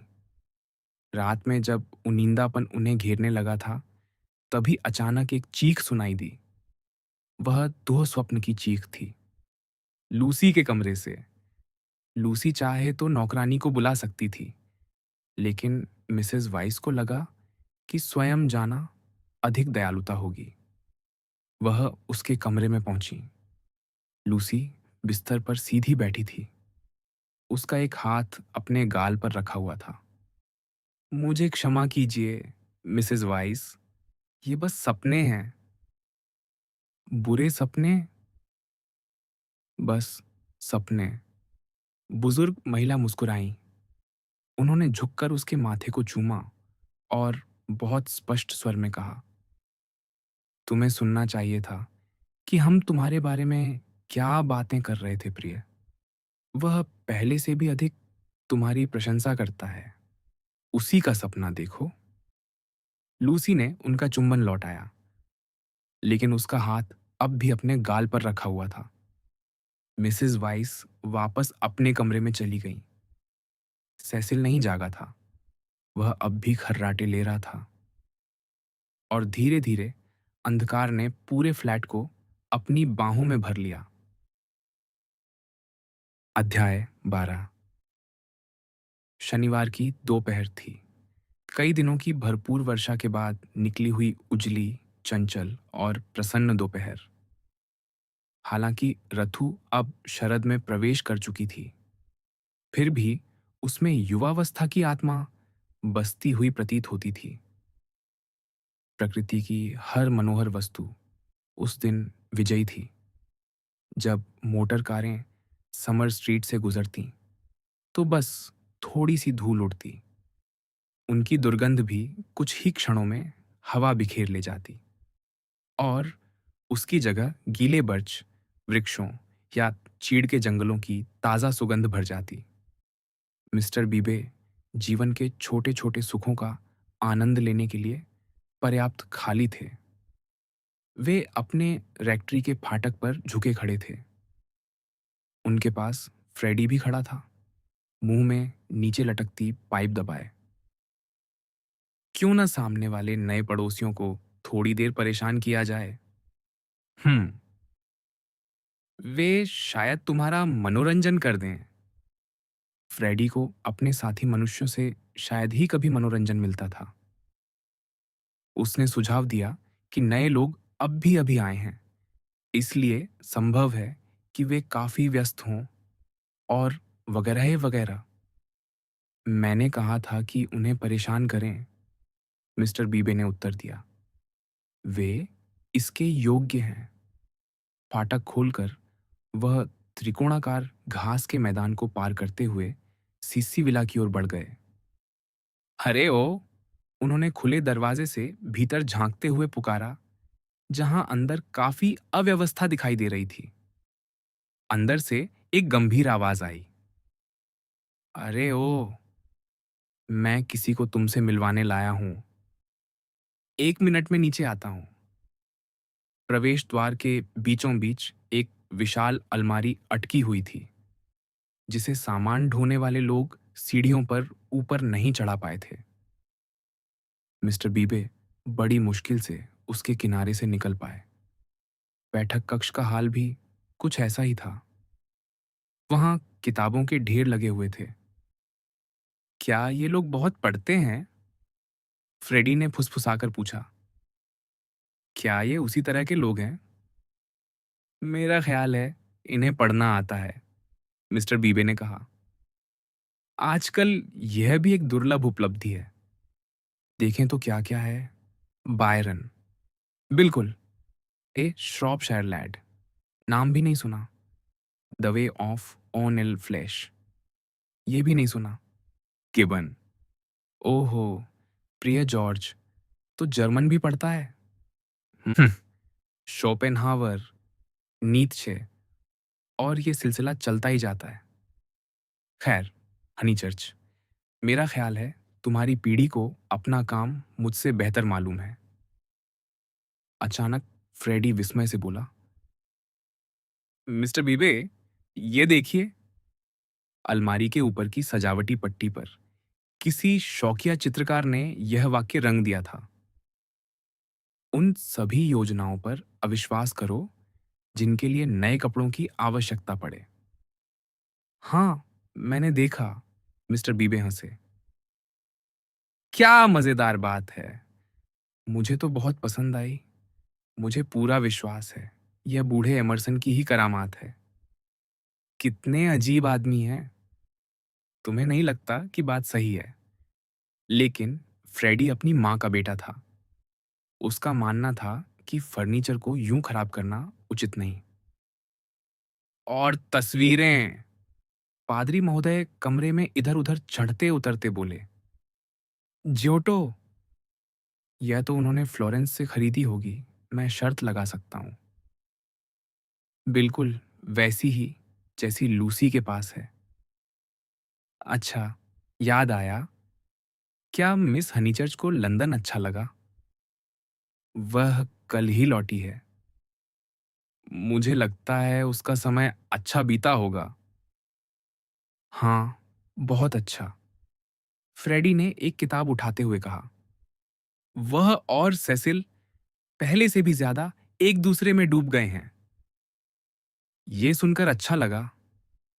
कुछ क्षण बाद फ्रेडी अचानक बोला, काश मैं इतना मूर्ख ना होता, मिस्टर बीबे। मिस्टर बीबे ने इस टिप्पणी को अनसुना कर दिया। लूसी भी पहले लगभग उतनी ही मूर्ख थी जितना मैं हूं, फ्रेडी ने जारी रखा। लेकिन अब सब बदल जाएगा। माँ ऐसा कहती हैं। वह तरह तरह की किताबें पढ़ेंगी। तुम भी पढ़ोगे? सिर्फ चिकित्सा की किताबें, ऐसी नहीं जिन पर बाद में बातचीत की जा सके। सेसिल उसे इतालवी सिखा रहा है और वह कहता है कि उसका पियानो बजाना अद्भुत है। उसमें ऐसी ऐसी बातें हैं जिन्हें हमने कभी नोटिस ही नहीं किया। सेसिल कहता है, ऊपर आखिर ये लोग कर क्या रहे हैं? एमरसन साहब, मेरा ख्याल है हम किसी और दिन आ जाएं। उसी समय जॉर्ज सीढ़ियां उतरता हुआ आया। उसने बिना कुछ कहे दोनों को लगभग धकेल कर कमरे में पहुंचा दिया।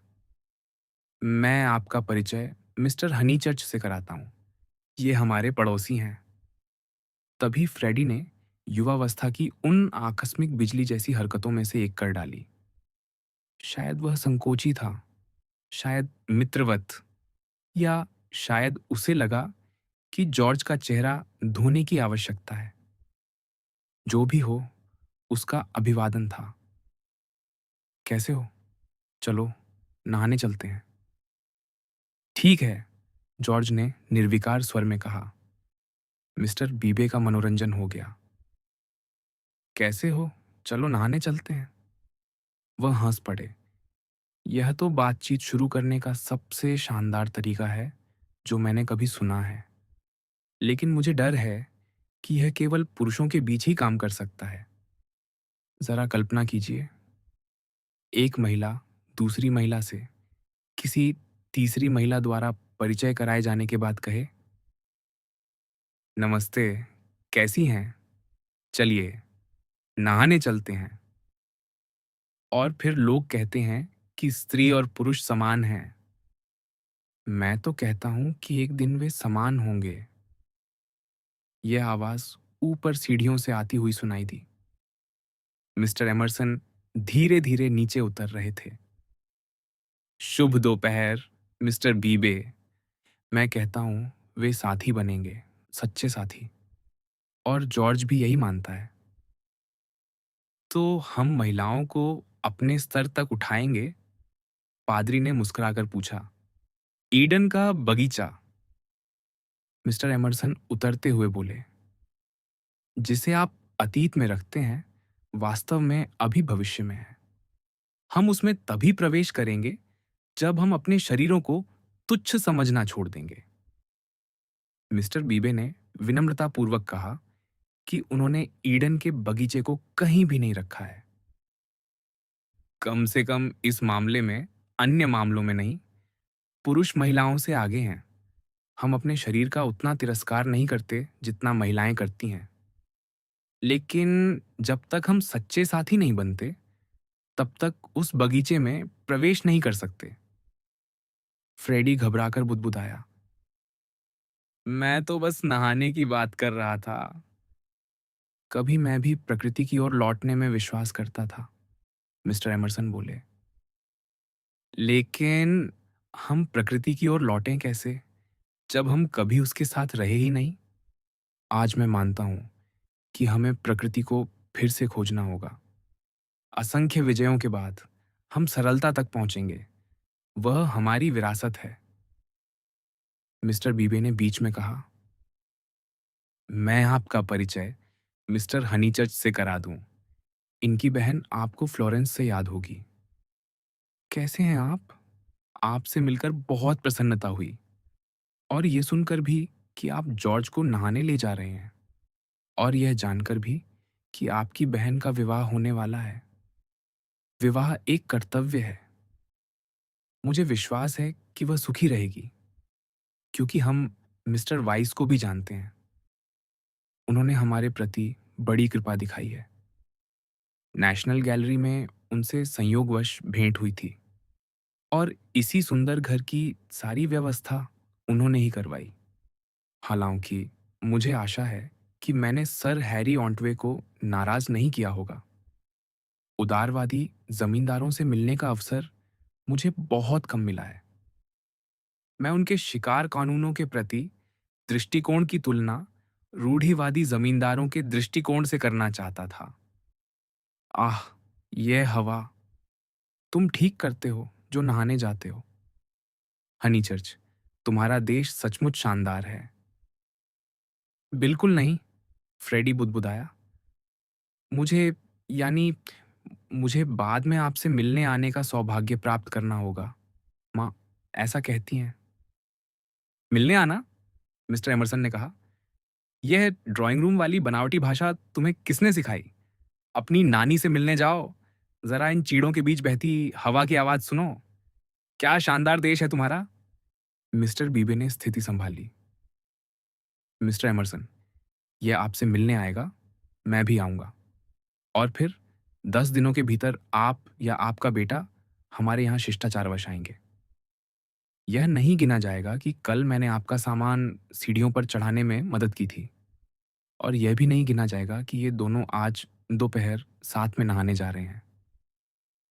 हाँ, जाओ नहाने जाओ। जॉर्ज, खड़े खड़े बातें क्यों कर रहे हो? इन्हें चाय पर वापस लेकर आना। साथ में दूध, केक और शहद भी ले आना। बदलाव तुम्हारे लिए अच्छा रहेगा। जॉर्ज ने दफ्तर में बहुत मेहनत की है। मुझे तो लगता ही नहीं कि वह पूरी तरह स्वस्थ है। जॉर्ज ने सिर झुका लिया। वह धूल से अटा हुआ और उदास दिखाई दे रहा था। उसके कपड़ों से उस व्यक्ति की विशिष्ट गंध आ रही थी जिसने अभी अभी भारी फर्नीचर उठाया हो।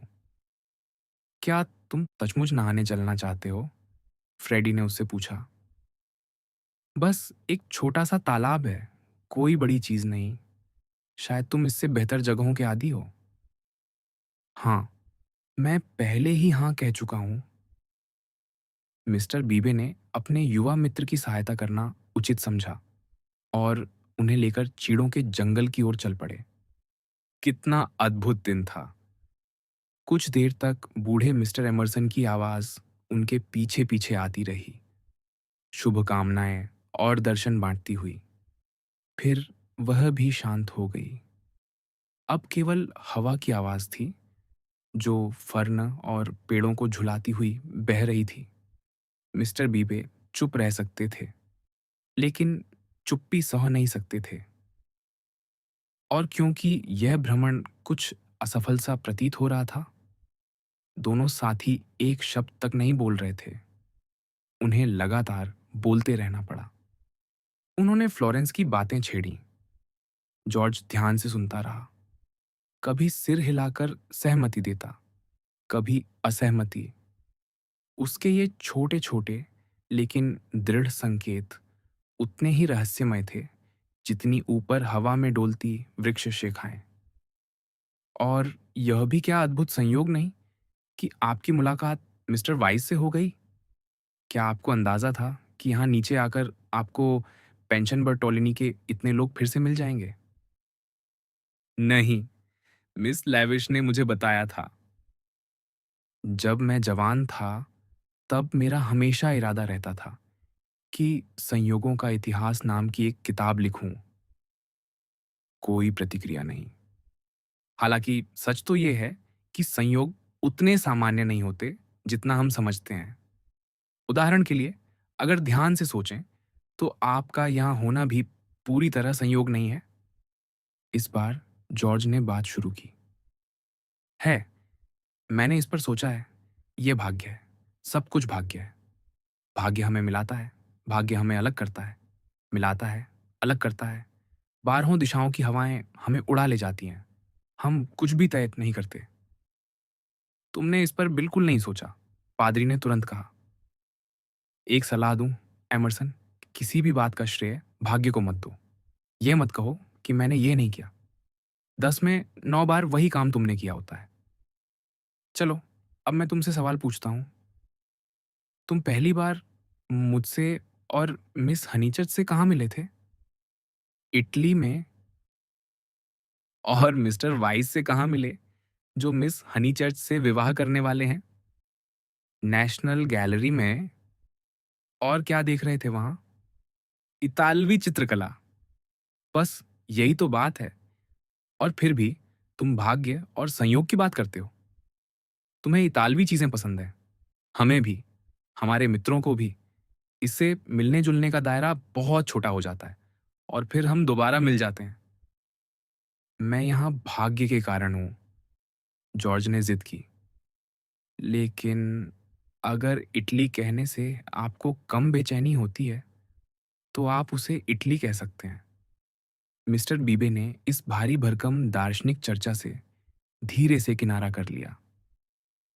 लेकिन वह युवाओं के प्रति अत्यंत सहनशील थे और जॉर्ज को झिड़कना नहीं चाहते थे। तो इसी और कुछ अन्य कारणों से मेरी संयोगों का इतिहास अब तक नहीं लिखी जा सकी। चुप्पी। बात को किसी निष्कर्ष तक पहुंचाने के लिए उन्होंने कहा, हम सब बहुत खुश हैं कि आप यहां आ गए हैं। फिर भी चुप्पी। लो, पहुंच गए, फ्रेडी ने पुकारा। वाह, बहुत अच्छा। मिस्टर बीबे ने राहत की सांस लेते हुए माथे का पसीना पोंछा। यही रहा तालाब। काश थोड़ा बड़ा होता, उन्होंने क्षमा याचना के स्वर में जोड़ा। वे चीड़ की सुइयों से ढकी फिसलन भरी ढलान से नीचे उतरे। सामने छोटा सा तालाब था, अपनी हरी भरी घास वाली छोटी घाटी में बसा हुआ।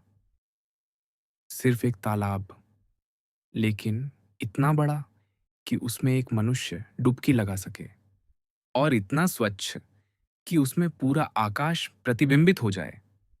हाल की बारिशों के कारण पानी आसपास की घास तक फैल गया था, जिससे घास का एक चमकीला पन्ना सा रास्ता बन गया था जो पैरों को बीच के जलाशय की ओर बुलाता था। तालाबों की श्रेणी में देखा जाए तो यह काफी सफल तालाब है, मिस्टर बीबे ने कहा। इसके लिए किसी सफाई की जरूरत नहीं।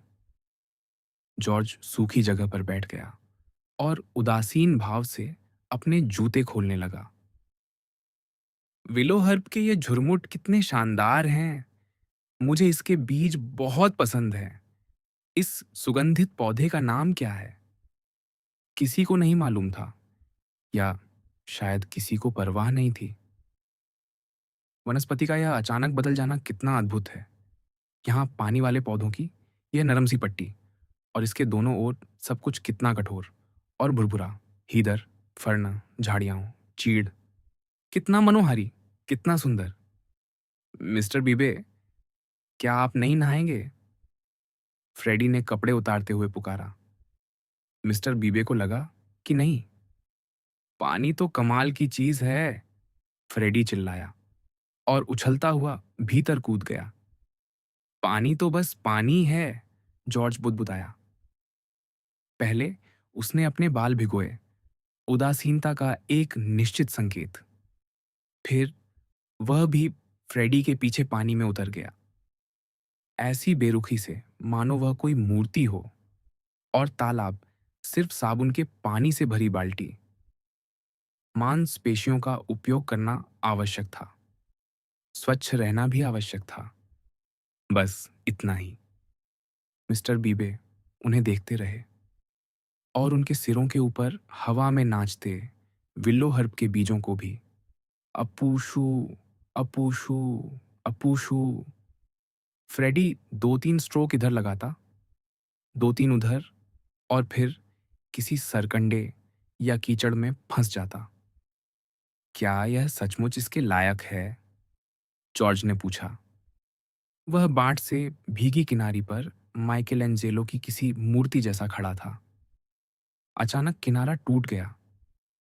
वह बिना पूरी तरह विचार किए सीधे तालाब में जा गिरा। ही, फू, मैंने तो कोई टैडपोल निगल लिया। मिस्टर बीबे, पानी कमाल है, सचमुच कमाल। पानी इतना भी बुरा नहीं, जॉर्ज ने गोते से निकलते हुए कहा, और धूप की ओर आंखें मिचमिचाईं। पानी शानदार है, मिस्टर बीबे, आइए ना। अपूशु, खां खां। मिस्टर बीबे को गर्मी लग रही थी, और जहां संभव हो वह दूसरों की बात मान लेने वाले व्यक्ति थे। उन्होंने चारों ओर नजर दौड़ाई। उन्हें कोई भी पैरिश निवासी दिखाई नहीं दिया। सिर्फ चारों ओर खड़े चीड़ के पेड़ थे, जो नीले आकाश के सामने एक दूसरे को संकेत करते हुए ऊपर उठे चले गए थे। क्या अद्भुत क्षण था! मोटर कारों, सामाजिक नियमों और ग्रामीण डीनों की दुनिया अनंत दूरी में छूटती जा रही थी। पानी, आकाश, सदाबहार वृक्ष और हवा, ये ऐसी चीजें थीं जिन्हें ऋतुएं भी वास्तव में बदल नहीं सकती, और निश्चय ही ये मनुष्य के हस्तक्षेप से भी परे थीं। मैं भी नहा ही लेता हूं, मिस्टर बीबे ने कहा। कुछ ही देर में घास पर कपड़ों का तीसरा छोटा सा ढेर भी दिखाई देने लगा, और वे भी पानी के चमत्कार की प्रशंसा करने वालों में शामिल हो गए। पानी तो साधारण ही था, और बहुत अधिक भी नहीं था। जैसा कि फ्रेडी ने कहा, उसमें तैरना कुछ कुछ सलाद के कटोरे में तैरने जैसा लगता था। तीनों सज्जन पानी में छाती तक डूबे गोल गोल घूम रहे थे, ठीक वैसे जैसे गोटरडैमरुंग की जल परियां। लेकिन न जाने क्यों, शायद बारिशों ने वातावरण में ताजगी भर दी थी, या सूरज अपनी सबसे शानदार गर्माहट बिखेर रहा था, या इसलिए कि उनमें से दो उम्र से जवान थे और तीसरा आत्मा से। उन पर एक परिवर्तन उतर आया। वे इटली को भूल गए, वनस्पति विज्ञान को भूल गए, भाग्य और दर्शन को भूल गए। वे खेलने लगे। मिस्टर बीबे और फ्रेडी ने एक दूसरे पर पानी उछाला। फिर थोड़ी झिझक के साथ उन्होंने जॉर्ज पर भी छींटे मारे। जॉर्ज शांत रहा। उन्हें लगा शायद वे उसे नाराज कर बैठे हैं। लेकिन तभी युवावस्था की सारी शक्तियां अचानक फूट पड़ीं। जॉर्ज मुस्कुराया। वह उन पर झपट्टा। उसने पानी उछाला, उन्हें डुबोया, लात मारी, कीचड़ में लथपथ कर दिया, और अंततः दोनों को तालाब से बाहर खदेड़ दिया। चलो, फिर तालाब का चक्कर लगाकर दौड़ लगाते हैं, फ्रेडी चिल्लाया। वे धूप में दौड़ पड़े। जॉर्ज ने बीच का रास्ता पकड़ लिया, जिससे उसकी पिंडलियां कीचड़ से भर गईं और उसे दूसरी बार नहाना पड़ा। फिर मिस्टर बीबे भी दौड़ने के लिए तैयार हो गए। यह दृश्य अपने आप में अविस्मरणीय था। वे सूखने के लिए दौड़ते, ठंडक पाने के लिए, फिर पानी में कूदते, विलो हर्प और फर्न के बीच छिपकर रेड इंडियन बनने का खेल खेलते, फिर साफ होने के लिए दोबारा नहाते। और इस पूरे समय घास पर पड़े उनके 3 छोटे-छोटे कपड़ों के बंडल मानो चुपचाप घोषणा कर रहे थे, नहीं, महत्वपूर्ण तो हम हैं। हमारे बिना कोई अभियान शुरू नहीं हो सकता और अंततः हर शरीर को हमारी ओर लौटना ही होगा। ट्राई, ट्राई, फ्रेडी चिल्लाया। उसने जॉर्ज के कपड़ों का बंडल उठाकर एक काल्पनिक गोल पोस्ट के पास रख दिया। रग्बी के नियम, फुटबॉल के नियम, जॉर्ज ने जवाब दिया और एक लात मारकर फ्रेडी का बंडल बिखेर दिया। गोल, गोल, पास करो, मेरी घड़ी का ध्यान रखना, मिस्टर बीबे चिल्लाए। कपड़े चारों ओर उड़ने लगे। मेरी टोपी का भी ध्यान रखना। नहीं, अब बस करो, फ्रेडी, कपड़े पहन लो। अरे, सुन तो। लेकिन दोनों युवक अब उन्माद में थे। क्षण भर बाद वे पेड़ों के बीच गायब हो गए।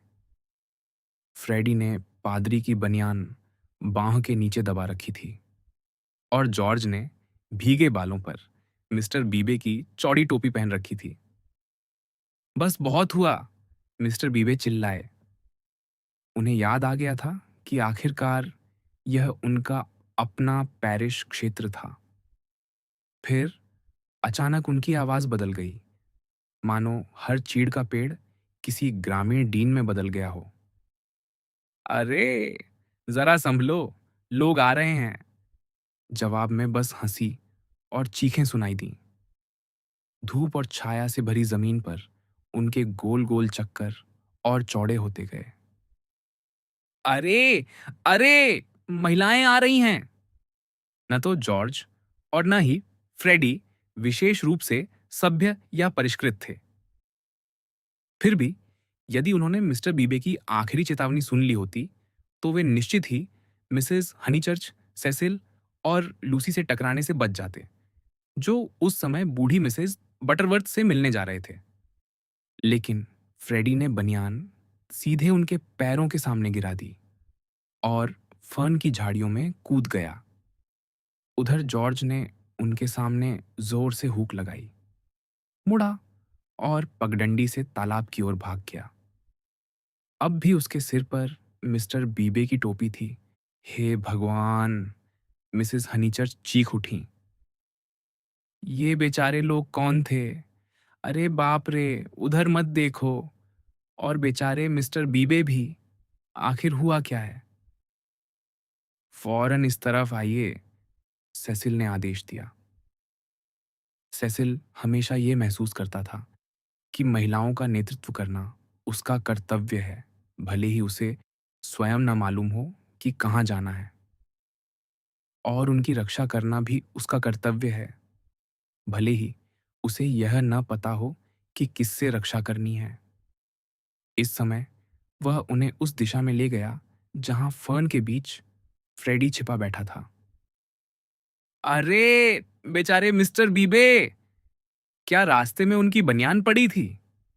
सेसिल, वह तो मिस्टर बीबे की बनियान थी। उससे हमें क्या लेना देना, सेसिल ने कहा। उसने लूसी की ओर देखा। लूसी पूरी तरह अपने छाते के पीछे छिपी हुई थी और स्पष्ट रूप से विचलित थी। मुझे तो लगता है मिस्टर बीबे वापस तालाब में कूद गए। इधर आइए, मिसेस हनीचर्च, इधर। तीनों महिलाएं उसके पीछे पीछे चलीं। वे उस तनावपूर्ण किंतु उदासीन भाव को बनाए रखने की कोशिश कर रही थीं, जो ऐसी परिस्थितियों में महिलाओं के लिए उपयुक्त माना जाता है। मैं क्या करूं? पास से एक आवाज आई। फ्रेडी ने फर्न के बीच से अपना झाइयों भरा चेहरा और सफेद कंधे बाहर निकाले। मुझ पर पैर रखकर तो नहीं चला जा सकता, है ना? अरे राम! मिसेस हनीचर्च बोली। तो यह तुम हो।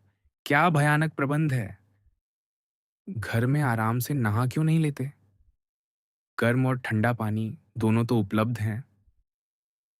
देखिए माँ, आदमी को नहाना भी पड़ता है और फिर सूखना भी पड़ता है। और अगर दूसरा आदमी, बेटा, निस्संदेह हमेशा की तरह तुम ही सही हो, लेकिन इस समय बहस करने की स्थिति में नहीं हो। आओ, लूसी। वे मुड़ी, फिर अचानक, अरे मत देखो, मत देखो। ओह, बेचारे मिस्टर बीबे।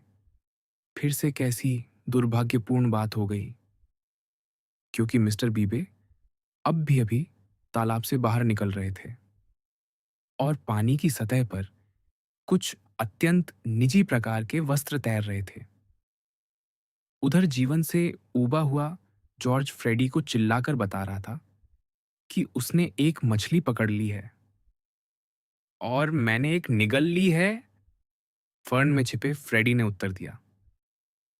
मैंने एक टैडपोल निगल लिया है। वह मेरे पेट में तैर रहा है। मैं मर जाऊंगा। एमरसन, दुष्ट आदमी, तुम मेरे कपड़ों पर बैठ गए हो। चुप रहो बच्चों, मिसेस हनीचर्च बोली। अब उनके लिए वास्तव में स्तब्ध बने रहना असंभव हो गया था। और ध्यान रहे, अच्छी तरह सूख लेना। ज्यादातर जुकाम इसी वजह से होते हैं कि लोग ठीक से नहीं सूखते। माँ, चलिए यहां से, लूसी ने लगभग विनती की। भगवान के लिए चलिए।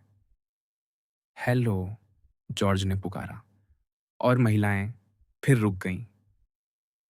जॉर्ज स्वयं को अब पर्याप्त रूप से वस्त्रधारी मान रहा था। वह नंगे पैर था, नंगी छाती थी, लेकिन चीड़ों की छायादार पृष्ठभूमि के सामने वह उज्ज्वल, स्वस्थ और आकर्षक दिखाई दे रहा था। उसने पुकारा, हेलो, मिस हनीचर्च, हेलो। झुको, लूसी, मिसेस हनीचर्च बोली। बेहतर होगा तुम नमस्ते कर दो। आखिर ये है कौन?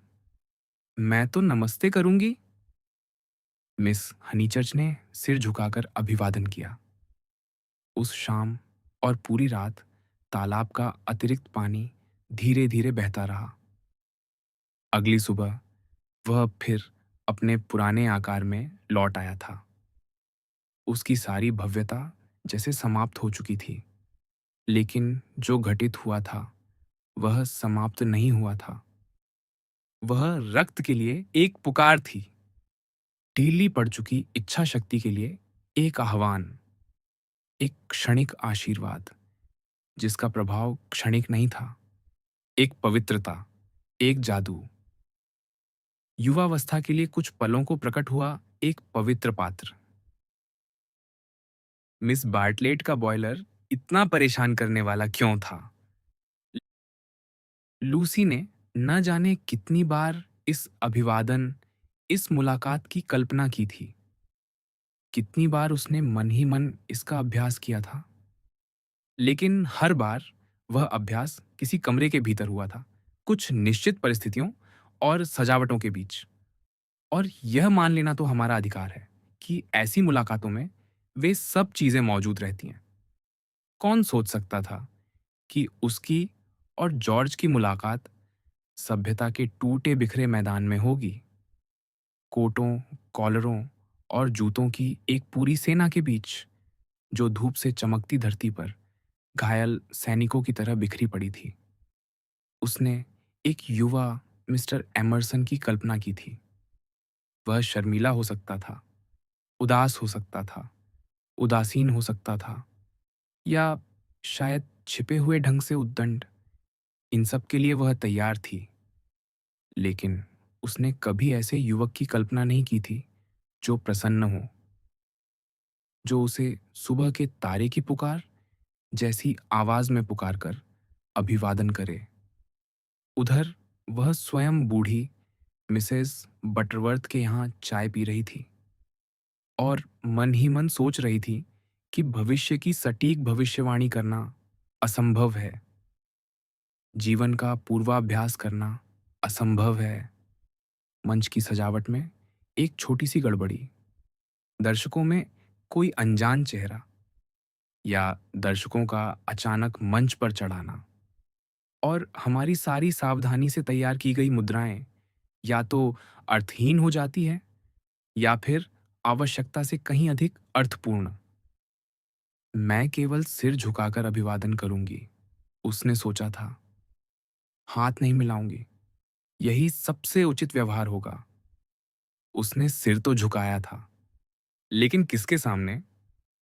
देवताओं के सामने, नायकों के सामने या किशोरियों की मूर्ख कल्पनाओं के सामने? उसने सिर झुकाया था उस समूचे बिखरे हुए संसार के पार। ऐसे विचार उसके मन में चल रहे थे जबकि उसकी चेतना का दूसरा भाग सेसिल से जूझ रहा था। यह उन भयानक सगाई संबंधी मुलाकातों में से एक थी। मिसेस बटरवर्थ सेसिल को देखना चाहती थीं और सेसिल देखा जाना नहीं चाहता था। वह हाइड्रेंजिया के फूलों के बारे में नहीं सुनना चाहता था। वह यह नहीं जानना चाहता था कि समुद्र के किनारे जाकर उनके रंग क्यों बदल जाते हैं। वह किसी समाज सेवा संस्था में शामिल नहीं होना चाहता था और जब वह चिढ़ जाता था तब उसकी चिढ़ विशेष रूप से जटिल हो जाती थी। जहां साधारण मनुष्य हाँ या नहीं कहकर बात समाप्त कर देता, वहां वह लंबे, चतुर और थका देने वाले उत्तर देता। लूसी उसे शांत करती रही, बातचीत को संभालती रही, छोटी छोटी दरारों को भरती रही और ये सब उनके भावी वैवाहिक जीवन के लिए शुभ संकेत माना जा सकता था। कोई भी व्यक्ति पूर्ण नहीं होता और शायद विवाह से पहले कमियां वो जान लेना विवाह के बाद उन्हें खोजने से अधिक बुद्धिमानी है। मिस बार्टलेट ने शब्दों से नहीं तो अपने जीवन से लूसी को यही सिखाया था कि इस जीवन में कुछ भी पूर्ण संतोष देने वाला नहीं होता। लूसी अपनी शिक्षिका को पसंद नहीं करती थी, लेकिन उसकी शिक्षा को गहरा और सच्चा मानती थी और अब वह उसी सिद्धांत को अपने प्रेमी पर लागू कर रही थी। घर लौटने पर उसकी माँ ने पूछा, लूसी, क्या सेसिल को कुछ हुआ है? यह प्रश्न शुभ संकेत नहीं था। अब तक मिसेस हनीचर्च ने बड़ी सहनशीलता और संयम दिखाया था। नहीं माँ, मुझे तो ऐसा नहीं लगता। सेसिल बिल्कुल ठीक है। शायद थका हुआ है। लूसी ने बीच का रास्ता अपनाया। हाँ, शायद थोड़ा सा थका हुआ हो। क्योंकि अन्यथा मिसेस हनीचर्च टोपी की पिनें निकालते हुए बोली और उनकी नाराजगी धीरे धीरे बढ़ रही थी। अन्यथा मैं उसके व्यवहार का कोई कारण नहीं समझ सकती। अगर आपका मतलब मिसेस बटरवर्थ से है तो मुझे भी लगता है कि वे थोड़ी थकाऊ हैं। यह तुम्हें सेसिल ने सिखाया है, मिसेस हनीचर्च ने तीखे स्वर में कहा। जब तुम छोटी थीं तब तुम उन्हें बहुत चाहती थीं और टाइफॉइड के समय उन्होंने तुम्हारे लिए जो किया उसका वर्णन नहीं किया जा सकता। नहीं, बात केवल मिसेस बटरवर्थ की नहीं है, वह हर जगह ऐसा ही है। अच्छा, याद आया, मैंने आपको बताया नहीं। लंदन में रहते हुए मुझे शार्लेट का पत्र मिला था। लूसी ने विषय बदलने की कोशिश की, लेकिन यह प्रयास इतना बचकाना था कि उसकी मां नाराज हो गई। जब से सेसिल लंदन से लौटा है, कोई भी चीज उसे प्रसन्न नहीं करती। जब भी मैं कुछ कहती हूं, वह सिकुड़ जाता है। मैं देखती हूं उसे, लूसी, मुझसे बहस करने का कोई लाभ नहीं। निस्संदेह मैं न कलात्मक हूं, न साहित्यिक, न बौद्धिक, न संगीतज्ञ। लेकिन ड्राइंग रूम का फर्नीचर मेरी गलती नहीं है। तुम्हारे पिता उसे खरीद कर गए थे और हमें उसी में रहना पड़ता है। अगर सेसिल कृपया यह याद रख सके तो अच्छा होगा। म मैं समझती हूँ कि आपका क्या मतलब है और निश्चित रूप से सेसिल को ऐसा नहीं करना चाहिए, लेकिन वह जानबूझकर असभ्य नहीं बनता। उसने एक बार मुझे समझाया था, कुछ चीज़ें उसे विचलित कर देती हैं, ग्रुप चीज़ें उसे बहुत परेशान करती हैं। वह लोगों से नहीं, चीज़ों से असहज होता है। जब फ्रेडी गाता है, तब वह चीज़ है या व्यक्ति? लूसी चुप रह गई, फिर बोली, आप यह उम्मीद तो नहीं कर सकती कि सचमुच संगीत समझने वाला व्यक्ति वैसे हास्य गीत पसंद करेगा जैसे हम करते हैं। तो फिर वह कमरे से बाहर क्यों नहीं चला गया? वहां बैठकर क्यों तड़पता रहा? क्यों व्यंग्यपूर्ण चेहरे बनाता रहा और क्यों सबका आनंद बिगाड़ता रहा? हमें लोगों के साथ अन्याय नहीं करना चाहिए, लूसी ने धीमे स्वर में कहा, लेकिन उसके शब्दों में अब शक्ति नहीं थी। कुछ था जिसने उसे भीतर से कमजोर कर दिया था। लंदन में उसने सेसिल के पक्ष में जो तर्क इतने अच्छे से तैयार कर लिए थे, वे अब उसके सामने आते ही बिखर जा रहे थे। दो सभ्यताएं आपस में टकरा गई थीं। सेसिल ने कभी संकेत दिया था कि ऐसा हो सकता है, और अब जब वह सचमुच हुआ, तो लूसी चकाचौंध और भ्रम में खड़ी रह गई, मानो वह प्रकाश जो हर सभ्यता के पीछे कहीं छिपा रहता है, अचानक इतना तेज हो उठा हो कि उसकी आंखें ही चौंधिया गई हों। अच्छा स्वाद और बुरा स्वाद दोनों ही केवल शब्द लगने लगे। सभ्यता के अलग अलग परिधान और संगीत भी अंततः चीड़ों के बीच बहती हवा की एक फुसफुसाहट में घुल गया, जहां कोई यह नहीं बता सकता कि कौन सा गीत महान है और कौन सा केवल एक साधारण हास्य गीत। वह अभी भी गहरी उलझन में थी, जबकि मिसेज हनीचर्च रात के भोजन के लिए अपना गाउन बदल रही थीं। बीच बीच में लूसी कुछ कह देती और हर बार स्थिति पहले से अधिक उलझ जाती। सच्चाई छिपाने का कोई उपाय नहीं था।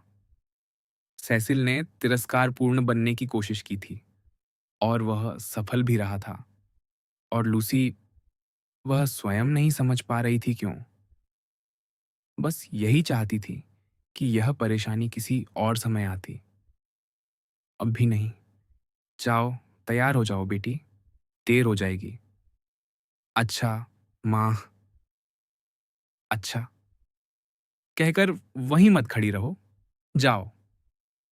लूसी आज्ञाकारी थी, लेकिन जाते जाते ऊपर की मंजिल की खिड़की के पास रुक गई। वह खिड़की उत्तर की ओर खुलती थी। वहां से कोई विशेष दृश्य दिखाई नहीं देता था, आकाश भी नहीं, सिर्फ वही चीड़ के पेड़ जो सर्दियों की तरह आज भी उसकी आंखों के बिल्कुल पास झूलते हुए प्रतीत होते थे। उस खिड़की का संबंध उसके मन में हमेशा उदासी से जुड़ा रहा था। कोई निश्चित संकट उसके सामने नहीं था, कोई स्पष्ट समस्या भी नहीं।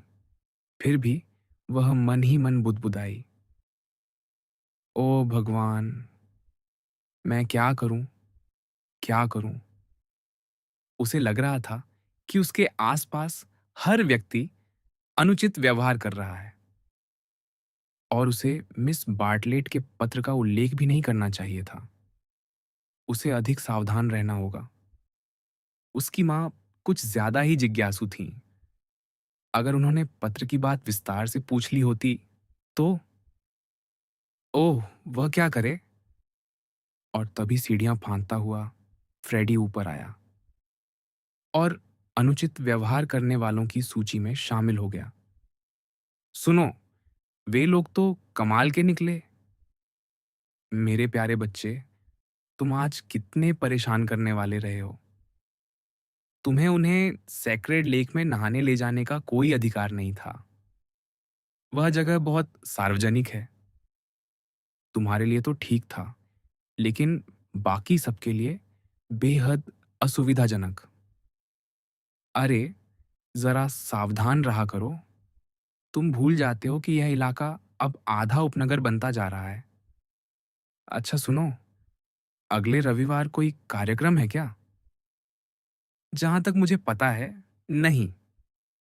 तो मैं एमरसन लोगों को रविवार के टेनिस के लिए बुलाना चाहता हूँ।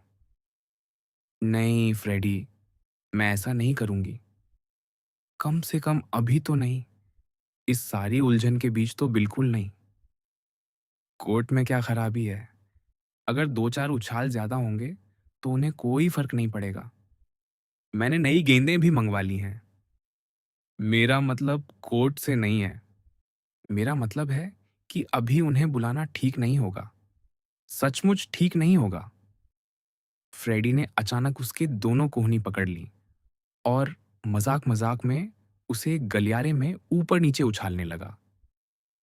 लूसी ने दिखावा किया कि उसे बुरा नहीं लग रहा, लेकिन सच तो यह था कि वह गुस्से से चीख सकती थी।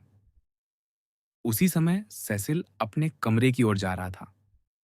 उसने एक नजर उन दोनों पर डाली और दूसरी ओर नौकरानी मैरी गरम पानी के भारी बर्तनों के साथ रास्ता बनाने की कोशिश कर रही थी। तभी मिसेस हनीचर्च का दरवाजा खुला। लूसी, तुम कितना शोर मचा रही हो? मुझे तुमसे कुछ कहना है। क्या तुमने कहा था कि तुम्हें शार्लेट का पत्र मिला था? फ्रेडी ये सुनते ही भाग गया। हाँ, लेकिन मैं अभी रुक नहीं सकती। मुझे भी तैयार होना है। शार्लेट कैसी है? ठीक है। लूसी, बेचारी लड़की को वापस लौटना पड़ा। तुम्हारी एक बहुत बुरी आदत है। कोई बात कर रहा हो और तुम बीच में ही भाग जाती हो। क्या शार्लेट ने अपने बॉयलर का जिक्र किया? किसका? उसके बॉयलर का। तुम्हें याद नहीं? अक्टूबर में उसे निकलवाया जाना था। नहाने की टंकी साफ होनी थी और न जाने कैसी कैसी भयानक परेशानियां थीं। मुझे शार्लेट की सारी चिंताएं याद नहीं रहती। लूसी ने कटु स्वर में कहा। अब मेरे पास अपनी ही काफी चिंताएं हैं, खासकर अब जब आप सेसिल से खुश नहीं हैं। मिसेज हनीचर चाहती तो भड़क सकती थीं, लेकिन नहीं भड़कीं। उन्होंने केवल इतना कहा, इधर आओ मेरी बच्ची, और मेरी टोपी रख देने के लिए धन्यवाद। अब मुझे चूमो। लूसी उनके पास गई, उन्हें चूमा और उस एक क्षण के लिए, यद्यपि संसार में कुछ भी पूर्ण नहीं होता, उसे लगा कि उसकी माँ पूर्ण है। विंडी कॉर्नर पूर्ण है और ढलते सूरज में नहाया हुआ पूरा वील्ड प्रदेश भी पूर्ण है। जीवन की सारी किरकिराहट मानो कुछ देर के लिए समाप्त हो गई। विंडी कॉर्नर में अक्सर ऐसा ही होता था।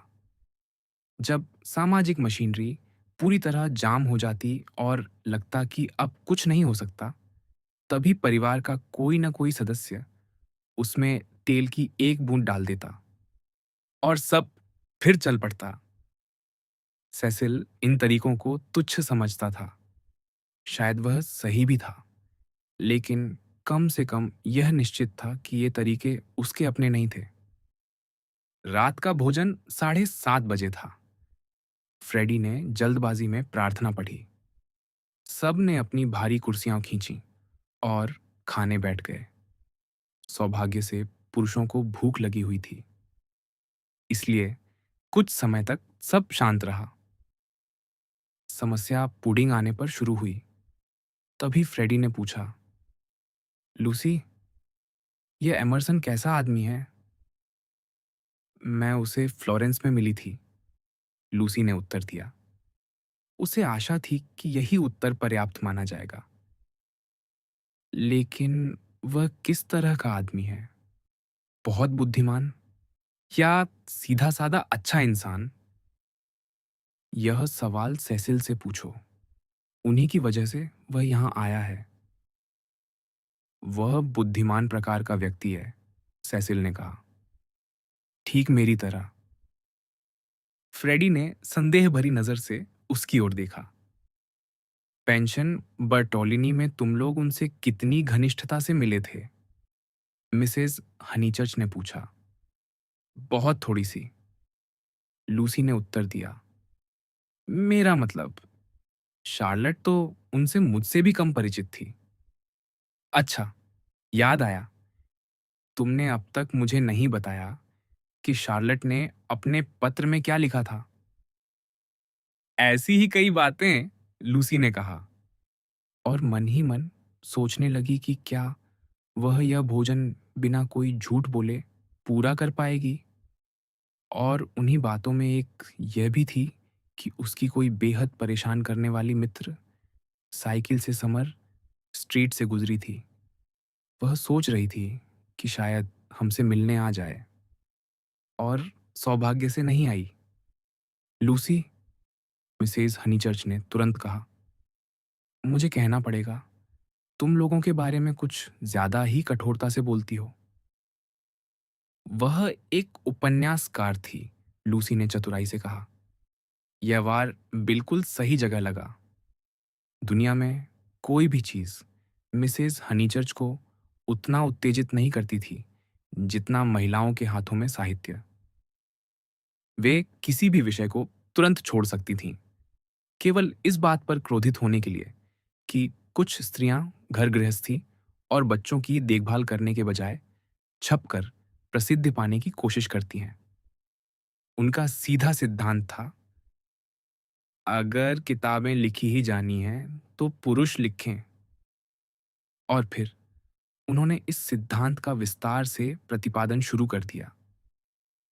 सेसिल जम्हाइयां लेने लगा, फ्रेडी आलू बुखारे की गुठलियों से, इस साल, अगले साल, अभी, कभी नहीं वाला खेल खेलने लगा। और लूसी बड़ी चतुराई से अपनी मां के क्रोध की आग में घी डालती रही। लेकिन कुछ देर बाद वह अग्निकांड भी शांत पड़ गया, और फिर अंधेरे से भूत निकलने लगे। भूत बहुत अधिक हो गए थे। सबसे पहला भूत, उसके गाल पर पड़े उन होठों का स्पर्श तो शायद बहुत पहले दफन हो चुका था। आखिर किसी पहाड़ पर एक बार किसी पुरुष द्वारा चूम लिए जाने का उसके लिए अब क्या महत्व हो सकता था। लेकिन उसी से एक पूरे भूत परिवार ने जन्म लिया था। मिस्टर हैरिस, मिस बार्टलेट का पत्र, वायलेट फूलों की मिस्टर बीबे वाली स्मृतियां, इनमें से कोई ना कोई हमेशा लौट आता था और सेसिल की आंखों के सामने उसे सताने लगता था। इस बार मिस बार्टलेट लौटी, और ऐसी जीवंतता के साथ लौटी कि लूसी घबरा उठी। लूसी, उसकी मां बोली, मैं शार्लट के उस पत्र के बारे में सोच रही थी। वह कैसी है? मैंने वह पत्र फाड़ दिया। क्या उसने यह नहीं लिखा था कि वह कैसी है? उसकी भाषा कैसी लगी? खुश थी? हाँ, शायद। नहीं, बहुत खुश तो नहीं लग रही थी। तो फिर निश्चय ही बात उसी बॉयलर की है। मैं अपने अनुभव से जानती हूँ कि पानी की समस्याएं आदमी के दिमाग को खा जाती हैं। मैं तो किसी भी और मुसीबत को पसंद करूंगी, यहाँ तक कि मांस खराब हो जाने को भी। सेसिल ने अपना हाथ आंखों पर रख लिया। मैं भी, फ्रेडी ने तुरंत मां का समर्थन किया। हालांकि वह उनकी बात के भाव का समर्थन कर रहा था, उसके वास्तविक अर्थ का नहीं। और मैं यह भी सोच रही थी, मिसेस हनीचर्च ने कुछ झिझकते हुए कहा, क्या हम अगले हफ्ते शार्लट को यहाँ नहीं बुला सकते? उसे थोड़ी छुट्टी मिल जाएगी जब तक टनब्रिज वेल्स में प्लम्बर अपना काम पूरा कर लें। बेचारी शार्लट से मिले भी बहुत समय हो गया। यह लूसी की सहन शक्ति की सीमा थी। फिर भी वह जोरदार विरोध नहीं कर सकती थी। अभी थोड़ी देर पहले उसकी मां ने ऊपर कितनी कोमलता दिखाई थी। मां, नहीं, वह लगभग विनती करने लगी। यह असंभव है। हम पहले ही घर में ठूंसे पड़े हैं। फ्रेडी का दोस्त मंगलवार को आ रहा है। सेसिल यहाँ है। और आपने डिप्थीरिया के डर के कारण मिनी बीबे को भी रखने का वादा किया है। ये बिल्कुल संभव नहीं है। बकवास। सब हो जाएगा। अगर मिनी को नहाने के टब में सुला दें तो हो जाएगा, और किसी तरह नहीं। मिनी तुम्हारे कमरे में सो जाएगी। मैं नहीं चाहती। तो अगर तुम इतनी स्वार्थी हो तो मिस्टर फ्लॉयड फ्रेडी के साथ कमरा बांट लेंगे। Miss Bartlett, Miss Bartlett, Miss Bartlett. Cecil ने फिर आंखों पर हाथ रखते हुए कराह भरी। यह असंभव है, लूसी ने दोहराया। मैं कठिनाइयां खड़ी नहीं करना चाहती, लेकिन नौकरानियों पर भी तो विचार कीजिए। इतने लोगों से घर भर देना उचित नहीं है। हाय, सच्चाई ये है बेटी, मिसेज हनीचर्च ने कहा, कि तुम शार्लट को पसंद नहीं करती। नहीं, मैं नहीं करती, और सेसिल भी नहीं करता। वह हम दोनों की नसों पर चढ़ जाती है। आपने उसे हाल के दिनों में नहीं देखा। आपको अंदाजा नहीं कि वह कितनी परेशान करने वाली हो सकती है, चाहे वह कितनी भी अच्छी क्यों ना हो। इसलिए माँ, कृपया इस आखिरी गर्मी में हमें परेशान मत कीजिए। हम पर कृपा कीजिए और उसे मत बुलाइए। बहुत ठीक कहा, सेसिल बोला। मिसेस हनीचर्च ने सामान्य से अधिक गंभीरता के साथ उत्तर दिया, और शायद सामान्य से अधिक भावना के साथ भी। तुम दोनों की यह बात मुझे अच्छी नहीं लगी। तुम्हारे पास एक दूसरे का साथ है। ये जंगल है। इनमें घूमने के लिए न जाने कितनी सुंदर चीजें हैं। और बेचारी शार्लट, उसके पास तो बस बंद पड़ा पानी और प्लम्बर है। तुम दोनों जवान हो, और चाहे जवान लोग कितने भी चतुर हों, चाहे वे कितनी भी किताबें पढ़ लें, वे कभी नहीं समझ सकते कि बूढ़ा होना कैसा लगता है। सेसिल ने अपनी रोटी उंगलियों में मसलनी शुरू कर दी। मुझे तो कहना पड़ेगा कि कजिन शार्लट मेरे साथ बहुत अच्छी थीं, फ्रेडी बोला। एक बार मैं साइकिल पर उनसे मिलने गया था। उन्होंने मेरे आने के लिए इतनी बार धन्यवाद कहा कि मैं खुद को मूर्ख महसूस करने लगा। और फिर मेरी चाय के लिए अंडा ठीक तरह से उबले, इसके लिए कितनी भाग दौड़ करती रही। हाँ बेटा, वह सबके साथ अच्छी हैं, मिसेस हनीचर्च बोली। और फिर भी जब हम उनके लिए थोड़ा सा करना चाहते हैं तो लूसी इतनी कठिनाई पैदा करती है। लेकिन लूसी ने अपना दिल कठोर कर लिया। मिस बार्टलेट के प्रति दयालु होना व्यर्थ था। वह स्वयं यह प्रयोग बहुत बार कर चुकी थी, और बहुत हाल ही में भी। हो सकता है इससे स्वर्ग में पुण्य संचित होता हो, लेकिन धरती पर इससे न मिस बार्टलेट का भला होता था, न किसी और का। अंततः उसे कहना पड़ा, मैं क्या करूं मां, मैं शार्लट को पसंद नहीं करती। मुझे मालूम है कि यह मेरी बुरी बात है। तुम्हारे अपने ही कथन के अनुसार तुमने उससे यह बात कह भी दी थी। खैर, वह फ्लोरेंस से जिस मूर्खता से चली गई थी, वह घबरा गई थी। भूत फिर लौट आए। वे पूरे इटली में फैल गए, यहाँ तक कि वे उन जगहों पर भी कब्जा करने लगे जिन्हें वह बचपन से जानती थी। सैक्रेड लेक अब कभी पहले जैसा नहीं रहेगा। और अगले रविवार के बाद तो विंडी कॉर्नर में भी कुछ होने वाला था। वह इन भूतों से कैसे लड़े? एक क्षण के लिए दृश्य संसार धुंधला पड़ गया। सिर्फ स्मृतियां और भावनाएं ही वास्तविक लगने लगीं। मेरा ख्याल है मिस बार्टलेट को आना ही चाहिए, क्योंकि वह अंडे इतनी अच्छी तरह उबालती है, सेसिल ने कहा। अच्छे भोजन की वजह से उसका मूड अब कुछ बेहतर हो गया था। मेरा मतलब ये नहीं था कि अंडा अच्छा उबला था, फ्रेडी ने सुधार किया। असल में तो वह उसे उतारना ही भूल गई थीं। और सच कहूं तो मुझे अंडे पसंद भी नहीं है। मैं सिर्फ ये कहना चाहता था कि वह कितनी अच्छी और स्नेही लग रही थी। सेसिल फिर भौहें सिकोड़कर बैठ गया। ओह, ये हनीचर्च लोग! अंडे, बॉयलर, हाइड्रेंजिया, नौकरानियां, इन्हीं चीजों से उनका जीवन बना था। क्या मैं और लूसी अब अपनी कुर्सियों से उठ सकते हैं? उसने लगभग खुले हुए तिरस्कार के साथ पूछा। हमें मिठाई नहीं चाहिए।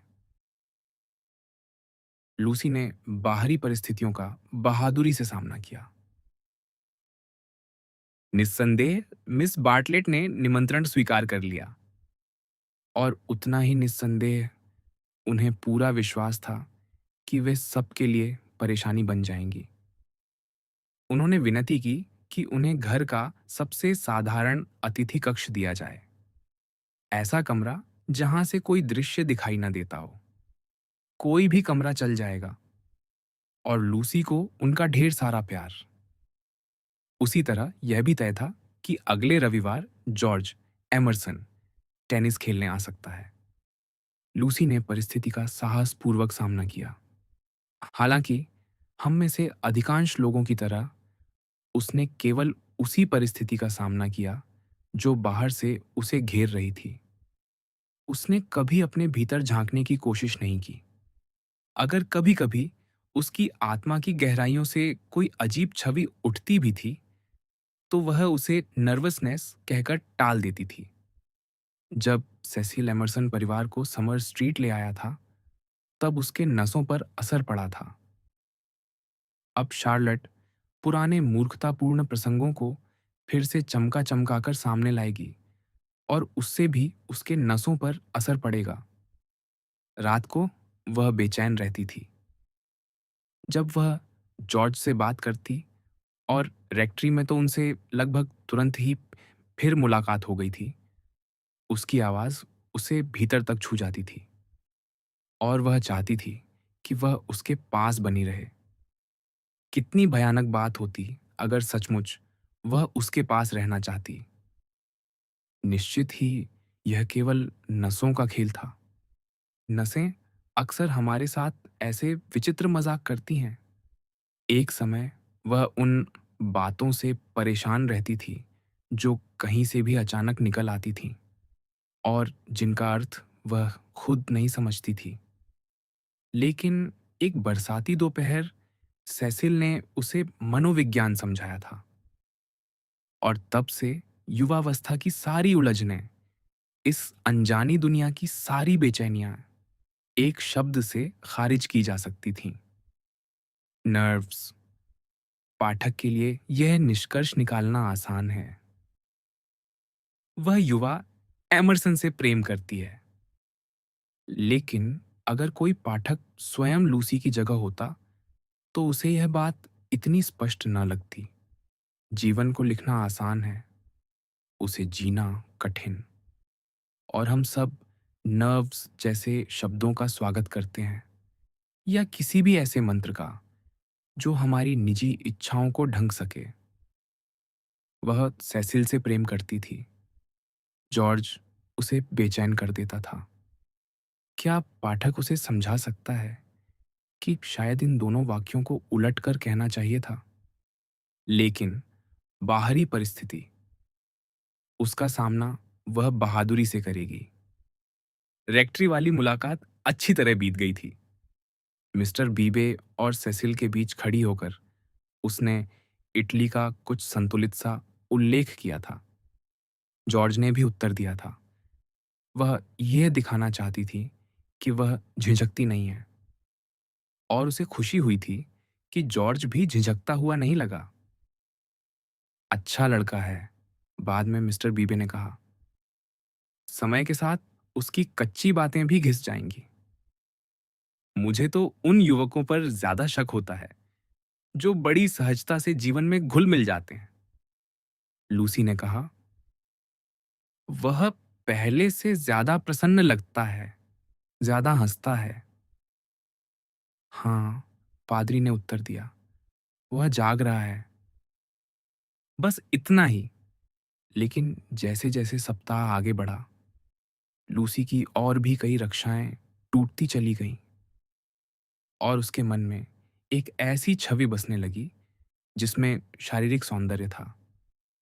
स्पष्ट निर्देश दिए जाने के बावजूद मिस बार्टलेट ने अपने आगमन को उलझाने का कोई न कोई तरीका खोज ही लिया।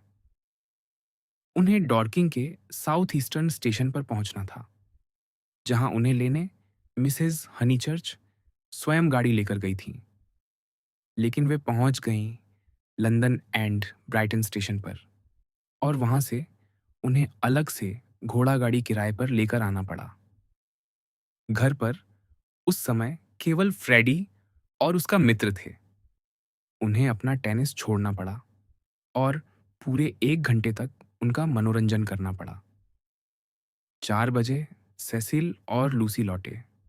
फिर छोटी मिनी बीबे भी आ गई, और इस प्रकार ऊपरी लॉन पर चाय के समय एक कुछ उदास सी 6 लोगों की मंडली बन गई। मैं स्वयं को कभी माफ नहीं करूंगी, मिस बार्टलेट बार बार कहती। वे हर कुछ मिनट में कुर्सी से उठ खड़ी होती और फिर सबको मिलकर उनसे बैठने की विनती करनी पड़ती। मैंने सब कुछ अस्त व्यस्त कर दिया। युवा लोगों के बीच यूं घुस पड़ना। लेकिन कम से कम मुझे अपनी गाड़ी का किराया तो देने दीजिए। कम से कम इतना अधिकार मुझे दीजिए। हमारे यहाँ आने वाले मेहमान ऐसी भयानक बातें नहीं करते, लूसी ने कहा। उधर फ्रेडी, जिसकी स्मृति में उबले अंडे की घटना अब लगभग धुंधली पड़ चुकी थी, चिढ़े हुए स्वर में बोला, लूसी, मैं पिछले आधे घंटे से कजिन शार्लेट को यही समझाने की कोशिश कर रहा हूं। मैं स्वयं को सामान्य अतिथि नहीं मानती, मिस बार्टलेट ने कहा, और अपने घिसे पिटे दस्तानों की ओर देखने लगी। ठीक है, अगर आप सचमुच ऐसा ही चाहती हैं। 5 शिलिंग किराया हुआ था, और मैंने ड्राइवर को 1 शिलिंग इनाम भी दी। मिस बार्टलेट ने अपना बटुआ खोला। उसमें केवल सोने के सिक्के और तांबे के पैसे थे। क्या किसी के पास छुट्टा था? फ्रेडी के पास आधा पाउंड था। उसके मित्र के पास 4 आधे क्राउन थे। मिस बार्टलेट ने वे सब पैसे ले लिए। फिर पूछा, लेकिन अब मैं यह 1 पाउंड का सिक्का किसे दूं? माँ के आने तक रहने दीजिए, लूसी ने सुझाव दिया। नहीं प्रिय, अब तुम्हारी माँ शायद लंबी सैर पर निकल जाएंगी, क्योंकि उन्हें मेरे साथ नहीं रहना पड़ रहा। हम सबकी कुछ छोटी छोटी आदतें होती हैं, और मेरी आदत है हिसाब तुरंत चुकता कर देना। तभी फ्रेडी के मित्र मिस्टर फ्लॉयड ने अपनी एकमात्र उल्लेखनीय टिप्पणी की। उन्होंने प्रस्ताव रखा कि मिस बार्टलेट का पाउंड पाने के लिए वह और फ्रेडी सिक्का उछालकर निर्णय कर लें। समाधान मानो सामने दिखाई देने लगा। यहां तक कि सेसिल भी, जो अब तक दिखावटी ढंग से दृश्यावली की ओर मुंह करके चाय पी रहा था, भाग्य के सनातन आकर्षण से बच नहीं पाया और मुड़कर देखने लगा। लेकिन यह उपाय भी असफल रहा। नहीं, नहीं, कृपया नहीं, मिस बार्टलेट बोली। मुझे मालूम है कि मैं सारी मौज खराब कर देती हूँ, लेकिन इससे मैं बहुत दुखी हो जाऊंगी। जिसका हारना होगा, उसका पैसा तो मानो मैं चुरा रही होंगी। फ्रेडी मुझ पर 15 शिलिंग उधार है, सेसिल ने बीच में कहा। इसलिए अगर आप वह पाउंड मुझे दे दें, तो सब ठीक हो जाएगा। 15 शिलिंग? मिस बार्टलेट ने संदेह से कहा। वह कैसे, मिस्टर वाइस? अरे देखिए ना, फ्रेडी ने आपकी गाड़ी का किराया दिया। आप पाउंड मुझे दे दीजिए, और हम इस दुखद जुएबाजी से बच जाएंगे। मिस बार्टलेट गणित में कभी विशेष कुशल नहीं थीं, वे पूरी तरह उलझ गईं और अंततः वह सोने का सिक्का सेसिल को सौंप दिया, बाकी युवकों की दबाई हुई हंसी के बीच। कुछ क्षणों के लिए सेसिल प्रसन्न हो गया। वह अपने समकक्ष युवाओं के बीच मूर्खतापूर्ण खेल खेल रहा था और उसे उसका आनंद मिल रहा था। फिर उसकी नज़र लूसी पर पड़ी। उसके चेहरे पर छोटी-छोटी चिंताओं ने मुस्कान को बिगाड़ दिया था। जनवरी में वह अपने इस लियोनार्डो को इस मूर्खतापूर्ण बकवास से मुक्त करा लेगा। लेकिन मैं समझी नहीं, मिनी बीबे अचानक बोली। उसने पूरे अन्यायपूर्ण लेन-देन को बड़ी सावधानी से देखा था। मैं नहीं समझी कि मिस्टर वाइस को यह पाउंड क्यों मिलेगा। 15 शिलिंग और 5 शिलिंग के कारण, सबने गंभीर स्वर में उत्तर दिया। देखो, 15 शिलिंग और 5 शिलिंग मिलकर 1 पाउंड बनता है। लेकिन मैं फिर भी नहीं समझी। वे लोग तुरंत उसे केक खिलाकर चुप कराने की कोशिश करने लगे। नहीं, धन्यवाद, मेरा हो गया। लेकिन मैं अब भी नहीं समझा कि फ्रेडी, मुझे मत चुभो। मिस हनीचर्च, आपका भाई मुझे परेशान कर रहा है। आह! और मिस्टर फ्लॉयड के 10 शिलिंग का क्या हुआ? अरे! नहीं, मैं नहीं समझता और कभी नहीं समझूंगा कि मिस क्या नाम है को ड्राइवर की वह 1 शिलिंग क्यों नहीं देनी चाहिए। अरे! ड्राइवर को तो मैं भूल ही गई थी, मिस बार्टलेट ने शर्म से लाल होते हुए कहा। धन्यवाद, प्रिय, याद दिलाने के लिए। 1 शिलिंग थी ना? क्या किसी के पास आधे क्राउन का छुट्टा है? मैं लेकर आती हूँ। लूसी अचानक दृढ़ता से उठ खड़ी हुई। सेसिल, वह पाउंड का सिक्का मुझे दो। नहीं, दो ना वह सिक्का। मैं यूफेमिया से छुट्टा करवा लाती हूँ और फिर हम पूरा हिसाब शुरू से करेंगे। लूसी, लूसी, मैं कितनी परेशानी खड़ी कर देती हूँ। मिस बार्टलेट ने विरोध किया और उसके पीछे पीछे लॉन पार करने लगी। लूसी हंसने का अभिनय करती हुई आगे बढ़ी। लेकिन जैसे ही वे बाकी लोगों की सुनने की सीमा से बाहर पहुंची, मिस बार्टलेट की करुण पुकारें तुरंत बंद हो गईं और उन्होंने बिल्कुल फुर्तीले स्वर में पूछा, तो क्या तुमने अब तक उसे उसके बारे में बताया? नहीं, नहीं बताया, लूसी ने उत्तर दिया और उसी क्षण उसे अपनी जीभ काट लेने का मन हुआ। वह इतनी जल्दी कैसे समझ गई कि उसकी चचेरी बहन किसकी बात कर रही है? जरा देखूं, 1 पाउंड के बराबर चांदी के सिक्के। वह तुरंत रसोई की ओर भाग गई। मिस बार्टलेट के ये अचानक बदलते रूप उसे भयावह लगते थे। कभी-कभी उसे लगता था कि वह अपने हर शब्द की पहले से योजना बनाती हैं, यहाँ तक कि दूसरों से कहलवाए जाने वाले शब्दों की भी। मानो गाड़ी का किराया, छुट्टे पैसे और हिसाब-किताब की सारी चिंता केवल एक बहाना रही हो, आत्मा को अचानक पकड़ लेने का बहाना। जब वह वापस लौटी तो बोली, नहीं, मैंने सेसिल को नहीं बताया, किसी और को भी नहीं। मैंने आपसे वादा किया था कि नहीं बताऊंगी। ये रहे आपके पैसे, ज्यादातर शिलिंग हैं, बस दो आधे क्राउन छोड़कर। गिन लेंगी? अब आप अपना कर्ज आराम से चुका सकती हैं। मिस बार्टलेट ड्राइंग रूम में थीं। वह उस फ्रेम की हुई तस्वीर को देख रही थीं, जिसमें संत जॉन स्वर्ग की ओर आरोहण करते दिखाए गए थे। कितना भयानक होगा, उन्होंने बुदबुदाकर कहा।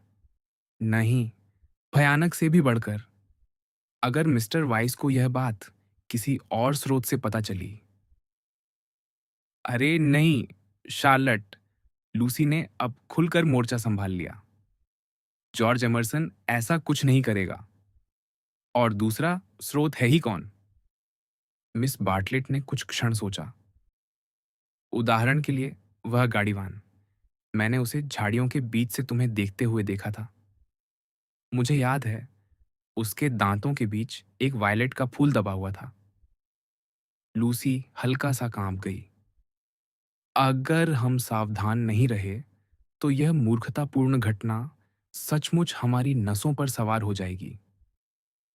भला फ्लोरेंस का कोई गाड़ीवान कभी सेसिल तक कैसे पहुंच सकता है? हमें हर संभावना पर विचार करना चाहिए। सब ठीक है। या फिर बूढ़े मिस्टर एमरसन को पता हो सकता है। दरअसल उन्हें तो अवश्य पता होगा। अगर पता भी है तो मुझे परवाह नहीं। आपके पत्र के लिए मैं आपकी आभारी थी, लेकिन अगर यह बात फैल भी जाए तो मुझे लगता है कि सेसिल उस पर हंस देगा और उसका खंडन करेगा। नहीं, बस हंस देगा। लेकिन अपने दिल की गहराई में वह जानती थी कि वह सेसिल पर इतना भरोसा नहीं कर सकती, क्योंकि सेसिल उसे अछूता, निष्कलंक और बिल्कुल निर्मल देखना चाहता था। ठीक है प्रिय, तुम बेहतर जानती हो, मिस बार्टलेट ने कहा। शायद आजकल के सज्जन वैसे नहीं रहे जैसे मेरे समय में हुआ करते थे। स्त्रियां तो निश्चित रूप से बदल गई हैं। अरे शार्लट, लूसी ने हंसते हुए हल्का सा वार किया। आप कितनी प्यारी और चिंता करने वाली हैं। बताइए तो सही, आखिर आप चाहती क्या हैं? पहले आप कहती हैं मत बताओ, फिर कहती हैं बता दो। तो आखिर कौन सी बात मानूं? जल्दी बताइए। मिस बार्टलेट ने गहरी सांस ली। बातचीत में मैं तुम्हारा मुकाबला नहीं कर सकती, मेरी प्यारी। जब मैं सोचती हूँ कि फ्लोरेंस में मैंने कितनी दखलंदाजी की थी, तो शर्म से लाल हो जाती हूँ। जबकि तुम पूरी तरह अपनी देखभाल कर सकती थीं और हर बात में मुझसे कहीं अधिक समझदार हो। तुम मुझे कभी माफ नहीं करोगी। तो चलिए बाहर चलें, लूसी ने कहा। अगर हम नहीं गए तो वे लोग सारा चीनी का बर्तन तोड़ डालेंगे, क्योंकि बाहर से मिनी बीबे की चीखें लगातार सुनाई दे रही थीं। किसी ने उसे चम्मच से खोपड़ी उधेड़ने का खेल शुरू कर दिया था। प्रिय, एक क्षण रुक जाओ। शायद हमें फिर अकेले बात करने का अवसर न मिले। क्या तुम उससे मिल चुकी हो? हाँ। क्या हुआ? रेक्ट्री में मुलाकात हुई थी। वह कौन सी चाल चल रहा है? कोई चाल नहीं चल रहा। वह इटली की बातें कर रहा था, जैसे कोई भी सामान्य व्यक्ति करता। सचमुच सब ठीक है। सीधी बात कहूं तो उसे बदमाशी करके क्या लाभ होगा? काश मैं आपको अपनी नजर से यह बात दिखा पाती। वह सचमुच कोई परेशानी नहीं खड़ी करेगा शार्लट। जो एक बार बदमाश हो वह हमेशा बदमाश ही रहता है, मिस बार्टलेट ने कहा। कम से कम मेरी विनम्र राय तो यही है। लूसी रुक गई। सेसिल ने एक दिन बहुत गहरी बात कही थी, उसने कहा। उसने कहा कि बदमाश दो प्रकार के होते हैं, सचेत और अचेत। वह फिर रुकी ताकि सेसिल की इस गहन बुद्धिमत्ता को उचित सम्मान मिल सके। खिड़की से उसे स्वयं सेसिल दिखाई दे रहा था। वह किसी नए उपन्यास के पन्ने पलट रहा था। वह किताब स्मिथ की लाइब्रेरी से आई थी। लगता था उसकी माँ स्टेशन से लौट आई थी। जो एक बार बदमाश हो वह हमेशा बदमाश ही रहता है, मिस बार्टलेट ने फिर दोहराया। मेरा मतलब ये है, लूसी ने कहा, कि मिस्टर एमरसन ने उस समय अपना संतुलन खो दिया था। मैं उन बैंगनी फूलों में गिर पड़ी थी। वह घबरा गया था, चकित हो गया था। मुझे नहीं लगता कि हमें उसे बहुत दोष देना चाहिए। जब किसी व्यक्ति के पीछे अचानक इतनी सुंदर चीजें दिखाई दें तो उससे बहुत फर्क पड़ता है। सचमुच बहुत फर्क पड़ता है। और वह अपना आपा खो बैठा। वह मुझसे प्रेम नहीं करता और न ही उस तरह की कोई और बात है। जरा भी नहीं। फ्रेडी तो उसे काफी पसंद करता है। उसने उसे रविवार को यहाँ बुलाया भी है। आप खुद देख लेंगी। वह पहले से बहुत बदल गया है। अब वह हर समय ऐसा नहीं लगता मानो रोने ही वाला हो। वह किसी बड़ी रेलवे कंपनी के जनरल मैनेजर के कार्यालय में क्लर्क है, कुली नहीं। और सप्ताहांत पर अपने पिता के पास चला आता है। उसके पिता पत्रकारिता से जुड़े थे, लेकिन अब गठिया की वजह से सेवानिवृत्त हो चुके हैं। बस, अब बगीचे में चलते हैं। उसने अपनी अतिथि का हाथ पकड़ लिया। क्यों ना हम इस बेवकूफ़ी भरे इतालवी मामले की चर्चा यहीं समाप्त कर दें। हम चाहते हैं कि विंडी कॉर्नर में आपका प्रवास आरामदायक और सुखद रहे, बिना किसी चिंता के। लूसी को लगा कि उसने यह बात बहुत अच्छी कही है। पाठक शायद इसमें एक दुर्भाग्यपूर्ण चूक पकड़ चुका होगा। मिस बार्टलेट ने वह चूक पकड़ी या नहीं, यह कहना कठिन है। आखिर वृद्ध लोगों के मन में झांकना असंभव होता है। शायद वह कुछ और कहती, लेकिन तभी उनकी मेजबान कमरे में आ गई। कुछ स्पष्टीकरणों का आदान प्रदान हुआ और उसी अफरा तफरी के बीच लूसी वहां से निकल गई। हालांकि उसके मस्तिष्क में वे सारी छवियां अब पहले से कुछ अधिक तीव्रता के साथ धड़क रही थीं। भीतर की आपदा। मिस बार्टलेट के आने के अगले रविवार का दिन असाधारण रूप से सुंदर था, वैसा ही जैसा उस वर्ष के अधिकांश दिन हुआ करते थे। वील्ड की धरती पर शरद ऋतु धीरे धीरे उतर रही थी। वह गर्मियों की एकरस हरियाली को तोड़ रही थी। कहीं धुंध की धूसर परतें पार्कों को छू रही थीं, कहीं बीच के वृक्षों पर लाल भूरी आभा उतर आई थी, कहीं ओक के पेड़ों पर सुनहरा रंग चमकने लगा था। ऊंची पहाड़ियों पर काले देवदारों की कतारें इस परिवर्तन की साक्षी थीं। वे स्वयं अपरिवर्तित खड़े थे। दोनों दिशाओं में बादल रहित आकाश फैला हुआ था और दोनों ओर से गिरजाघरों की घंटियों की मधुर झंकार उठ रही थी। विंडी कॉर्नर का बगीचा सुनसान पड़ा था। बस एक लाल जिल्द वाली किताब कंकरीले रास्ते पर धूप सेंक रही थी। घर के भीतर से बिखरी बिखरी आवाजें आ रही थीं, मानो महिलाएं चर्च जाने की तैयारी में व्यस्त हों। पुरुष कह रहे हैं कि वे नहीं जाएंगे। खैर, मैं उन्हें दोष नहीं देती।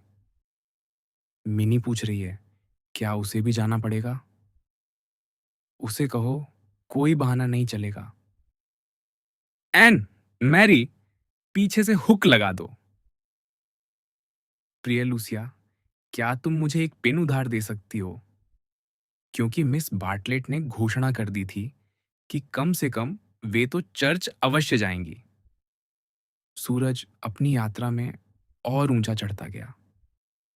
आज उसका सारथी फैथॉन नहीं, बल्कि अपोलो था। निपुण, अडिग और दिव्य। उसकी किरणें उन महिलाओं पर पड़तीं जब जब वे शयन कक्ष की खिड़कियों के पास आतीं। वे समर स्ट्रीट के रेक्टरी में मिस्टर बीबे पर पड़तीं, जो मिस कैथरीन एलन का पत्र पढ़कर मुस्कुरा रहे थे। वे जॉर्ज एमरसन पर पड़तीं, जो अपने पिता के जूते साफ कर रहा था। और अंत में उस लाल किताब पर भी, जिसका उल्लेख पहले किया जा चुका है। महिलाएं चल रही थीं, मिस्टर बीबे चल रहे थे, जॉर्ज चल रहा था। और चलने से छायाएं बनती हैं, लेकिन वह किताब स्थिर पड़ी थी। पूरी सुबह धूप उसकी जिल्द को सहलाती रही और कभी-कभी वह अपने आवरण को थोड़ा सा ऊपर उठा देती, मानो उस स्नेहिल स्पर्श का उत्तर दे रही हो। कुछ देर बाद लूसी ड्राइंग रूम की खिड़की से बाहर आई।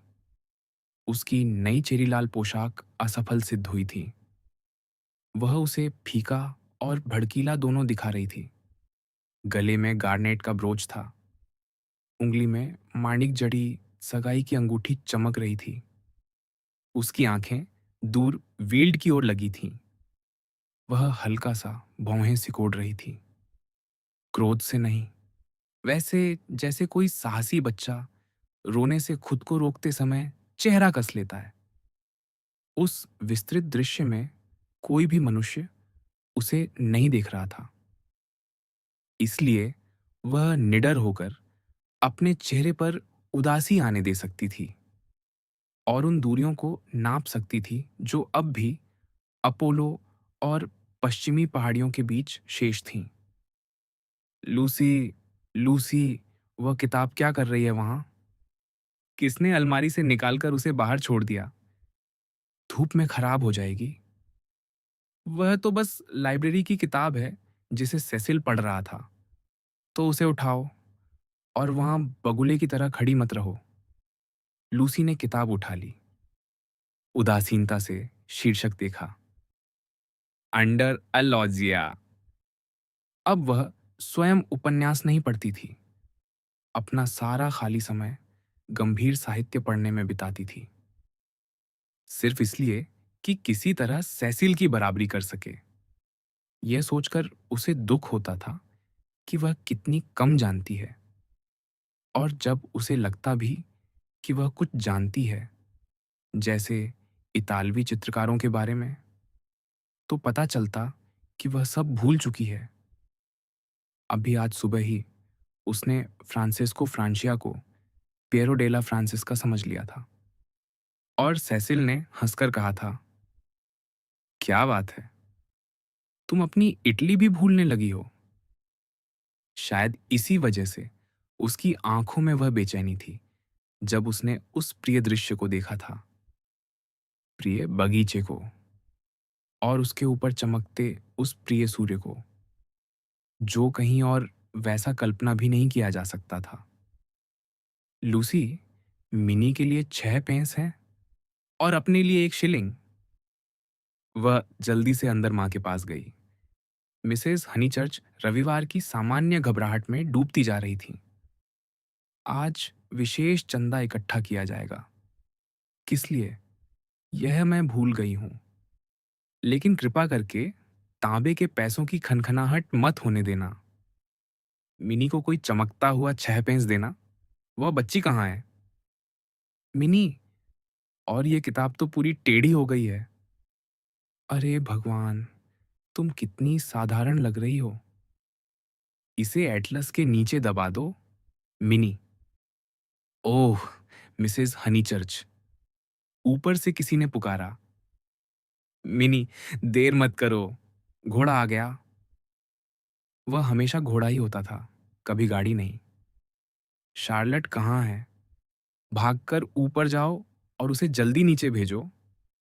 उसे इतना समय क्यों लग रहा है? उसे करना ही क्या था? वह तो अपने साथ सिर्फ ब्लाउज ही लाती है। बेचारी शार्लट, मुझे ब्लाउजों से कितनी चिढ़ है। मिनी, मूर्ति पूजक आनंद संक्रामक होता है, डिप्थीरिया से भी अधिक, धर्म परायणता से भी अधिक, और इसी कारण रेक्टर की भतीजी मिनी को विरोध करते हुए चर्च ले जाया गया। जैसा कि हमेशा होता था, उसे समझ नहीं आया कि क्यों वह धूप में बैठकर युवकों के साथ समय क्यों नहीं बिता सकती। अब तक युवक भी बाहर आ चुके थे और वे बड़ी निर्दयता से उसका मजाक उड़ा रहे थे।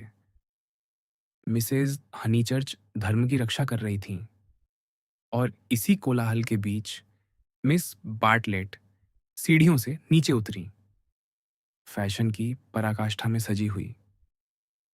प्रिय मेरियन, मुझे बहुत खेद है, लेकिन मेरे पास छुट्टे पैसे नहीं हैं। सिर्फ सोने के सिक्के और आधे क्राउन हैं। क्या कोई मुझे... अरे, यह तो आसान है, बैठ जाइए। अरे वाह, आप तो कितनी शानदार लग रही हैं। क्या सुंदर पोशाक है। आपने तो हम सबको पीछे छोड़ दिया। अगर मैं अपने सबसे अच्छे चीथड़े और फटे पुराने कपड़े अब न पहनूं, तो फिर कब पहनूं? मिस बार्टलेट ने उलाहना भरे स्वर में कहा।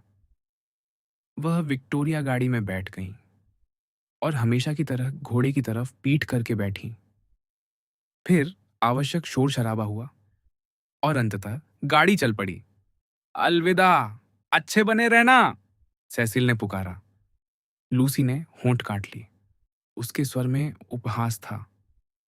चर्च वगैरह के विषय पर उनकी हाल की बातचीत सुखद नहीं रही थी। सेसिल का कहना था कि लोगों को समय समय पर अपने भीतर झांकना चाहिए, खुद की जांच करनी चाहिए।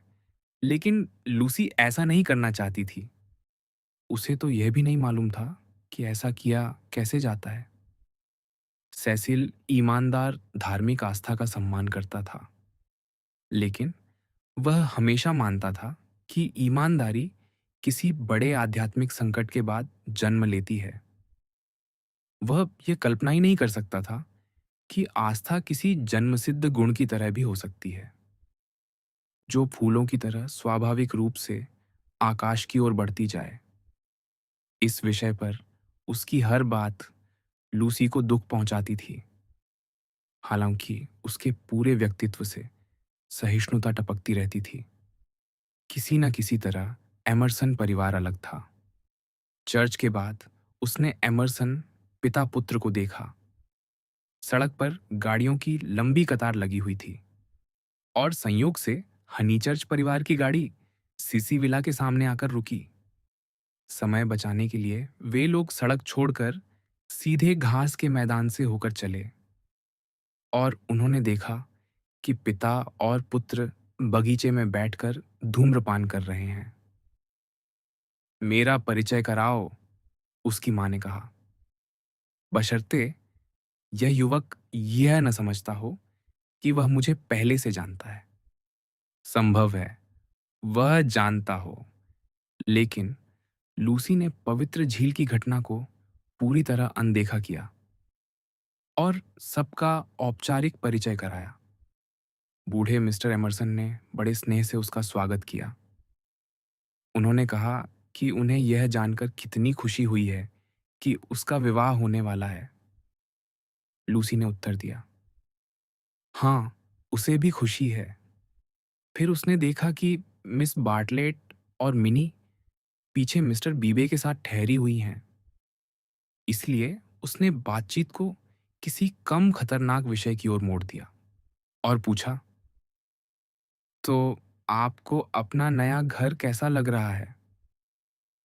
बहुत पसंद आया, उन्होंने उत्तर दिया, लेकिन उनके स्वर में चोट खाए होने की हल्की सी झनकार थी। लूसी ने उन्हें पहले कभी आहत नहीं देखा था। उन्होंने आगे कहा, हाँ, बस एक बात पता चली है। मिस एलन बहनें यहां आने वाली थीं और हम उनके स्थान पर आ गए। स्त्रियां ऐसी बातों को दिल से लगा लेती हैं, इसलिए मैं इस बात से बहुत व्यथित हूं। मेरा ख्याल है कोई गलतफहमी हुई होगी, मिसेस हनीचर्च ने असहज होकर कहा। हमारे मकान मालिक को बताया गया था कि हम बिल्कुल अलग प्रकार के लोग होंगे, जॉर्ज बोला। ऐसा लग रहा था जैसे वह बात को आगे बढ़ाना चाहता हो। उन्हें लगा था कि हम कलाकाराना स्वभाव के लोग होंगे। अब वे निराश हैं। और मैं सोच रहा हूं, बूढ़े मिस्टर एमरसन बोले, क्या हमें मिस एलन बहनों को पत्र लिखकर यह घर उन्हें दे देने की पेशकश करनी चाहिए? तुम्हारा क्या विचार है? उन्होंने लूसी की ओर देखा। अब तो आप आ ही गए हैं, यहीं रहिए, लूसी ने हल्के स्वर में कहा। उसे हर हाल में सेसिल की आलोचना से बचना था, क्योंकि इस पूरे छोटे से प्रसंग का केंद्र वास्तव में सेसिल ही था, भले उसका नाम किसी ने न लिया हो। जॉर्ज भी यही कहता है, बूढ़े व्यक्ति ने कहा। वह कहता है कि मिस एलन बहनों को ही नुकसान उठाना होगा, लेकिन फिर भी यह सब कुछ बड़ा निर्दयी सा लगता है। दुनिया में दया की भी एक सीमा होती है, जॉर्ज ने कहा। उसकी निगाह सड़क से गुजरती गाड़ियों के चमकते पैनलों पर पड़ रही धूप पर टिकी थी। बिल्कुल, मिसेस हनीचर्च उत्साह से बोली। मैं भी तो यही कहती हूँ। इन दो मिस एलनों के पीछे इतनी माथापच्ची क्यों? दया की मात्रा उतनी ही सीमित है। जॉर्ज ने शांत नपे तुल्य स्वर में कहा। जितनी प्रकाश की। हम जहां भी खड़े होते हैं किसी न किसी चीज पर अपनी छाया डालते हैं। और केवल जगह बदलते रहने से कुछ नहीं होता, क्योंकि छाया हमारे साथ चलती है। इसलिए ऐसी जगह चुनो जहां तुम कम से कम नुकसान पहुंचाओ। हाँ, ऐसी जगह चुनो जहां तुम बहुत अधिक हानि ना पहुंचाओ। और फिर अपनी पूरी शक्ति के साथ वहीं खड़े रहो, सूरज की ओर मुंह करके। अरे मिस्टर एमरसन! मिसेस हनीचर्च हंस पड़ी। अब मैं समझी, आप बड़े बुद्धिमान बनने वाले हैं। जी हाँ, मैं समझ गई। बस यही उम्मीद करती हूँ कि आपने बेचारे फ्रेडी से भी ऐसी ही बातें नहीं की होंगी। जॉर्ज की आंखों में हंसी चमक उठी और लूसी को लगा कि उसकी माँ और जॉर्ज की अच्छी निभ सकती है। नहीं, उसने कहा, ऐसी बातें तो उसने मुझसे की थीं। यही उसका दर्शन है। बस अंतर इतना है कि वह जीवन की शुरुआत ही इसी सोच के साथ करता है। और मैंने पहले प्रश्न चिह्न वाले रास्ते पर चलने की कोशिश की। इसका क्या मतलब है? नहीं, रहने दीजिए, मत समझाइए। फ्रेडी आपको आज दोपहर देखने के लिए बहुत उत्सुक है। क्या आप टेनिस खेलते हैं? और क्या आपको रविवार को टेनिस खेलने से आपत्ति तो नहीं? जॉर्ज, और रविवार को टेनिस से आपत्ति? जॉर्ज, अपनी शिक्षा के बाद भी तुम रविवार और ठीक है, ठीक है। जॉर्ज को रविवार को टेनिस खेलने से कोई आपत्ति नहीं है और मुझे भी नहीं। तो यह तय रहा। मिस्टर एमरसन, अगर आप अपने बेटे के साथ आ सकें तो हमें बहुत खुशी होगी। उन्होंने धन्यवाद दिया, लेकिन पैदल चलना उनके लिए कुछ ज्यादा दूर था। इन दिनों वह बस धीरे धीरे टहल ही सकते थे। मिसेज हनीचर्च ने जॉर्ज की ओर मुड़कर कहा, और यह महाशय अपना घर मिस एलन बहनों को देने की सोच रहे हैं। मुझे पता है, जॉर्ज ने कहा, और उसने अपने पिता के गले में बांह डाल दी। वह करुणा, वह स्नेह, जिसके बारे में मिस्टर बीबे और लूसी हमेशा जानते थे कि वह उसके भीतर कहीं मौजूद है, अचानक प्रकट हो उठा, मानो सुबह की धूप किसी विशाल परिदृश्य को छू ले। हाँ, मानो भोर की पहली किरण। लूसी को याद आया कि अपनी सारी विचित्रताओं और जिदों के बावजूद जॉर्ज ने कभी प्रेम और स्नेह के विरुद्ध एक शब्द नहीं कहा था। तभी मिस बार्टलेट पास आ गईं। आप हमारी चचेरी बहन मिस बार्टलेट को जानते हैं? मिसेज हनीचर्च ने विनम्रता से कहा। आप फ्लोरेंस में इनसे मेरी बेटी के साथ मिले थे। अरे हाँ, बिल्कुल, बूढ़े मिस्टर एमरसन बोले, और ऐसा लगा मानो वह बगीचे से बाहर आकर उनका अभिवादन करना चाहते हों। लेकिन मिस बार्टलेट तुरंत विक्टोरिया गाड़ी में चढ़ गईं। उस सुरक्षित किलेबंदी के भीतर से उन्होंने केवल एक औपचारिक सा झुकाव किया, और एक पल के लिए सब कुछ फिर से वैसा हो गया। पेंशन बर्टोलिनी, पानी और शराब की बोतलों वाला भोजन कक्ष, वही पुराना संघर्ष, वही दृश्य वाले कमरे की लड़ाई। जॉर्ज ने उनके अभिवादन का उत्तर नहीं दिया। किसी भी युवा लड़के की तरह वह लाल पड़ गया और असहज हो उठा। उसे पता था कि यह संरक्षिका सब कुछ याद रखती है। मैं, अगर संभव हुआ तो आज दोपहर टेनिस खेलने आ जाऊंगा। इतना कहकर वह घर के भीतर चला गया। शायद जॉर्ज जो कुछ भी करता वह लूसी को अच्छा ही लगता, लेकिन उसकी यह झिझक, यह असहजता सीधे उसके हृदय में उतर गई। पुरुष आखिर देवता नहीं होते, वे भी लड़कियों की तरह मनुष्य होते हैं, अकुशल, संकोची, उलझे हुए। यहाँ तक कि पुरुष भी ऐसी इच्छाओं से पीड़ित हो सकते हैं जिन्हें वे स्वयं नहीं समझते, और उन्हें भी सहायता की आवश्यकता पड़ सकती है। लूसी जैसी परवरिश और भविष्य वाली लड़की के लिए पुरुषों की कमजोरी एक अपरिचित सत्य थी, लेकिन फ्लोरेंस में उसे इसका आभास हो गया था। उस दिन जब जॉर्ज ने उसकी तस्वीरें आर्नो नदी में फेंक दी थीं। जॉर्ज मत जाओ, उसके पिता ने पुकारा। उन्हें हमेशा लगता था कि यदि उनका बेटा किसी से बातचीत कर ले तो लोगों के लिए यह बहुत बड़ा सौभाग्य है। आज जॉर्ज का मन कितना अच्छा है। मुझे पूरा विश्वास है कि यह आज दोपहर हमारे यहाँ आएगा। लूसी की नज़र अपनी चचेरी बहन से मिली। उसकी आंखों में कोई मूक याचना थी, और उसी ने लूसी को अचानक साहसी बना दिया। हाँ, उसने ऊंची आवाज में कहा, मैं भी सचमुच चाहती हूं कि आप आए। फिर वह गाड़ी की ओर बढ़ी और धीरे से मिस बार्टलेट से फुसफुसाई, बूढ़े मिस्टर एमरसन को कुछ नहीं बताया गया है। मुझे पता था, सब ठीक है। मिसेज हनीचर्च भी गाड़ी में बैठ गईं और वे लोग लौट चले। यह संतोषजनक था कि बूढ़े मिस्टर एमरसन को फ्लोरेंस वाली घटना के बारे में कुछ नहीं पता था। फिर भी लूसी का मन इस तरह उछल पड़ा मानो उसने स्वर्ग के द्वार देख लिए हों। यह कुछ ज्यादा ही नहीं था संतोषजनक? हाँ, लेकिन क्या वास्तव में इतनी खुशी का कारण? पूरे रास्ते घोड़ों के खुर उसके लिए एक ही धुन बजाते रहे। उसने नहीं बताया, उसने नहीं बताया। उसका मन उस धुन को और फैलाता गया। उसने अपने पिता को नहीं बताया, उन्हीं पिता को जिनसे वह हर बात कहता है। यह उसके लिए कोई शौर्य गाथा नहीं थी। मेरे जाने के बाद उसने मेरा मजाक नहीं उड़ाया। उसने अपना हाथ अपने गाल पर रख लिया। वह मुझसे प्रेम नहीं करता। नहीं, अगर करता तो कितनी भयानक बात होती।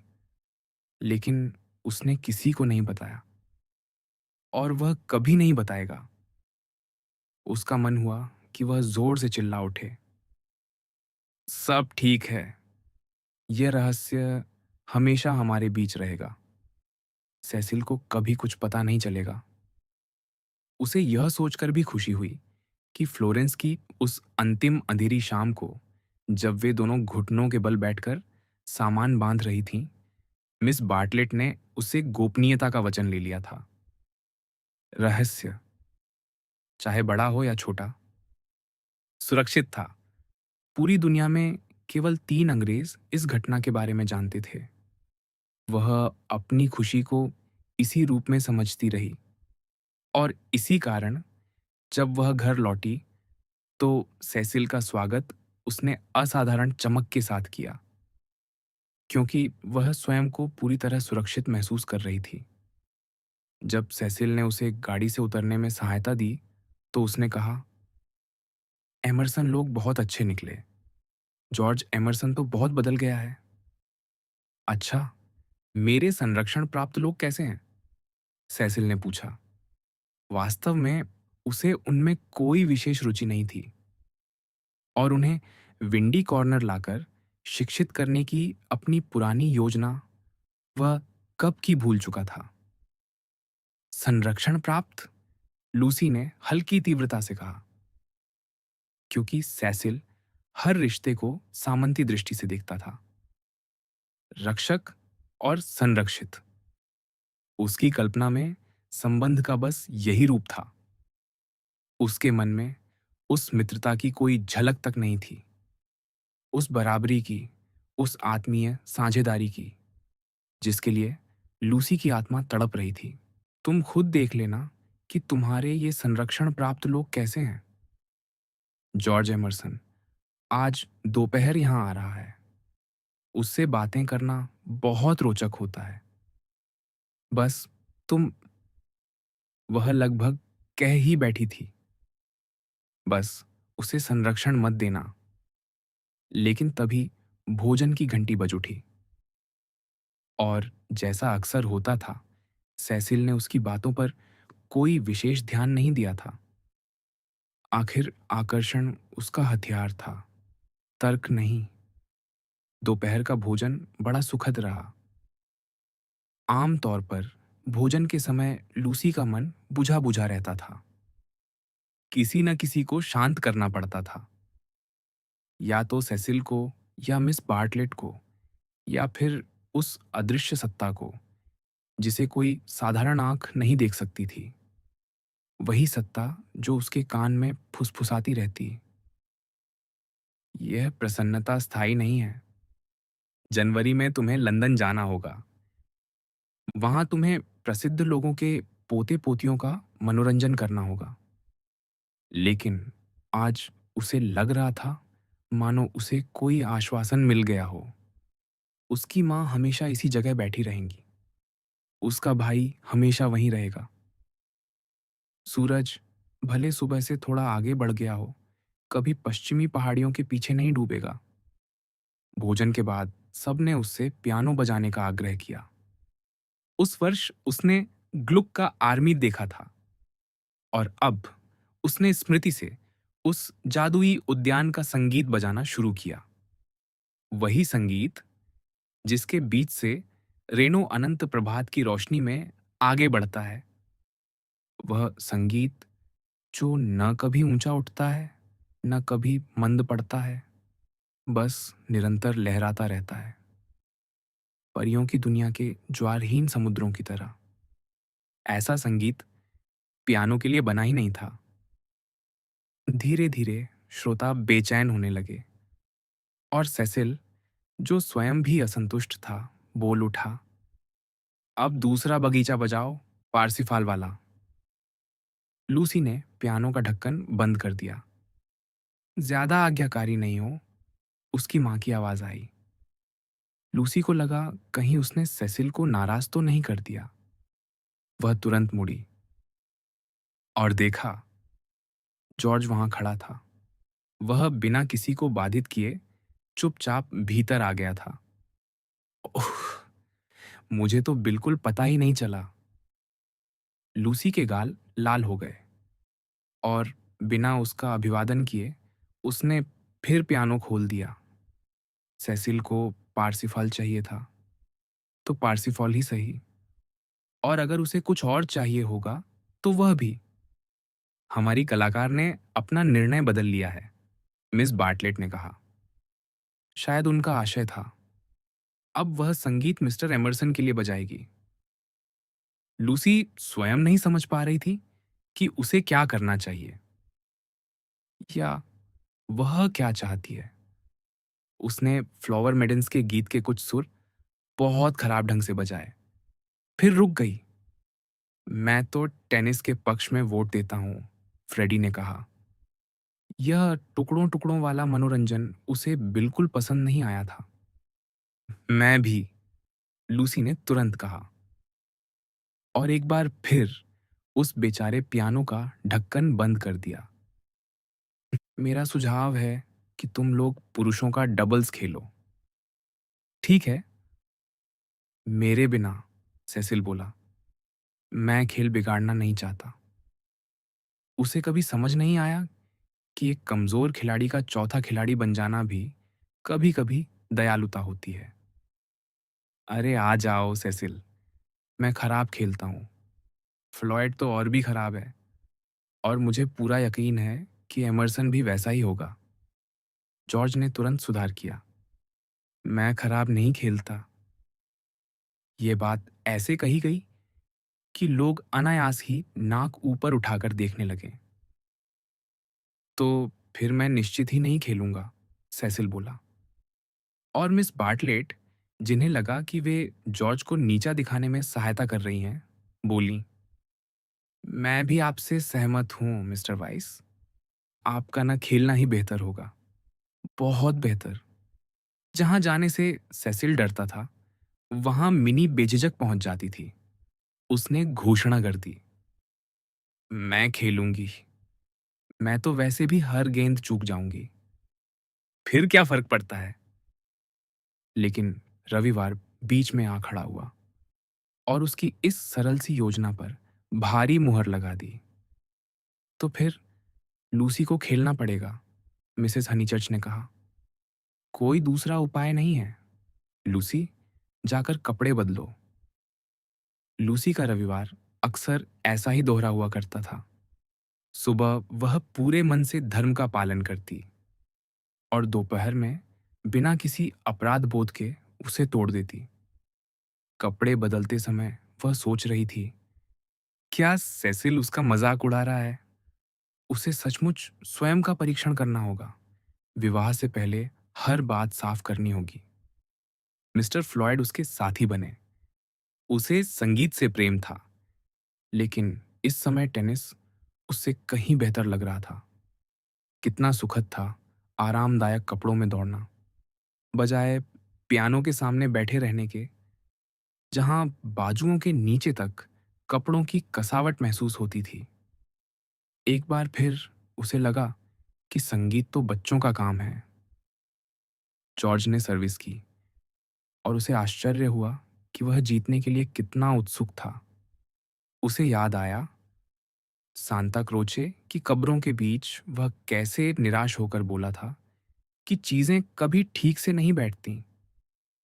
उसे याद आया उस अज्ञात इतालवी की मृत्यु के बाद वह आर्नो के किनारे झुककर उससे कह रहा था, मैं जीना चाहता हूं, सुन रही हो? मैं जीना चाहता हूं। और आज भी वह जीना चाहता था। टेनिस जीतना चाहता था। सूरज की रोशनी में अपनी पूरी शक्ति के साथ खड़ा होना चाहता था।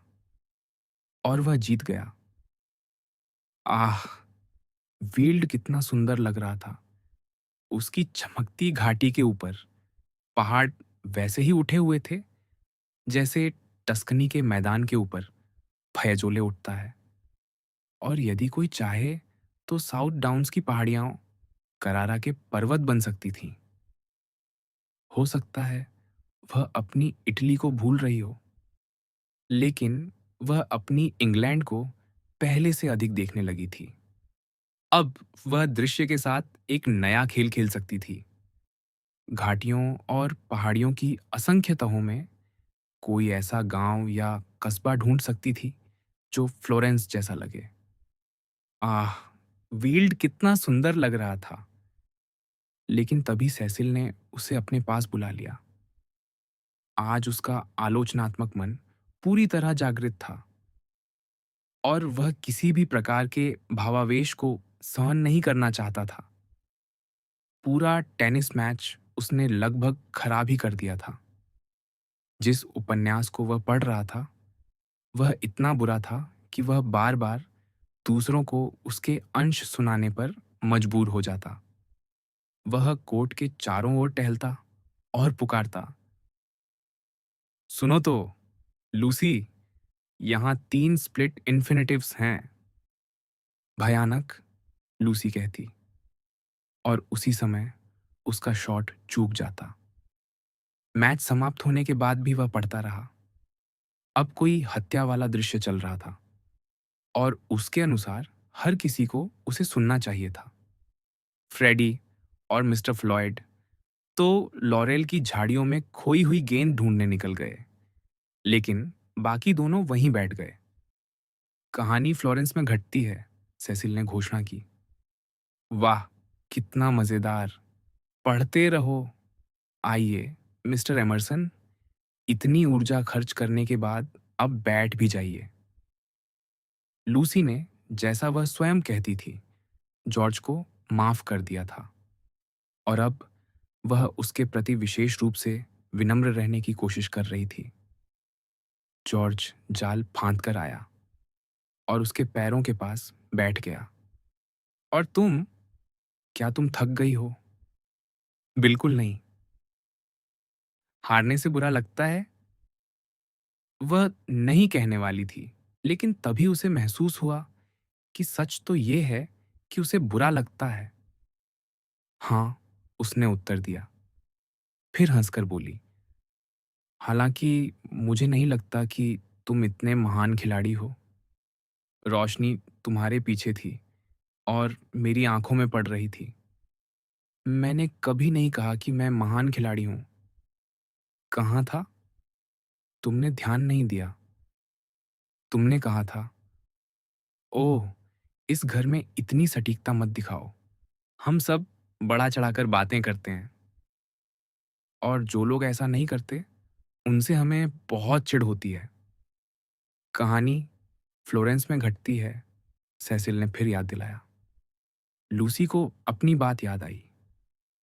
सूर्यास्त हो रहा था। लियोनोरा चौक के पार तेजी से दौड़ी चली जा रही थी। वह प्रार्थना कर रही थी कि कहीं बहुत देर ना हो जाए। सूर्यास्त, इटली का सूर्यास्त, और कान्या की लॉजिया के नीचे, जिसे आजकल हम लॉजिया दे लांजी कहते हैं। लूसी अचानक हंसी से फूट पड़ी।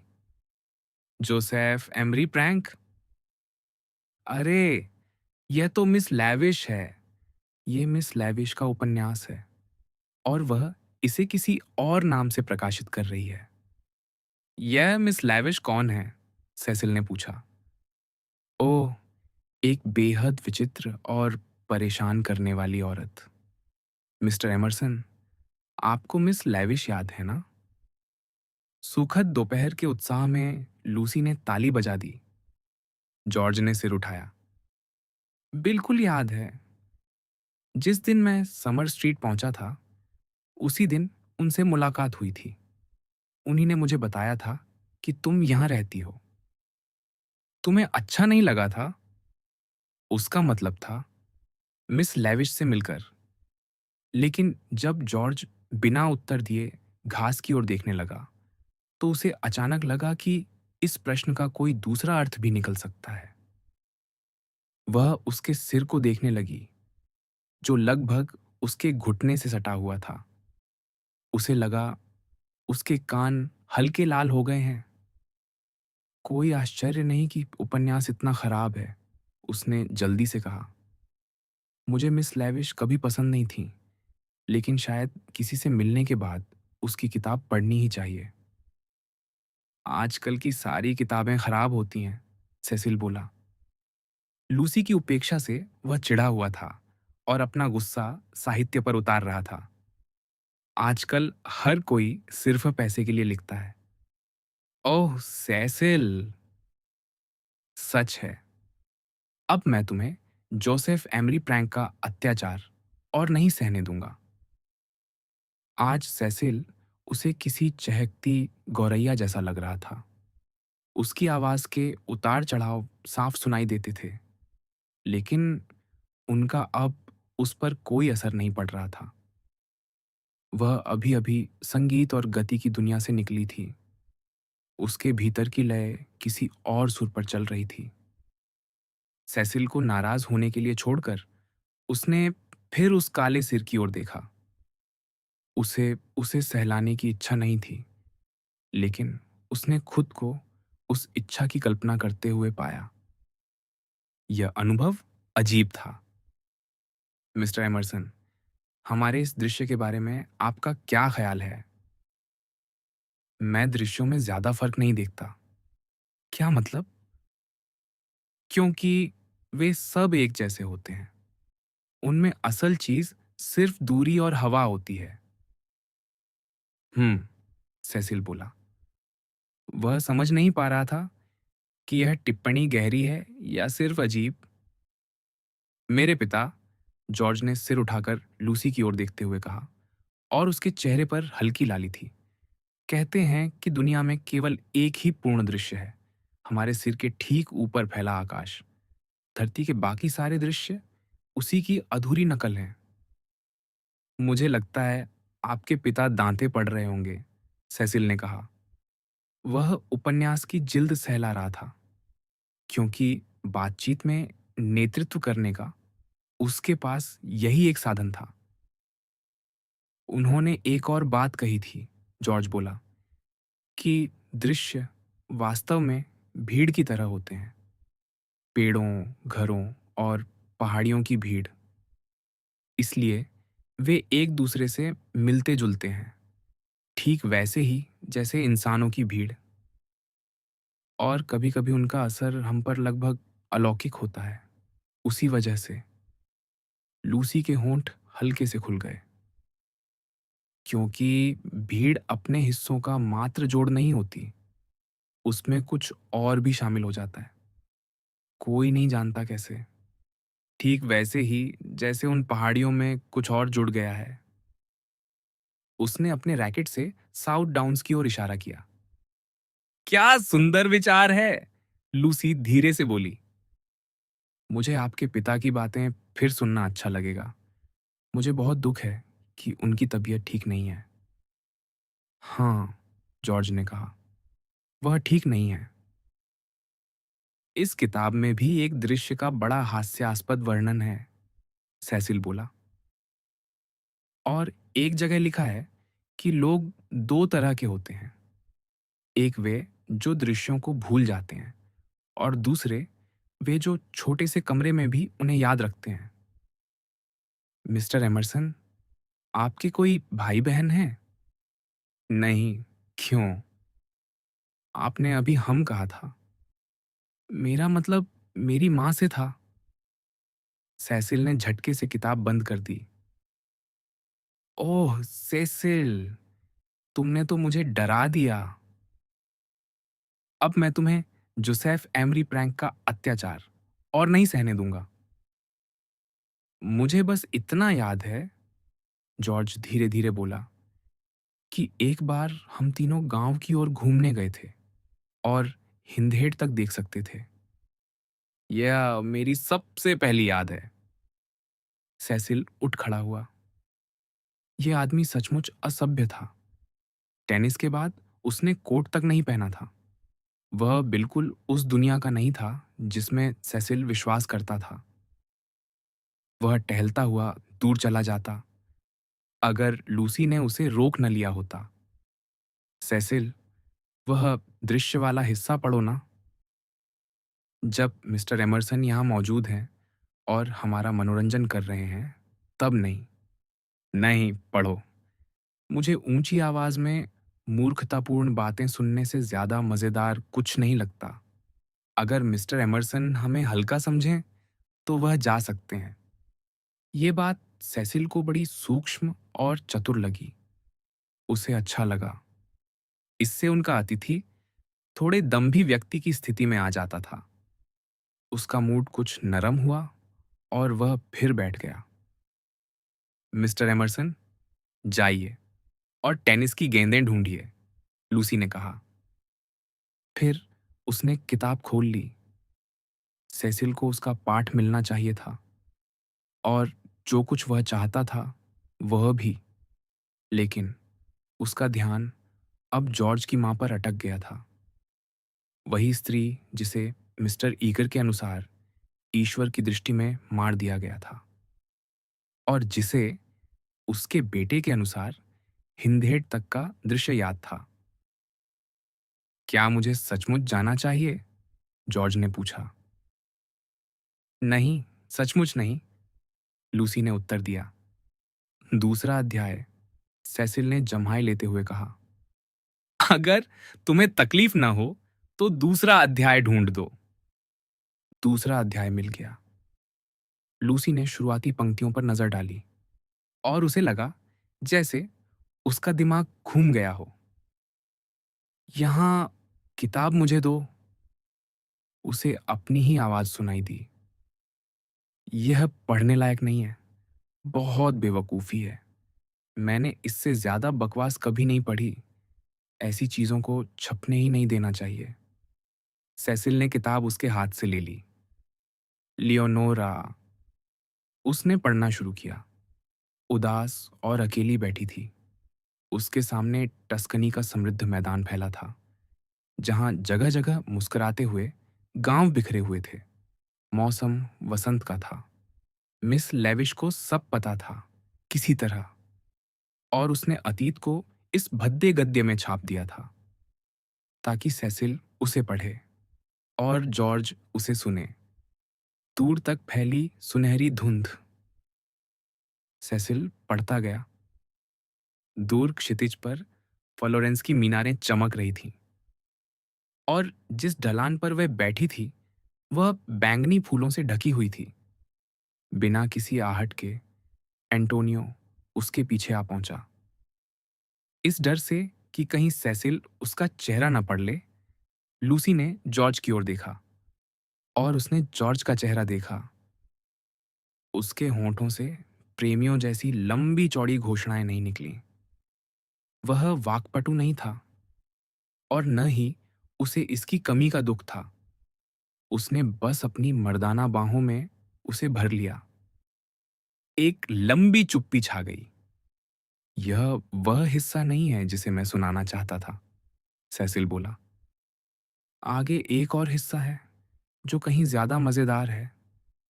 वह पन्ने पलटने लगा। क्या हम चाय के लिए भीतर चलें? लूसी ने कहा। उसकी आवाज अब भी स्थिर थी। वह आगे आगे चल दी। उसके पीछे सेसिल, सबसे पीछे जॉर्ज। उसे लगा कि संकट टल गया है। लेकिन जब वे झाड़ियों वाले रास्ते में पहुंचे तब वह घटित हुआ। किताब वहीं छूट गई थी और सेसिल उसे लेने वापस लौट गया। और जॉर्ज, जो प्रेम करता था पूरे हृदय और पूरे अस्तित्व से, उस संकरे रास्ते में उससे टकरा गया। नहीं, लूसी की सांस अटक गई और दूसरी बार उसने उसे चूम लिया, जैसे उसके बाद कुछ और संभव ही ना हो। अगले ही क्षण वह पीछे हट गया। सेसिल लौट आया और वे दोनों अकेले ऊपर वाले लॉन तक पहुंच गए। जॉर्ज से झूठ। लेकिन वसंत ऋतु के बाद से लूसी बदल चुकी थी। यानी अब वह उन भावनाओं को दबाने में कहीं अधिक सक्षम हो गई थी जिन्हें समाज और उसकी मर्यादाएं स्वीकार नहीं करती। खतरा पहले से कहीं बड़ा था। फिर भी वह फूट फूट कर नहीं रोई। उसने सेसिल से कहा, मैं चाय के लिए नीचे नहीं आ रही, माँ को बता देना, मुझे कुछ पत्र लिखने हैं। और अपने कमरे में चली गई। फिर उसने खुद को आने वाली लड़ाई के लिए तैयार करना शुरू किया। वह प्रेम जिसे उसने महसूस किया था और जिसका उत्तर भी मिला था। वह प्रेम जिसकी मांग हमारा शरीर करता है और जिसे हमारा हृदय एक पवित्र रूप दे देता है। वह प्रेम जो शायद जीवन की सबसे सच्ची चीज है, अब उसके सामने संसार का शत्रु बनकर खड़ा था और उसे उसका गला घोंटना था। उसने मिस बार्टलेट को बुलवाया। यह संघर्ष प्रेम और कर्तव्य के बीच नहीं था। शायद ऐसा संघर्ष कभी होता ही नहीं। यह संघर्ष था सत्य और दिखावे के बीच। और लूसी का पहला उद्देश्य था खुद को हराना। जैसे जैसे उसका मन धुंधला पड़ने लगा, जैसे पहाड़ियों के वे दृश्य उसकी स्मृति से मिटने लगे और पुस्तक के शब्द उसके भीतर से मरने लगे, वह फिर अपने पुराने बहाने पर लौट आई। नाजुक नसें, भावनात्मक कमजोरी। उसने अपने आप को समझाया कि उसने अपना मानसिक संकट जीत लिया है। सत्य के साथ छेड़छाड़ करते करते वह यह तक भूलने लगी कि कभी कोई सत्य था भी। उसे याद था कि उसकी सगाई सेसिल से हो चुकी है, इसलिए उसने खुद को जॉर्ज की ऐसी धुंधली यादें बनाने पर मजबूर किया जिनमें उसका कोई महत्व ना हो। वह उसके लिए कुछ भी नहीं था, कभी कुछ नहीं था।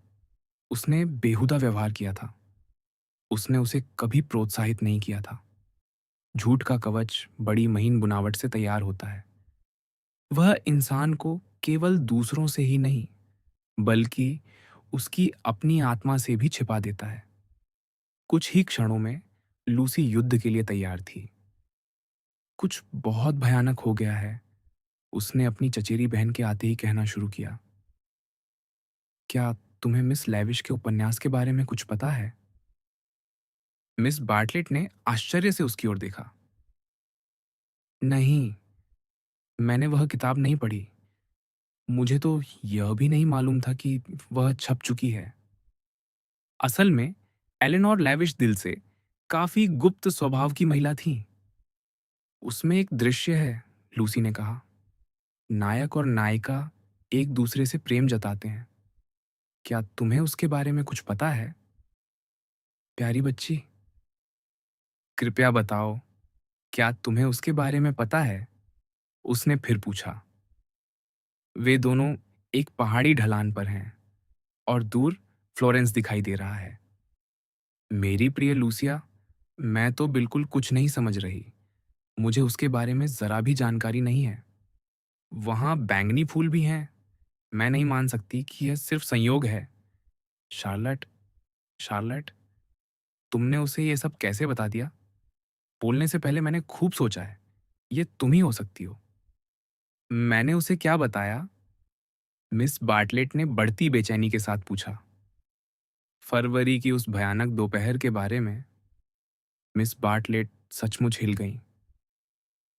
ओह लूसी, मेरी प्यारी बच्ची, क्या उसने सचमुच वह सब अपनी किताब में लिख दिया है? लूसी ने सिर हिलाया। क्या क्या उसे पहचानना संभव है? हाँ। तो फिर आज के बाद एलेनोर लेविश कभी मेरी मित्र नहीं रहेगी। कभी नहीं, कभी नहीं, कभी नहीं। तो तुमने सचमुच उसे बताया था?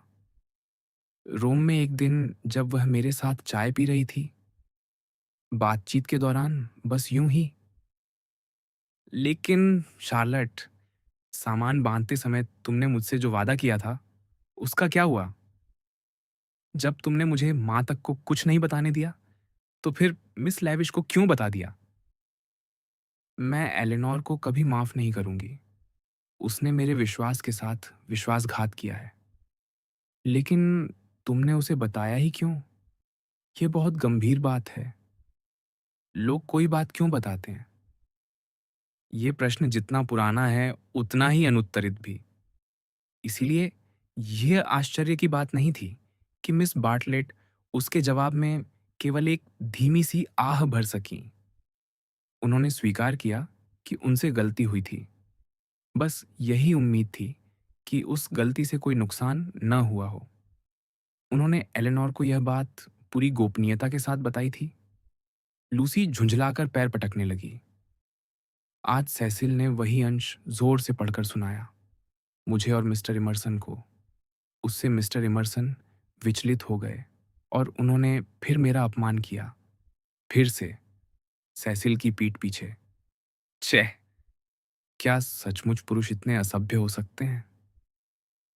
हम बगीचे की ओर लौट रहे थे और उन्होंने सेसिल की पीठ पीछे मुझसे वह सब कहा। मिस बार्टलेट तुरंत खुद को कोसने लगीं। पछतावे की बाढ़ आ गई। अब क्या किया जाए? लूसी ने पूछा। क्या तुम बता सकती हो? ओह लूसी, मैं खुद को कभी माफ नहीं करूंगी। जीवन भर नहीं।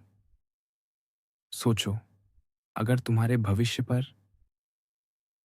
मुझे पता है, लूसी ने दर्द से सिकुड़ते हुए कहा। उस शब्द भविष्य ने उसे चुभन दी थी। अब मैं समझ गई हूं कि तुम मुझे सेसिल को सब कुछ बताने के लिए क्यों कह रही थी, और किसी दूसरे स्रोत से तुम्हारा क्या मतलब था। तुम्हें पता था कि तुम मिस लेविश को सब बता चुकी हो और वह भरोसेमंद नहीं है। अब बारी मिस बार्टलेट की थी तिल मिलाने की। खैर, लूसी ने कहा, अपनी बहन की टालमटोल से घृणा करते हुए, जो होना था हो चुका। तुमने मुझे बहुत मुश्किल स्थिति में डाल दिया है। अब मैं इससे बाहर कैसे निकलूं? मिस बार्टलेट कुछ सोच नहीं सकी। ऊर्जा से भरे उनके दिन बीत चुके थे। अब वह संरक्षिका नहीं, केवल एक मेहमान थी, और वह भी ऐसी मेहमान जिसकी साख टूट चुकी थी। वह हाथ जोड़कर खड़ी रहीं, जबकि लूसी अपने भीतर जरूरी क्रोध पैदा करने की कोशिश करती रही। उस आदमी को, हाँ, उस आदमी को ऐसा सबक मिलना चाहिए कि वह जिंदगी भर ना भूले। लेकिन देगा कौन? मैं अब माँ को नहीं बता सकती, तुम्हारी वजह से। सेसिल को भी नहीं बता सकती, तुम्हारी वजह से। मैं हर तरफ से फँस गई हूँ। मुझे लगता है मैं पागल हो जाऊँगी। मेरी मदद करने वाला कोई नहीं है। इसीलिए मैंने तुम्हें बुलाया है। इस समय मुझे एक ऐसे आदमी की ज़रूरत है, जिसके हाथ में कोड़ा हो। मिस बार्टलेट ने सहमति में सिर हिलाया। हाँ, ऐसे आदमी की ज़रूरत थी। हाँ, लेकिन सिर्फ सहमति से कुछ नहीं होगा, लूसी ने तीखे स्वर में कहा। करना क्या है? हम औरतें तो बस बातें करती रहती हैं। जब किसी लड़की का सामना किसी नीच आदमी से हो जाए, तब वह क्या करे? मैं तो हमेशा कहती थी कि वह नीच है प्रिय, मिस बार्टलेट बोली। कम से कम इसका श्रेय तो मुझे दो। पहली ही मुलाकात से, जब उसने कहा था कि उसके पिता स्नान कर रहे हैं। ओह! छोड़ो भी, यह श्रेय और कौन सही था, कौन गलत? हम दोनों ने मिलकर सब गड़बड़ कर दिया है। जॉर्ज इमर्सन अभी भी उसी बगीचे में है। तो क्या उसे बिना सज़ा दिए छोड़ दिया जाए या नहीं? मैं यही जानना चाहती हूँ। मिस बार्टलेट पूरी तरह असहाय थीं। उनकी अपनी पोल खुल जाने से उनका संतुलन बिगड़ चुका था और उनके दिमाग में विचार एक दूसरे से टकराकर दर्द पैदा कर रहे थे। वह कमज़ोर कदमों से खिड़की तक गईं और लॉरेल की झाड़ियों के बीच उस बदमाश की सफ़ेद फ्लैनल पतलून खोजने की कोशिश करने लगीं। बर्टोलिनी में तो तुम बड़ी फुर्ती दिखा रही थीं, जब मुझे घसीटकर रोम ले गई थीं। अब उससे फिर बात नहीं कर सकती? मैं तो तुम्हारे लिए आसमान ज़मीन एक कर दूँ। मुझे इससे ज़्यादा ठोस जवाब चाहिए, लूसी ने तिरस्कार से कहा। क्या तुम उससे बात करोगी? कम से कम इतना तो तुम्हें करना ही चाहिए, जबकि यह सारी मुसीबत तुम्हारे वचन तोड़ने की वजह से खड़ी हुई है। एलेनोर लेविश फिर कभी मेरी मित्र नहीं रहेगी। वास्तव में शार्लेट इस समय खुद को भी मात दे रही थी। हाँ या नहीं, बस इतना बताओ। ये ऐसा मामला है जिसे केवल कोई सज्जन पुरुष ही सुलझा सकता है। उसी समय जॉर्ज इमर्सन हाथ में टेनिस की गेंद लिए बगीचे की ओर से आता दिखाई दिया। ठीक है, लूसी ने क्रोध से हाथ झटकते हुए कहा। कोई मेरी मदद नहीं करेगा, तो मैं खुद उससे बात करूंगी। और उसी क्षण उसे एहसास हुआ कि उसकी चचेरी बहन शुरू से यही चाहती थी। अरे इमर्सन! नीचे से फ्रेडी की आवाज आई। गुम हुई गेंद मिल गई। शाबाश! चाय लोगे? और घर से लोगों का एक झुंड टेरेस पर निकल आया। ओह लूसी, तुम कितनी साहसी हो, मिस बार्टलेट बोली। मैं तुम्हारी प्रशंसा करती हूँ। सब लोग जॉर्ज के चारों ओर इकट्ठा हो गए थे। लूसी को लगा जैसे वह उन सारी बेतुकी बातों, गंदले विचारों और छिपी हुई इच्छाओं के पार खड़ा उसे बुला रहा हो, जो फिर से उसकी आत्मा को घेरने लगी थी। उसे देखते ही उसका क्रोध पिघलने लगा। आह! इमर्सन लोग अपने ढंग से कितने अच्छे थे। उसके भीतर अचानक उमड़े रक्त के ज्वार को शांत होने में कुछ क्षण लगे, तब वह बोली। फ्रेडी उसे भोजन कक्ष में ले गया है। बाकी सब लोग बगीचे में जा रहे हैं। आओ, इसे जल्दी खत्म कर लेते हैं। आओ। और हाँ, तुम कमरे में रहोगी, बिल्कुल रहोगी। लूसी, क्या तुम्हें बुरा लगेगा अगर तुम अकेले ये कर लो? तुम इतना बेहुदा सवाल पूछ कैसे सकती हो? बेचारी लूसी, उन्होंने अपना हाथ उसकी ओर बढ़ाया। जहां भी जाती हूँ, लगता है केवल दुर्भाग्य ही साथ ले जाती हूँ। लूसी ने सिर हिलाया। उसे फ्लोरेंस की वह आखिरी शाम याद आ गई। सामान बांधना, मोमबत्ती की रोशनी और दरवाजे पर मिस बार्टलेट की टोपी की परछाई। लेकिन वह दूसरी बार दया के जाल में नहीं फंसने वाली थी। अपनी बहन के स्पर्श से बचते हुए वह सीढ़ियां उतर गई। जैम चक्खो, फ्रेडी कह रहा था। कमाल का बना है। जॉर्ज अस्त व्यस्त और पहले से भी अधिक विशाल दिखता हुआ भोजन कक्ष में टहल रहा था। लूसी को देखते ही वह रुक गया और बोला, नहीं, मुझे कुछ नहीं चाहिए। तुम नीचे बाकी लोगों के पास जाओ, लूसी ने फ्रेडी से कहा। शार्लेट और मैं मिस्टर इमर्सन की पूरी खातिरदारी कर लेंगे। माँ कहाँ है? रविवार वाले पत्र लिखने बैठ गई हैं। ड्राइंग रूम में है। अच्छा है, तुम जाओ। फ्रेडी गुनगुनाता हुआ चला गया। लूसी मेज के पास बैठ गई। मिस बार्टलेट, जो पूरी तरह डरी हुई थीं, एक किताब उठाकर पढ़ने का नाटक करने लगी। लूसी ने कोई लंबा भाषण नहीं दिया। उसने सीधे कहा, मैं यह बर्दाश्त नहीं कर सकती, मिस्टर इमर्सन। मैं आपसे बात तक नहीं कर सकती। आप इस घर से चले जाइए और जब तक मैं यहाँ रहती हूँ, दोबारा कभी इस घर में मत आइए। यह कहते हुए उसका चेहरा लाल हो गया था और वह दरवाजे की ओर इशारा कर रही थी। मुझे झगड़े से नफरत है। कृपया चले जाइए। क्या? कोई बहस नहीं। लेकिन मैं... उसने सिर हिलाया। कृपया जाइए। मैं मिस्टर वाइस को बुलाना नहीं चाहती। आपका मतलब ये नहीं हो सकता, उसने कहा, मिस बार्टलेट की ओर पूरी तरह ध्यान दिए बिना, कि आप सचमुच उस आदमी से शादी करने जा रही हैं। ये वार अप्रत्याशित था। लूसी ने कंधे उचका दिए, मानो उसकी अशिष्टता उसे थका रही हो। आप हास्यास्पद लग रहे हैं, उसने शांत स्वर में कहा। लेकिन उसकी आवाज के ऊपर जॉर्ज के शब्द गंभीरता से उठे। आप वाइस के साथ जीवन नहीं बिता सकती। वह केवल जान पहचान के लिए ठीक है, समाज में मिलने जुलने के लिए, सुसंस्कृत बातचीत के लिए। उसे किसी के भी बहुत करीब नहीं आना चाहिए, और सबसे कम किसी स्त्री के। सेसिल के व्यक्तित्व पर यह एक बिल्कुल नई रोशनी थी। क्या आपने कभी वाइस से बात की है और उसके बाद खुद को थका हुआ महसूस नहीं किया? मैं इस विषय पर चर्चा नहीं कर सकती। नहीं, लेकिन क्या कभी ऐसा हुआ है? वह उन लोगों में से है जो चीजों के साथ ठीक रहते हैं, किताबों, चित्रों, विचारों के साथ। लेकिन जैसे ही इंसानों की बात आती है, वे उन्हें मार डालते हैं।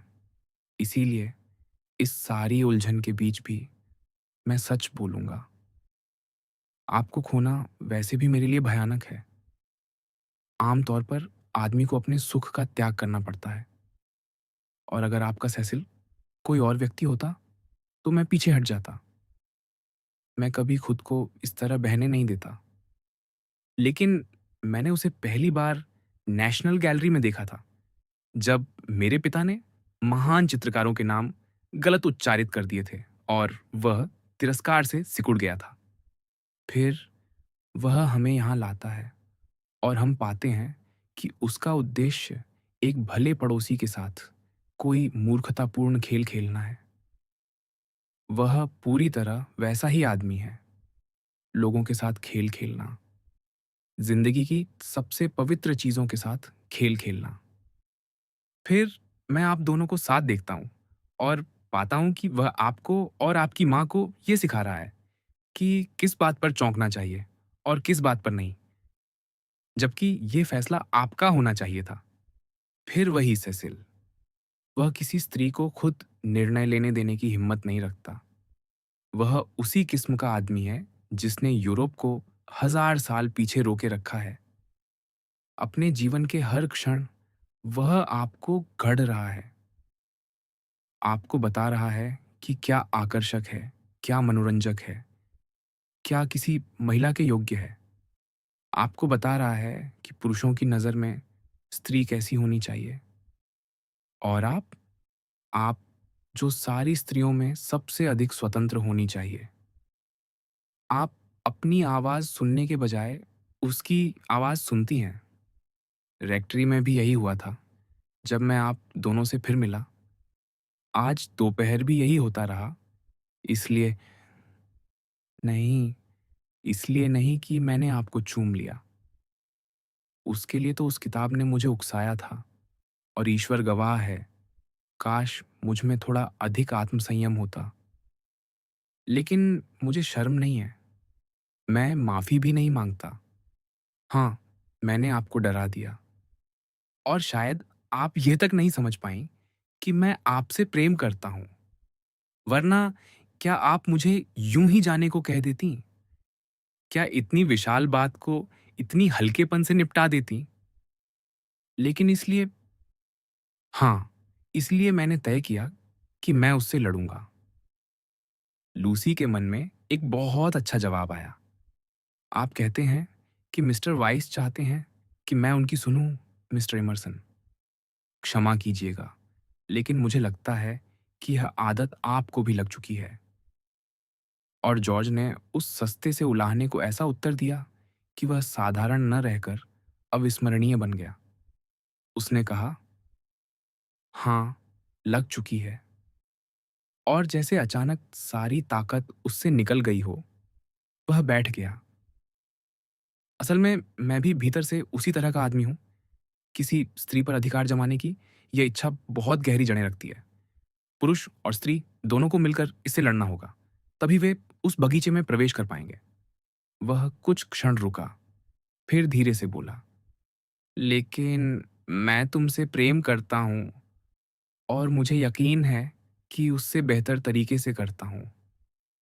उसने सोचा, हाँ, सचमुच उससे बेहतर।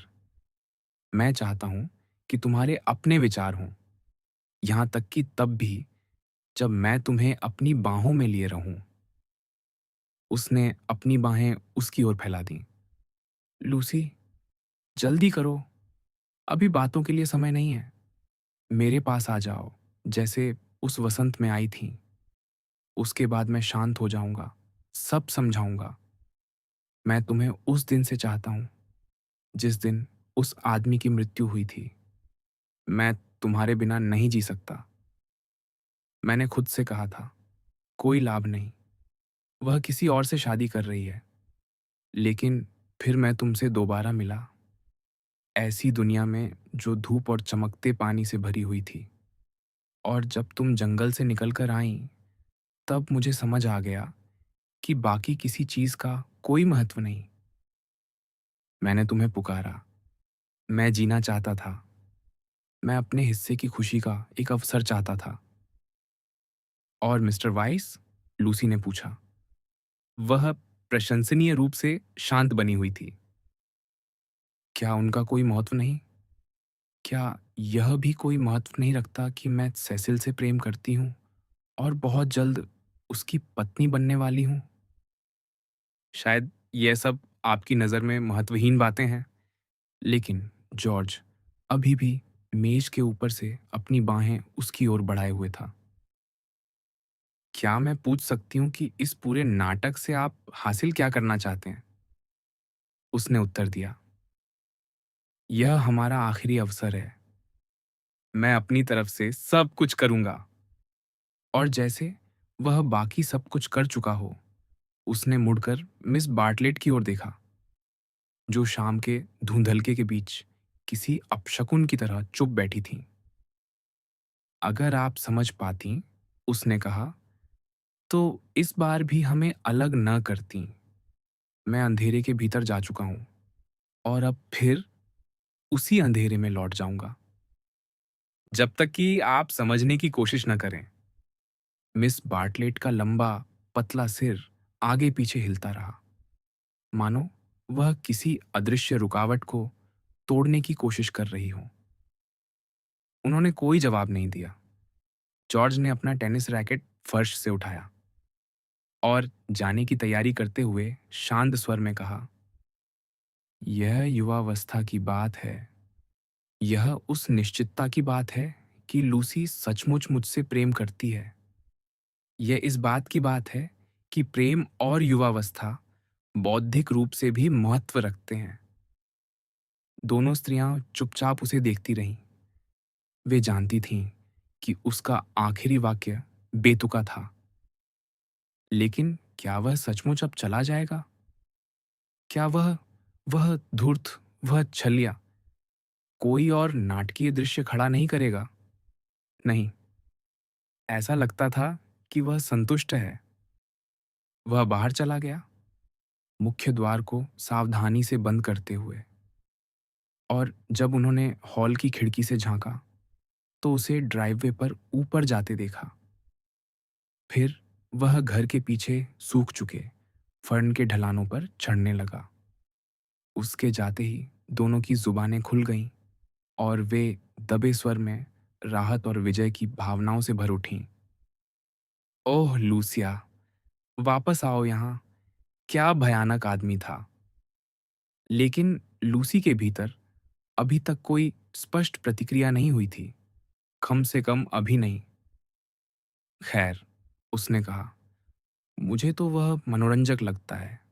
या तो मैं पागल हूं या वह। और मुझे लगता है कि दूसरी संभावना ज्यादा सही है। शार्लट, तुम्हारे साथ एक और झंझट खत्म हुआ। बहुत धन्यवाद। लेकिन मुझे लगता है कि यह आखिरी था। मेरा प्रशंसक अब शायद मुझे दोबारा परेशान नहीं करेगा। और मिस बार्टलेट ने भी शरारती बनने की कोशिश की। खैर, मेरी प्यारी, हर किसी को ऐसी विजय का दावा करने का मौका तो नहीं मिलता, है ना? ओह, हमें हंसना नहीं चाहिए। सचमुच नहीं। मामला बहुत गंभीर भी हो सकता था। लेकिन तुम कितनी समझदार और बहादुर निकलीं। हमारे ज़माने की लड़कियों से कितनी अलग। चलो, बाकी लोगों के पास चलते हैं। लेकिन जैसे ही वे खुले आकाश के नीचे पहुंची, लूसी रुक गई। अचानक किसी भावना ने उसे जकड़ लिया। दया, भय, प्रेम, वह पहचान नहीं सकी। लेकिन भावना बेहद प्रबल थी। और तभी उसे शरद ऋतु का एहसास हुआ। गर्मी समाप्त हो रही थी। शाम अपने साथ मुरझाने और क्षय की गंध लेकर आई थी। एक ऐसी गंध जो इसलिए और भी अधिक मार्मिक थी क्योंकि उसमें वसंत की यादें बसी थीं। प्रेम और युवावस्था बौद्धिक रूप से महत्व रखते हैं। क्या सचमुच? एक पत्ता हवा के झोंके से बुरी तरह कांपता हुआ उसके सामने से नाचता हुआ निकल गया, जबकि बाकी पत्ते बिल्कुल स्थिर पड़े थे। क्या धरती फिर से अंधेरे में लौटने की जल्दी में थी? क्या उन पेड़ों की परछाइयां धीरे धीरे विंडी कॉर्नर पर फैलने वाली थीं? अरे लूसी! फ्रेडी की आवाज आई। अभी एक और सेट खेलने लायक रोशनी बची है। अगर तुम दोनों जल्दी करो तो। मिस्टर इमर्सन को जाना पड़ा। धत्तेरे की, अब तो 4 खिलाड़ी पूरे नहीं होंगे। सुनो, सेसिल, तुम खेल लो ना। अच्छे आदमी बनो। आज फ्लॉयड का आखिरी दिन है। बस इस एक बार हमारे साथ टेनिस खेल लो। तभी सेसिल की आवाज सुनाई दी। मेरे प्रिय फ्रेडी, मैं कोई खिलाड़ी नहीं हूं। जैसा कि आज सुबह तुमने खुद कहा था, कुछ लोग किताबों के अलावा किसी काम के नहीं होते। मैं स्वीकार करता हूं कि मैं उन्हीं लोगों में से हूं और अपनी उपस्थिति का बोझ तुम लोगों पर नहीं डालना चाहता। उसी क्षण लूसी की आंखों से पर्दा हट गया। आखिर वह एक पल के लिए भी सेसिल को कैसे सहन कर पाई थी? वह असहनीय था, पूरी तरह असहनीय। और उसी शाम उसने अपनी सगाई तोड़ दी। सेसिल से झूठ। सेसिल स्तब्ध था। उसके पास कहने के लिए कुछ नहीं था। उसे गुस्सा भी नहीं आया। वह बस हाथों में व्हिस्की का गिलास थामे खड़ा रहा, ये समझने की कोशिश करता हुआ कि आखिर लूसी इस निष्कर्ष पर पहुंची कैसे। लूसी ने यह बात रात को सोने से ठीक पहले कहने का समय चुना था। उनके मध्यम वर्गीय घर की आदत के अनुसार रात में पुरुषों को पेय परोसने का काम वही करती थी। फ्रेडी और मिस्टर फ्लॉयड अपना गिलास लेकर ऊपर चले जाते, लेकिन सेसिल हमेशा रुक जाता और धीरे धीरे चुस्कियां भरता रहता। जबकि लूसी साइड बोर्ड बंद करती। मुझे इसका बहुत अफ़सोस है, उसने कहा। मैंने बहुत सोच विचार किया है। हम दोनों बहुत अलग हैं। मैं आपसे निवेदन करती हूँ कि मुझे इस बंधन से मुक्त कर दीजिए और कोशिश कीजिए कि ऐसी किसी मूर्ख लड़की का अस्तित्व कभी था ही नहीं। बात कहने का ढंग उचित था, लेकिन उसके भीतर अफ़सोस से अधिक क्रोध था और उसकी आवाज़ में वह साफ झलक रहा था। अलग? कैसे? कैसे अलग? एक बात तो ये है कि मुझे कभी सचमुच अच्छी शिक्षा नहीं मिली। वह साइड बोर्ड के पास घुटनों के बल बैठी हुई बोली। इटली की यात्रा मेरे जीवन में बहुत देर से आई और वहां जो कुछ सीखा था वह भी अब भूलती जा रही हूं। मैं कभी आपके मित्रों से ढंग से बात नहीं कर पाऊंगी, न ही वैसी पत्नी बन सकूंगी जैसी आपकी पत्नी को होना चाहिए। मैं तुम्हारी बात नहीं समझ पा रहा। तुम आज अपने जैसी नहीं लग रही हो। तुम थकी हुई हो, लूसी। थकी हुई? वह तुरंत भड़क उठी। यही तो आपकी समस्या है। आप हमेशा मानते हैं कि स्त्रियां जो कहती हैं उसका मतलब वास्तव में वह नहीं होता।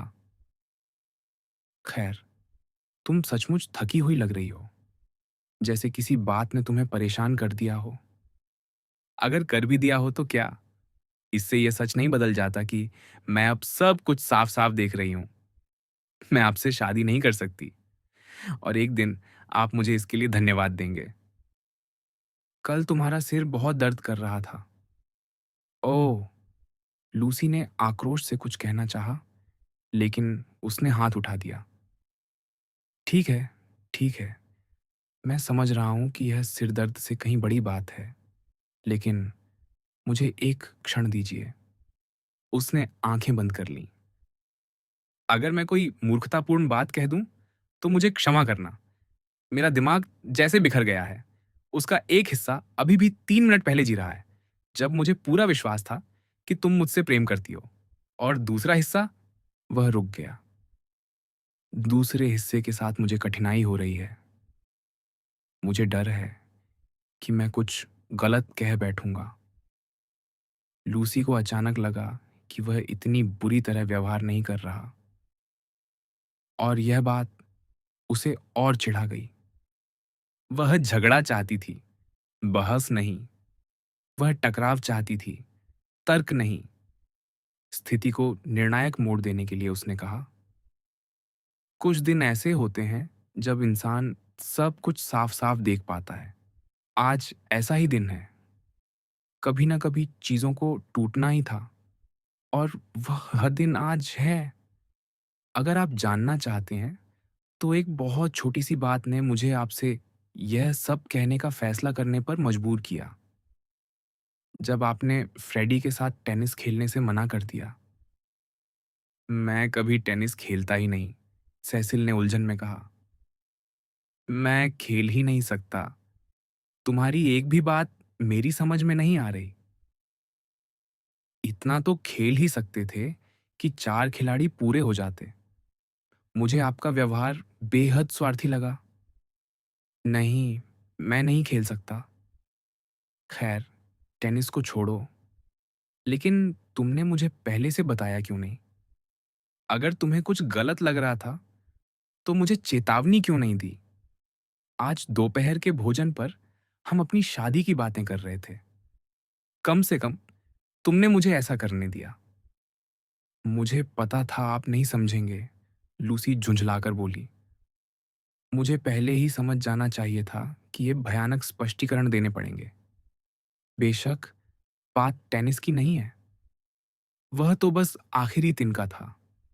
कई हफ्तों से मैं यही सब महसूस कर रही थी।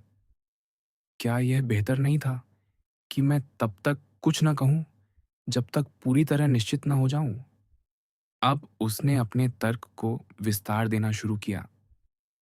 इससे पहले भी कई बार मैंने सोचा है कि क्या मैं आपकी पत्नी बनने के योग्य हूं। उदाहरण के लिए, लंदन में। और क्या आप मेरे पति बनने के योग्य हैं? मुझे नहीं लगता। आपको फ्रेडी पसंद नहीं है। मेरी माँ भी पसंद नहीं है। हमारी सगाई के विरुद्ध हमेशा बहुत सी बातें थीं, सेसिल, लेकिन हमारे सारे रिश्तेदार खुश थे।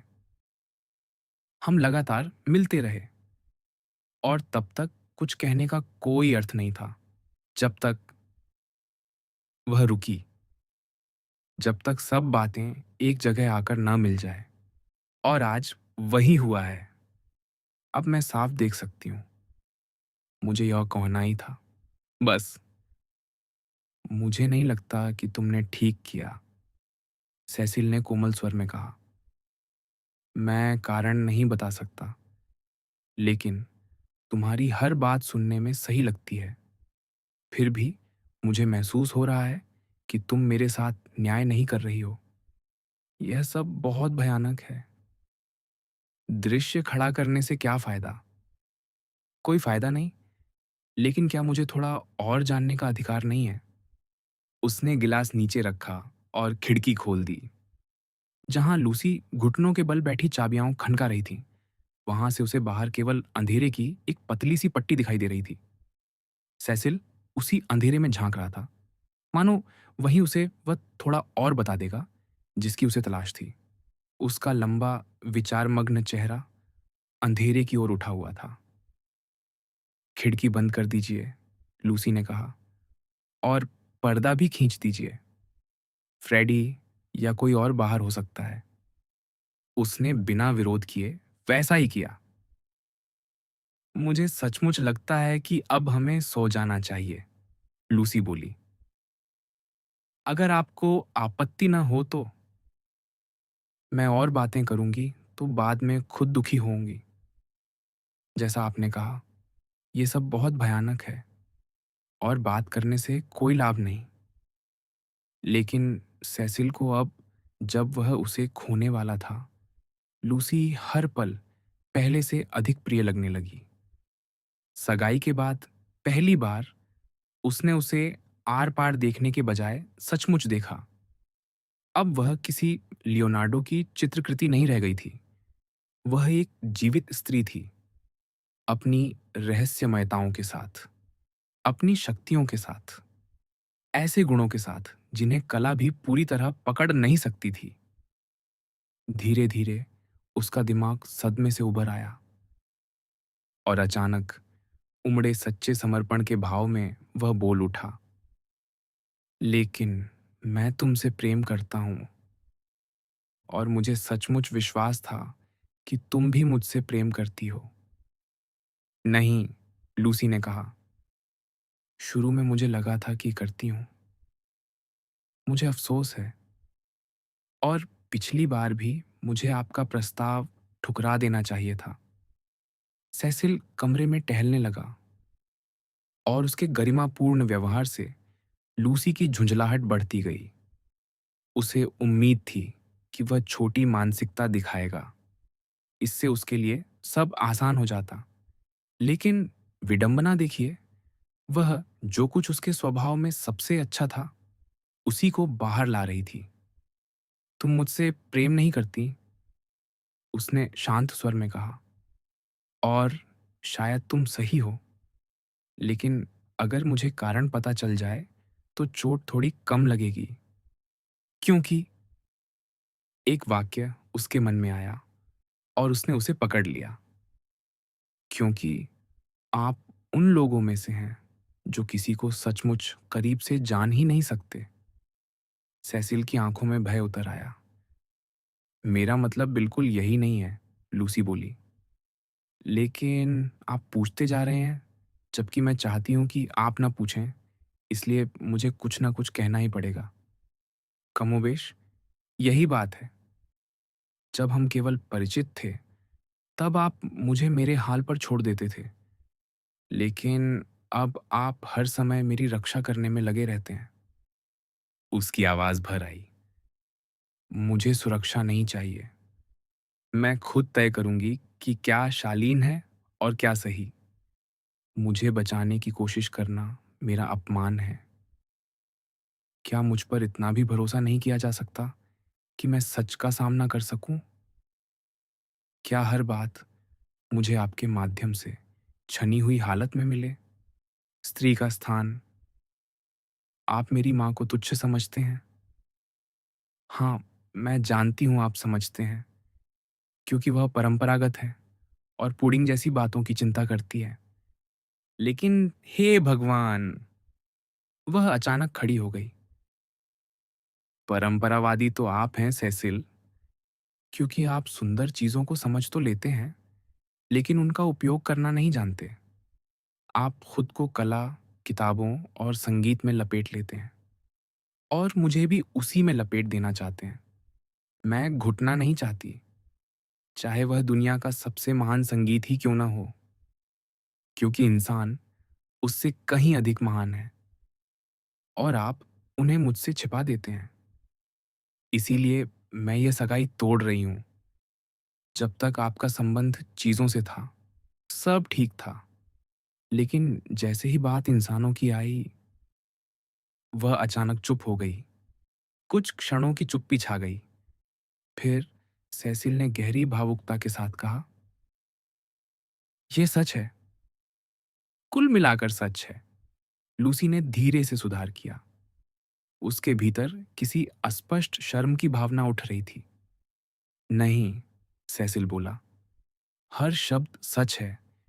यह मेरे लिए एक रहस्योद्घाटन है। यह यह मैं हूं। खैर, जो भी हो, यही कारण है कि मैं आपकी पत्नी नहीं बन सकती। सेसिल ने जैसे स्वयं से दोहराया। ऐसा व्यक्ति जो किसी को सचमुच करीब से जान ही नहीं सकता। हाँ, ये सच है। सगाई वाले पहले ही दिन मैं बिखर गया था। मैंने बीबी के साथ भी बुरा व्यवहार किया और तुम्हारे भाई के साथ भी। तुम मेरी कल्पना से भी अधिक महान निकली। लूसी अनायास एक कदम पीछे हट गई। मैं तुम्हें और परेशान नहीं करूंगा, वह बोला। तुम मेरे लिए जितनी अच्छी रही हो, उससे कहीं अधिक की मैं पात्र नहीं था। तुम्हारी इस समझ को मैं कभी नहीं भूलूंगा। और प्रिय, अगर मैं तुम्हें किसी बात के लिए दोष दूं, तो केवल इस बात के लिए, तुमने मुझे पहले क्यों नहीं चेताया? जब यह सब शुरू ही हुआ था, तब बता देती कि मैं गलत दिशा में जा रहा हूं। तब शायद मुझे बदलने का अवसर मिलता। आज शाम से पहले मैं तुम्हें कभी जान ही नहीं पाया। मैंने तुम्हें केवल अपने मूर्ख आदर्शों के लिए एक आधार बना लिया था कि एक स्त्री कैसी होनी चाहिए। लेकिन आज रात तुम बिल्कुल अलग व्यक्ति लग रही हो। नए विचार, यहाँ तक कि नई आवाज भी। नई आवाज से आपका क्या मतलब है? लूसी ने पूछा। अचानक उसके भीतर ऐसा क्रोध उठा जिसे वह नियंत्रित नहीं कर पा रही थी। मेरा मतलब है, सेसिल बोला, कि ऐसा लगता है जैसे तुम्हारे भीतर से कोई नया व्यक्ति बोल रहा हो। बस यहीं उसका संतुलन टूट गया। वह लगभग चीख उठी। अगर आपको लगता है कि मैं किसी और से प्रेम करती हूं, तो आप पूरी तरह गलत हैं। बिल्कुल नहीं, सेसिल ने तुरंत कहा। मैं ऐसा नहीं सोचता। तुम ऐसी लड़की नहीं हो, लूसी। ओह हाँ, आप यही सोचते हैं। उसकी आवाज तेज हो गई। यही आपकी पुरानी सोच है। वही सोच जिसने सदियों तक यूरोप को पीछे रोके रखा। मेरा मतलब है, यह धारणा कि स्त्रियां हर समय पुरुषों के बारे में ही सोचती रहती हैं। अगर कोई लड़की अपनी सगाई तोड़ दे, तो हर कोई यही कहता है, अरे, उसके मन में कोई दूसरा आदमी होगा, उसे कोई और मिल गया होगा। यह घिनौना है, क्रूर है, अपमानजनक है। मानो कोई लड़की केवल अपनी स्वतंत्रता के लिए भी सगाई नहीं तोड़ सकती। सेसिल ने लगभग श्रद्धा से कहा, शायद मैं भी कभी ऐसा सोचता था, लेकिन अब कभी नहीं सोचूंगा। तुमने मुझे इससे बेहतर सीख दी है। लूसी का चेहरा लाल पड़ने लगा। वह खिड़कियों की ओर मुड़ गई और ऐसे देखने लगी मानो उनकी जांच कर रही हो। निस्संदेह, सैसिल आगे बोला। इस पूरे मामले में किसी दूसरे व्यक्ति का कोई प्रश्न ही नहीं है। न कोई बेवफाई, न कोई और ऐसी घिनौनी मूर्खता। अगर मेरी बातों से ऐसा संकेत मिला हो तो मैं दिल से क्षमा चाहता हूँ। मेरा आशय केवल इतना था कि तुम्हारे भीतर एक ऐसी शक्ति है जिसे मैं आज तक पहचान नहीं पाया था। ठीक है सेसिल, बस कीजिए, लूसी ने कहा। मुझसे माफी मत मांगिए, गलती मेरी थी। नहीं, वह बोला, यह दो आदर्शों का संघर्ष है, तुम्हारे और मेरे। सिर्फ विचारों का संघर्ष। और तुम्हारे आदर्श कहीं अधिक ऊंचे हैं। मैं पुराने और विकृत विचारों में जकड़ा हुआ था, जबकि तुम पूरी तरह नई और उज्जवल थीं। उसकी आवाज भर्रा गई। सच तो ये है कि मुझे तुम्हारा धन्यवाद करना चाहिए। तुमने मुझे दिखाया कि मैं वास्तव में क्या हूं। पूरे मन से मैं तुम्हारा आभारी हूं कि तुमने मुझे एक सच्ची स्त्री का परिचय कराया। क्या तुम मुझसे हाथ मिलाओगी?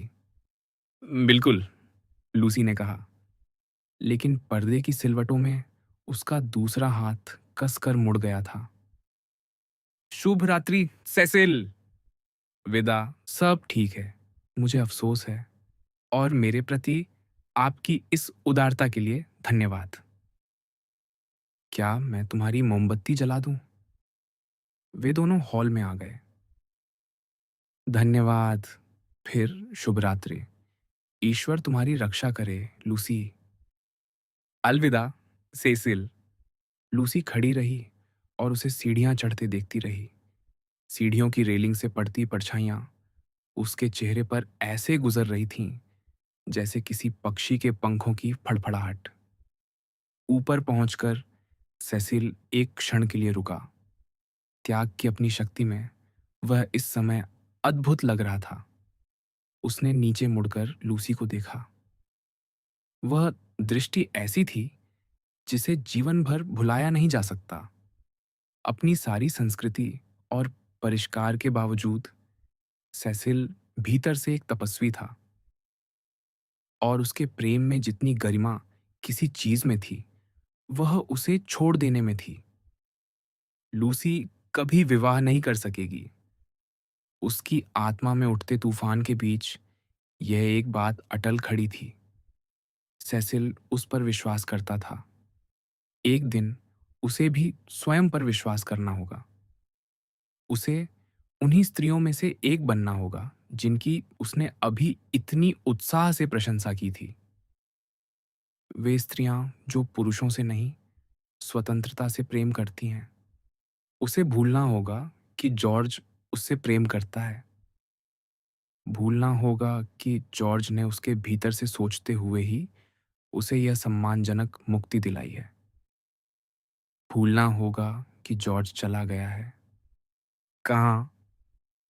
अंधेरे में। उसने दीपक बुझा दिया। सोचना ठीक नहीं था, और सच कहें तो महसूस करना भी नहीं।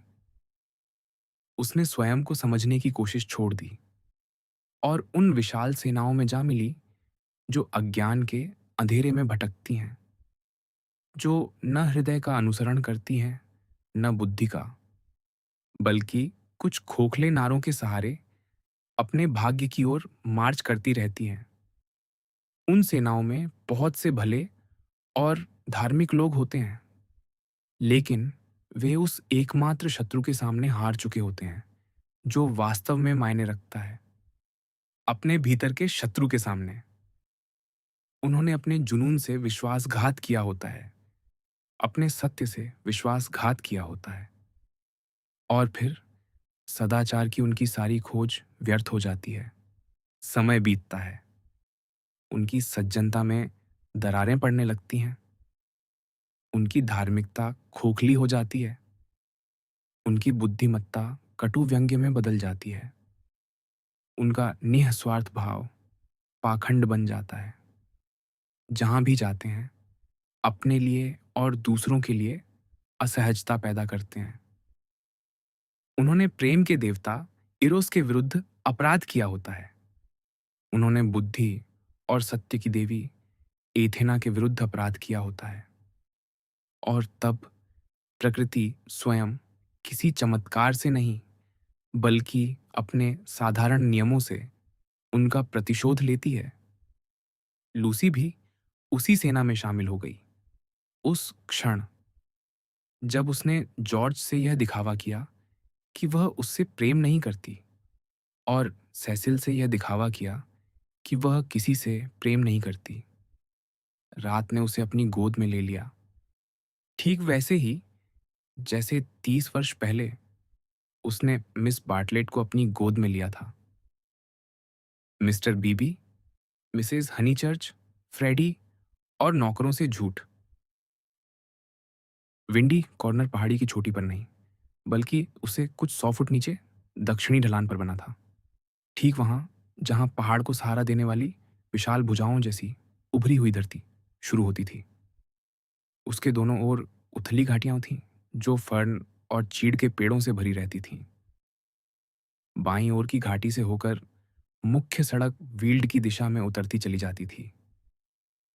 जब भी मिस्टर बीबी उस पहाड़ी की चोटी पार करते और धरती की इस भव्य रचना को देखते, बीचों बीच संतुलित खड़ा विंडी कॉर्नर, दोनों ओर फैली घाटियां, दूर तक उतरती ढलानें, तो हंस पड़ते। स्थान इतना शानदार था और घर इतना साधारण, बल्कि कहें तो थोड़ा बेशर्म सा।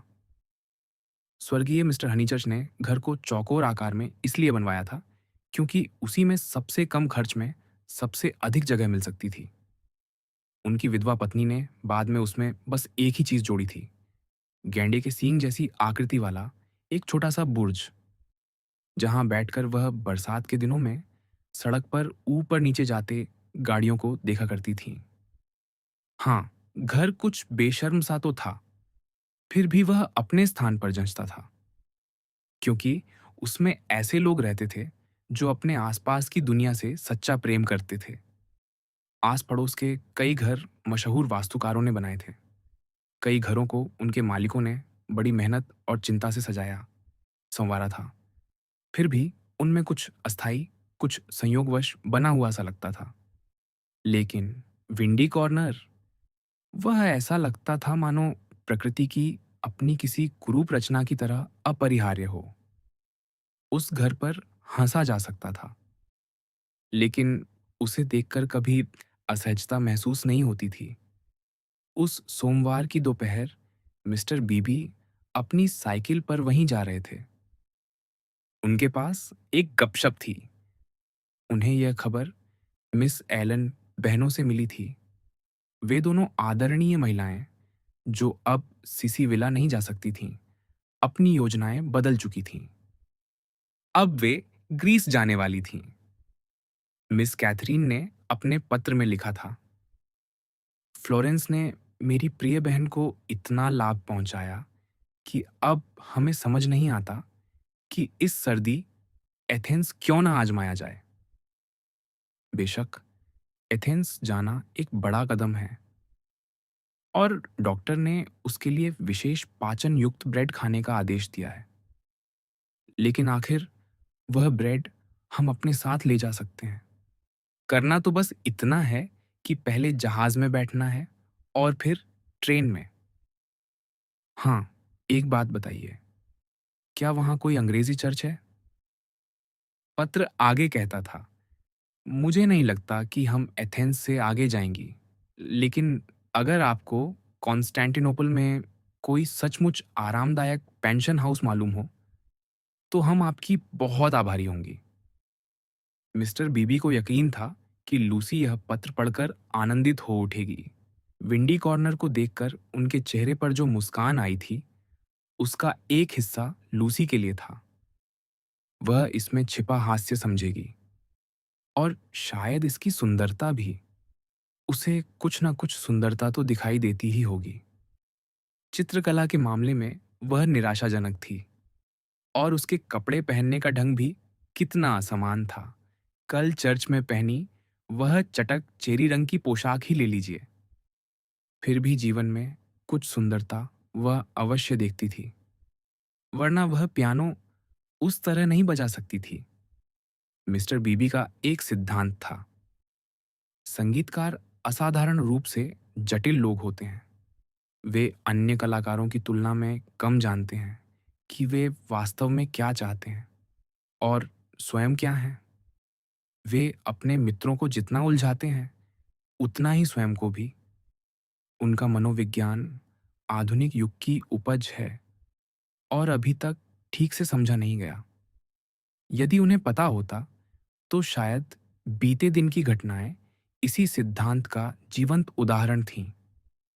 लेकिन उन्हें उन घटनाओं का कोई ज्ञान नहीं था। वे तो बस चाय पीने, अपनी भतीजी से मिलने और यह देखने जा रहे थे कि क्या मिस हनीचर्च को दो वृद्ध महिलाओं की एथेंस यात्रा की इच्छा में कोई सुंदरता दिखाई देती है। विंडी कॉर्नर के बाहर एक बग्घी खड़ी थी। जैसे ही घर दिखाई दिया, वह चल पड़ी, ड्राइववे पार करके मुख्य सड़क तक पहुंची और वहां अचानक रुक गई। इसका मतलब था कि घोड़ा फिर अपनी पुरानी चाल चल रहा था। वह हमेशा चाहता था कि लोग पहाड़ी पैदल चढ़ें ताकि उसे कम मेहनत करनी पड़े। दरवाजा खुला, दो आदमी उतरे। मिस्टर बीबी ने उन्हें तुरंत पहचान लिया। सेसिल और फ्रेडी दोनों का साथ कुछ अजीब लग रहा था, लेकिन कोचवान के पास एक बड़ा संदूक रखा था। सेसिल ने गोल हैट पहन रखी थी। स्पष्ट था कि वह कहीं जा रहा है, और फ्रेडी अपनी टोपी में उसे स्टेशन तक छोड़ने जा रहा था। दोनों शॉर्टकट लेते हुए तेजी से ऊपर चढ़े और पहाड़ी की चोटी पर पहुंच गए, जबकि बग्घी अभी भी सड़क के घुमावदार रास्तों पर आगे बढ़ रही थी। उन्होंने पादरी से हाथ मिलाया, लेकिन कुछ कहा नहीं। तो आप कुछ दिनों के लिए जा रहे हैं, मिस्टर वाइस? मिस्टर बीबी ने पूछा। हाँ, सेसिल ने उत्तर दिया। फ्रेडी थोड़ा हटकर खड़ा हो गया। मैं तो आपको मिस हनीचर्च की उन मित्रों का यह अद्भुत पत्र दिखाने आ रहा था। उन्होंने पत्र का एक अंश पढ़कर सुनाया। कमाल नहीं है? क्या इसे रोमांच नहीं कहेंगे? मुझे पूरा विश्वास है कि वे कॉन्स्टेंटिनोपल तक जाएंगी। वे ऐसे जाल में फंस चुकी हैं जिससे बच निकलना असंभव है। अंत में वे पूरी दुनिया का चक्कर लगा आएंगी। सेसिल ने शिष्टता से सुना और कहा, मुझे यकीन है कि लूसी को यह बहुत रोचक और मनोरंजक लगेगा। रोमांच कितना मनमौजी होता है ना? मिस्टर बीबी हंस पड़े। मैं तुम युवाओं में उसे कभी नहीं देखता। तुम लोग बस लॉन टेनिस खेलते हो और घोषणा करते फिरते हो कि रोमांस मर चुका है। और उधर मिस एलन बहनें शिष्टाचार के सारे हथियार लेकर उसी भयानक जीत से लड़ रही हैं। कॉन्स्टेंटिनोपल में कोई आरामदायक पेंशन हाउस। वे शालीनता के कारण ऐसा लिखती हैं, लेकिन दिल की गहराइयों में वे ऐसी सराय चाहती हैं जिसकी जादुई खिड़कियां किसी परिकत्था की खतरनाक झागदार समुद्री लहरों की ओर खुलती हों। साधारण दृश्य उन्हें संतुष्ट नहीं करेगा। उन्हें तो कीट्स की कल्पना वाला पेंशन हाउस चाहिए। माफ कीजिएगा, मिस्टर बीबी, फ्रेडी ने बीच में कहा। क्या आपके पास माचिस है? मेरे पास है, सेसिल ने कहा। और मिस्टर बीबी की नज़र से यह बात नहीं बची कि वह लड़के से पहले की तुलना में कहीं अधिक नरमी से बात कर रहा था। आप इन मिस एलन बहनों से कभी नहीं मिले, है ना, मिस्टर वाइस? कभी नहीं। तभी आप उनके ग्रीस जाने के चमत्कार को नहीं समझ सकते। मैं खुद भी कभी ग्रीस नहीं गया और जाने का इरादा भी नहीं है। मैं तो अपने किसी मित्र की भी वहां जाने की कल्पना नहीं कर सकता। वह हमारी छोटी सी दुनिया के लिए बहुत बड़ा है। क्या आपको नहीं लगता? इटली तक तो किसी तरह पहुंचा जा सकता है।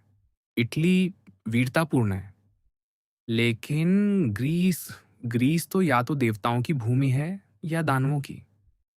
मैं अभी तक तय नहीं कर पाया कि कौन सी। लेकिन दोनों ही स्थितियों में वह हमारी उपनगरीय दुनिया की पहुंच से बहुत दूर है। अरे फ्रेडी, मैं कोई चतुराई नहीं दिखा रहा, सचमुच नहीं। यह विचार भी मैंने किसी और से उधार लिया है। और हाँ, काम हो जाए तो माचिस मुझे लौटा देना। उन्होंने सिगरेट जलाई और फिर दोनों युवकों से बात करते हुए आगे कहा, मैं बस ये कह रहा था कि अगर हमारी छोटी सी लंदनिया जिंदगियों को कोई पृष्ठभूमि चाहिए तो वह इटली होनी चाहिए, और वह भी कम नहीं है। मेरे लिए तो सिस्टीन चैपल की छत ही काफी है। वहां तक का अंतर मैं किसी तरह समझ सकता हूं, लेकिन पार्थेनॉन नहीं, फिडियास की मूर्ति श्रृंखला नहीं, किसी भी कीमत पर नहीं। और लो, बग्घी भी आ गई। आप बिल्कुल सही कह रहे हैं, सेसिल ने कहा। ग्रीस हमारी जैसी छोटी दुनिया के लोगों के लिए नहीं है। और वह बग्घी में बैठ गया। फ्रेडी भी उसके पीछे चढ़ गया। उसने पादरी की ओर सिर हिलाकर अभिवादन किया। उसे भरोसा था कि मिस्टर बीबी इस बार सचमुच मजाक नहीं कर रहे थे। लेकिन बग्घी मुश्किल से 12 गज आगे बढ़ी होगी कि फ्रेडी फिर कूदकर नीचे उतर आया और दौड़ता हुआ वापस आया। वह सेसिल की माचिस लेने आया था, जो लौटाई नहीं गई थी। माचिस लेते हुए उसने कहा, मुझे बहुत खुशी है कि आप केवल किताबों की बात कर रहे थे। सेसिल को बड़ा झटका लगा है। लूसी उससे शादी नहीं करेगी। अगर आप उसकी बात छेड़ देते, जैसे उन महिलाओं की कर रहे थे, तो शायद वह टूट जाता। क्या? लेकिन कब? कल रात देर से, फ्रेडी ने जल्दी से कहा। मुझे जाना होगा। शायद अब मुझे नीचे नहीं जाना चाहिए। नहीं जाइए। अलविदा। भगवान का लाख लाख शुक्र है, मिस्टर बीबी ने मन ही मन कहा और प्रसन्नता से अपनी साइकिल की सीट थपथपाई। यह उसके जीवन की एकमात्र मूर्खता थी। ओह, क्या शानदार छुटकारा मिला। कुछ क्षण सोचने के बाद वह हल्के मन से ढलान उतरकर विंडी कॉर्नर की ओर बढ़े। घर फिर वैसा हो गया था जैसा होना चाहिए था। सेसिल की बनावटी दुनिया से हमेशा के लिए मुक्त। उन्हें उम्मीद थी कि मिस मिनी बगीचे में मिल जाएंगी। ड्राइंग रूम में लूसी मोजार्ट की एक सोनाटा बजा रही थी। मिस्टर बीबी एक पल के लिए ठिठके, लेकिन फिर निर्देशानुसार बगीचे की ओर चले गए। वहां उन्होंने एक उदास सभा देखी। दिन तेज हवा वाला था। हवा ने डहलिया के फूलों को झकझोर कर तोड़ दिया था। मिसेस हनीचर्च, जो बहुत चिड़चिड़ी दिख रही थीं, टूटे पौधों को सहारा देकर बांधने की कोशिश कर रही थीं, जबकि मिस बार्टलेट अनुपयुक्त कपड़े पहने उनके आसपास घूम घूम कर सहायता की पेशकश करके उनके काम में बाधा डाल रही थीं। कुछ दूरी पर मिनी और वह बगीचे वाला बच्चा खड़े थे। घर का वह छोटा मेहमान। दोनों एक लंबी रस्सी का एक एक सिरा पकड़े हुए थे। अरे मिस्टर बीबी, नमस्ते। हे भगवान, क्या तबाही मची हुई है। मेरे लाल लाल पॉम पॉम फूलों को देखिए। हवा आपकी कोट की झालरें उड़ा रही है। जमीन इतनी सख्त है कि कोई खूंटी ठीक से गड़ ही नहीं रही। और ऊपर से बग्घी को भी जाना पड़ा, जबकि मैंने सोचा था कि पॉवेल यहीं होगा। उसे जो श्रेय देना चाहिए वह ये है कि डहलिया बांधने का काम वह सचमुच बहुत अच्छी तरह करता है। स्पष्ट था कि मिसेस हनीचर्च बुरी तरह विचलित थीं। नमस्ते, मिस बार्टलेट ने अर्थपूर्ण दृष्टि से कहा, मानो यह संकेत दे रही हों कि इस पतझड़ की आंधियों ने केवल डहलिया ही नहीं तोड़े हैं। लेनी, रस्सी दो, मिसेस हनीचर्च ने पुकारा। बगीचे वाला बच्चा, जिसे यह भी नहीं पता था कि बांस क्या होता है, भयभीत होकर रास्ते में जड़ हो गया। मिनी चुपके से अपने मामा के पास आई और फुसफुसाकर बोली, आज सब लोग बहुत बुरे मूड में हैं और इसमें मेरी कोई गलती नहीं कि ढलिया बांधने वाली डोरियां लंबाई में फट जाती हैं, चौड़ाई में नहीं। चलो, मेरे साथ टहलने चलो, मिस्टर बीबी ने कहा। तुमने उन्हें जितना परेशान कर सकती थी उतना कर लिया है, मिसेस हनीचर्च। मैं तो बस यूं ही मिलने आया था। अगर आप अनुमति दें तो मैं इसे बीहाइव टैवर्न में चाय पिलाने ले जाऊं। ओह, क्या जरूरी है? हाँ, ले जाइए। और नहीं, शार्लट, कैंची मत दीजिए जब मेरे दोनों हाथ पहले से भरे हुए हैं। मुझे पूरा यकीन है कि वह नारंगी कैक्टस मेरे पहुंचने से पहले ही गिर जाएगा। मिस्टर बीबी ऐसे मौकों पर स्थिति संभालने में माहिर थे। उन्होंने मिस बार्टलेट को भी इस छोटे से चाय समारोह में शामिल होने का निमंत्रण दे दिया। हाँ, शार्लट, मैं तुम्हें नहीं रोक रही, मिसेस हनीचर्च बोली।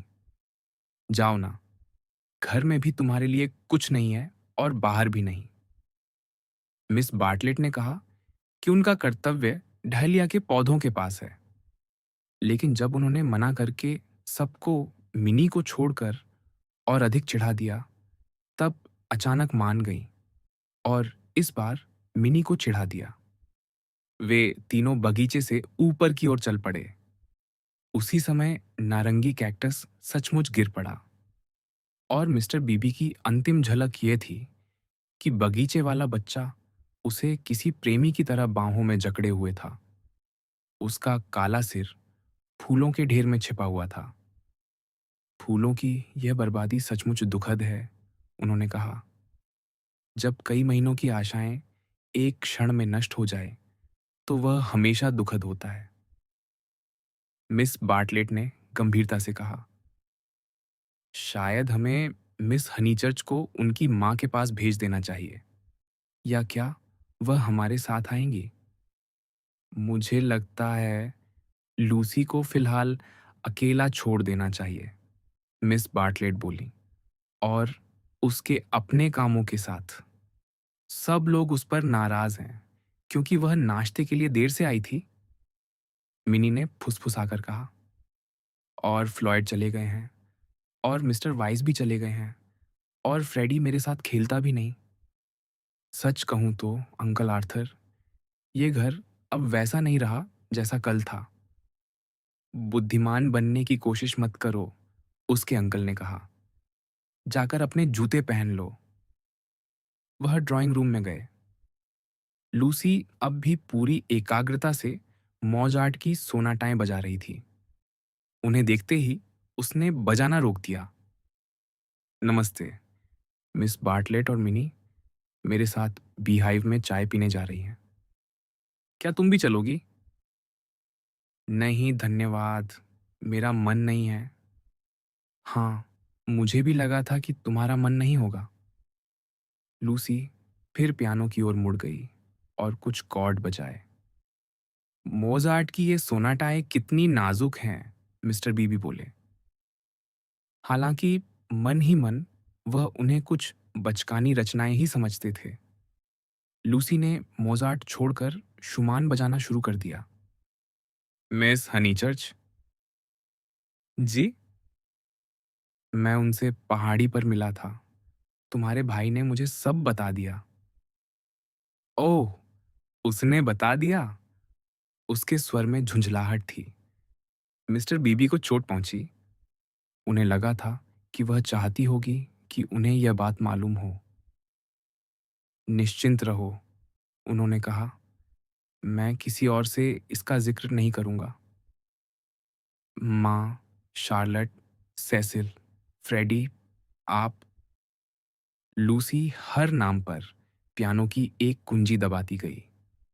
फिर उसने छठी कुंजी दबाई। अगर आप कहने दें, मिस्टर बीबी बोले, तो मैं बहुत खुश हूं और मुझे पूरा विश्वास है कि तुमने सही निर्णय लिया है। मैंने भी उम्मीद की थी कि लोग ऐसा ही सोचेंगे, लेकिन लगता है कोई नहीं सोचता। मैं समझ सकता हूँ कि मिस बार्टलेट को यह बुद्धिमानी नहीं लगी होगी। माँ को भी नहीं लगती। माँ को इससे बहुत दुख हुआ है। ये सुनकर मुझे सचमुच दुख है, मिस्टर बीबी ने सहानुभूति से कहा। असल में मिसेस हनीचर्च को बदलाव पसंद नहीं थे, इसलिए उन्हें यह बात बुरी तो लगी थी, लेकिन उतनी नहीं जितनी लूसी दिखा रही थी, और वह भी केवल थोड़ी देर के लिए। सच तो यह था कि लूसी अनजाने में अपनी उदासी को सही ठहराने के लिए यह बहाना बना रही थी। उसे स्वयं भी इसका एहसास नहीं था, क्योंकि वह अब अंधेरे की सेनाओं के साथ चल रही थी। और फ्रेडी को भी बुरा लगा है, उसने कहा। फिर भी मिस्टर बीबी बोले, फ्रेडी की मिस्टर वाइस से कभी विशेष पटरी नहीं बैठी थी, है ना? मुझे तो हमेशा लगा कि वह इस सगाई को पसंद नहीं करता था। उसे डर था कि इससे तुम उससे दूर हो जाओगी। लड़के बड़े अजीब होते हैं, लूसी ने धीरे से कहा। फर्श के नीचे से मिनी और मिस बार्टलेट की बहस की आवाजें सुनाई दे रही थीं। लगता था कि बीहाइव में चाय पीने जाने के लिए पूरे कपड़े बदलना आवश्यक था। मिस्टर बीबी समझ गए कि लूसी, और यह बिल्कुल स्वाभाविक था, अपनी टूटी हुई सगाई के बारे में बात नहीं करना चाहती। इसलिए सहानुभूति के कुछ सच्चे शब्द कहने के बाद उन्होंने विषय बदल दिया। मिस एलन का एक बड़ा ही मजेदार पत्र आया है, उन्होंने कहा। असल में मैं उसी के कारण यहां आया था। सोचा था तुम लोगों का मन बहल जाएगा। कितना अच्छा, लूसी ने फीके स्वर में कहा। कुछ करने के लिए उन्होंने पत्र पढ़ना शुरू किया, लेकिन कुछ ही पंक्तियों बाद लूसी की आंखों में अचानक चमक आ गई। वह बीच में ही बोल पड़ी, वे विदेश जा रही हैं, कब निकलेंगी? मेरा ख्याल है अगले सप्ताह। क्या फ्रेडी ने बताया कि वह सीधे वापस लौट आएगा? नहीं, उसने तो नहीं बताया, क्योंकि मैं सचमुच आशा करती हूं कि वह इधर-उधर बातें नहीं करेगा। तो वह अपनी टूटी हुई सगाई के बारे में बात करना चाहती थी। हमेशा की तरह सहयोगी स्वभाव के मिस्टर बीबी ने पत्र समेट दिया, लेकिन तभी लूसी ऊंची आवाज में बोली, ओह नहीं, मिस एलन के बारे में और बताइए। कितनी शानदार बात है कि वे विदेश जा रही हैं। मैं तो चाहता हूं कि वे वेनिस से रवाना हों और किसी मालवाहक जहाज में बैठकर इलीरिया के तट के सहारे नीचे तक चली जाए। लूसी दिल खोलकर हंसी। ओह, कितना अद्भुत होगा। काश वे मुझे भी अपने साथ ले जाती। क्या इटली ने तुम्हें भी यात्राओं का बुखार दे दिया है? मिस्टर बीबी मुस्कुराए। शायद जॉर्ज इमर्सन सही कहता है। उसका कहना है, इटली भाग्य का ही दूसरा नाम है। ओह नहीं, इटली नहीं, कॉन्स्टेंटिनोपल। उसकी आवाज अचानक गंभीर हो गई। मैं हमेशा से कॉन्स्टेंटिनोपल जाना चाहती थी। कॉन्स्टेंटिनोपल तो लगभग एशिया ही है ना? मिस्टर बीबी ने उसे याद दिलाया कि कॉन्स्टेंटिनोपल पहुंचना अभी भी बहुत अनिश्चित बात थी।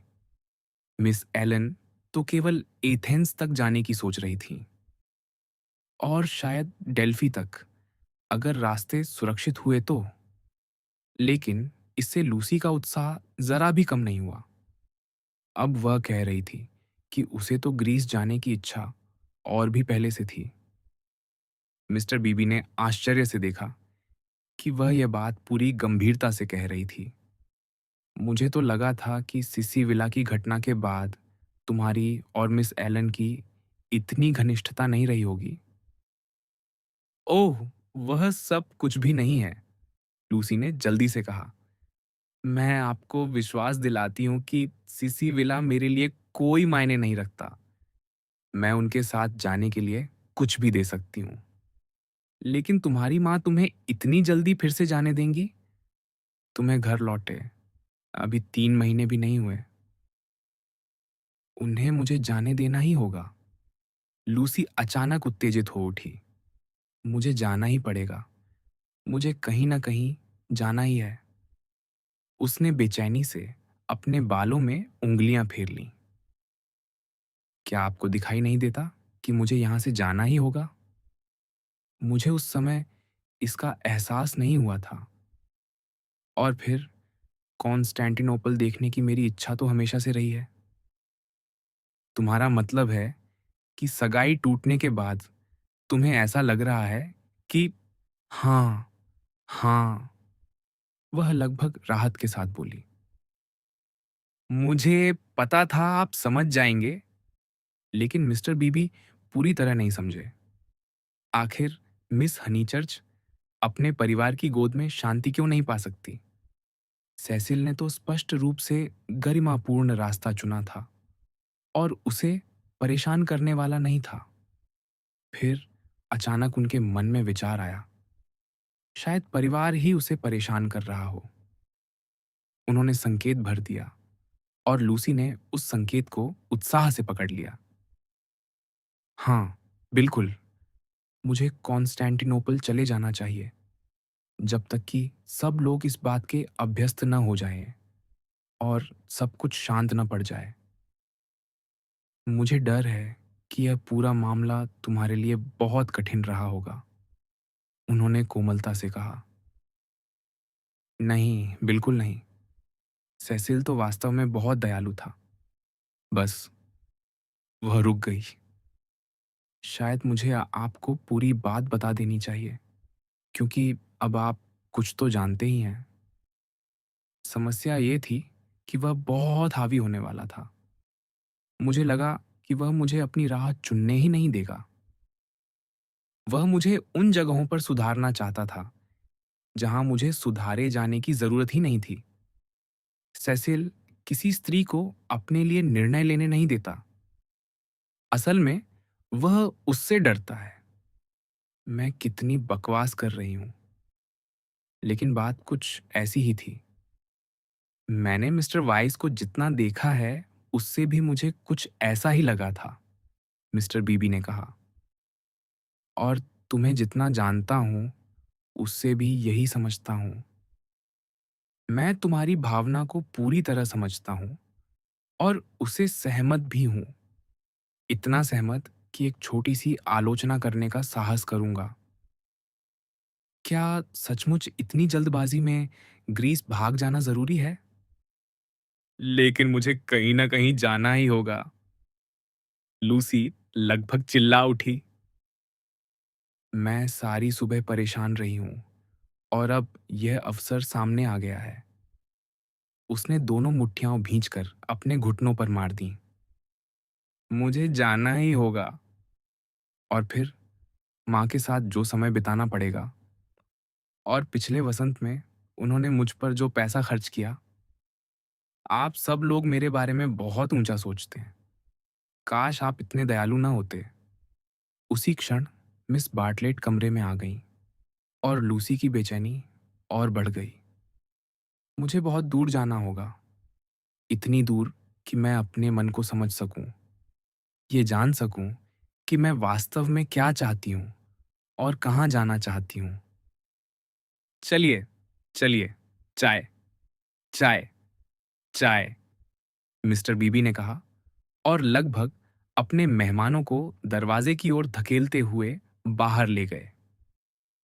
वे उन्हें इतनी जल्दी में बाहर ले गए कि अपनी टोपी ही भूल गए। जब वह टोपी लेने लौटे, तो राहत और आश्चर्य के साथ उन्होंने फिर से मोजार्ट की सोनाटा की धुन सुनी। वह फिर से बजा रही है, उन्होंने मिस बार्टलेट से कहा। लूसी तो हमेशा बजा सकती है। मिस बार्टलेट का उत्तर कुछ तीखा था। ये बड़ी राहत की बात है कि उसके पास ऐसा सहारा है, मिस्टर बीबी बोले। वह स्पष्ट रूप से बहुत परेशान है और स्वाभाविक भी है। मुझे सब पता है। शादी इतनी निकट थी कि उससे अलग होने का निर्णय लेने में उसे अवश्य ही बहुत संघर्ष करना पड़ा होगा। मिस बार्टलेट ने अजीब सा शरीर मरोड़ा। मिस्टर बीबी समझ गए कि अब चर्चा शुरू होने वाली है। वह कभी भी मिस बार्टलेट को पूरी तरह समझ नहीं पाए थे। फ्लोरेंस में उन्होंने एक बार अपने आप से कहा भी था, हो सकता है एक दिन यह महिला अपने भीतर ऐसी गहराइयां दिखाए जिनमें अर्थ हो या ना हो, लेकिन विचित्रता अवश्य होगी। फिर भी वह इतनी असंवेदनशील लगती थीं कि उन पर भरोसा किया जा सकता था। कम से कम इतना तो निश्चित था। इसलिए उन्हें लूसी के बारे में उनसे बात करने में कोई झिझक नहीं हुई। सौभाग्य से मिनी उस समय फर्न के पौधे इकट्ठा करने में व्यस्त थी। चर्चा की शुरुआत मिस बार्टलेट ने की। मुझे लगता है कि इस विषय को यहीं छोड़ देना चाहिए। सच? यह अत्यंत आवश्यक है कि समर स्ट्रीट में किसी प्रकार की गपशप न फैले। इस समय मिस्टर वाइस को ठुकराए जाने की चर्चा फैलना विनाशकारी होगा। मिस्टर बीबी ने भौहें उठा दी। विनाशकारी? यह शब्द कुछ ज्यादा ही भारी नहीं था। आखिर कोई त्रासदी तो हुई नहीं थी। उन्होंने कहा, निस्संदेह मिस हनीचर्च जब चाहेंगी और जैसे चाहेंगी स्वयं इस बात को लोगों तक पहुंचा देंगी। फ्रेडी ने मुझे केवल इसलिए बताया क्योंकि उसे विश्वास था कि उसे इससे आपत्ति नहीं होगी। मुझे मालूम है, मिस बार्टलेट ने विनम्रता से कहा। फिर भी फ्रेडी को आपको भी नहीं बताना चाहिए था। कोई भी कितनी सावधानी बरते कम है। हाँ, ये बात सही है। मैं आपसे हाथ जोड़कर पूर्ण गोपनीयता की प्रार्थना करती हूँ। किसी बातूनी मित्र से यूं ही निकला एक शब्द और बिल्कुल, मिस्टर बीबी ने कहा। वह ऐसी घबराई हुई अविवाहित महिलाओं के अभ्यस्त थे जो शब्दों को अक्सर उनकी वास्तविक महत्ता से कहीं अधिक महत्व दे बैठती थीं। एक पादरी का जीवन छोटे छोटे रहस्यों, गोपनीय बातों, चेतावनियों और विश्वास में कही गई बातों के जाल में बीतता है। और जितना अधिक बुद्धिमान पादरी होगा उतना ही कम वह इन बातों को गंभीरता से लेगा। इसीलिए उन्होंने विषय बदल दिया। वैसे, उन्होंने प्रसन्नता से कहा, क्या हाल में बर्टोलिनी के किसी पुराने परिचित का समाचार मिला? मेरा ख्याल है आपका संपर्क अभी भी मिस लेविश से है। बड़ी अजीब बात है कि उस पेंशन में हम सब लोग जैसे संयोगवश इकट्ठा हुए थे और फिर भी धीरे धीरे एक दूसरे के जीवन में घुलते चले गए। हम में से दो, तीन, चार, छह, नहीं 8 लोग। अरे हाँ, मैं इमर्सन पिता पुत्र को तो भूल ही गया था। अब तक किसी न किसी रूप में जुड़े हुए हैं। सचमुच हमें सिग्नोरा को कोई सम्मान पत्र देना चाहिए। लेकिन मिस बार्टलेट ने इस योजना में कोई रुचि नहीं दिखाई। इसलिए वे चुपचाप पहाड़ी चढ़ते रहे। बीच बीच में केवल मिस्टर बीबी किसी फर्न का नाम बता देते थे। चोटी पर पहुंचकर वे रुक गए। पिछले 1 घंटे में आकाश और भी उग्र हो चुका था। उसने पूरे परिदृश्य को एक ऐसी दुखद भव्यता दे दी थी जो सरे में विरले ही दिखाई देती है। सफेद बादलों की महीन परतों के ऊपर धूसर बादल दौड़ते चले जा रहे थे। वे परतें खिंच रही थीं, फट रही थीं, बिखर रही थीं, जब तक कि उनके अंतिम छोरों के बीच से नीले आकाश की मरती हुई झलक दिखाई न देने लगी। गर्मी पीछे हट रही थी, हवा गरज रही थी, पेड़ कराह रहे थे। फिर भी यह शोर उन विराट घटनाओं के लिए अपर्याप्त लगता था जो ऊपर आकाश में घट रही थीं। मौसम टूट रहा था, बिखर रहा था, बिखर चुका था।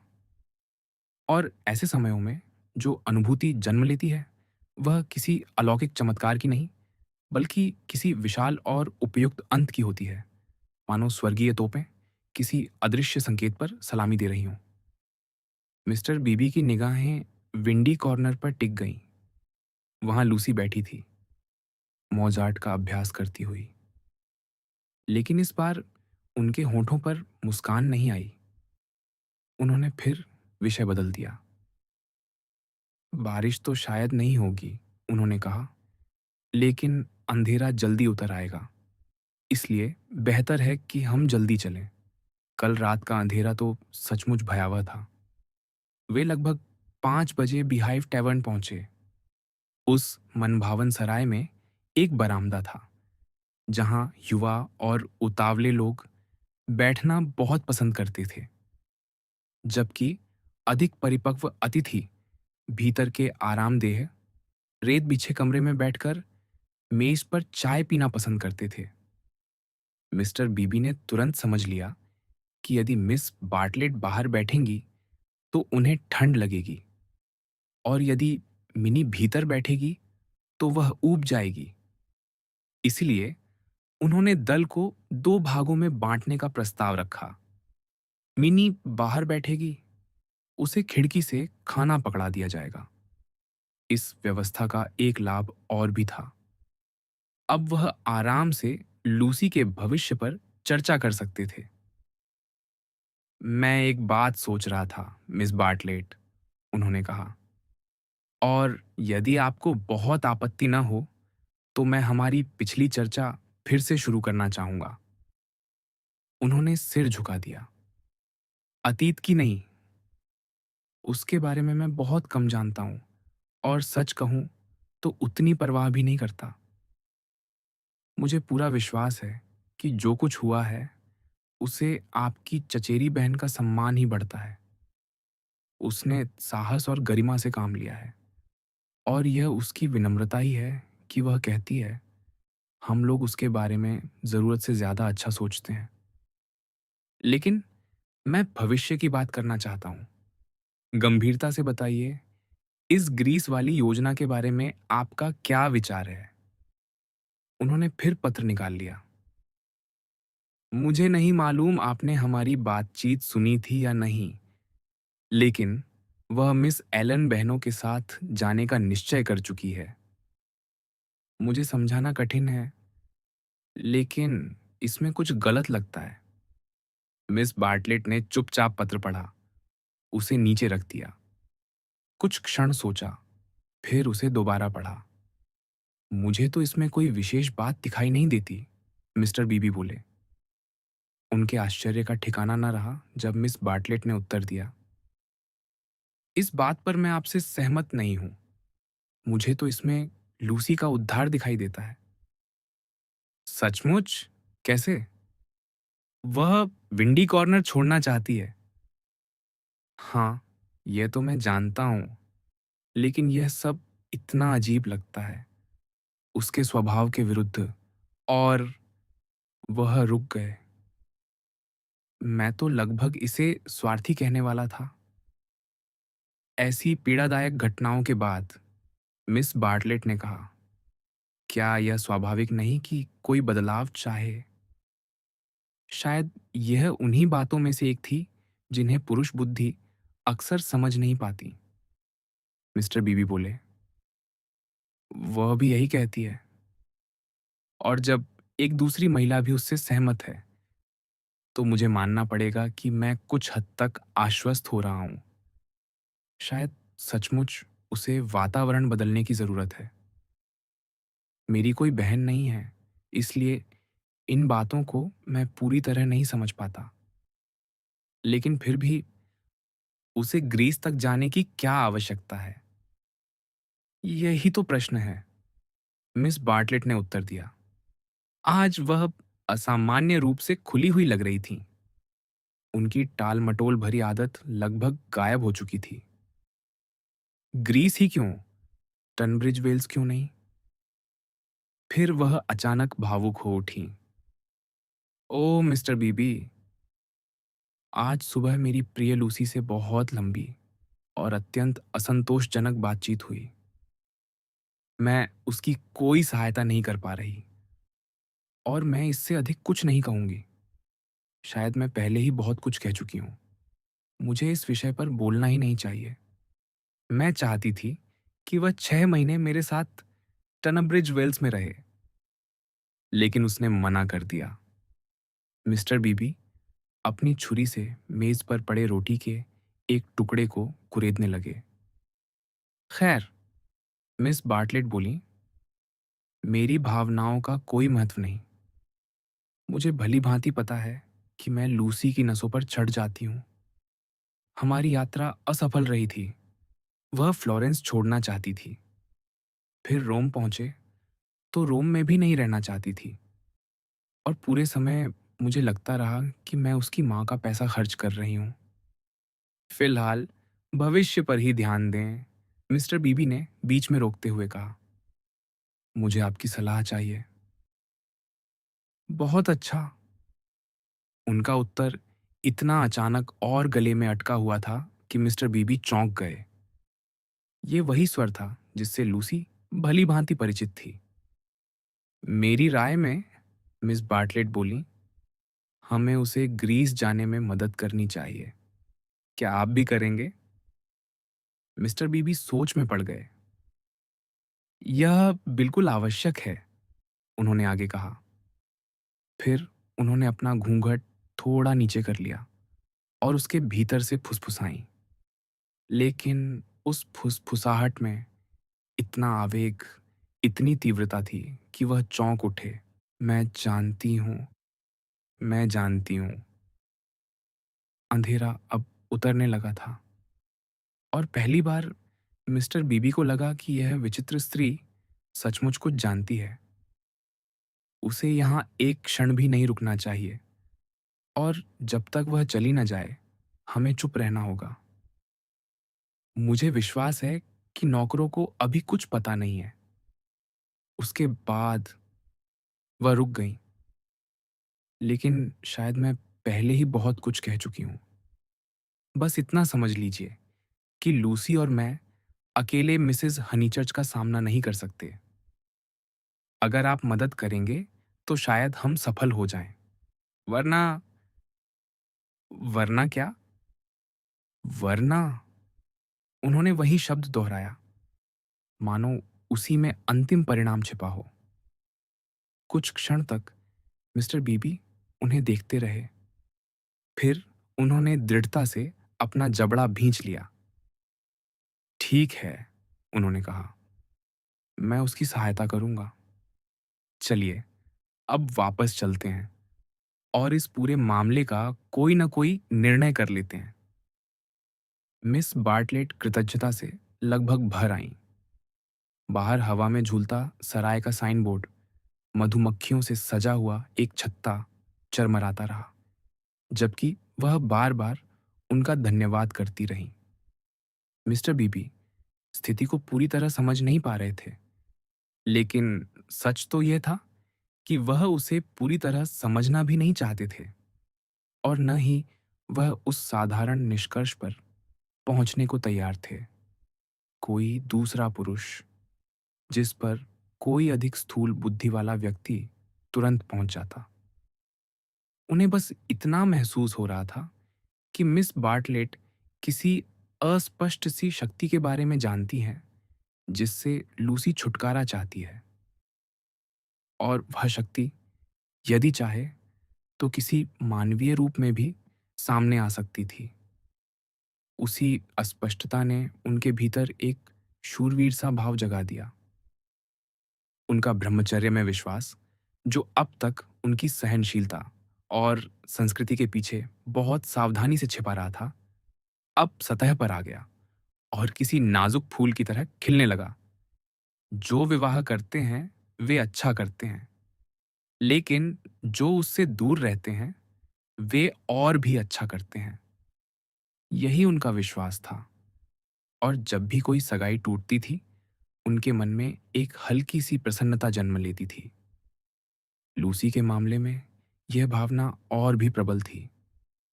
एक कारण था सेसिल के प्रति उनका अप्रसन्न भाव, और दूसरा, अब वह इससे भी आगे जाने को तैयार थे। वह लूसी को हर उस खतरे से दूर ले जाना चाहते थे जब तक कि वह अपने अविवाहित रहने के संकल्प को दृढ़ न कर ले। यह भावना अत्यंत सूक्ष्म थी। इसमें कोई कट्टरता नहीं थी और उन्होंने इस उलझन में शामिल किसी भी व्यक्ति से कभी इसका उल्लेख नहीं किया। फिर भी यह भावना मौजूद थी और आगे चलकर उन्होंने जो कुछ किया तथा दूसरों के निर्णयों को जिस तरह प्रभावित किया, उसका एकमात्र स्पष्टीकरण यही था।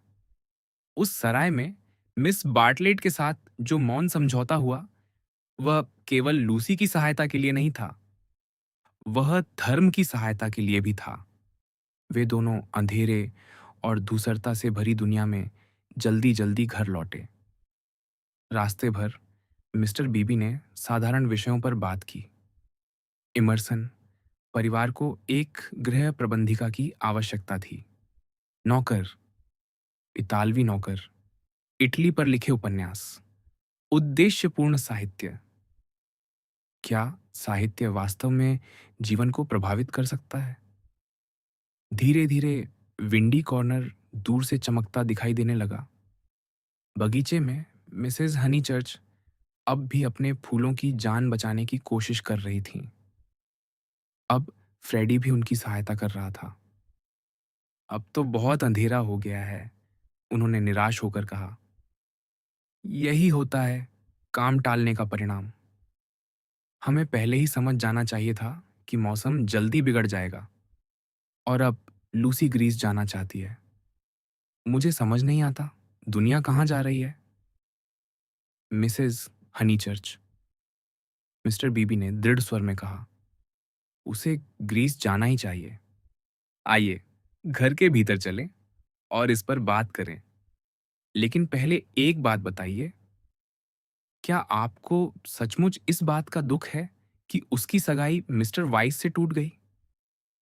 मिस्टर बीबी, उन्होंने कहा, मैं तो ईश्वर का धन्यवाद कर रही हूँ। सचमुच धन्यवाद। और मैं भी, फ्रेडी ने तुरंत कहा। बहुत अच्छा, तो आइए ऊपर चलें। वे लगभग आधे घंटे तक भोजन कक्ष में बैठे चर्चा करते रहे। लूसी अकेले कभी ग्रीस जाने की योजना को सफल नहीं बना पाती। वह योजना महंगी भी थी और नाटकीय भी। और मिसेस हनीचर्च इन दोनों चीजों से नफरत करती थीं। मिस बार्टलेट भी अकेले सफल नहीं हो सकती थी। उस दिन का सारा श्रेय मिस्टर बीबी को जाता था। अपने विवेक, व्यवहार कुशलता और एक पादरी के रूप में अपने प्रभाव के बल पर। और ऐसा पादरी जो मूर्ख न हो। मिसेस हनीचर्च पर गहरा प्रभाव रखता था। उन्होंने अंततः उन्हें अपने पक्ष में कर लिया। मुझे तो अब भी समझ नहीं आता कि ग्रीस जाना क्यों जरूरी है, उन्होंने कहा। लेकिन अगर आप लोग ऐसा मानते हैं तो शायद ठीक ही होगा। यह अवश्य ऐसी बात होगी जिसे मैं नहीं समझ सकती। लूसी, उसे बुलाते हैं। लूसी, वह पियानो बजा रही है, मिस्टर बीबी ने कहा। उन्होंने दरवाजा खोला। भीतर से गीत की पंक्तियां सुनाई दे रही थीं। सुंदरता के मोहक चेहरे को मत निहारो। मुझे तो पता ही नहीं था कि मिस हनीचर्च गाती भी हैं, उन्होंने कहा। भीतर से आवाज आती रही। जब राजा युद्ध की तैयारी करें, तब शांत बैठे रहो। जब मदिरा का प्याला चमके, तब उसका स्वाद मत लो। ये गीत सीसिल ने उसे दिया था, मिसेस हनीचर्च बोली। लड़कियां भी कितनी अजीब होती हैं। कौन है? लूसी ने अचानक गाना रोककर पुकारा। सब ठीक है प्रिय, मिसेस हनीचर्च ने स्नेह से कहा। वह कमरे में गईं। मिस्टर बीबी ने उन्हें लूसी को चूमते हुए सुना। ग्रीस की बात पर मैं तुमसे जो नाराज हुई थी, उसके लिए मुझे अफसोस है। लेकिन उस समय ढलिया के फूलों की परेशानी भी सिर पर थी। एक कठोर स्वर ने उत्तर दिया। धन्यवाद माँ, उससे कोई फर्क नहीं पड़ता। और तुम सही भी हो, ग्रीस जाना ठीक रहेगा। अगर मिस एलन तुम्हें अपने साथ ले जाइए तो तुम जा सकती हो। ओह कितना अच्छा, बहुत बहुत धन्यवाद। मिस्टर बीबी भी भीतर चले गए। लूसी अब भी पियानो पर बैठी थी। उसकी उंगलियां चाबियों पर टिकी हुई थीं। वह प्रसन्न थी, लेकिन उतनी प्रसन्न नहीं जितनी उन्होंने उम्मीद की थी। उसकी माँ उसके ऊपर झुकी हुई थी। फ्रेडी, जिसे वह गाना सुना रही थी, फर्श पर लेटा था। उसका सिर उसकी गोद से लगा हुआ था, होठों में बिना जलाई हुई पाइप दबाए। अजीब बात थी, पूरा दृश्य अत्यंत सुंदर लग रहा था। मिस्टर बीबी, जिन्हें पुराने युग की कला से प्रेम था, एक प्रिय चित्र विषय को याद करने लगे। सांता कॉन्वेरसासियोने, वे चित्र जिनमें एक दूसरे से प्रेम करने वाले लोग शांतिपूर्वक साथ बैठे रहते हैं और महान विषयों पर बातचीत करते दिखाई देते हैं। न उनमें वासना होती है, न सनसनी। शायद इसी कारण आधुनिक कला ने उन्हें भुला दिया है। उन्हें अचानक लगा, जब घर में ऐसे लोग हों तो लूसी को न विवाह की आवश्यकता है, न यात्राओं की। गीत फिर शुरू हुआ। जब मदिरा का प्याला चमके, उसका स्वाद मत लो।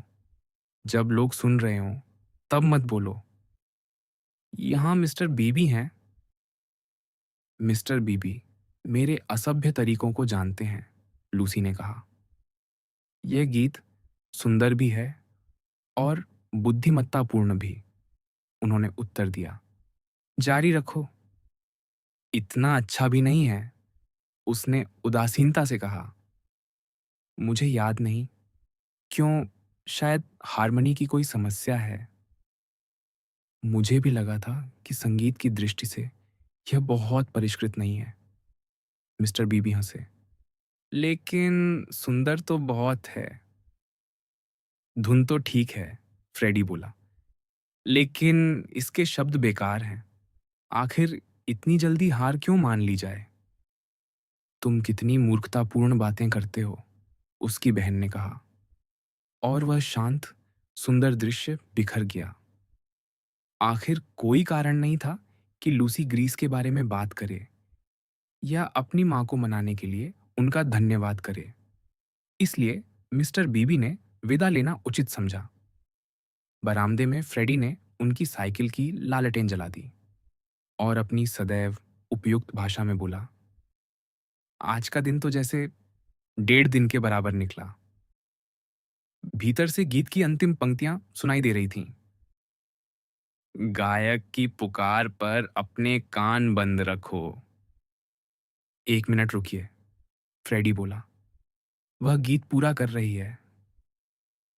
फिर स्वर आया, लाल सोने से अपनी उंगलियां दूर रखो। हृदय, हाथ और आंखों को रिक्त रखो, तो जीवन सरल होगा और मृत्यु शांत। मुझे ऐसा मौसम बहुत पसंद है, फ्रेडी ने कहा।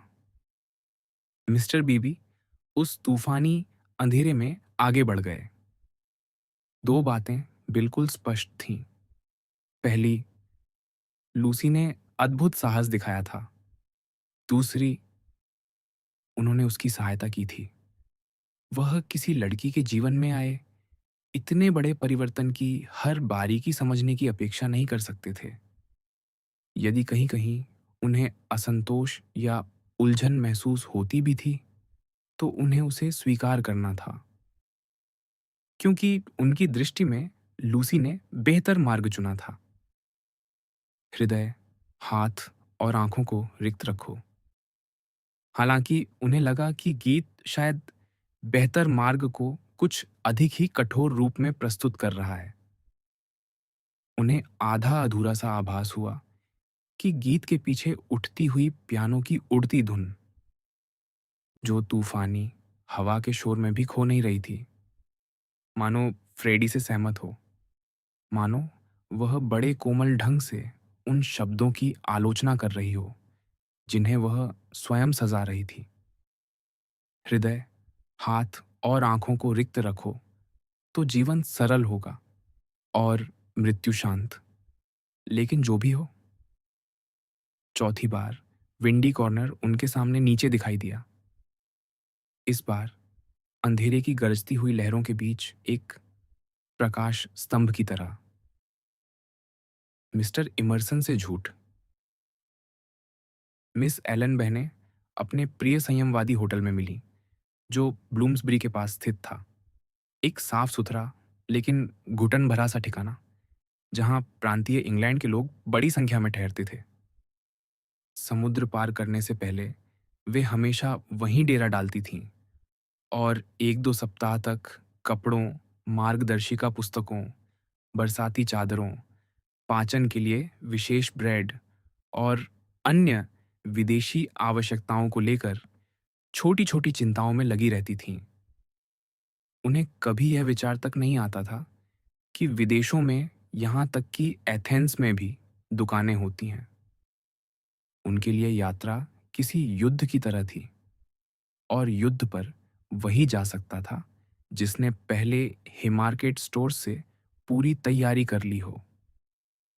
मिस हनीचर्च से भी उन्हें यही उम्मीद थी कि वह अपने आप को पूरी तरह सुसज्जित करेंगी। अब कुनैन गोलियों के रूप में मिलती है, उन्होंने सलाह दी, और कागज वाला साबुन भी बड़ा उपयोगी है ट्रेन में चेहरा तरोताजा करने के लिए। लूसी ने कुछ उदासी के साथ आश्वासन दिया कि वह सब ध्यान रखेगी। लेकिन बेशक, तुम्हें तो इन सब बातों का अनुभव है, मिस कैथरीन ने कहा। और फिर मिस्टर वाइस तुम्हारी सहायता के लिए है। एक सज्जन पुरुष का साथ कितना सहारा देता है। मिसेस हनीचर्च, जो अपनी बेटी के साथ लंदन आई थीं, बेचैनी से अपने कार्ड केस पर उंगलियां थपथपाने लगीं। हमें तो यह बात बहुत उदार लगती है कि मिस्टर वाइस तुम्हें जाने दे रहे हैं, मिस कैथरीन ने आगे कहा। हर युवक इतना निस्वार्थ नहीं होता, लेकिन शायद बाद में वह भी तुम्हारे पास आ जाए, या फिर उनका काम उन्हें लंदन में रोके रखेगा। दूसरी बहन मिस टेरेसा ने पूछा। वह दोनों में अधिक तीक्ष्ण बुद्धि वाली और कम दयालु थीं। खैर, जब वह तुम्हें विदा करने आएंगे, तब हम उनसे मिल ही लेंगे। मैं तो उनसे मिलने के लिए बहुत उत्सुक हूं। लूसी को विदा करने कोई नहीं आएगा, मिसेस हनीचर्च ने तुरंत बीच में कहा। उसे ये सब पसंद नहीं। हाँ, लूसी बोली, मुझे विदा किए जाना बिल्कुल पसंद नहीं है। सच? कितनी अजीब बात है। मुझे तो लगा था कि इस विशेष परिस्थिति में। फिर अचानक मिस कैथरीन का ध्यान बदल गया। ओह, मिसेस हनीचर्च, आप भी यहाँ हैं? आपसे मिलकर कितनी खुशी हुई। यही अवसर था। माँ बेटी वहां से निकल आईं। बाहर आते ही लूसी ने राहत की सांस ली। अच्छा हुआ, इस बार तो किसी तरह बच निकले। लेकिन उसकी माँ प्रसन्न नहीं थी। लोग कहते हैं कि मैं सहानुभूति नहीं रखती, उन्होंने नाराज स्वर में कहा। शायद सच ही कहते हैं, लेकिन मैं समझ नहीं पाती कि तुमने उन्हें सेसिल के बारे में बता क्यों नहीं दिया और बात वहीं खत्म क्यों नहीं कर दी। हम वहां बैठे बैठे तलवारबाजी करते रहे, लगभग झूठ बोलते रहे, और मुझे यकीन है कि वे सब समझ भी गई होंगी। ये बेहद अप्रिय था। लूसी के पास इसका उत्तर तैयार था। उसने मिस एलन बहनों के स्वभाव का विस्तार से वर्णन किया।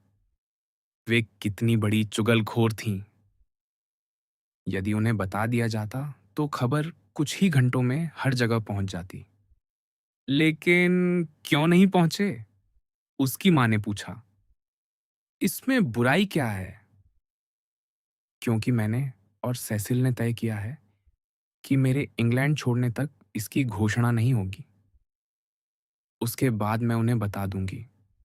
वह अधिक सुखद रहेगा। अरे, कितनी बारिश हो रही है। चलो यहाँ चलें। यहाँ से उसका मतलब ब्रिटिश म्यूजियम था, लेकिन मिसेस हनीचर्च ने साफ मना कर दिया। यदि कहीं शरण लेनी ही है तो किसी दुकान में। लूसी को यह सुनकर तिरस्कार सा महसूस हुआ। इन दिनों वह यूनानी मूर्तिकला में रुचि लेने लगी थी और मिस्टर बीबी से देवताओं और देवियों के नाम सीखने के लिए एक पौराणिक शब्दकोश भी उधार ले चुकी थी। अच्छा, तो दुकान ही सही, उसने कहा। चलो, मूडीज चलते हैं। मैं एक गाइड बुक खरीद लूंगी। फिर उसकी माँ बोली, देखो लूसी, तुम, शार्लट और मिस्टर बीबी सब कहते हो कि मैं बहुत मूर्ख हूं। तो शायद मैं सचमुच मूर्ख हूं, लेकिन मैं यह छिप-छिपाकर काम करने वाली आदत कभी नहीं समझ पाऊंगी। तुमने सेसिल से छुटकारा पा लिया, बहुत अच्छा। और मैं तो ईश्वर का धन्यवाद करती हूँ कि वह चला गया। हालांकि उस समय मुझे गुस्सा आया था, लेकिन फिर इसे छिपाने की क्या आवश्यकता है? ये फुसफुसाहट क्यों? ये दबे पांव चलना क्यों? बस कुछ दिनों की ही तो बात है। लेकिन क्यों? लूसी चुप हो गई। वह अपनी माँ से दूर होती जा रही थी। कहना तो बहुत आसान था, क्योंकि जॉर्ज इमर्सन मुझे परेशान कर रहा है और अगर उसे पता चल गया कि मैंने सेसिल को छोड़ दिया है, तो वह फिर शुरू हो जाएगा। ये कहना आसान था और संयोग से सच भी था, लेकिन वह यह नहीं कह सकी। उसे अपने मन की बातें साझा करना पसंद नहीं था, क्योंकि आत्म स्वीकृति से आत्मज्ञान जन्म ले सकता था। और आत्मज्ञान, वह तो सबसे बड़ा भय था। प्रकाश। फ्लोरेंस की उस अंतिम शाम के बाद से उसने यह तय कर लिया था कि अपनी आत्मा को उजागर करना बुद्धिमानी नहीं है। मिसेस हनीचर्च भी चुप थीं। वह सोच रही थी, मेरी बेटी मुझे उत्तर तक नहीं देती। उसे फ्रेडी और मेरे साथ रहने से ज्यादा अच्छा उन जिज्ञासु बूढ़ी औरतों के साथ रहना लगता है। बस घर से निकलने का बहाना चाहिए। कोई भी अजनबी उसके लिए हमसे अधिक महत्वपूर्ण हो जाता है। और जैसा कि उनके साथ अक्सर होता था, उनके विचार अधिक देर तक मन में बंद नहीं रह सकते थे। अचानक वह बोल पड़ी, तुम विंडी कॉर्नर से ऊब गई हो। ये बात पूरी तरह सच थी। लूसी को उम्मीद थी कि सेसिल से मुक्त होने के बाद वह फिर विंडी कॉर्नर लौट सकेगी, लेकिन अब उसे महसूस हो रहा था कि उसका घर कहीं खो चुका है। शायद फ्रेडी के लिए वह अब भी मौजूद था, क्योंकि फ्रेडी अब भी सीधा सोचता था और सीधा जीता था, लेकिन उसके लिए नहीं, जिसने जानबूझकर अपने मन को विकृत कर लिया था। उसे यह स्वीकार नहीं था कि उसका मन विकृत हो चुका है, क्योंकि यह स्वीकार करने के लिए भी उसी मन की आवश्यकता होती, और वह जीवन के उन्हीं उपकरणों को बिगाड़ रही थी जिनकी मदद से यह सत्य समझा जा सकता था। वह बस इतना महसूस कर रही थी, मैं जॉर्ज से प्रेम नहीं करती। मैंने अपनी सगाई इसलिए तोड़ी क्योंकि मैं जॉर्ज से प्रेम नहीं करती। मुझे ग्रीस इसीलिए जाना है क्योंकि मैं जॉर्ज से प्रेम नहीं करती। देवताओं के नाम शब्दकोश में खोजना माँ की सहायता करने से अधिक महत्वपूर्ण है। और बाकी सब लोग बहुत बुरा व्यवहार कर रहे हैं। उसके भीतर बस चिड़चिड़ापन था, असंतोष था, और वह सब कुछ करने की इच्छा थी जिसकी उससे अपेक्षा नहीं की जाती। उसी भावना में उसने उत्तर दिया, ओ माँ, कैसी बकवास करती हो। बिल्कुल नहीं, मैं विंडी कॉर्नर से नहीं ऊबी हूं। तो फिर यह बात तुरंत क्यों नहीं कह दी? आधा घंटा सोचने की क्या जरूरत थी? लूसी हल्के से हंसी। आधा घंटा नहीं, आधा मिनट कहो। शायद तुम अपने घर से हमेशा के लिए दूर रहना चाहती हो। धीरे बोलो माँ, लूसी ने फुसफुसाकर कहा। लोग सुन लेंगे। वे तब तक मूडीज की दुकान में प्रवेश कर चुकी थीं। उसने एक बेडेकर गाइडबुक खरीदी। फिर कुछ सोचकर बोली, बेशक मैं घर पर रहना चाहती हूँ, लेकिन जब बात निकली ही है तो एक बात कह दूं, भविष्य में मैं पहले की तुलना में अधिक समय घर से बाहर रहना चाहूंगी। आप जानती हैं, अगले वर्ष मुझे अपनी विरासत की रकम मिलने वाली है। उसकी माँ की आंखों में आंसू भर आए, किसी अनाम उलझन से प्रेरित होकर, जिसे बुजुर्ग लोग अक्सर सनक कहते हैं। लूसी ने यह बात और स्पष्ट करने का निश्चय किया। मैंने दुनिया बहुत कम देखी है। इटली में मुझे लगातार ऐसा लगता रहा कि मैं हर चीज से बाहर हूं। मैंने जीवन को बहुत कम जाना है। मुझे लंदन अधिक आना चाहिए, आज की तरह सस्ते टिकट पर आकर लौट जाने के लिए नहीं, बल्कि यहां ठहरने के लिए। शायद कुछ समय के लिए मैं किसी दूसरी लड़की के साथ मिलकर एक फ्लैट भी साझा करूं, और फिर टाइपराइटर और चाबियों के गुच्छे लेकर इधर उधर भागो। मिसेस हनीचर्च फट पड़ी। नारे लगाओ, चिल्लाओ, और पुलिस तुम्हें घसीटती हुई ले जाए। उसे मिशन कहो, जबकि किसी को तुम्हारी जरूरत ही नहीं। उसे कर्तव्य कहो, जबकि असल बात यह है कि तुम्हें अपना घर ही अच्छा नहीं लगता। उसे काम कहो, जबकि पहले से ही हजारों आदमी रोजगार के लिए भटक रहे हैं। और फिर उसकी तैयारी के लिए दो लड़खड़ाती बूढ़ी औरतों को पकड़ो और उनके साथ विदेश निकल जाओ। मुझे थोड़ा और स्वतंत्र होना है, लूसी ने कमजोर स्वर में कहा। उसे मालूम था कि वह कुछ चाहती तो है, और स्वतंत्रता एक उपयोगी शब्द था।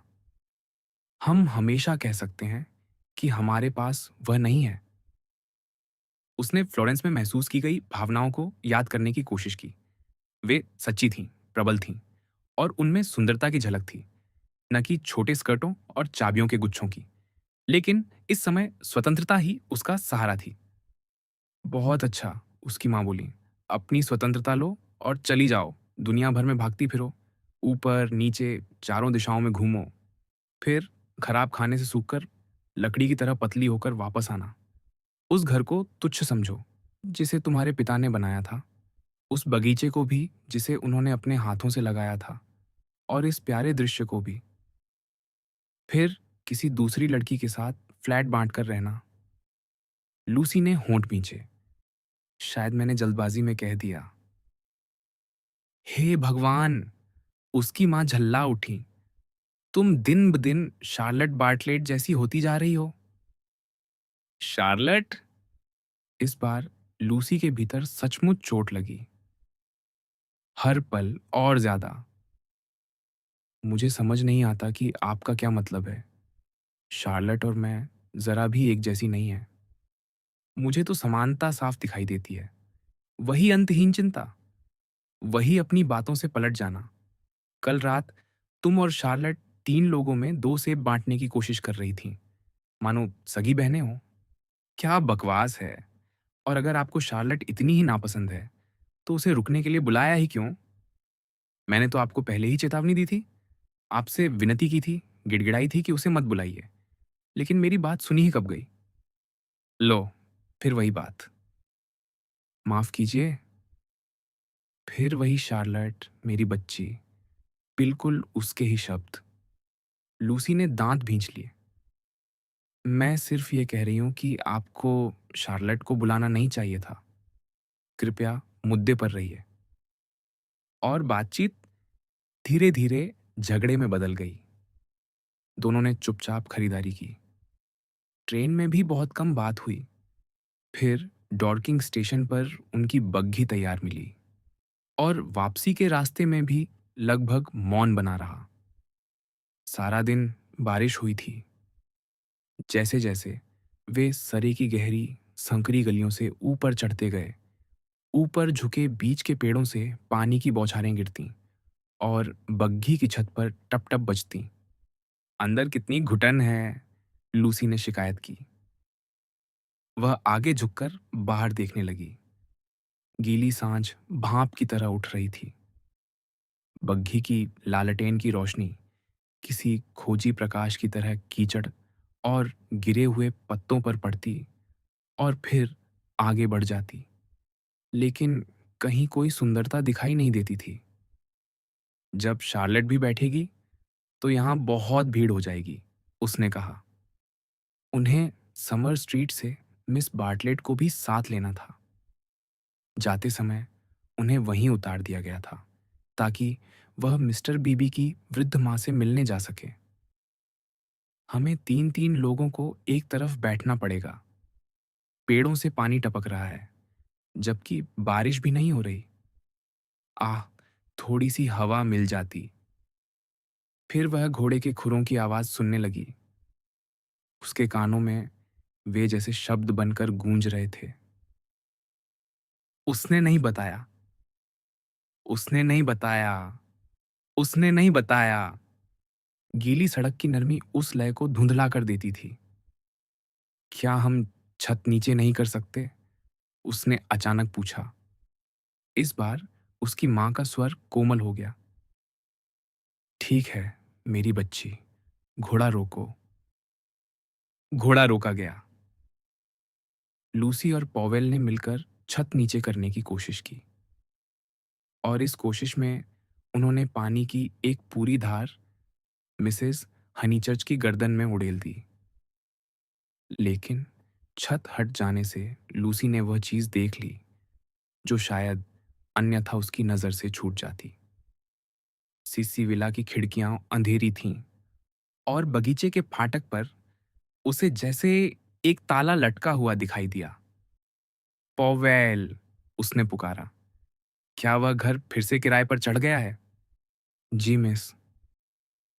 वे लोग चले गए?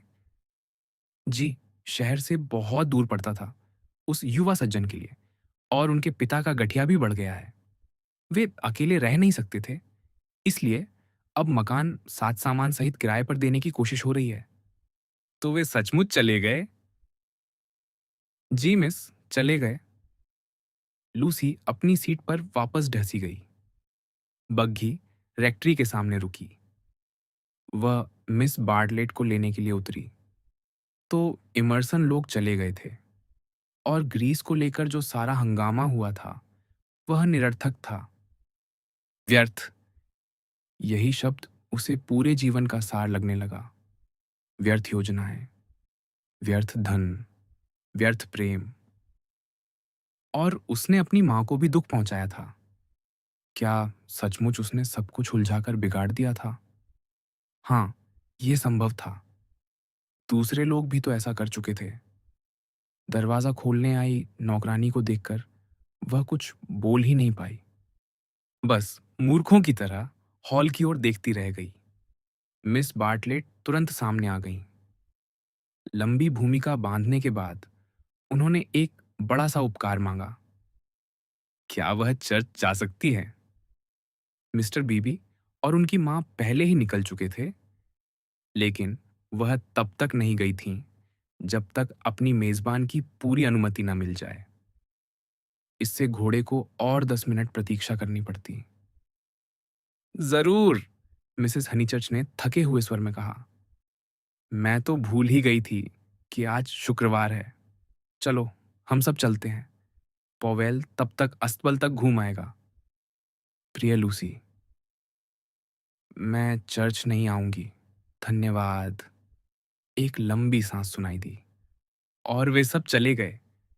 चर्च दिखाई नहीं देता था, लेकिन बाईं ओर अंधेरे में रंग की हल्की सी झलक थी। वह एक रंगीन कांच की खिड़की थी जिसके भीतर से हल्की रोशनी छन रही थी।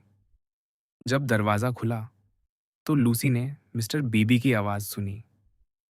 वह छोटी सी मंडली के सामने प्रार्थना पढ़ रहे थे। यहाँ तक कि उनका चर्च भी, जो बड़ी कुशलता से पहाड़ी की ढलान पर बनाया गया था, अपने सुंदर ऊंचे ट्रांसेप्ट और चांदी सी चमकती शिंगलों वाले शिखर के साथ, यहाँ तक कि वह चर्च भी अपना आकर्षण खो चुका था।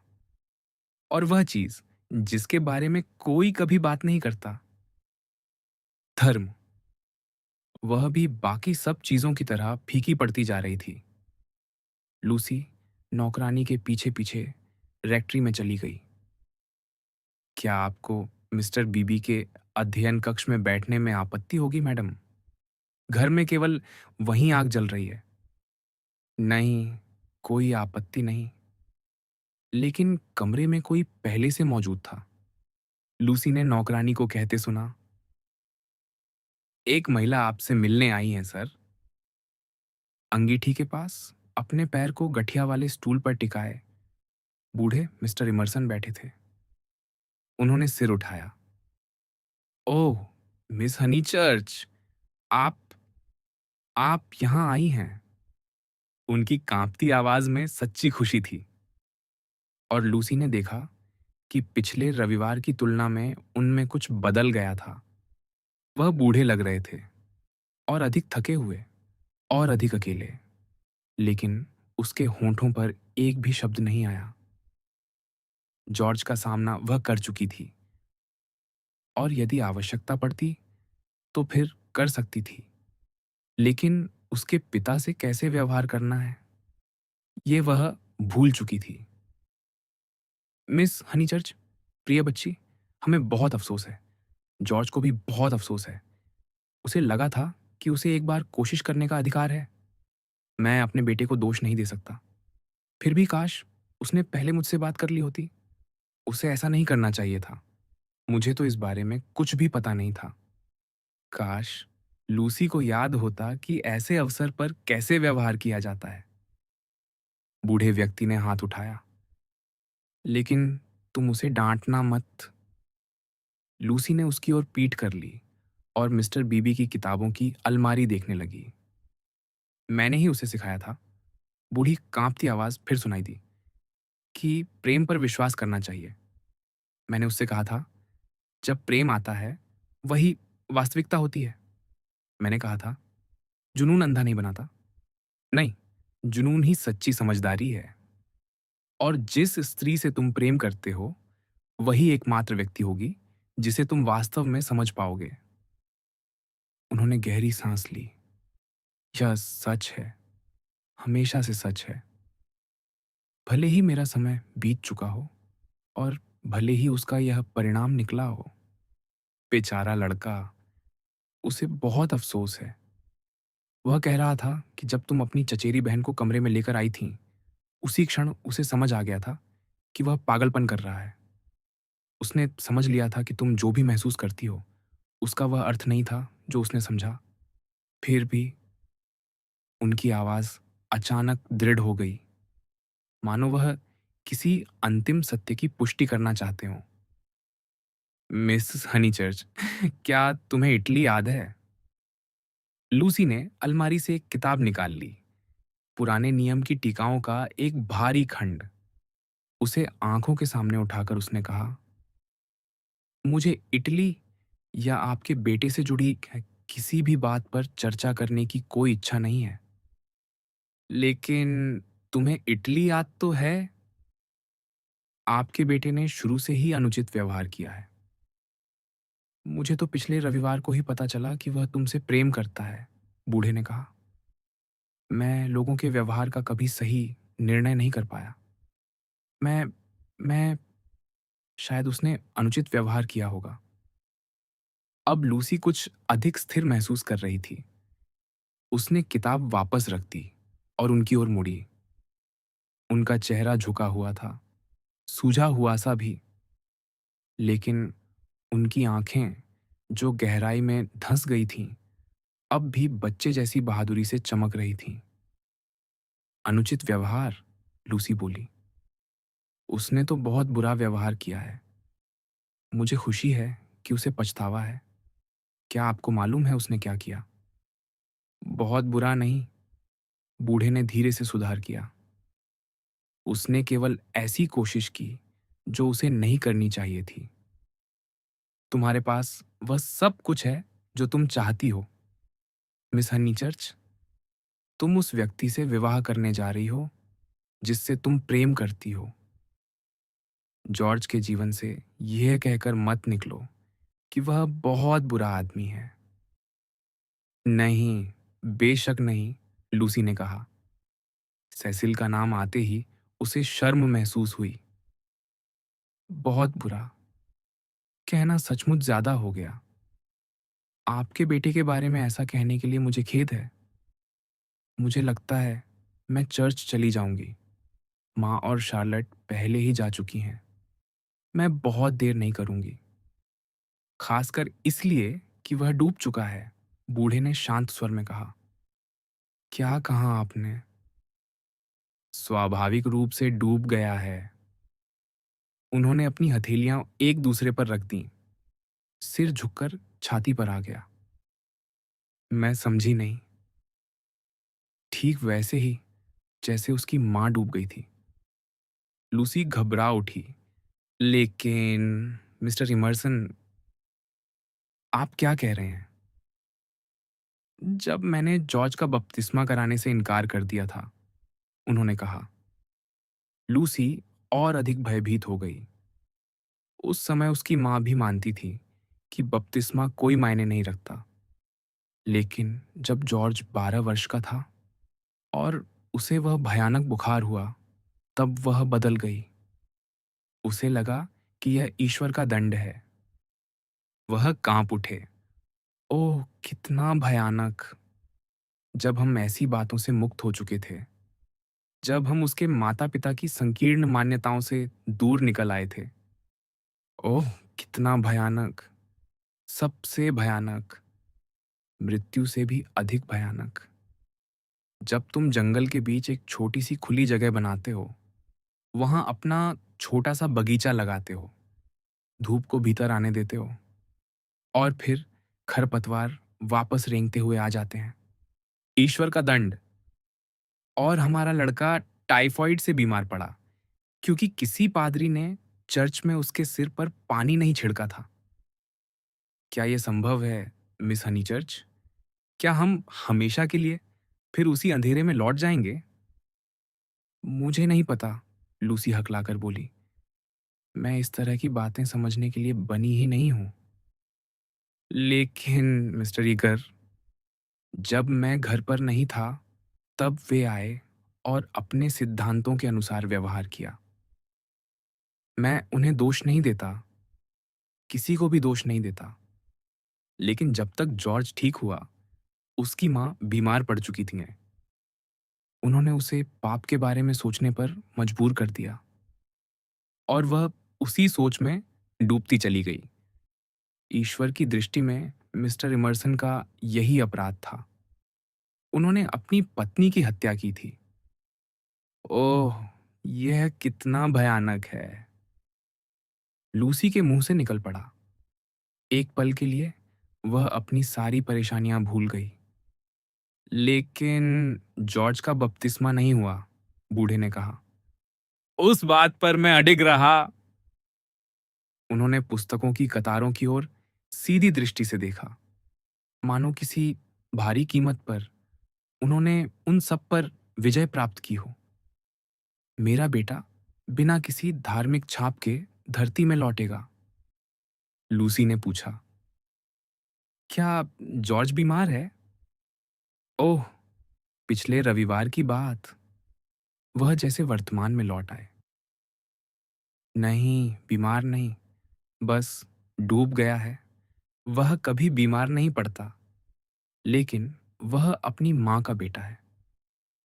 उसकी आंखें उसकी माँ जैसी थीं और उसका माथा भी, जो मुझे दुनिया में सबसे सुंदर लगता था। और अब वह जीवन को जीने योग्य नहीं समझेगा। हमेशा यही डर था, वह जीवित रहेगा, लेकिन उसे जीवन जीने लायक नहीं लगेगा। उसे फिर कभी कुछ भी सार्थक नहीं लगेगा। तुम्हें फ्लोरेंस का वह चर्च याद है? लूसी को याद था, और यह भी याद था कि उसने जॉर्ज को डाक टिकटें इकट्ठा करने की सलाह दी थी। तुम्हारे फ्लोरेंस छोड़ने के बाद सब भयानक हो गया। फिर हम यहां आकर रहने लगे। वह तुम्हारे भाई के साथ तैरने जाने लगा, और कुछ बेहतर हुआ। तुमने उसे तैरते देखा था, है ना? मुझे सचमुच बहुत दुहक है, लूसी ने धीरे से कहा। लेकिन इस विषय पर चर्चा करने से कोई लाभ नहीं है। मुझे इस सब का बहुत अफ़सोस है। फिर उस उपन्यास की बात आई। मैं पूरी तरह समझ नहीं पाया। बहुत कुछ सुनना पड़ा और वह मुझे सब बताने में झिझकता था।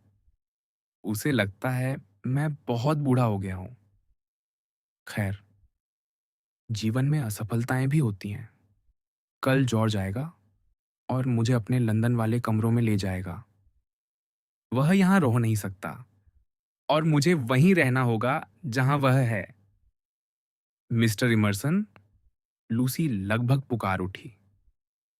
कृपया मत जाइए। कम से कम मेरी वजह से तो नहीं। मैं तो ग्रीस जा रही हूँ। अपना आरामदायक घर मत छोड़िए। यह पहली बार था कि उसके स्वर में कोमलता थी। बूढ़े आदमी मुस्कुरा दिए। दुनिया में सब लोग कितने अच्छे हैं। और मिस्टर बीबी को देखो, आज सुबह ही आए थे और सुना कि मैं जा रहा हूँ। तुरंत मुझे अपने यहाँ ले आए। यहाँ आग के सामने मैं कितना आराम से बैठा हूँ। हाँ, लेकिन आप लंदन वापस नहीं जाएंगे।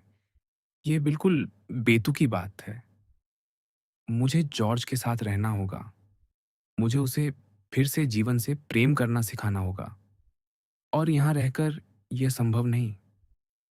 वह कहता है कि तुम्हें देखने का विचार या तुम्हारे बारे में सुनना भी। मैं उसका बचाव नहीं कर रहा। मैं सिर्फ बता रहा हूं कि हुआ क्या है। ओह, मिस्टर इमर्सन। लूसी ने आगे बढ़कर उनका हाथ पकड़ लिया। आप ऐसा नहीं कर सकते। मैं पहले ही दुनिया के लिए पर्याप्त परेशानी बन चुकी हूं। मैं यह नहीं सह सकती कि आप अपना प्रिय घर छोड़ दें। संभव है आपको आर्थिक नुकसान भी हो और यह सब मेरी वजह से हो। आपको यहीं रहना चाहिए। मैं तो बस ग्रीस जा रही हूं। इतनी दूर? ग्रीस तक? उनके स्वर में अचानक बदलाव आ गया। ग्रीस? हाँ, इसलिए आपको यहीं रुकना चाहिए। मैं जानती हूँ आप इस पूरी बात पर चर्चा नहीं करेंगे। मैं आप दोनों पर भरोसा कर सकती हूँ। निश्चित रूप से कर सकती हो, बूढ़े ने उत्तर दिया। या तो हम तुम्हें अपने जीवन में रखते हैं या फिर तुम्हें उस जीवन के लिए छोड़ देते हैं जिसे तुमने स्वयं चुना है। मैं ऐसा नहीं चाहती कि मेरा ख्याल है मिस्टर वाइस जॉर्ज से बहुत नाराज होंगे। उन्होंने धीरे से कहा। नहीं, जॉर्ज ने जो किया वह उसे नहीं करना चाहिए था। हमने अपने विश्वासों को शायद कुछ ज्यादा ही दूर तक पहुंचा दिया। कभी कभी मुझे लगता है कि इस दुहक के हम हकदार हैं। लूसी ने फिर पुस्तकों की ओर देखा। काली जिल्दें, भूरी जिल्दें और वह तीखी धर्मशास्त्रीय नीली जिल्दें। चारों ओर किताबें ही किताबें थीं। दीवारों पर, मेजों पर, यहां तक कि छत तक पहुंचती हुई। लूसी यह समझ नहीं पाती थी कि मिस्टर इमर्सन गहराई से धार्मिक व्यक्ति थे और मिस्टर बीबी से उनका वास्तविक अंतर केवल इतना था कि वे प्रेम और जुनून के अस्तित्व को खुलकर स्वीकार करते थे। उसे बस इतना लगता था कि यह दुखद है। इतना दुखद कि यह बूढ़ा आदमी जब भी दुखी होता है ऐसी पुस्तकों से भरे एकांत कमरे में आकर शरण लेता है और एक पादरी की दया पर निर्भर रहता है। उन्हें पहले से भी अधिक विश्वास हो गया कि वह थकी हुई है। उन्होंने अपनी कुर्सी उसकी ओर बढ़ा दी। नहीं, कृपया आप बैठे रहिए, लूसी ने कहा। मुझे लगता है मैं जाकर बग्घी में बैठूंगी। मिस हनीचर्च, तुम सचमुच थकी हुई लग रही हो। बिल्कुल नहीं, लूसी ने कहा। लेकिन उसके होंठ कांप रहे थे। फिर भी हो। और इस समय तुम्हारे चेहरे पर जॉर्ज जैसी एक झलक दिखाई दे रही है। और तुम विदेश जाने के बारे में क्या कह रही थी? लूसी चुप रही। ग्रीस। उन्होंने जैसे उस शब्द को मन ही मन दोहराया। ग्रीस, लेकिन मेरा तो ख़्याल था कि इस वर्ष तुम्हारी शादी होने वाली है। जनवरी से पहले नहीं, लूसी ने हाथ भींचते हुए कहा। क्या अब वह सचमुच झूठ बोलेगी? मेरा अनुमान है कि मिस्टर वाइस भी तुम्हारे साथ जा रहे होंगे। मुझे आशा है। जॉर्ज की बात के कारण तो तुम दोनों यह यात्रा नहीं कर रहे। नहीं। अच्छा है। मैं आशा करता हूँ कि ग्रीस में तुम मिस्टर वाइस के साथ सुखी रहोगी। धन्यवाद। उसी समय चर्च से लौटते हुए मिस्टर बीबी भीतर आए। उनका काला पादरी चोगा बारिश से भीग चुका था। बहुत अच्छा, उन्होंने प्रसन्नता से कहा। मुझे भरोसा था कि तुम दोनों एक दूसरे का साथ दे लोगे। बाहर फिर जोरों से बारिश हो रही है। पूरी मंडली, जिसमें तुम्हारी माँ, तुम्हारी चचेरी बहन और मेरी माँ शामिल हैं, चर्च में खड़ी बग्घी का इंतजार कर रही है। क्या पॉवेल अस्तबल की ओर गया? शायद, लूसी बोली। मैं जाकर देखती हूँ। नहीं नहीं, मैं देखता हूँ। और बताइए, मिस एलन बहनें कैसी हैं? बहुत अच्छी हैं, धन्यवाद। क्या तुमने मिस्टर इमर्सन को ग्रीस वाली बात बता दी? मैं हाँ, बता दी। मिस्टर इमर्सन, बीबी हंसकर बोले। क्या आपको नहीं लगता कि दो मिस एलन बहनों के साथ यात्रा करने का निर्णय बड़ा साहसी है? मिस हनीचर्च, अब वापस जाकर बैठो और गरम रहो। मुझे तो 3 लोगों का दल लेकर यात्रा करना ही बहुत बहादुरी का काम लगता है। और वह अस्तबल की ओर जल्दी-जल्दी चले गए। उनके जाते ही लूसी भर्राए स्वर में बोली, "वह मेरे साथ नहीं जा रहा।" "क्या कहा?" "मुझसे गलती हो गई थी। मिस्टर वाइस इंग्लैंड में ही रहेंगे।" किसी तरह इस बूढ़े आदमी से झूठ बोलना असंभव था। जॉर्ज से वह फिर झूठ बोल सकती थी, सेसिल से भी। लेकिन ये आदमी, ये ऐसा व्यक्ति था जो जीवन की अंतिम सीमा के बहुत निकट खड़ा दिखाई देता था। एक ओर वह गहरी खाई थी जिसके बारे में वह स्वयं एक कहानी कहता था। दूसरी ओर वे किताबें थीं जो उसी खाई की दूसरी व्याख्या करती थीं। वह उन कठिन रास्तों के प्रति भी कोमल था जिन पर चलकर वह यहाँ तक पहुँचा था। और तभी लूसी के भीतर वह सच्ची शूरवीरता जाग उठी। वह नहीं जो स्त्री और पुरुष के बीच की पुरानी घिसी पिटी शिष्टता होती है, बल्कि वह सच्ची शूरवीरता जो हर युवा व्यक्ति किसी वृद्ध व्यक्ति के प्रति दिखा सकता है। जो भी परिणाम हो, उसने सच कह दिया। उसने बता दिया कि सेसिल उसके साथ ग्रीस नहीं जा रहा। और उसने यह बात इतनी गंभीरता से कही कि जोखिम तुरंत वास्तविकता बन गया। मिस्टर इमर्सन ने धीरे धीरे सिर उठाया। तो तुम उसे छोड़ रही हो? लूसी का दिल धड़क उठा। क्या? तुम उस आदमी को छोड़ रही हो जिससे तुम प्रेम करती हो? मैं मुझे ऐसा करना पड़ा। लेकिन क्यों, मिस हनीचर्च? क्यों? भय ने उसे घेर लिया और उसने फिर झूठ बोला। वही लंबा विश्वसनीय भाषण जो वह पहले मिस्टर बीबी को दे चुकी थी। वही तर्क जो वह दुनिया को सुनाने वाली थी जब अपनी टूटी हुई सगाई की घोषणा करेगी। उन्होंने सब कुछ चुपचाप सुना। फिर बोले, मेरी बच्ची, मुझे तुम्हारी चिंता हो रही है। उनकी आवाज स्वप्निल थी, इसलिए लूसी घबराई नहीं। मुझे ऐसा लगता है कि तुम उलझ गई हो। लूसी ने सिर हिला दिया। एक बूढ़े आदमी की बात मान लो। दुनिया में उलझन से बुरी कोई चीज नहीं होती। मौत का सामना करना आसान है, भाग्य का सामना करना आसान है। उन सब चीजों का सामना करना आसान है जो सुनने में भयानक लगती हैं। लेकिन जब मैं पीछे मुड़कर देखता हूँ, तो मुझे सबसे अधिक डर अपनी उलझनों से लगता है, उन गलतियों से जिन्हें मैं टाल सकता था। हम एक दूसरे की बहुत कम सहायता कर सकते हैं। एक समय था जब मुझे लगता था कि मैं युवाओं को जीवन का पूरा ज्ञान दे सकता हूँ। अब मैं बेहतर जानता हूँ और जॉर्ज को जो कुछ भी मैंने सिखाया, उसका सार बस इतना है, उलझन से सावधान रहो। वह थोड़ा आगे झुके।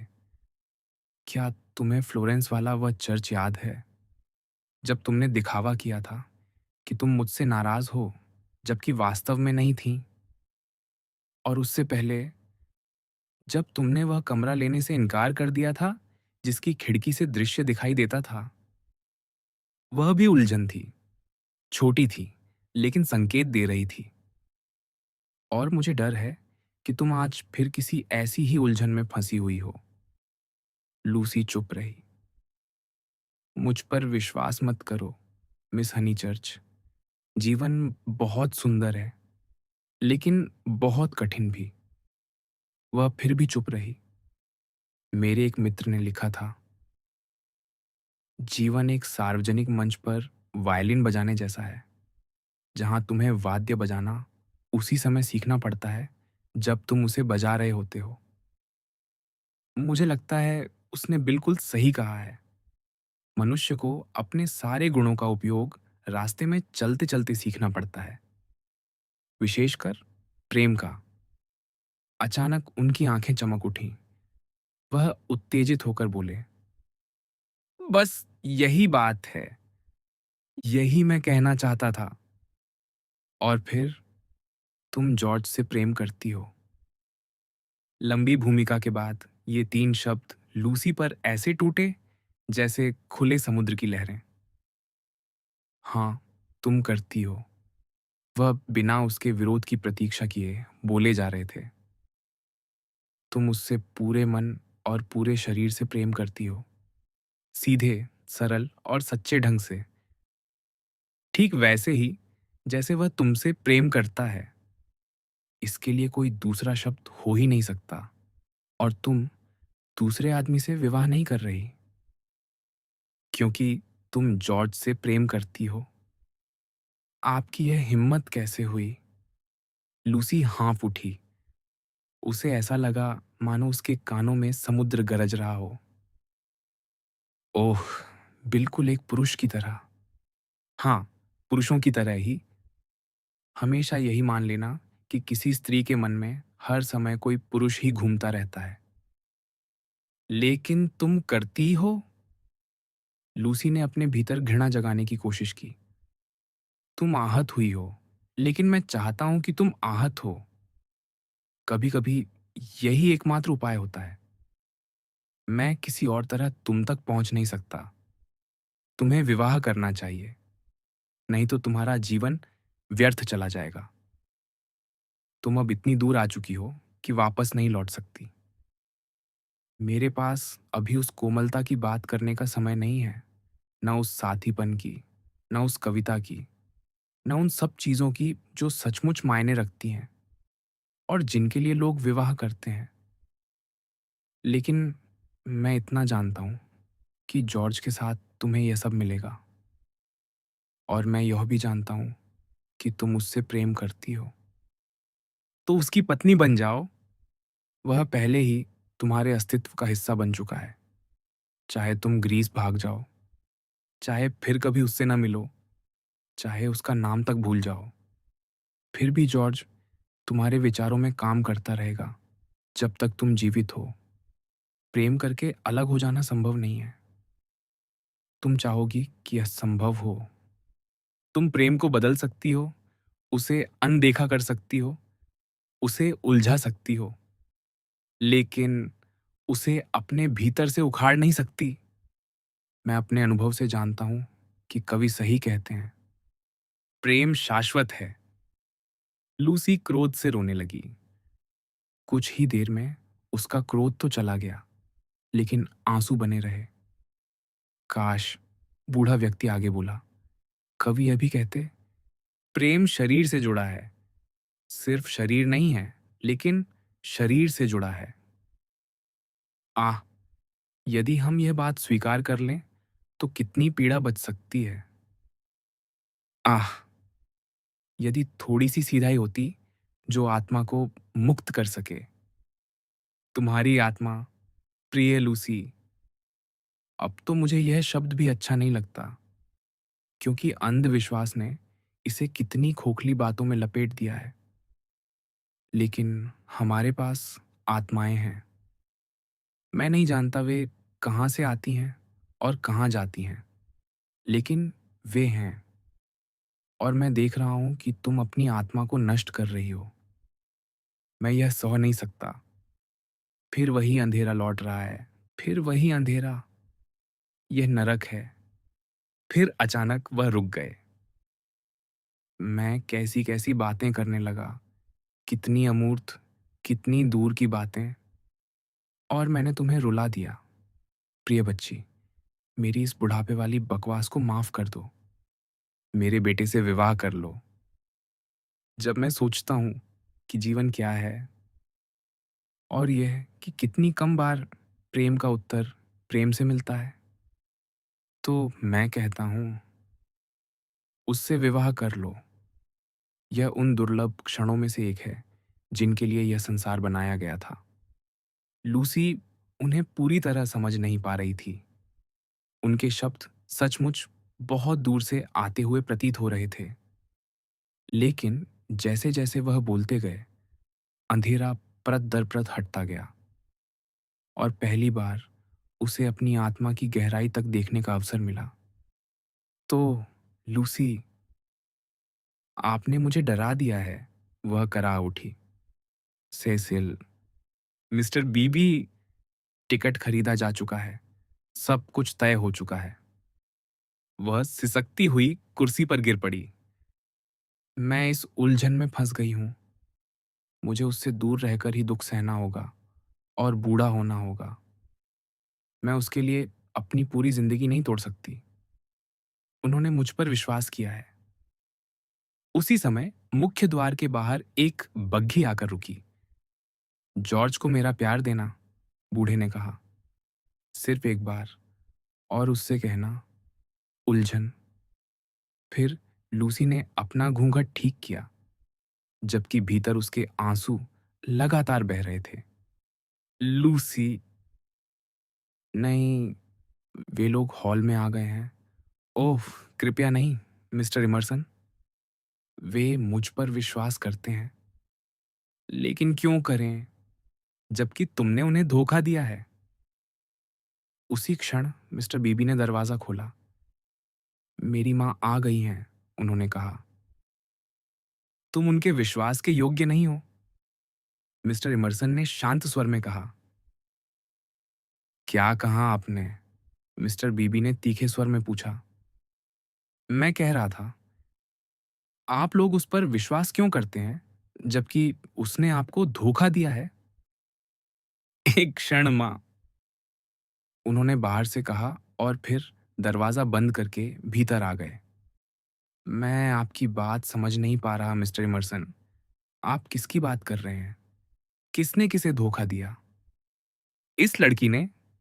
इसने आपसे यह दिखावा किया कि यह जॉर्ज से प्रेम नहीं करती, जबकि ये दोनों शुरू से एक दूसरे से प्रेम करते रहे हैं।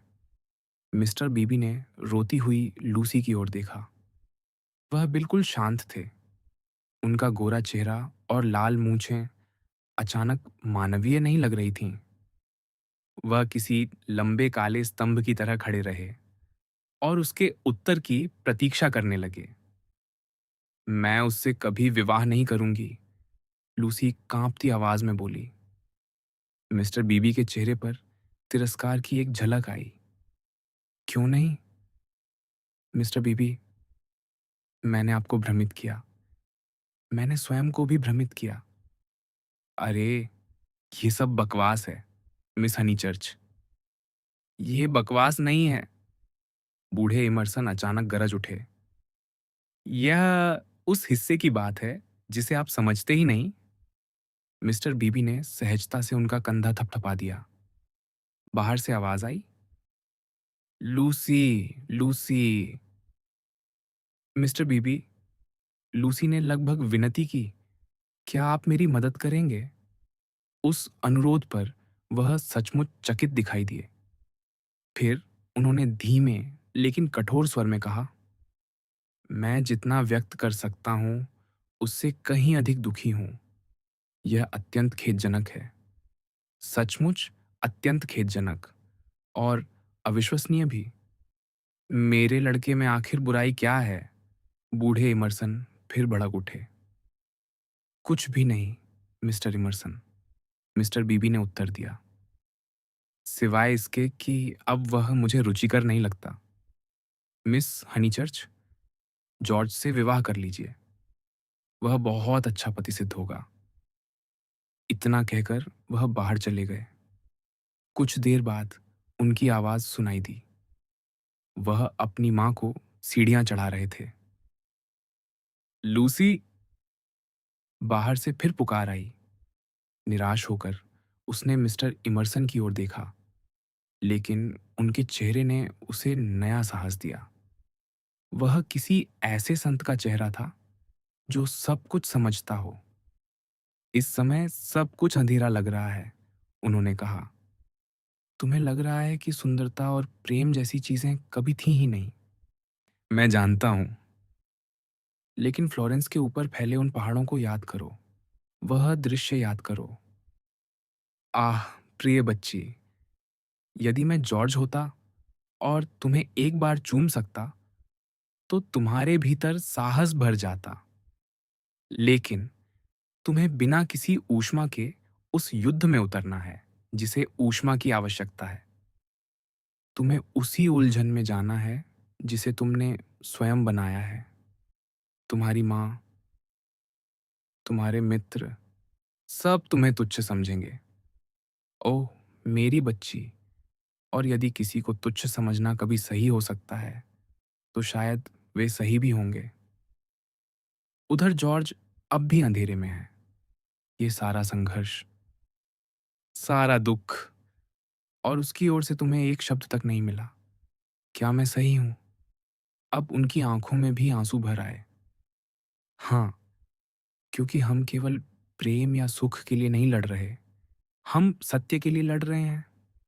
सत्य महत्वपूर्ण है, सत्य सचमुच महत्वपूर्ण है। लूसी ने धीरे से कहा, आप मुझे छूमिए, आप मुझे छूमिए, मैं कोशिश करूंगी। उन्होंने उसके माथे को चूमा और उस स्पर्श में उसे ऐसा लगा मानो बिखरे हुए देवता फिर से एक हो गए हों। मानो जिस पुरुष से वह प्रेम करती है उसे पाने में वह केवल अपना सुख नहीं पाएगी, बल्कि दुनिया के लिए भी कुछ मूल्यवान हासिल करेगी। घर लौटते समय की पूरी यात्रा, जो उसे पहले इतनी तुच्छ और बोझिल लग रही थी, उस दौरान भी मिस्टर इमर्सन का वह आशीर्वाद उसके भीतर जीवित रहा। उस एक क्षण में उन्होंने शरीर को उसके कलंक से मुक्त कर दिया था, दुनिया के तानों को उनकी शक्ति से वंचित कर दिया था। उन्होंने उसे दिखा दिया था कि सीधा सच्चा प्रेम कोई पाप नहीं, एक पवित्रता है। कई वर्षों बाद लूसी कहा करती थी, मैं कभी ठीक ठीक समझ नहीं पाई कि उन्होंने मुझे शक्ति कैसे दी। ऐसा लगता था मानो एक ही क्षण में उन्होंने मुझे पूरे जीवन का अर्थ दिखा दिया हो। मध्य युग का अंत। मिस एलन बहनें सचमुच ग्रीस गईं, लेकिन वे अकेली गईं। इस छोटी सी कहानी के सभी पात्रों में केवल वही थीं जो केप माल्या को पार करेंगी और सारोनिक खाड़ी के जल को चीरती हुई आगे बढ़ेंगी। केवल वही एथेंस और डेल्फी जाएंगी, बौद्धिक गीतों के उन दो पवित्र तीर्थों तक। एक जो एक्रोपोलिस की ऊंचाई पर नीले समुद्रों से घिरा खड़ा है, दूसरा पारनासस पर्वत की तलहटी में जहां गरुड़ अपने घोंसले बनाते हैं और कांसे का सारथी निडर होकर अनंत की ओर अपना रथ हाँकता चला जाता है। कांपती हुई चिंतित, और अपने साथ पाचन के लिए विशेष ब्रेड का ढेर उठाए हुए। वे सचमुच कॉन्स्टेंटिनोपल पहुंची। वे सचमुच पूरी दुनिया घूम आईं, लेकिन हम बाकी लोगों को एक अधिक सुंदर, भले ही कम साहसिक मंजिल से संतोष करना होगा। हम इटली लौटते हैं, और लौटते हैं पेंशन बर्टोलिनी। ये मेरा पुराना कमरा था, जॉर्ज ने कहा। नहीं, नहीं था, लूसी हंस पड़ी। यह वही कमरा है जिसमें मैं ठहरी थी, और मुझे याद है, तुम्हारे पिता वाला कमरा मुझे मिला था। क्यों मिला था, ये तो भूल गई हूं, लेकिन किसी वजह से शार्लेट ने ऐसा करवाया था। जॉर्ज टाइलों वाले फर्श पर घुटनों के बल बैठ गया और अपना चेहरा उसकी गोद में रख दिया।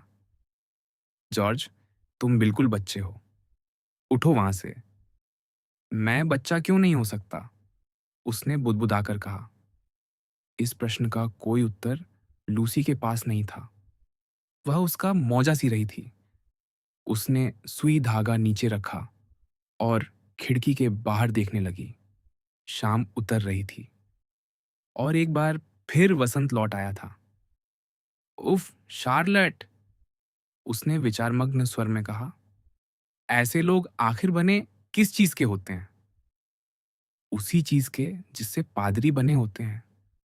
बकवास। हाँ, बिल्कुल बकवास।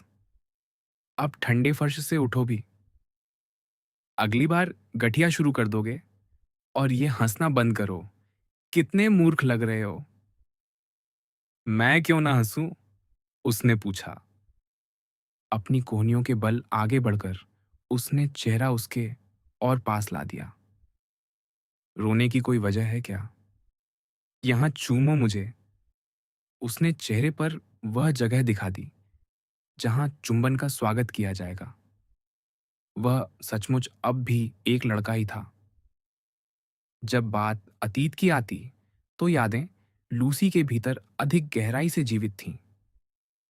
वही थी जिसके दिल में पुराने घावों की चुभन अब भी बाकी थी। वही जानती थी कि पिछले वर्ष यह कमरा किसका था, और जाने क्यों ये बात उसे और भी प्रिय लगती थी कि जॉर्ज कभी कभी गलत भी हो सकता है। कोई चिट्ठी आई, उसने पूछा। बस फ्रेडी की एक छोटी सी चिट्ठी। पहले यहां चूमो, फिर यहां। जब उसे फिर से गठिया का डर दिखाया गया, तो वह खिड़की तक चला गया। खिड़की खोली, जैसा अंग्रेज लोग हमेशा करते हैं, और बाहर झुककर देखने लगा। वहां सामने पत्थर की मुंडेर थी, उसके आगे नदी, और बाईं ओर पहाड़ियों की शुरुआत। नीचे वही घोड़ा गाड़ी वाला खड़ा था। उसने जॉर्ज को देखते ही सांप जैसी सीटी बजाकर अभिवादन किया। कौन जाने, शायद वही इस पूरे सुखद अंत का पहला कारण रहा हो। वही फैतौन जिसने 12 महीने पहले इस कहानी के पहियों को पहली बार गति दी थी। जॉर्ज के भीतर कृतज्ञता की एक तीव्र लहर उठी। दक्षिणी देशों में भावनाएं जल्दी ही जुनून बन जाती हैं, और उसने मन ही मन उन सब लोगों और परिस्थितियों को आशीर्वाद दिया जिन्होंने एक मूर्ख युवक के लिए इतनी मेहनत की थी। सच है, उसने स्वयं भी प्रयास किया था, लेकिन कितनी मूर्खता से। जो लड़ाइयां वास्तव में महत्वपूर्ण थीं, वे दूसरों ने लड़ी थीं। इटली ने, उसके पिता ने, और उसकी पत्नी ने। लूसी, इधर आकर इन सरू के पेड़ों को देखो। और वह चर्च, जो भी उसका नाम है, अब भी दिखाई दे रहा है। सान मिनियातो, लूसी ने उत्तर दिया। बस तुम्हारा मोजा पूरा कर लूं। नीचे से गाड़ी वाले की आवाज आई। सिग्नोरिनो, कल हम घूमने चलेंगे। उसके स्वर में ऐसा विश्वास था जैसे निर्णय पहले ही हो चुका हो। जॉर्ज ने हंसते हुए कहा कि वह गलत है। हमारे पास गाड़ी पर खर्च करने के लिए पैसे नहीं हैं। और फिर उसके मन में वे लोग आए जिन्होंने उनकी सहायता करने का इरादा कभी नहीं किया था। Miss Lavish, Cecil, Miss Bartlett. भाग्य को बढ़ा चढ़ाकर देखने की अपनी पुरानी आदत के अनुसार जॉर्ज ने उन सभी शक्तियों की गिनती की जिन्होंने उसे इस सुख तक पहुंचा दिया था। फ्रेडी ने कुछ अच्छा लिखा है? अभी तक तो नहीं। जॉर्ज की खुशी पूर्ण थी, लेकिन लूसी की खुशी में अब भी एक कसक थी। हनीचर्च परिवार ने उन्हें अभी तक माफ नहीं किया था। उन्हें लूसी का पुराना छल कपट जैसा लगा था। विंडी कॉर्नर उससे दूर हो चुका था, शायद हमेशा के लिए। क्या लिखता है वह? जॉर्ज ने पूछा। मूर्ख लड़का, सोचता है कि बहुत गरिमामय व्यवहार कर रहा है। उसे तो 6 महीने से पता था कि हम वसंत में चले जाएंगे। उसे पता था कि अगर माँ अनुमति नहीं देंगी तो हम स्वयं निर्णय ले लेंगे। उन्हें पूरी चेतावनी थी, और अब वह इसे भागकर शादी करना कहता है। कितना हास्यास्पद लड़का है। नीचे से फिर वही आवाज आई, सिग्नोरिनो, कल हम घूमने चलेंगे। लेकिन अंत में सब ठीक हो जाएगा, लूसी ने धीरे से कहा। उसे हम दोनों को फिर से शुरू से समझना होगा। काश सेसिल औरतों के बारे में इतना कटु न हो गया होता। वह दूसरी बार पूरी तरह बदल गया है। पुरुष औरतों के बारे में सिद्धांत क्यों बनाते रहते हैं? मेरे तो पुरुषों के बारे में कोई सिद्धांत नहीं है। और काश मिस्टर बीबी भी। हाँ, जॉर्ज मुस्कुराया। ये इच्छा तो की ही जा सकती है। वह हमें कभी माफ नहीं करेंगे। मेरा मतलब, वे फिर कभी हम में रुचि नहीं लेंगे। काश विंडी कॉर्नर में उनका इतना प्रभाव न होता। काश उन्होंने। वह रुक गई, फिर धीरे से बोली, लेकिन अगर हम सच के अनुसार जीते रहें तो जो लोग सचमुच हमसे प्रेम करते हैं वे देर सबेर वापस लौट ही आते हैं। शायद। फिर जॉर्ज ने और भी कोमल स्वर में कहा, खैर, मैंने तो केवल एक काम किया था, सच के अनुसार जीने की कोशिश। और तुम मेरे पास लौट आई, इसलिए संभव है कि तुम सही कह रही हो। वह कमरे की ओर मुड़ा। उस मौजे को रहने दो। और इससे पहले कि लूसी कुछ कहती, उसने उसे बाहों में उठा लिया और खिड़की तक ले आया ताकि वह भी पूरा दृश्य देख सके। दोनों घुटनों के बल बैठ गए। उन्हें उम्मीद थी कि सड़क से कोई उन्हें नहीं देख पाएगा। और फिर वे धीरे धीरे एक दूसरे के नाम फुसफुसाने लगे। आ, यह सब सचमुच सार्थक था। यही वह महान आनंद था जिसकी उन्होंने कल्पना की थी। और इसके साथ अनगिनत छोटे छोटे सुख भी थे जिनका उन्होंने कभी सपना तक नहीं देखा था। कुछ देर वे चुप रहे। नीचे से फिर वही आवाज आई, सिग्नोरिनो, कल हम घूमने चलेंगे।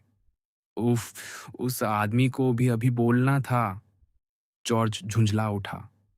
लेकिन लूसी को तस्वीरें बेचने वाला वह फेरी वाला याद आ गया। नहीं, उसने मुस्कुराकर कहा, उससे रूखे मत बनो। फिर उसकी सांस अटक सी गई और उसने धीरे से कहा, मिस्टर ईगर।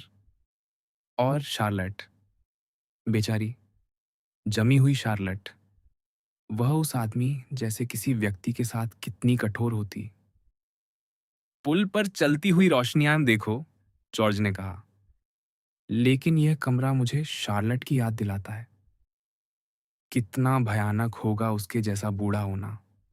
सोचो, उस शाम रेक्ट्री में अगर उसे पता होता कि तुम्हारे पिता घर में हैं, तो। वह कुछ क्षण रुकी। वह मुझे अंदर जाने ही नहीं देती। और उस समय पूरी दुनिया में केवल वही एक व्यक्ति था जो मुझे समझा सकता था। तुम नहीं समझा सकते थे। जब मैं बहुत खुश होती हूँ उसने झुककर उसे चूम लिया। तो मुझे याद आता है कि सब कुछ कितनी छोटी-सी बात पर टिका था। अगर शार्लेट को ज़रा भी पता होता, तो वह मुझे अंदर जाने से रोक देती। मैं बेवकूफ़ों की तरह ग्रीस चली जाती और फिर हमेशा के लिए बदल जाती। लेकिन उसे पता था, जॉर्ज ने कहा। उसे मेरे पिता दिखे थे। उन्होंने स्वयं ऐसा कहा था। नहीं, लूसी ने सिर हिलाया। उसने उन्हें नहीं देखा था। तुम भूल रहे हो। वह ऊपर मिसेस बीबी के साथ थी, फिर सीधे चर्च चली गई थी। उसने खुद बताया था। लेकिन जॉर्ज फिर अपनी जिद पर अड़ गया।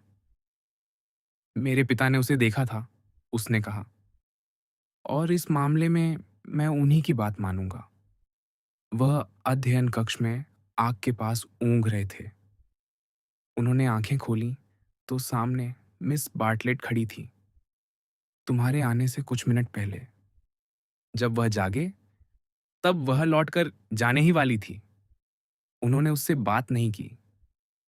फिर वे दूसरी बातों में खो गए, उन लोगों की बिखरी-बिखरी बातें, जिन्होंने एक दूसरे तक पहुंचने के लिए लंबा संघर्ष किया हो और जिनका पुरस्कार अब एक दूसरे की बाहों में शांति से विश्राम करना हो।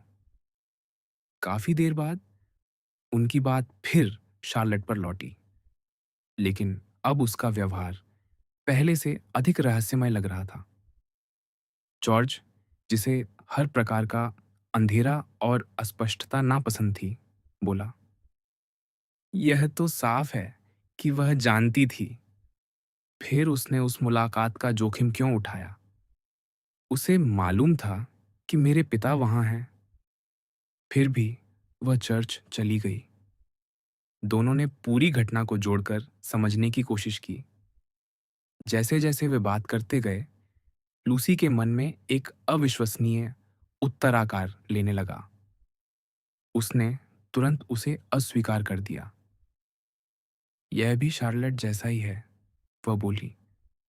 आखिरी क्षण में किसी कमजोर सी उलझन में पड़कर अपने ही किए पर पानी फेर देना। लेकिन मरती हुई शाम में कुछ ऐसा था, नदी की गर्जना में कुछ ऐसा था, और उनके आलिंगन में भी कुछ ऐसा था, जो बता रहा था कि यह उत्तर पर्याप्त नहीं है। जॉर्ज ने फुसफुसाकर कहा, या फिर क्या उसने जानबूझकर ऐसा किया? क्या मतलब? नीचे से फिर वही पुकार उठी, सिग्नोरिनो, कल हम घूमने चलेंगे। लूसी आगे झुकी और बड़ी कोमलता से बोली, रहने दो कृपया, हमें अकेला छोड़ दो। हम पति पत्नी हैं। गाड़ीवान तुरंत झेंप गया। माफ कीजिएगा, सिग्नोरा, उसने उतनी ही विनम्रता से उत्तर दिया और घोड़े को हाँक दिया। शुभ संध्या और धन्यवाद। कोई बात नहीं। गाड़ीवान गाते हुए दूर चला गया। क्या मतलब था तुम्हारा, जॉर्ज? जॉर्ज ने धीरे से कहा। क्या ऐसा हो सकता है?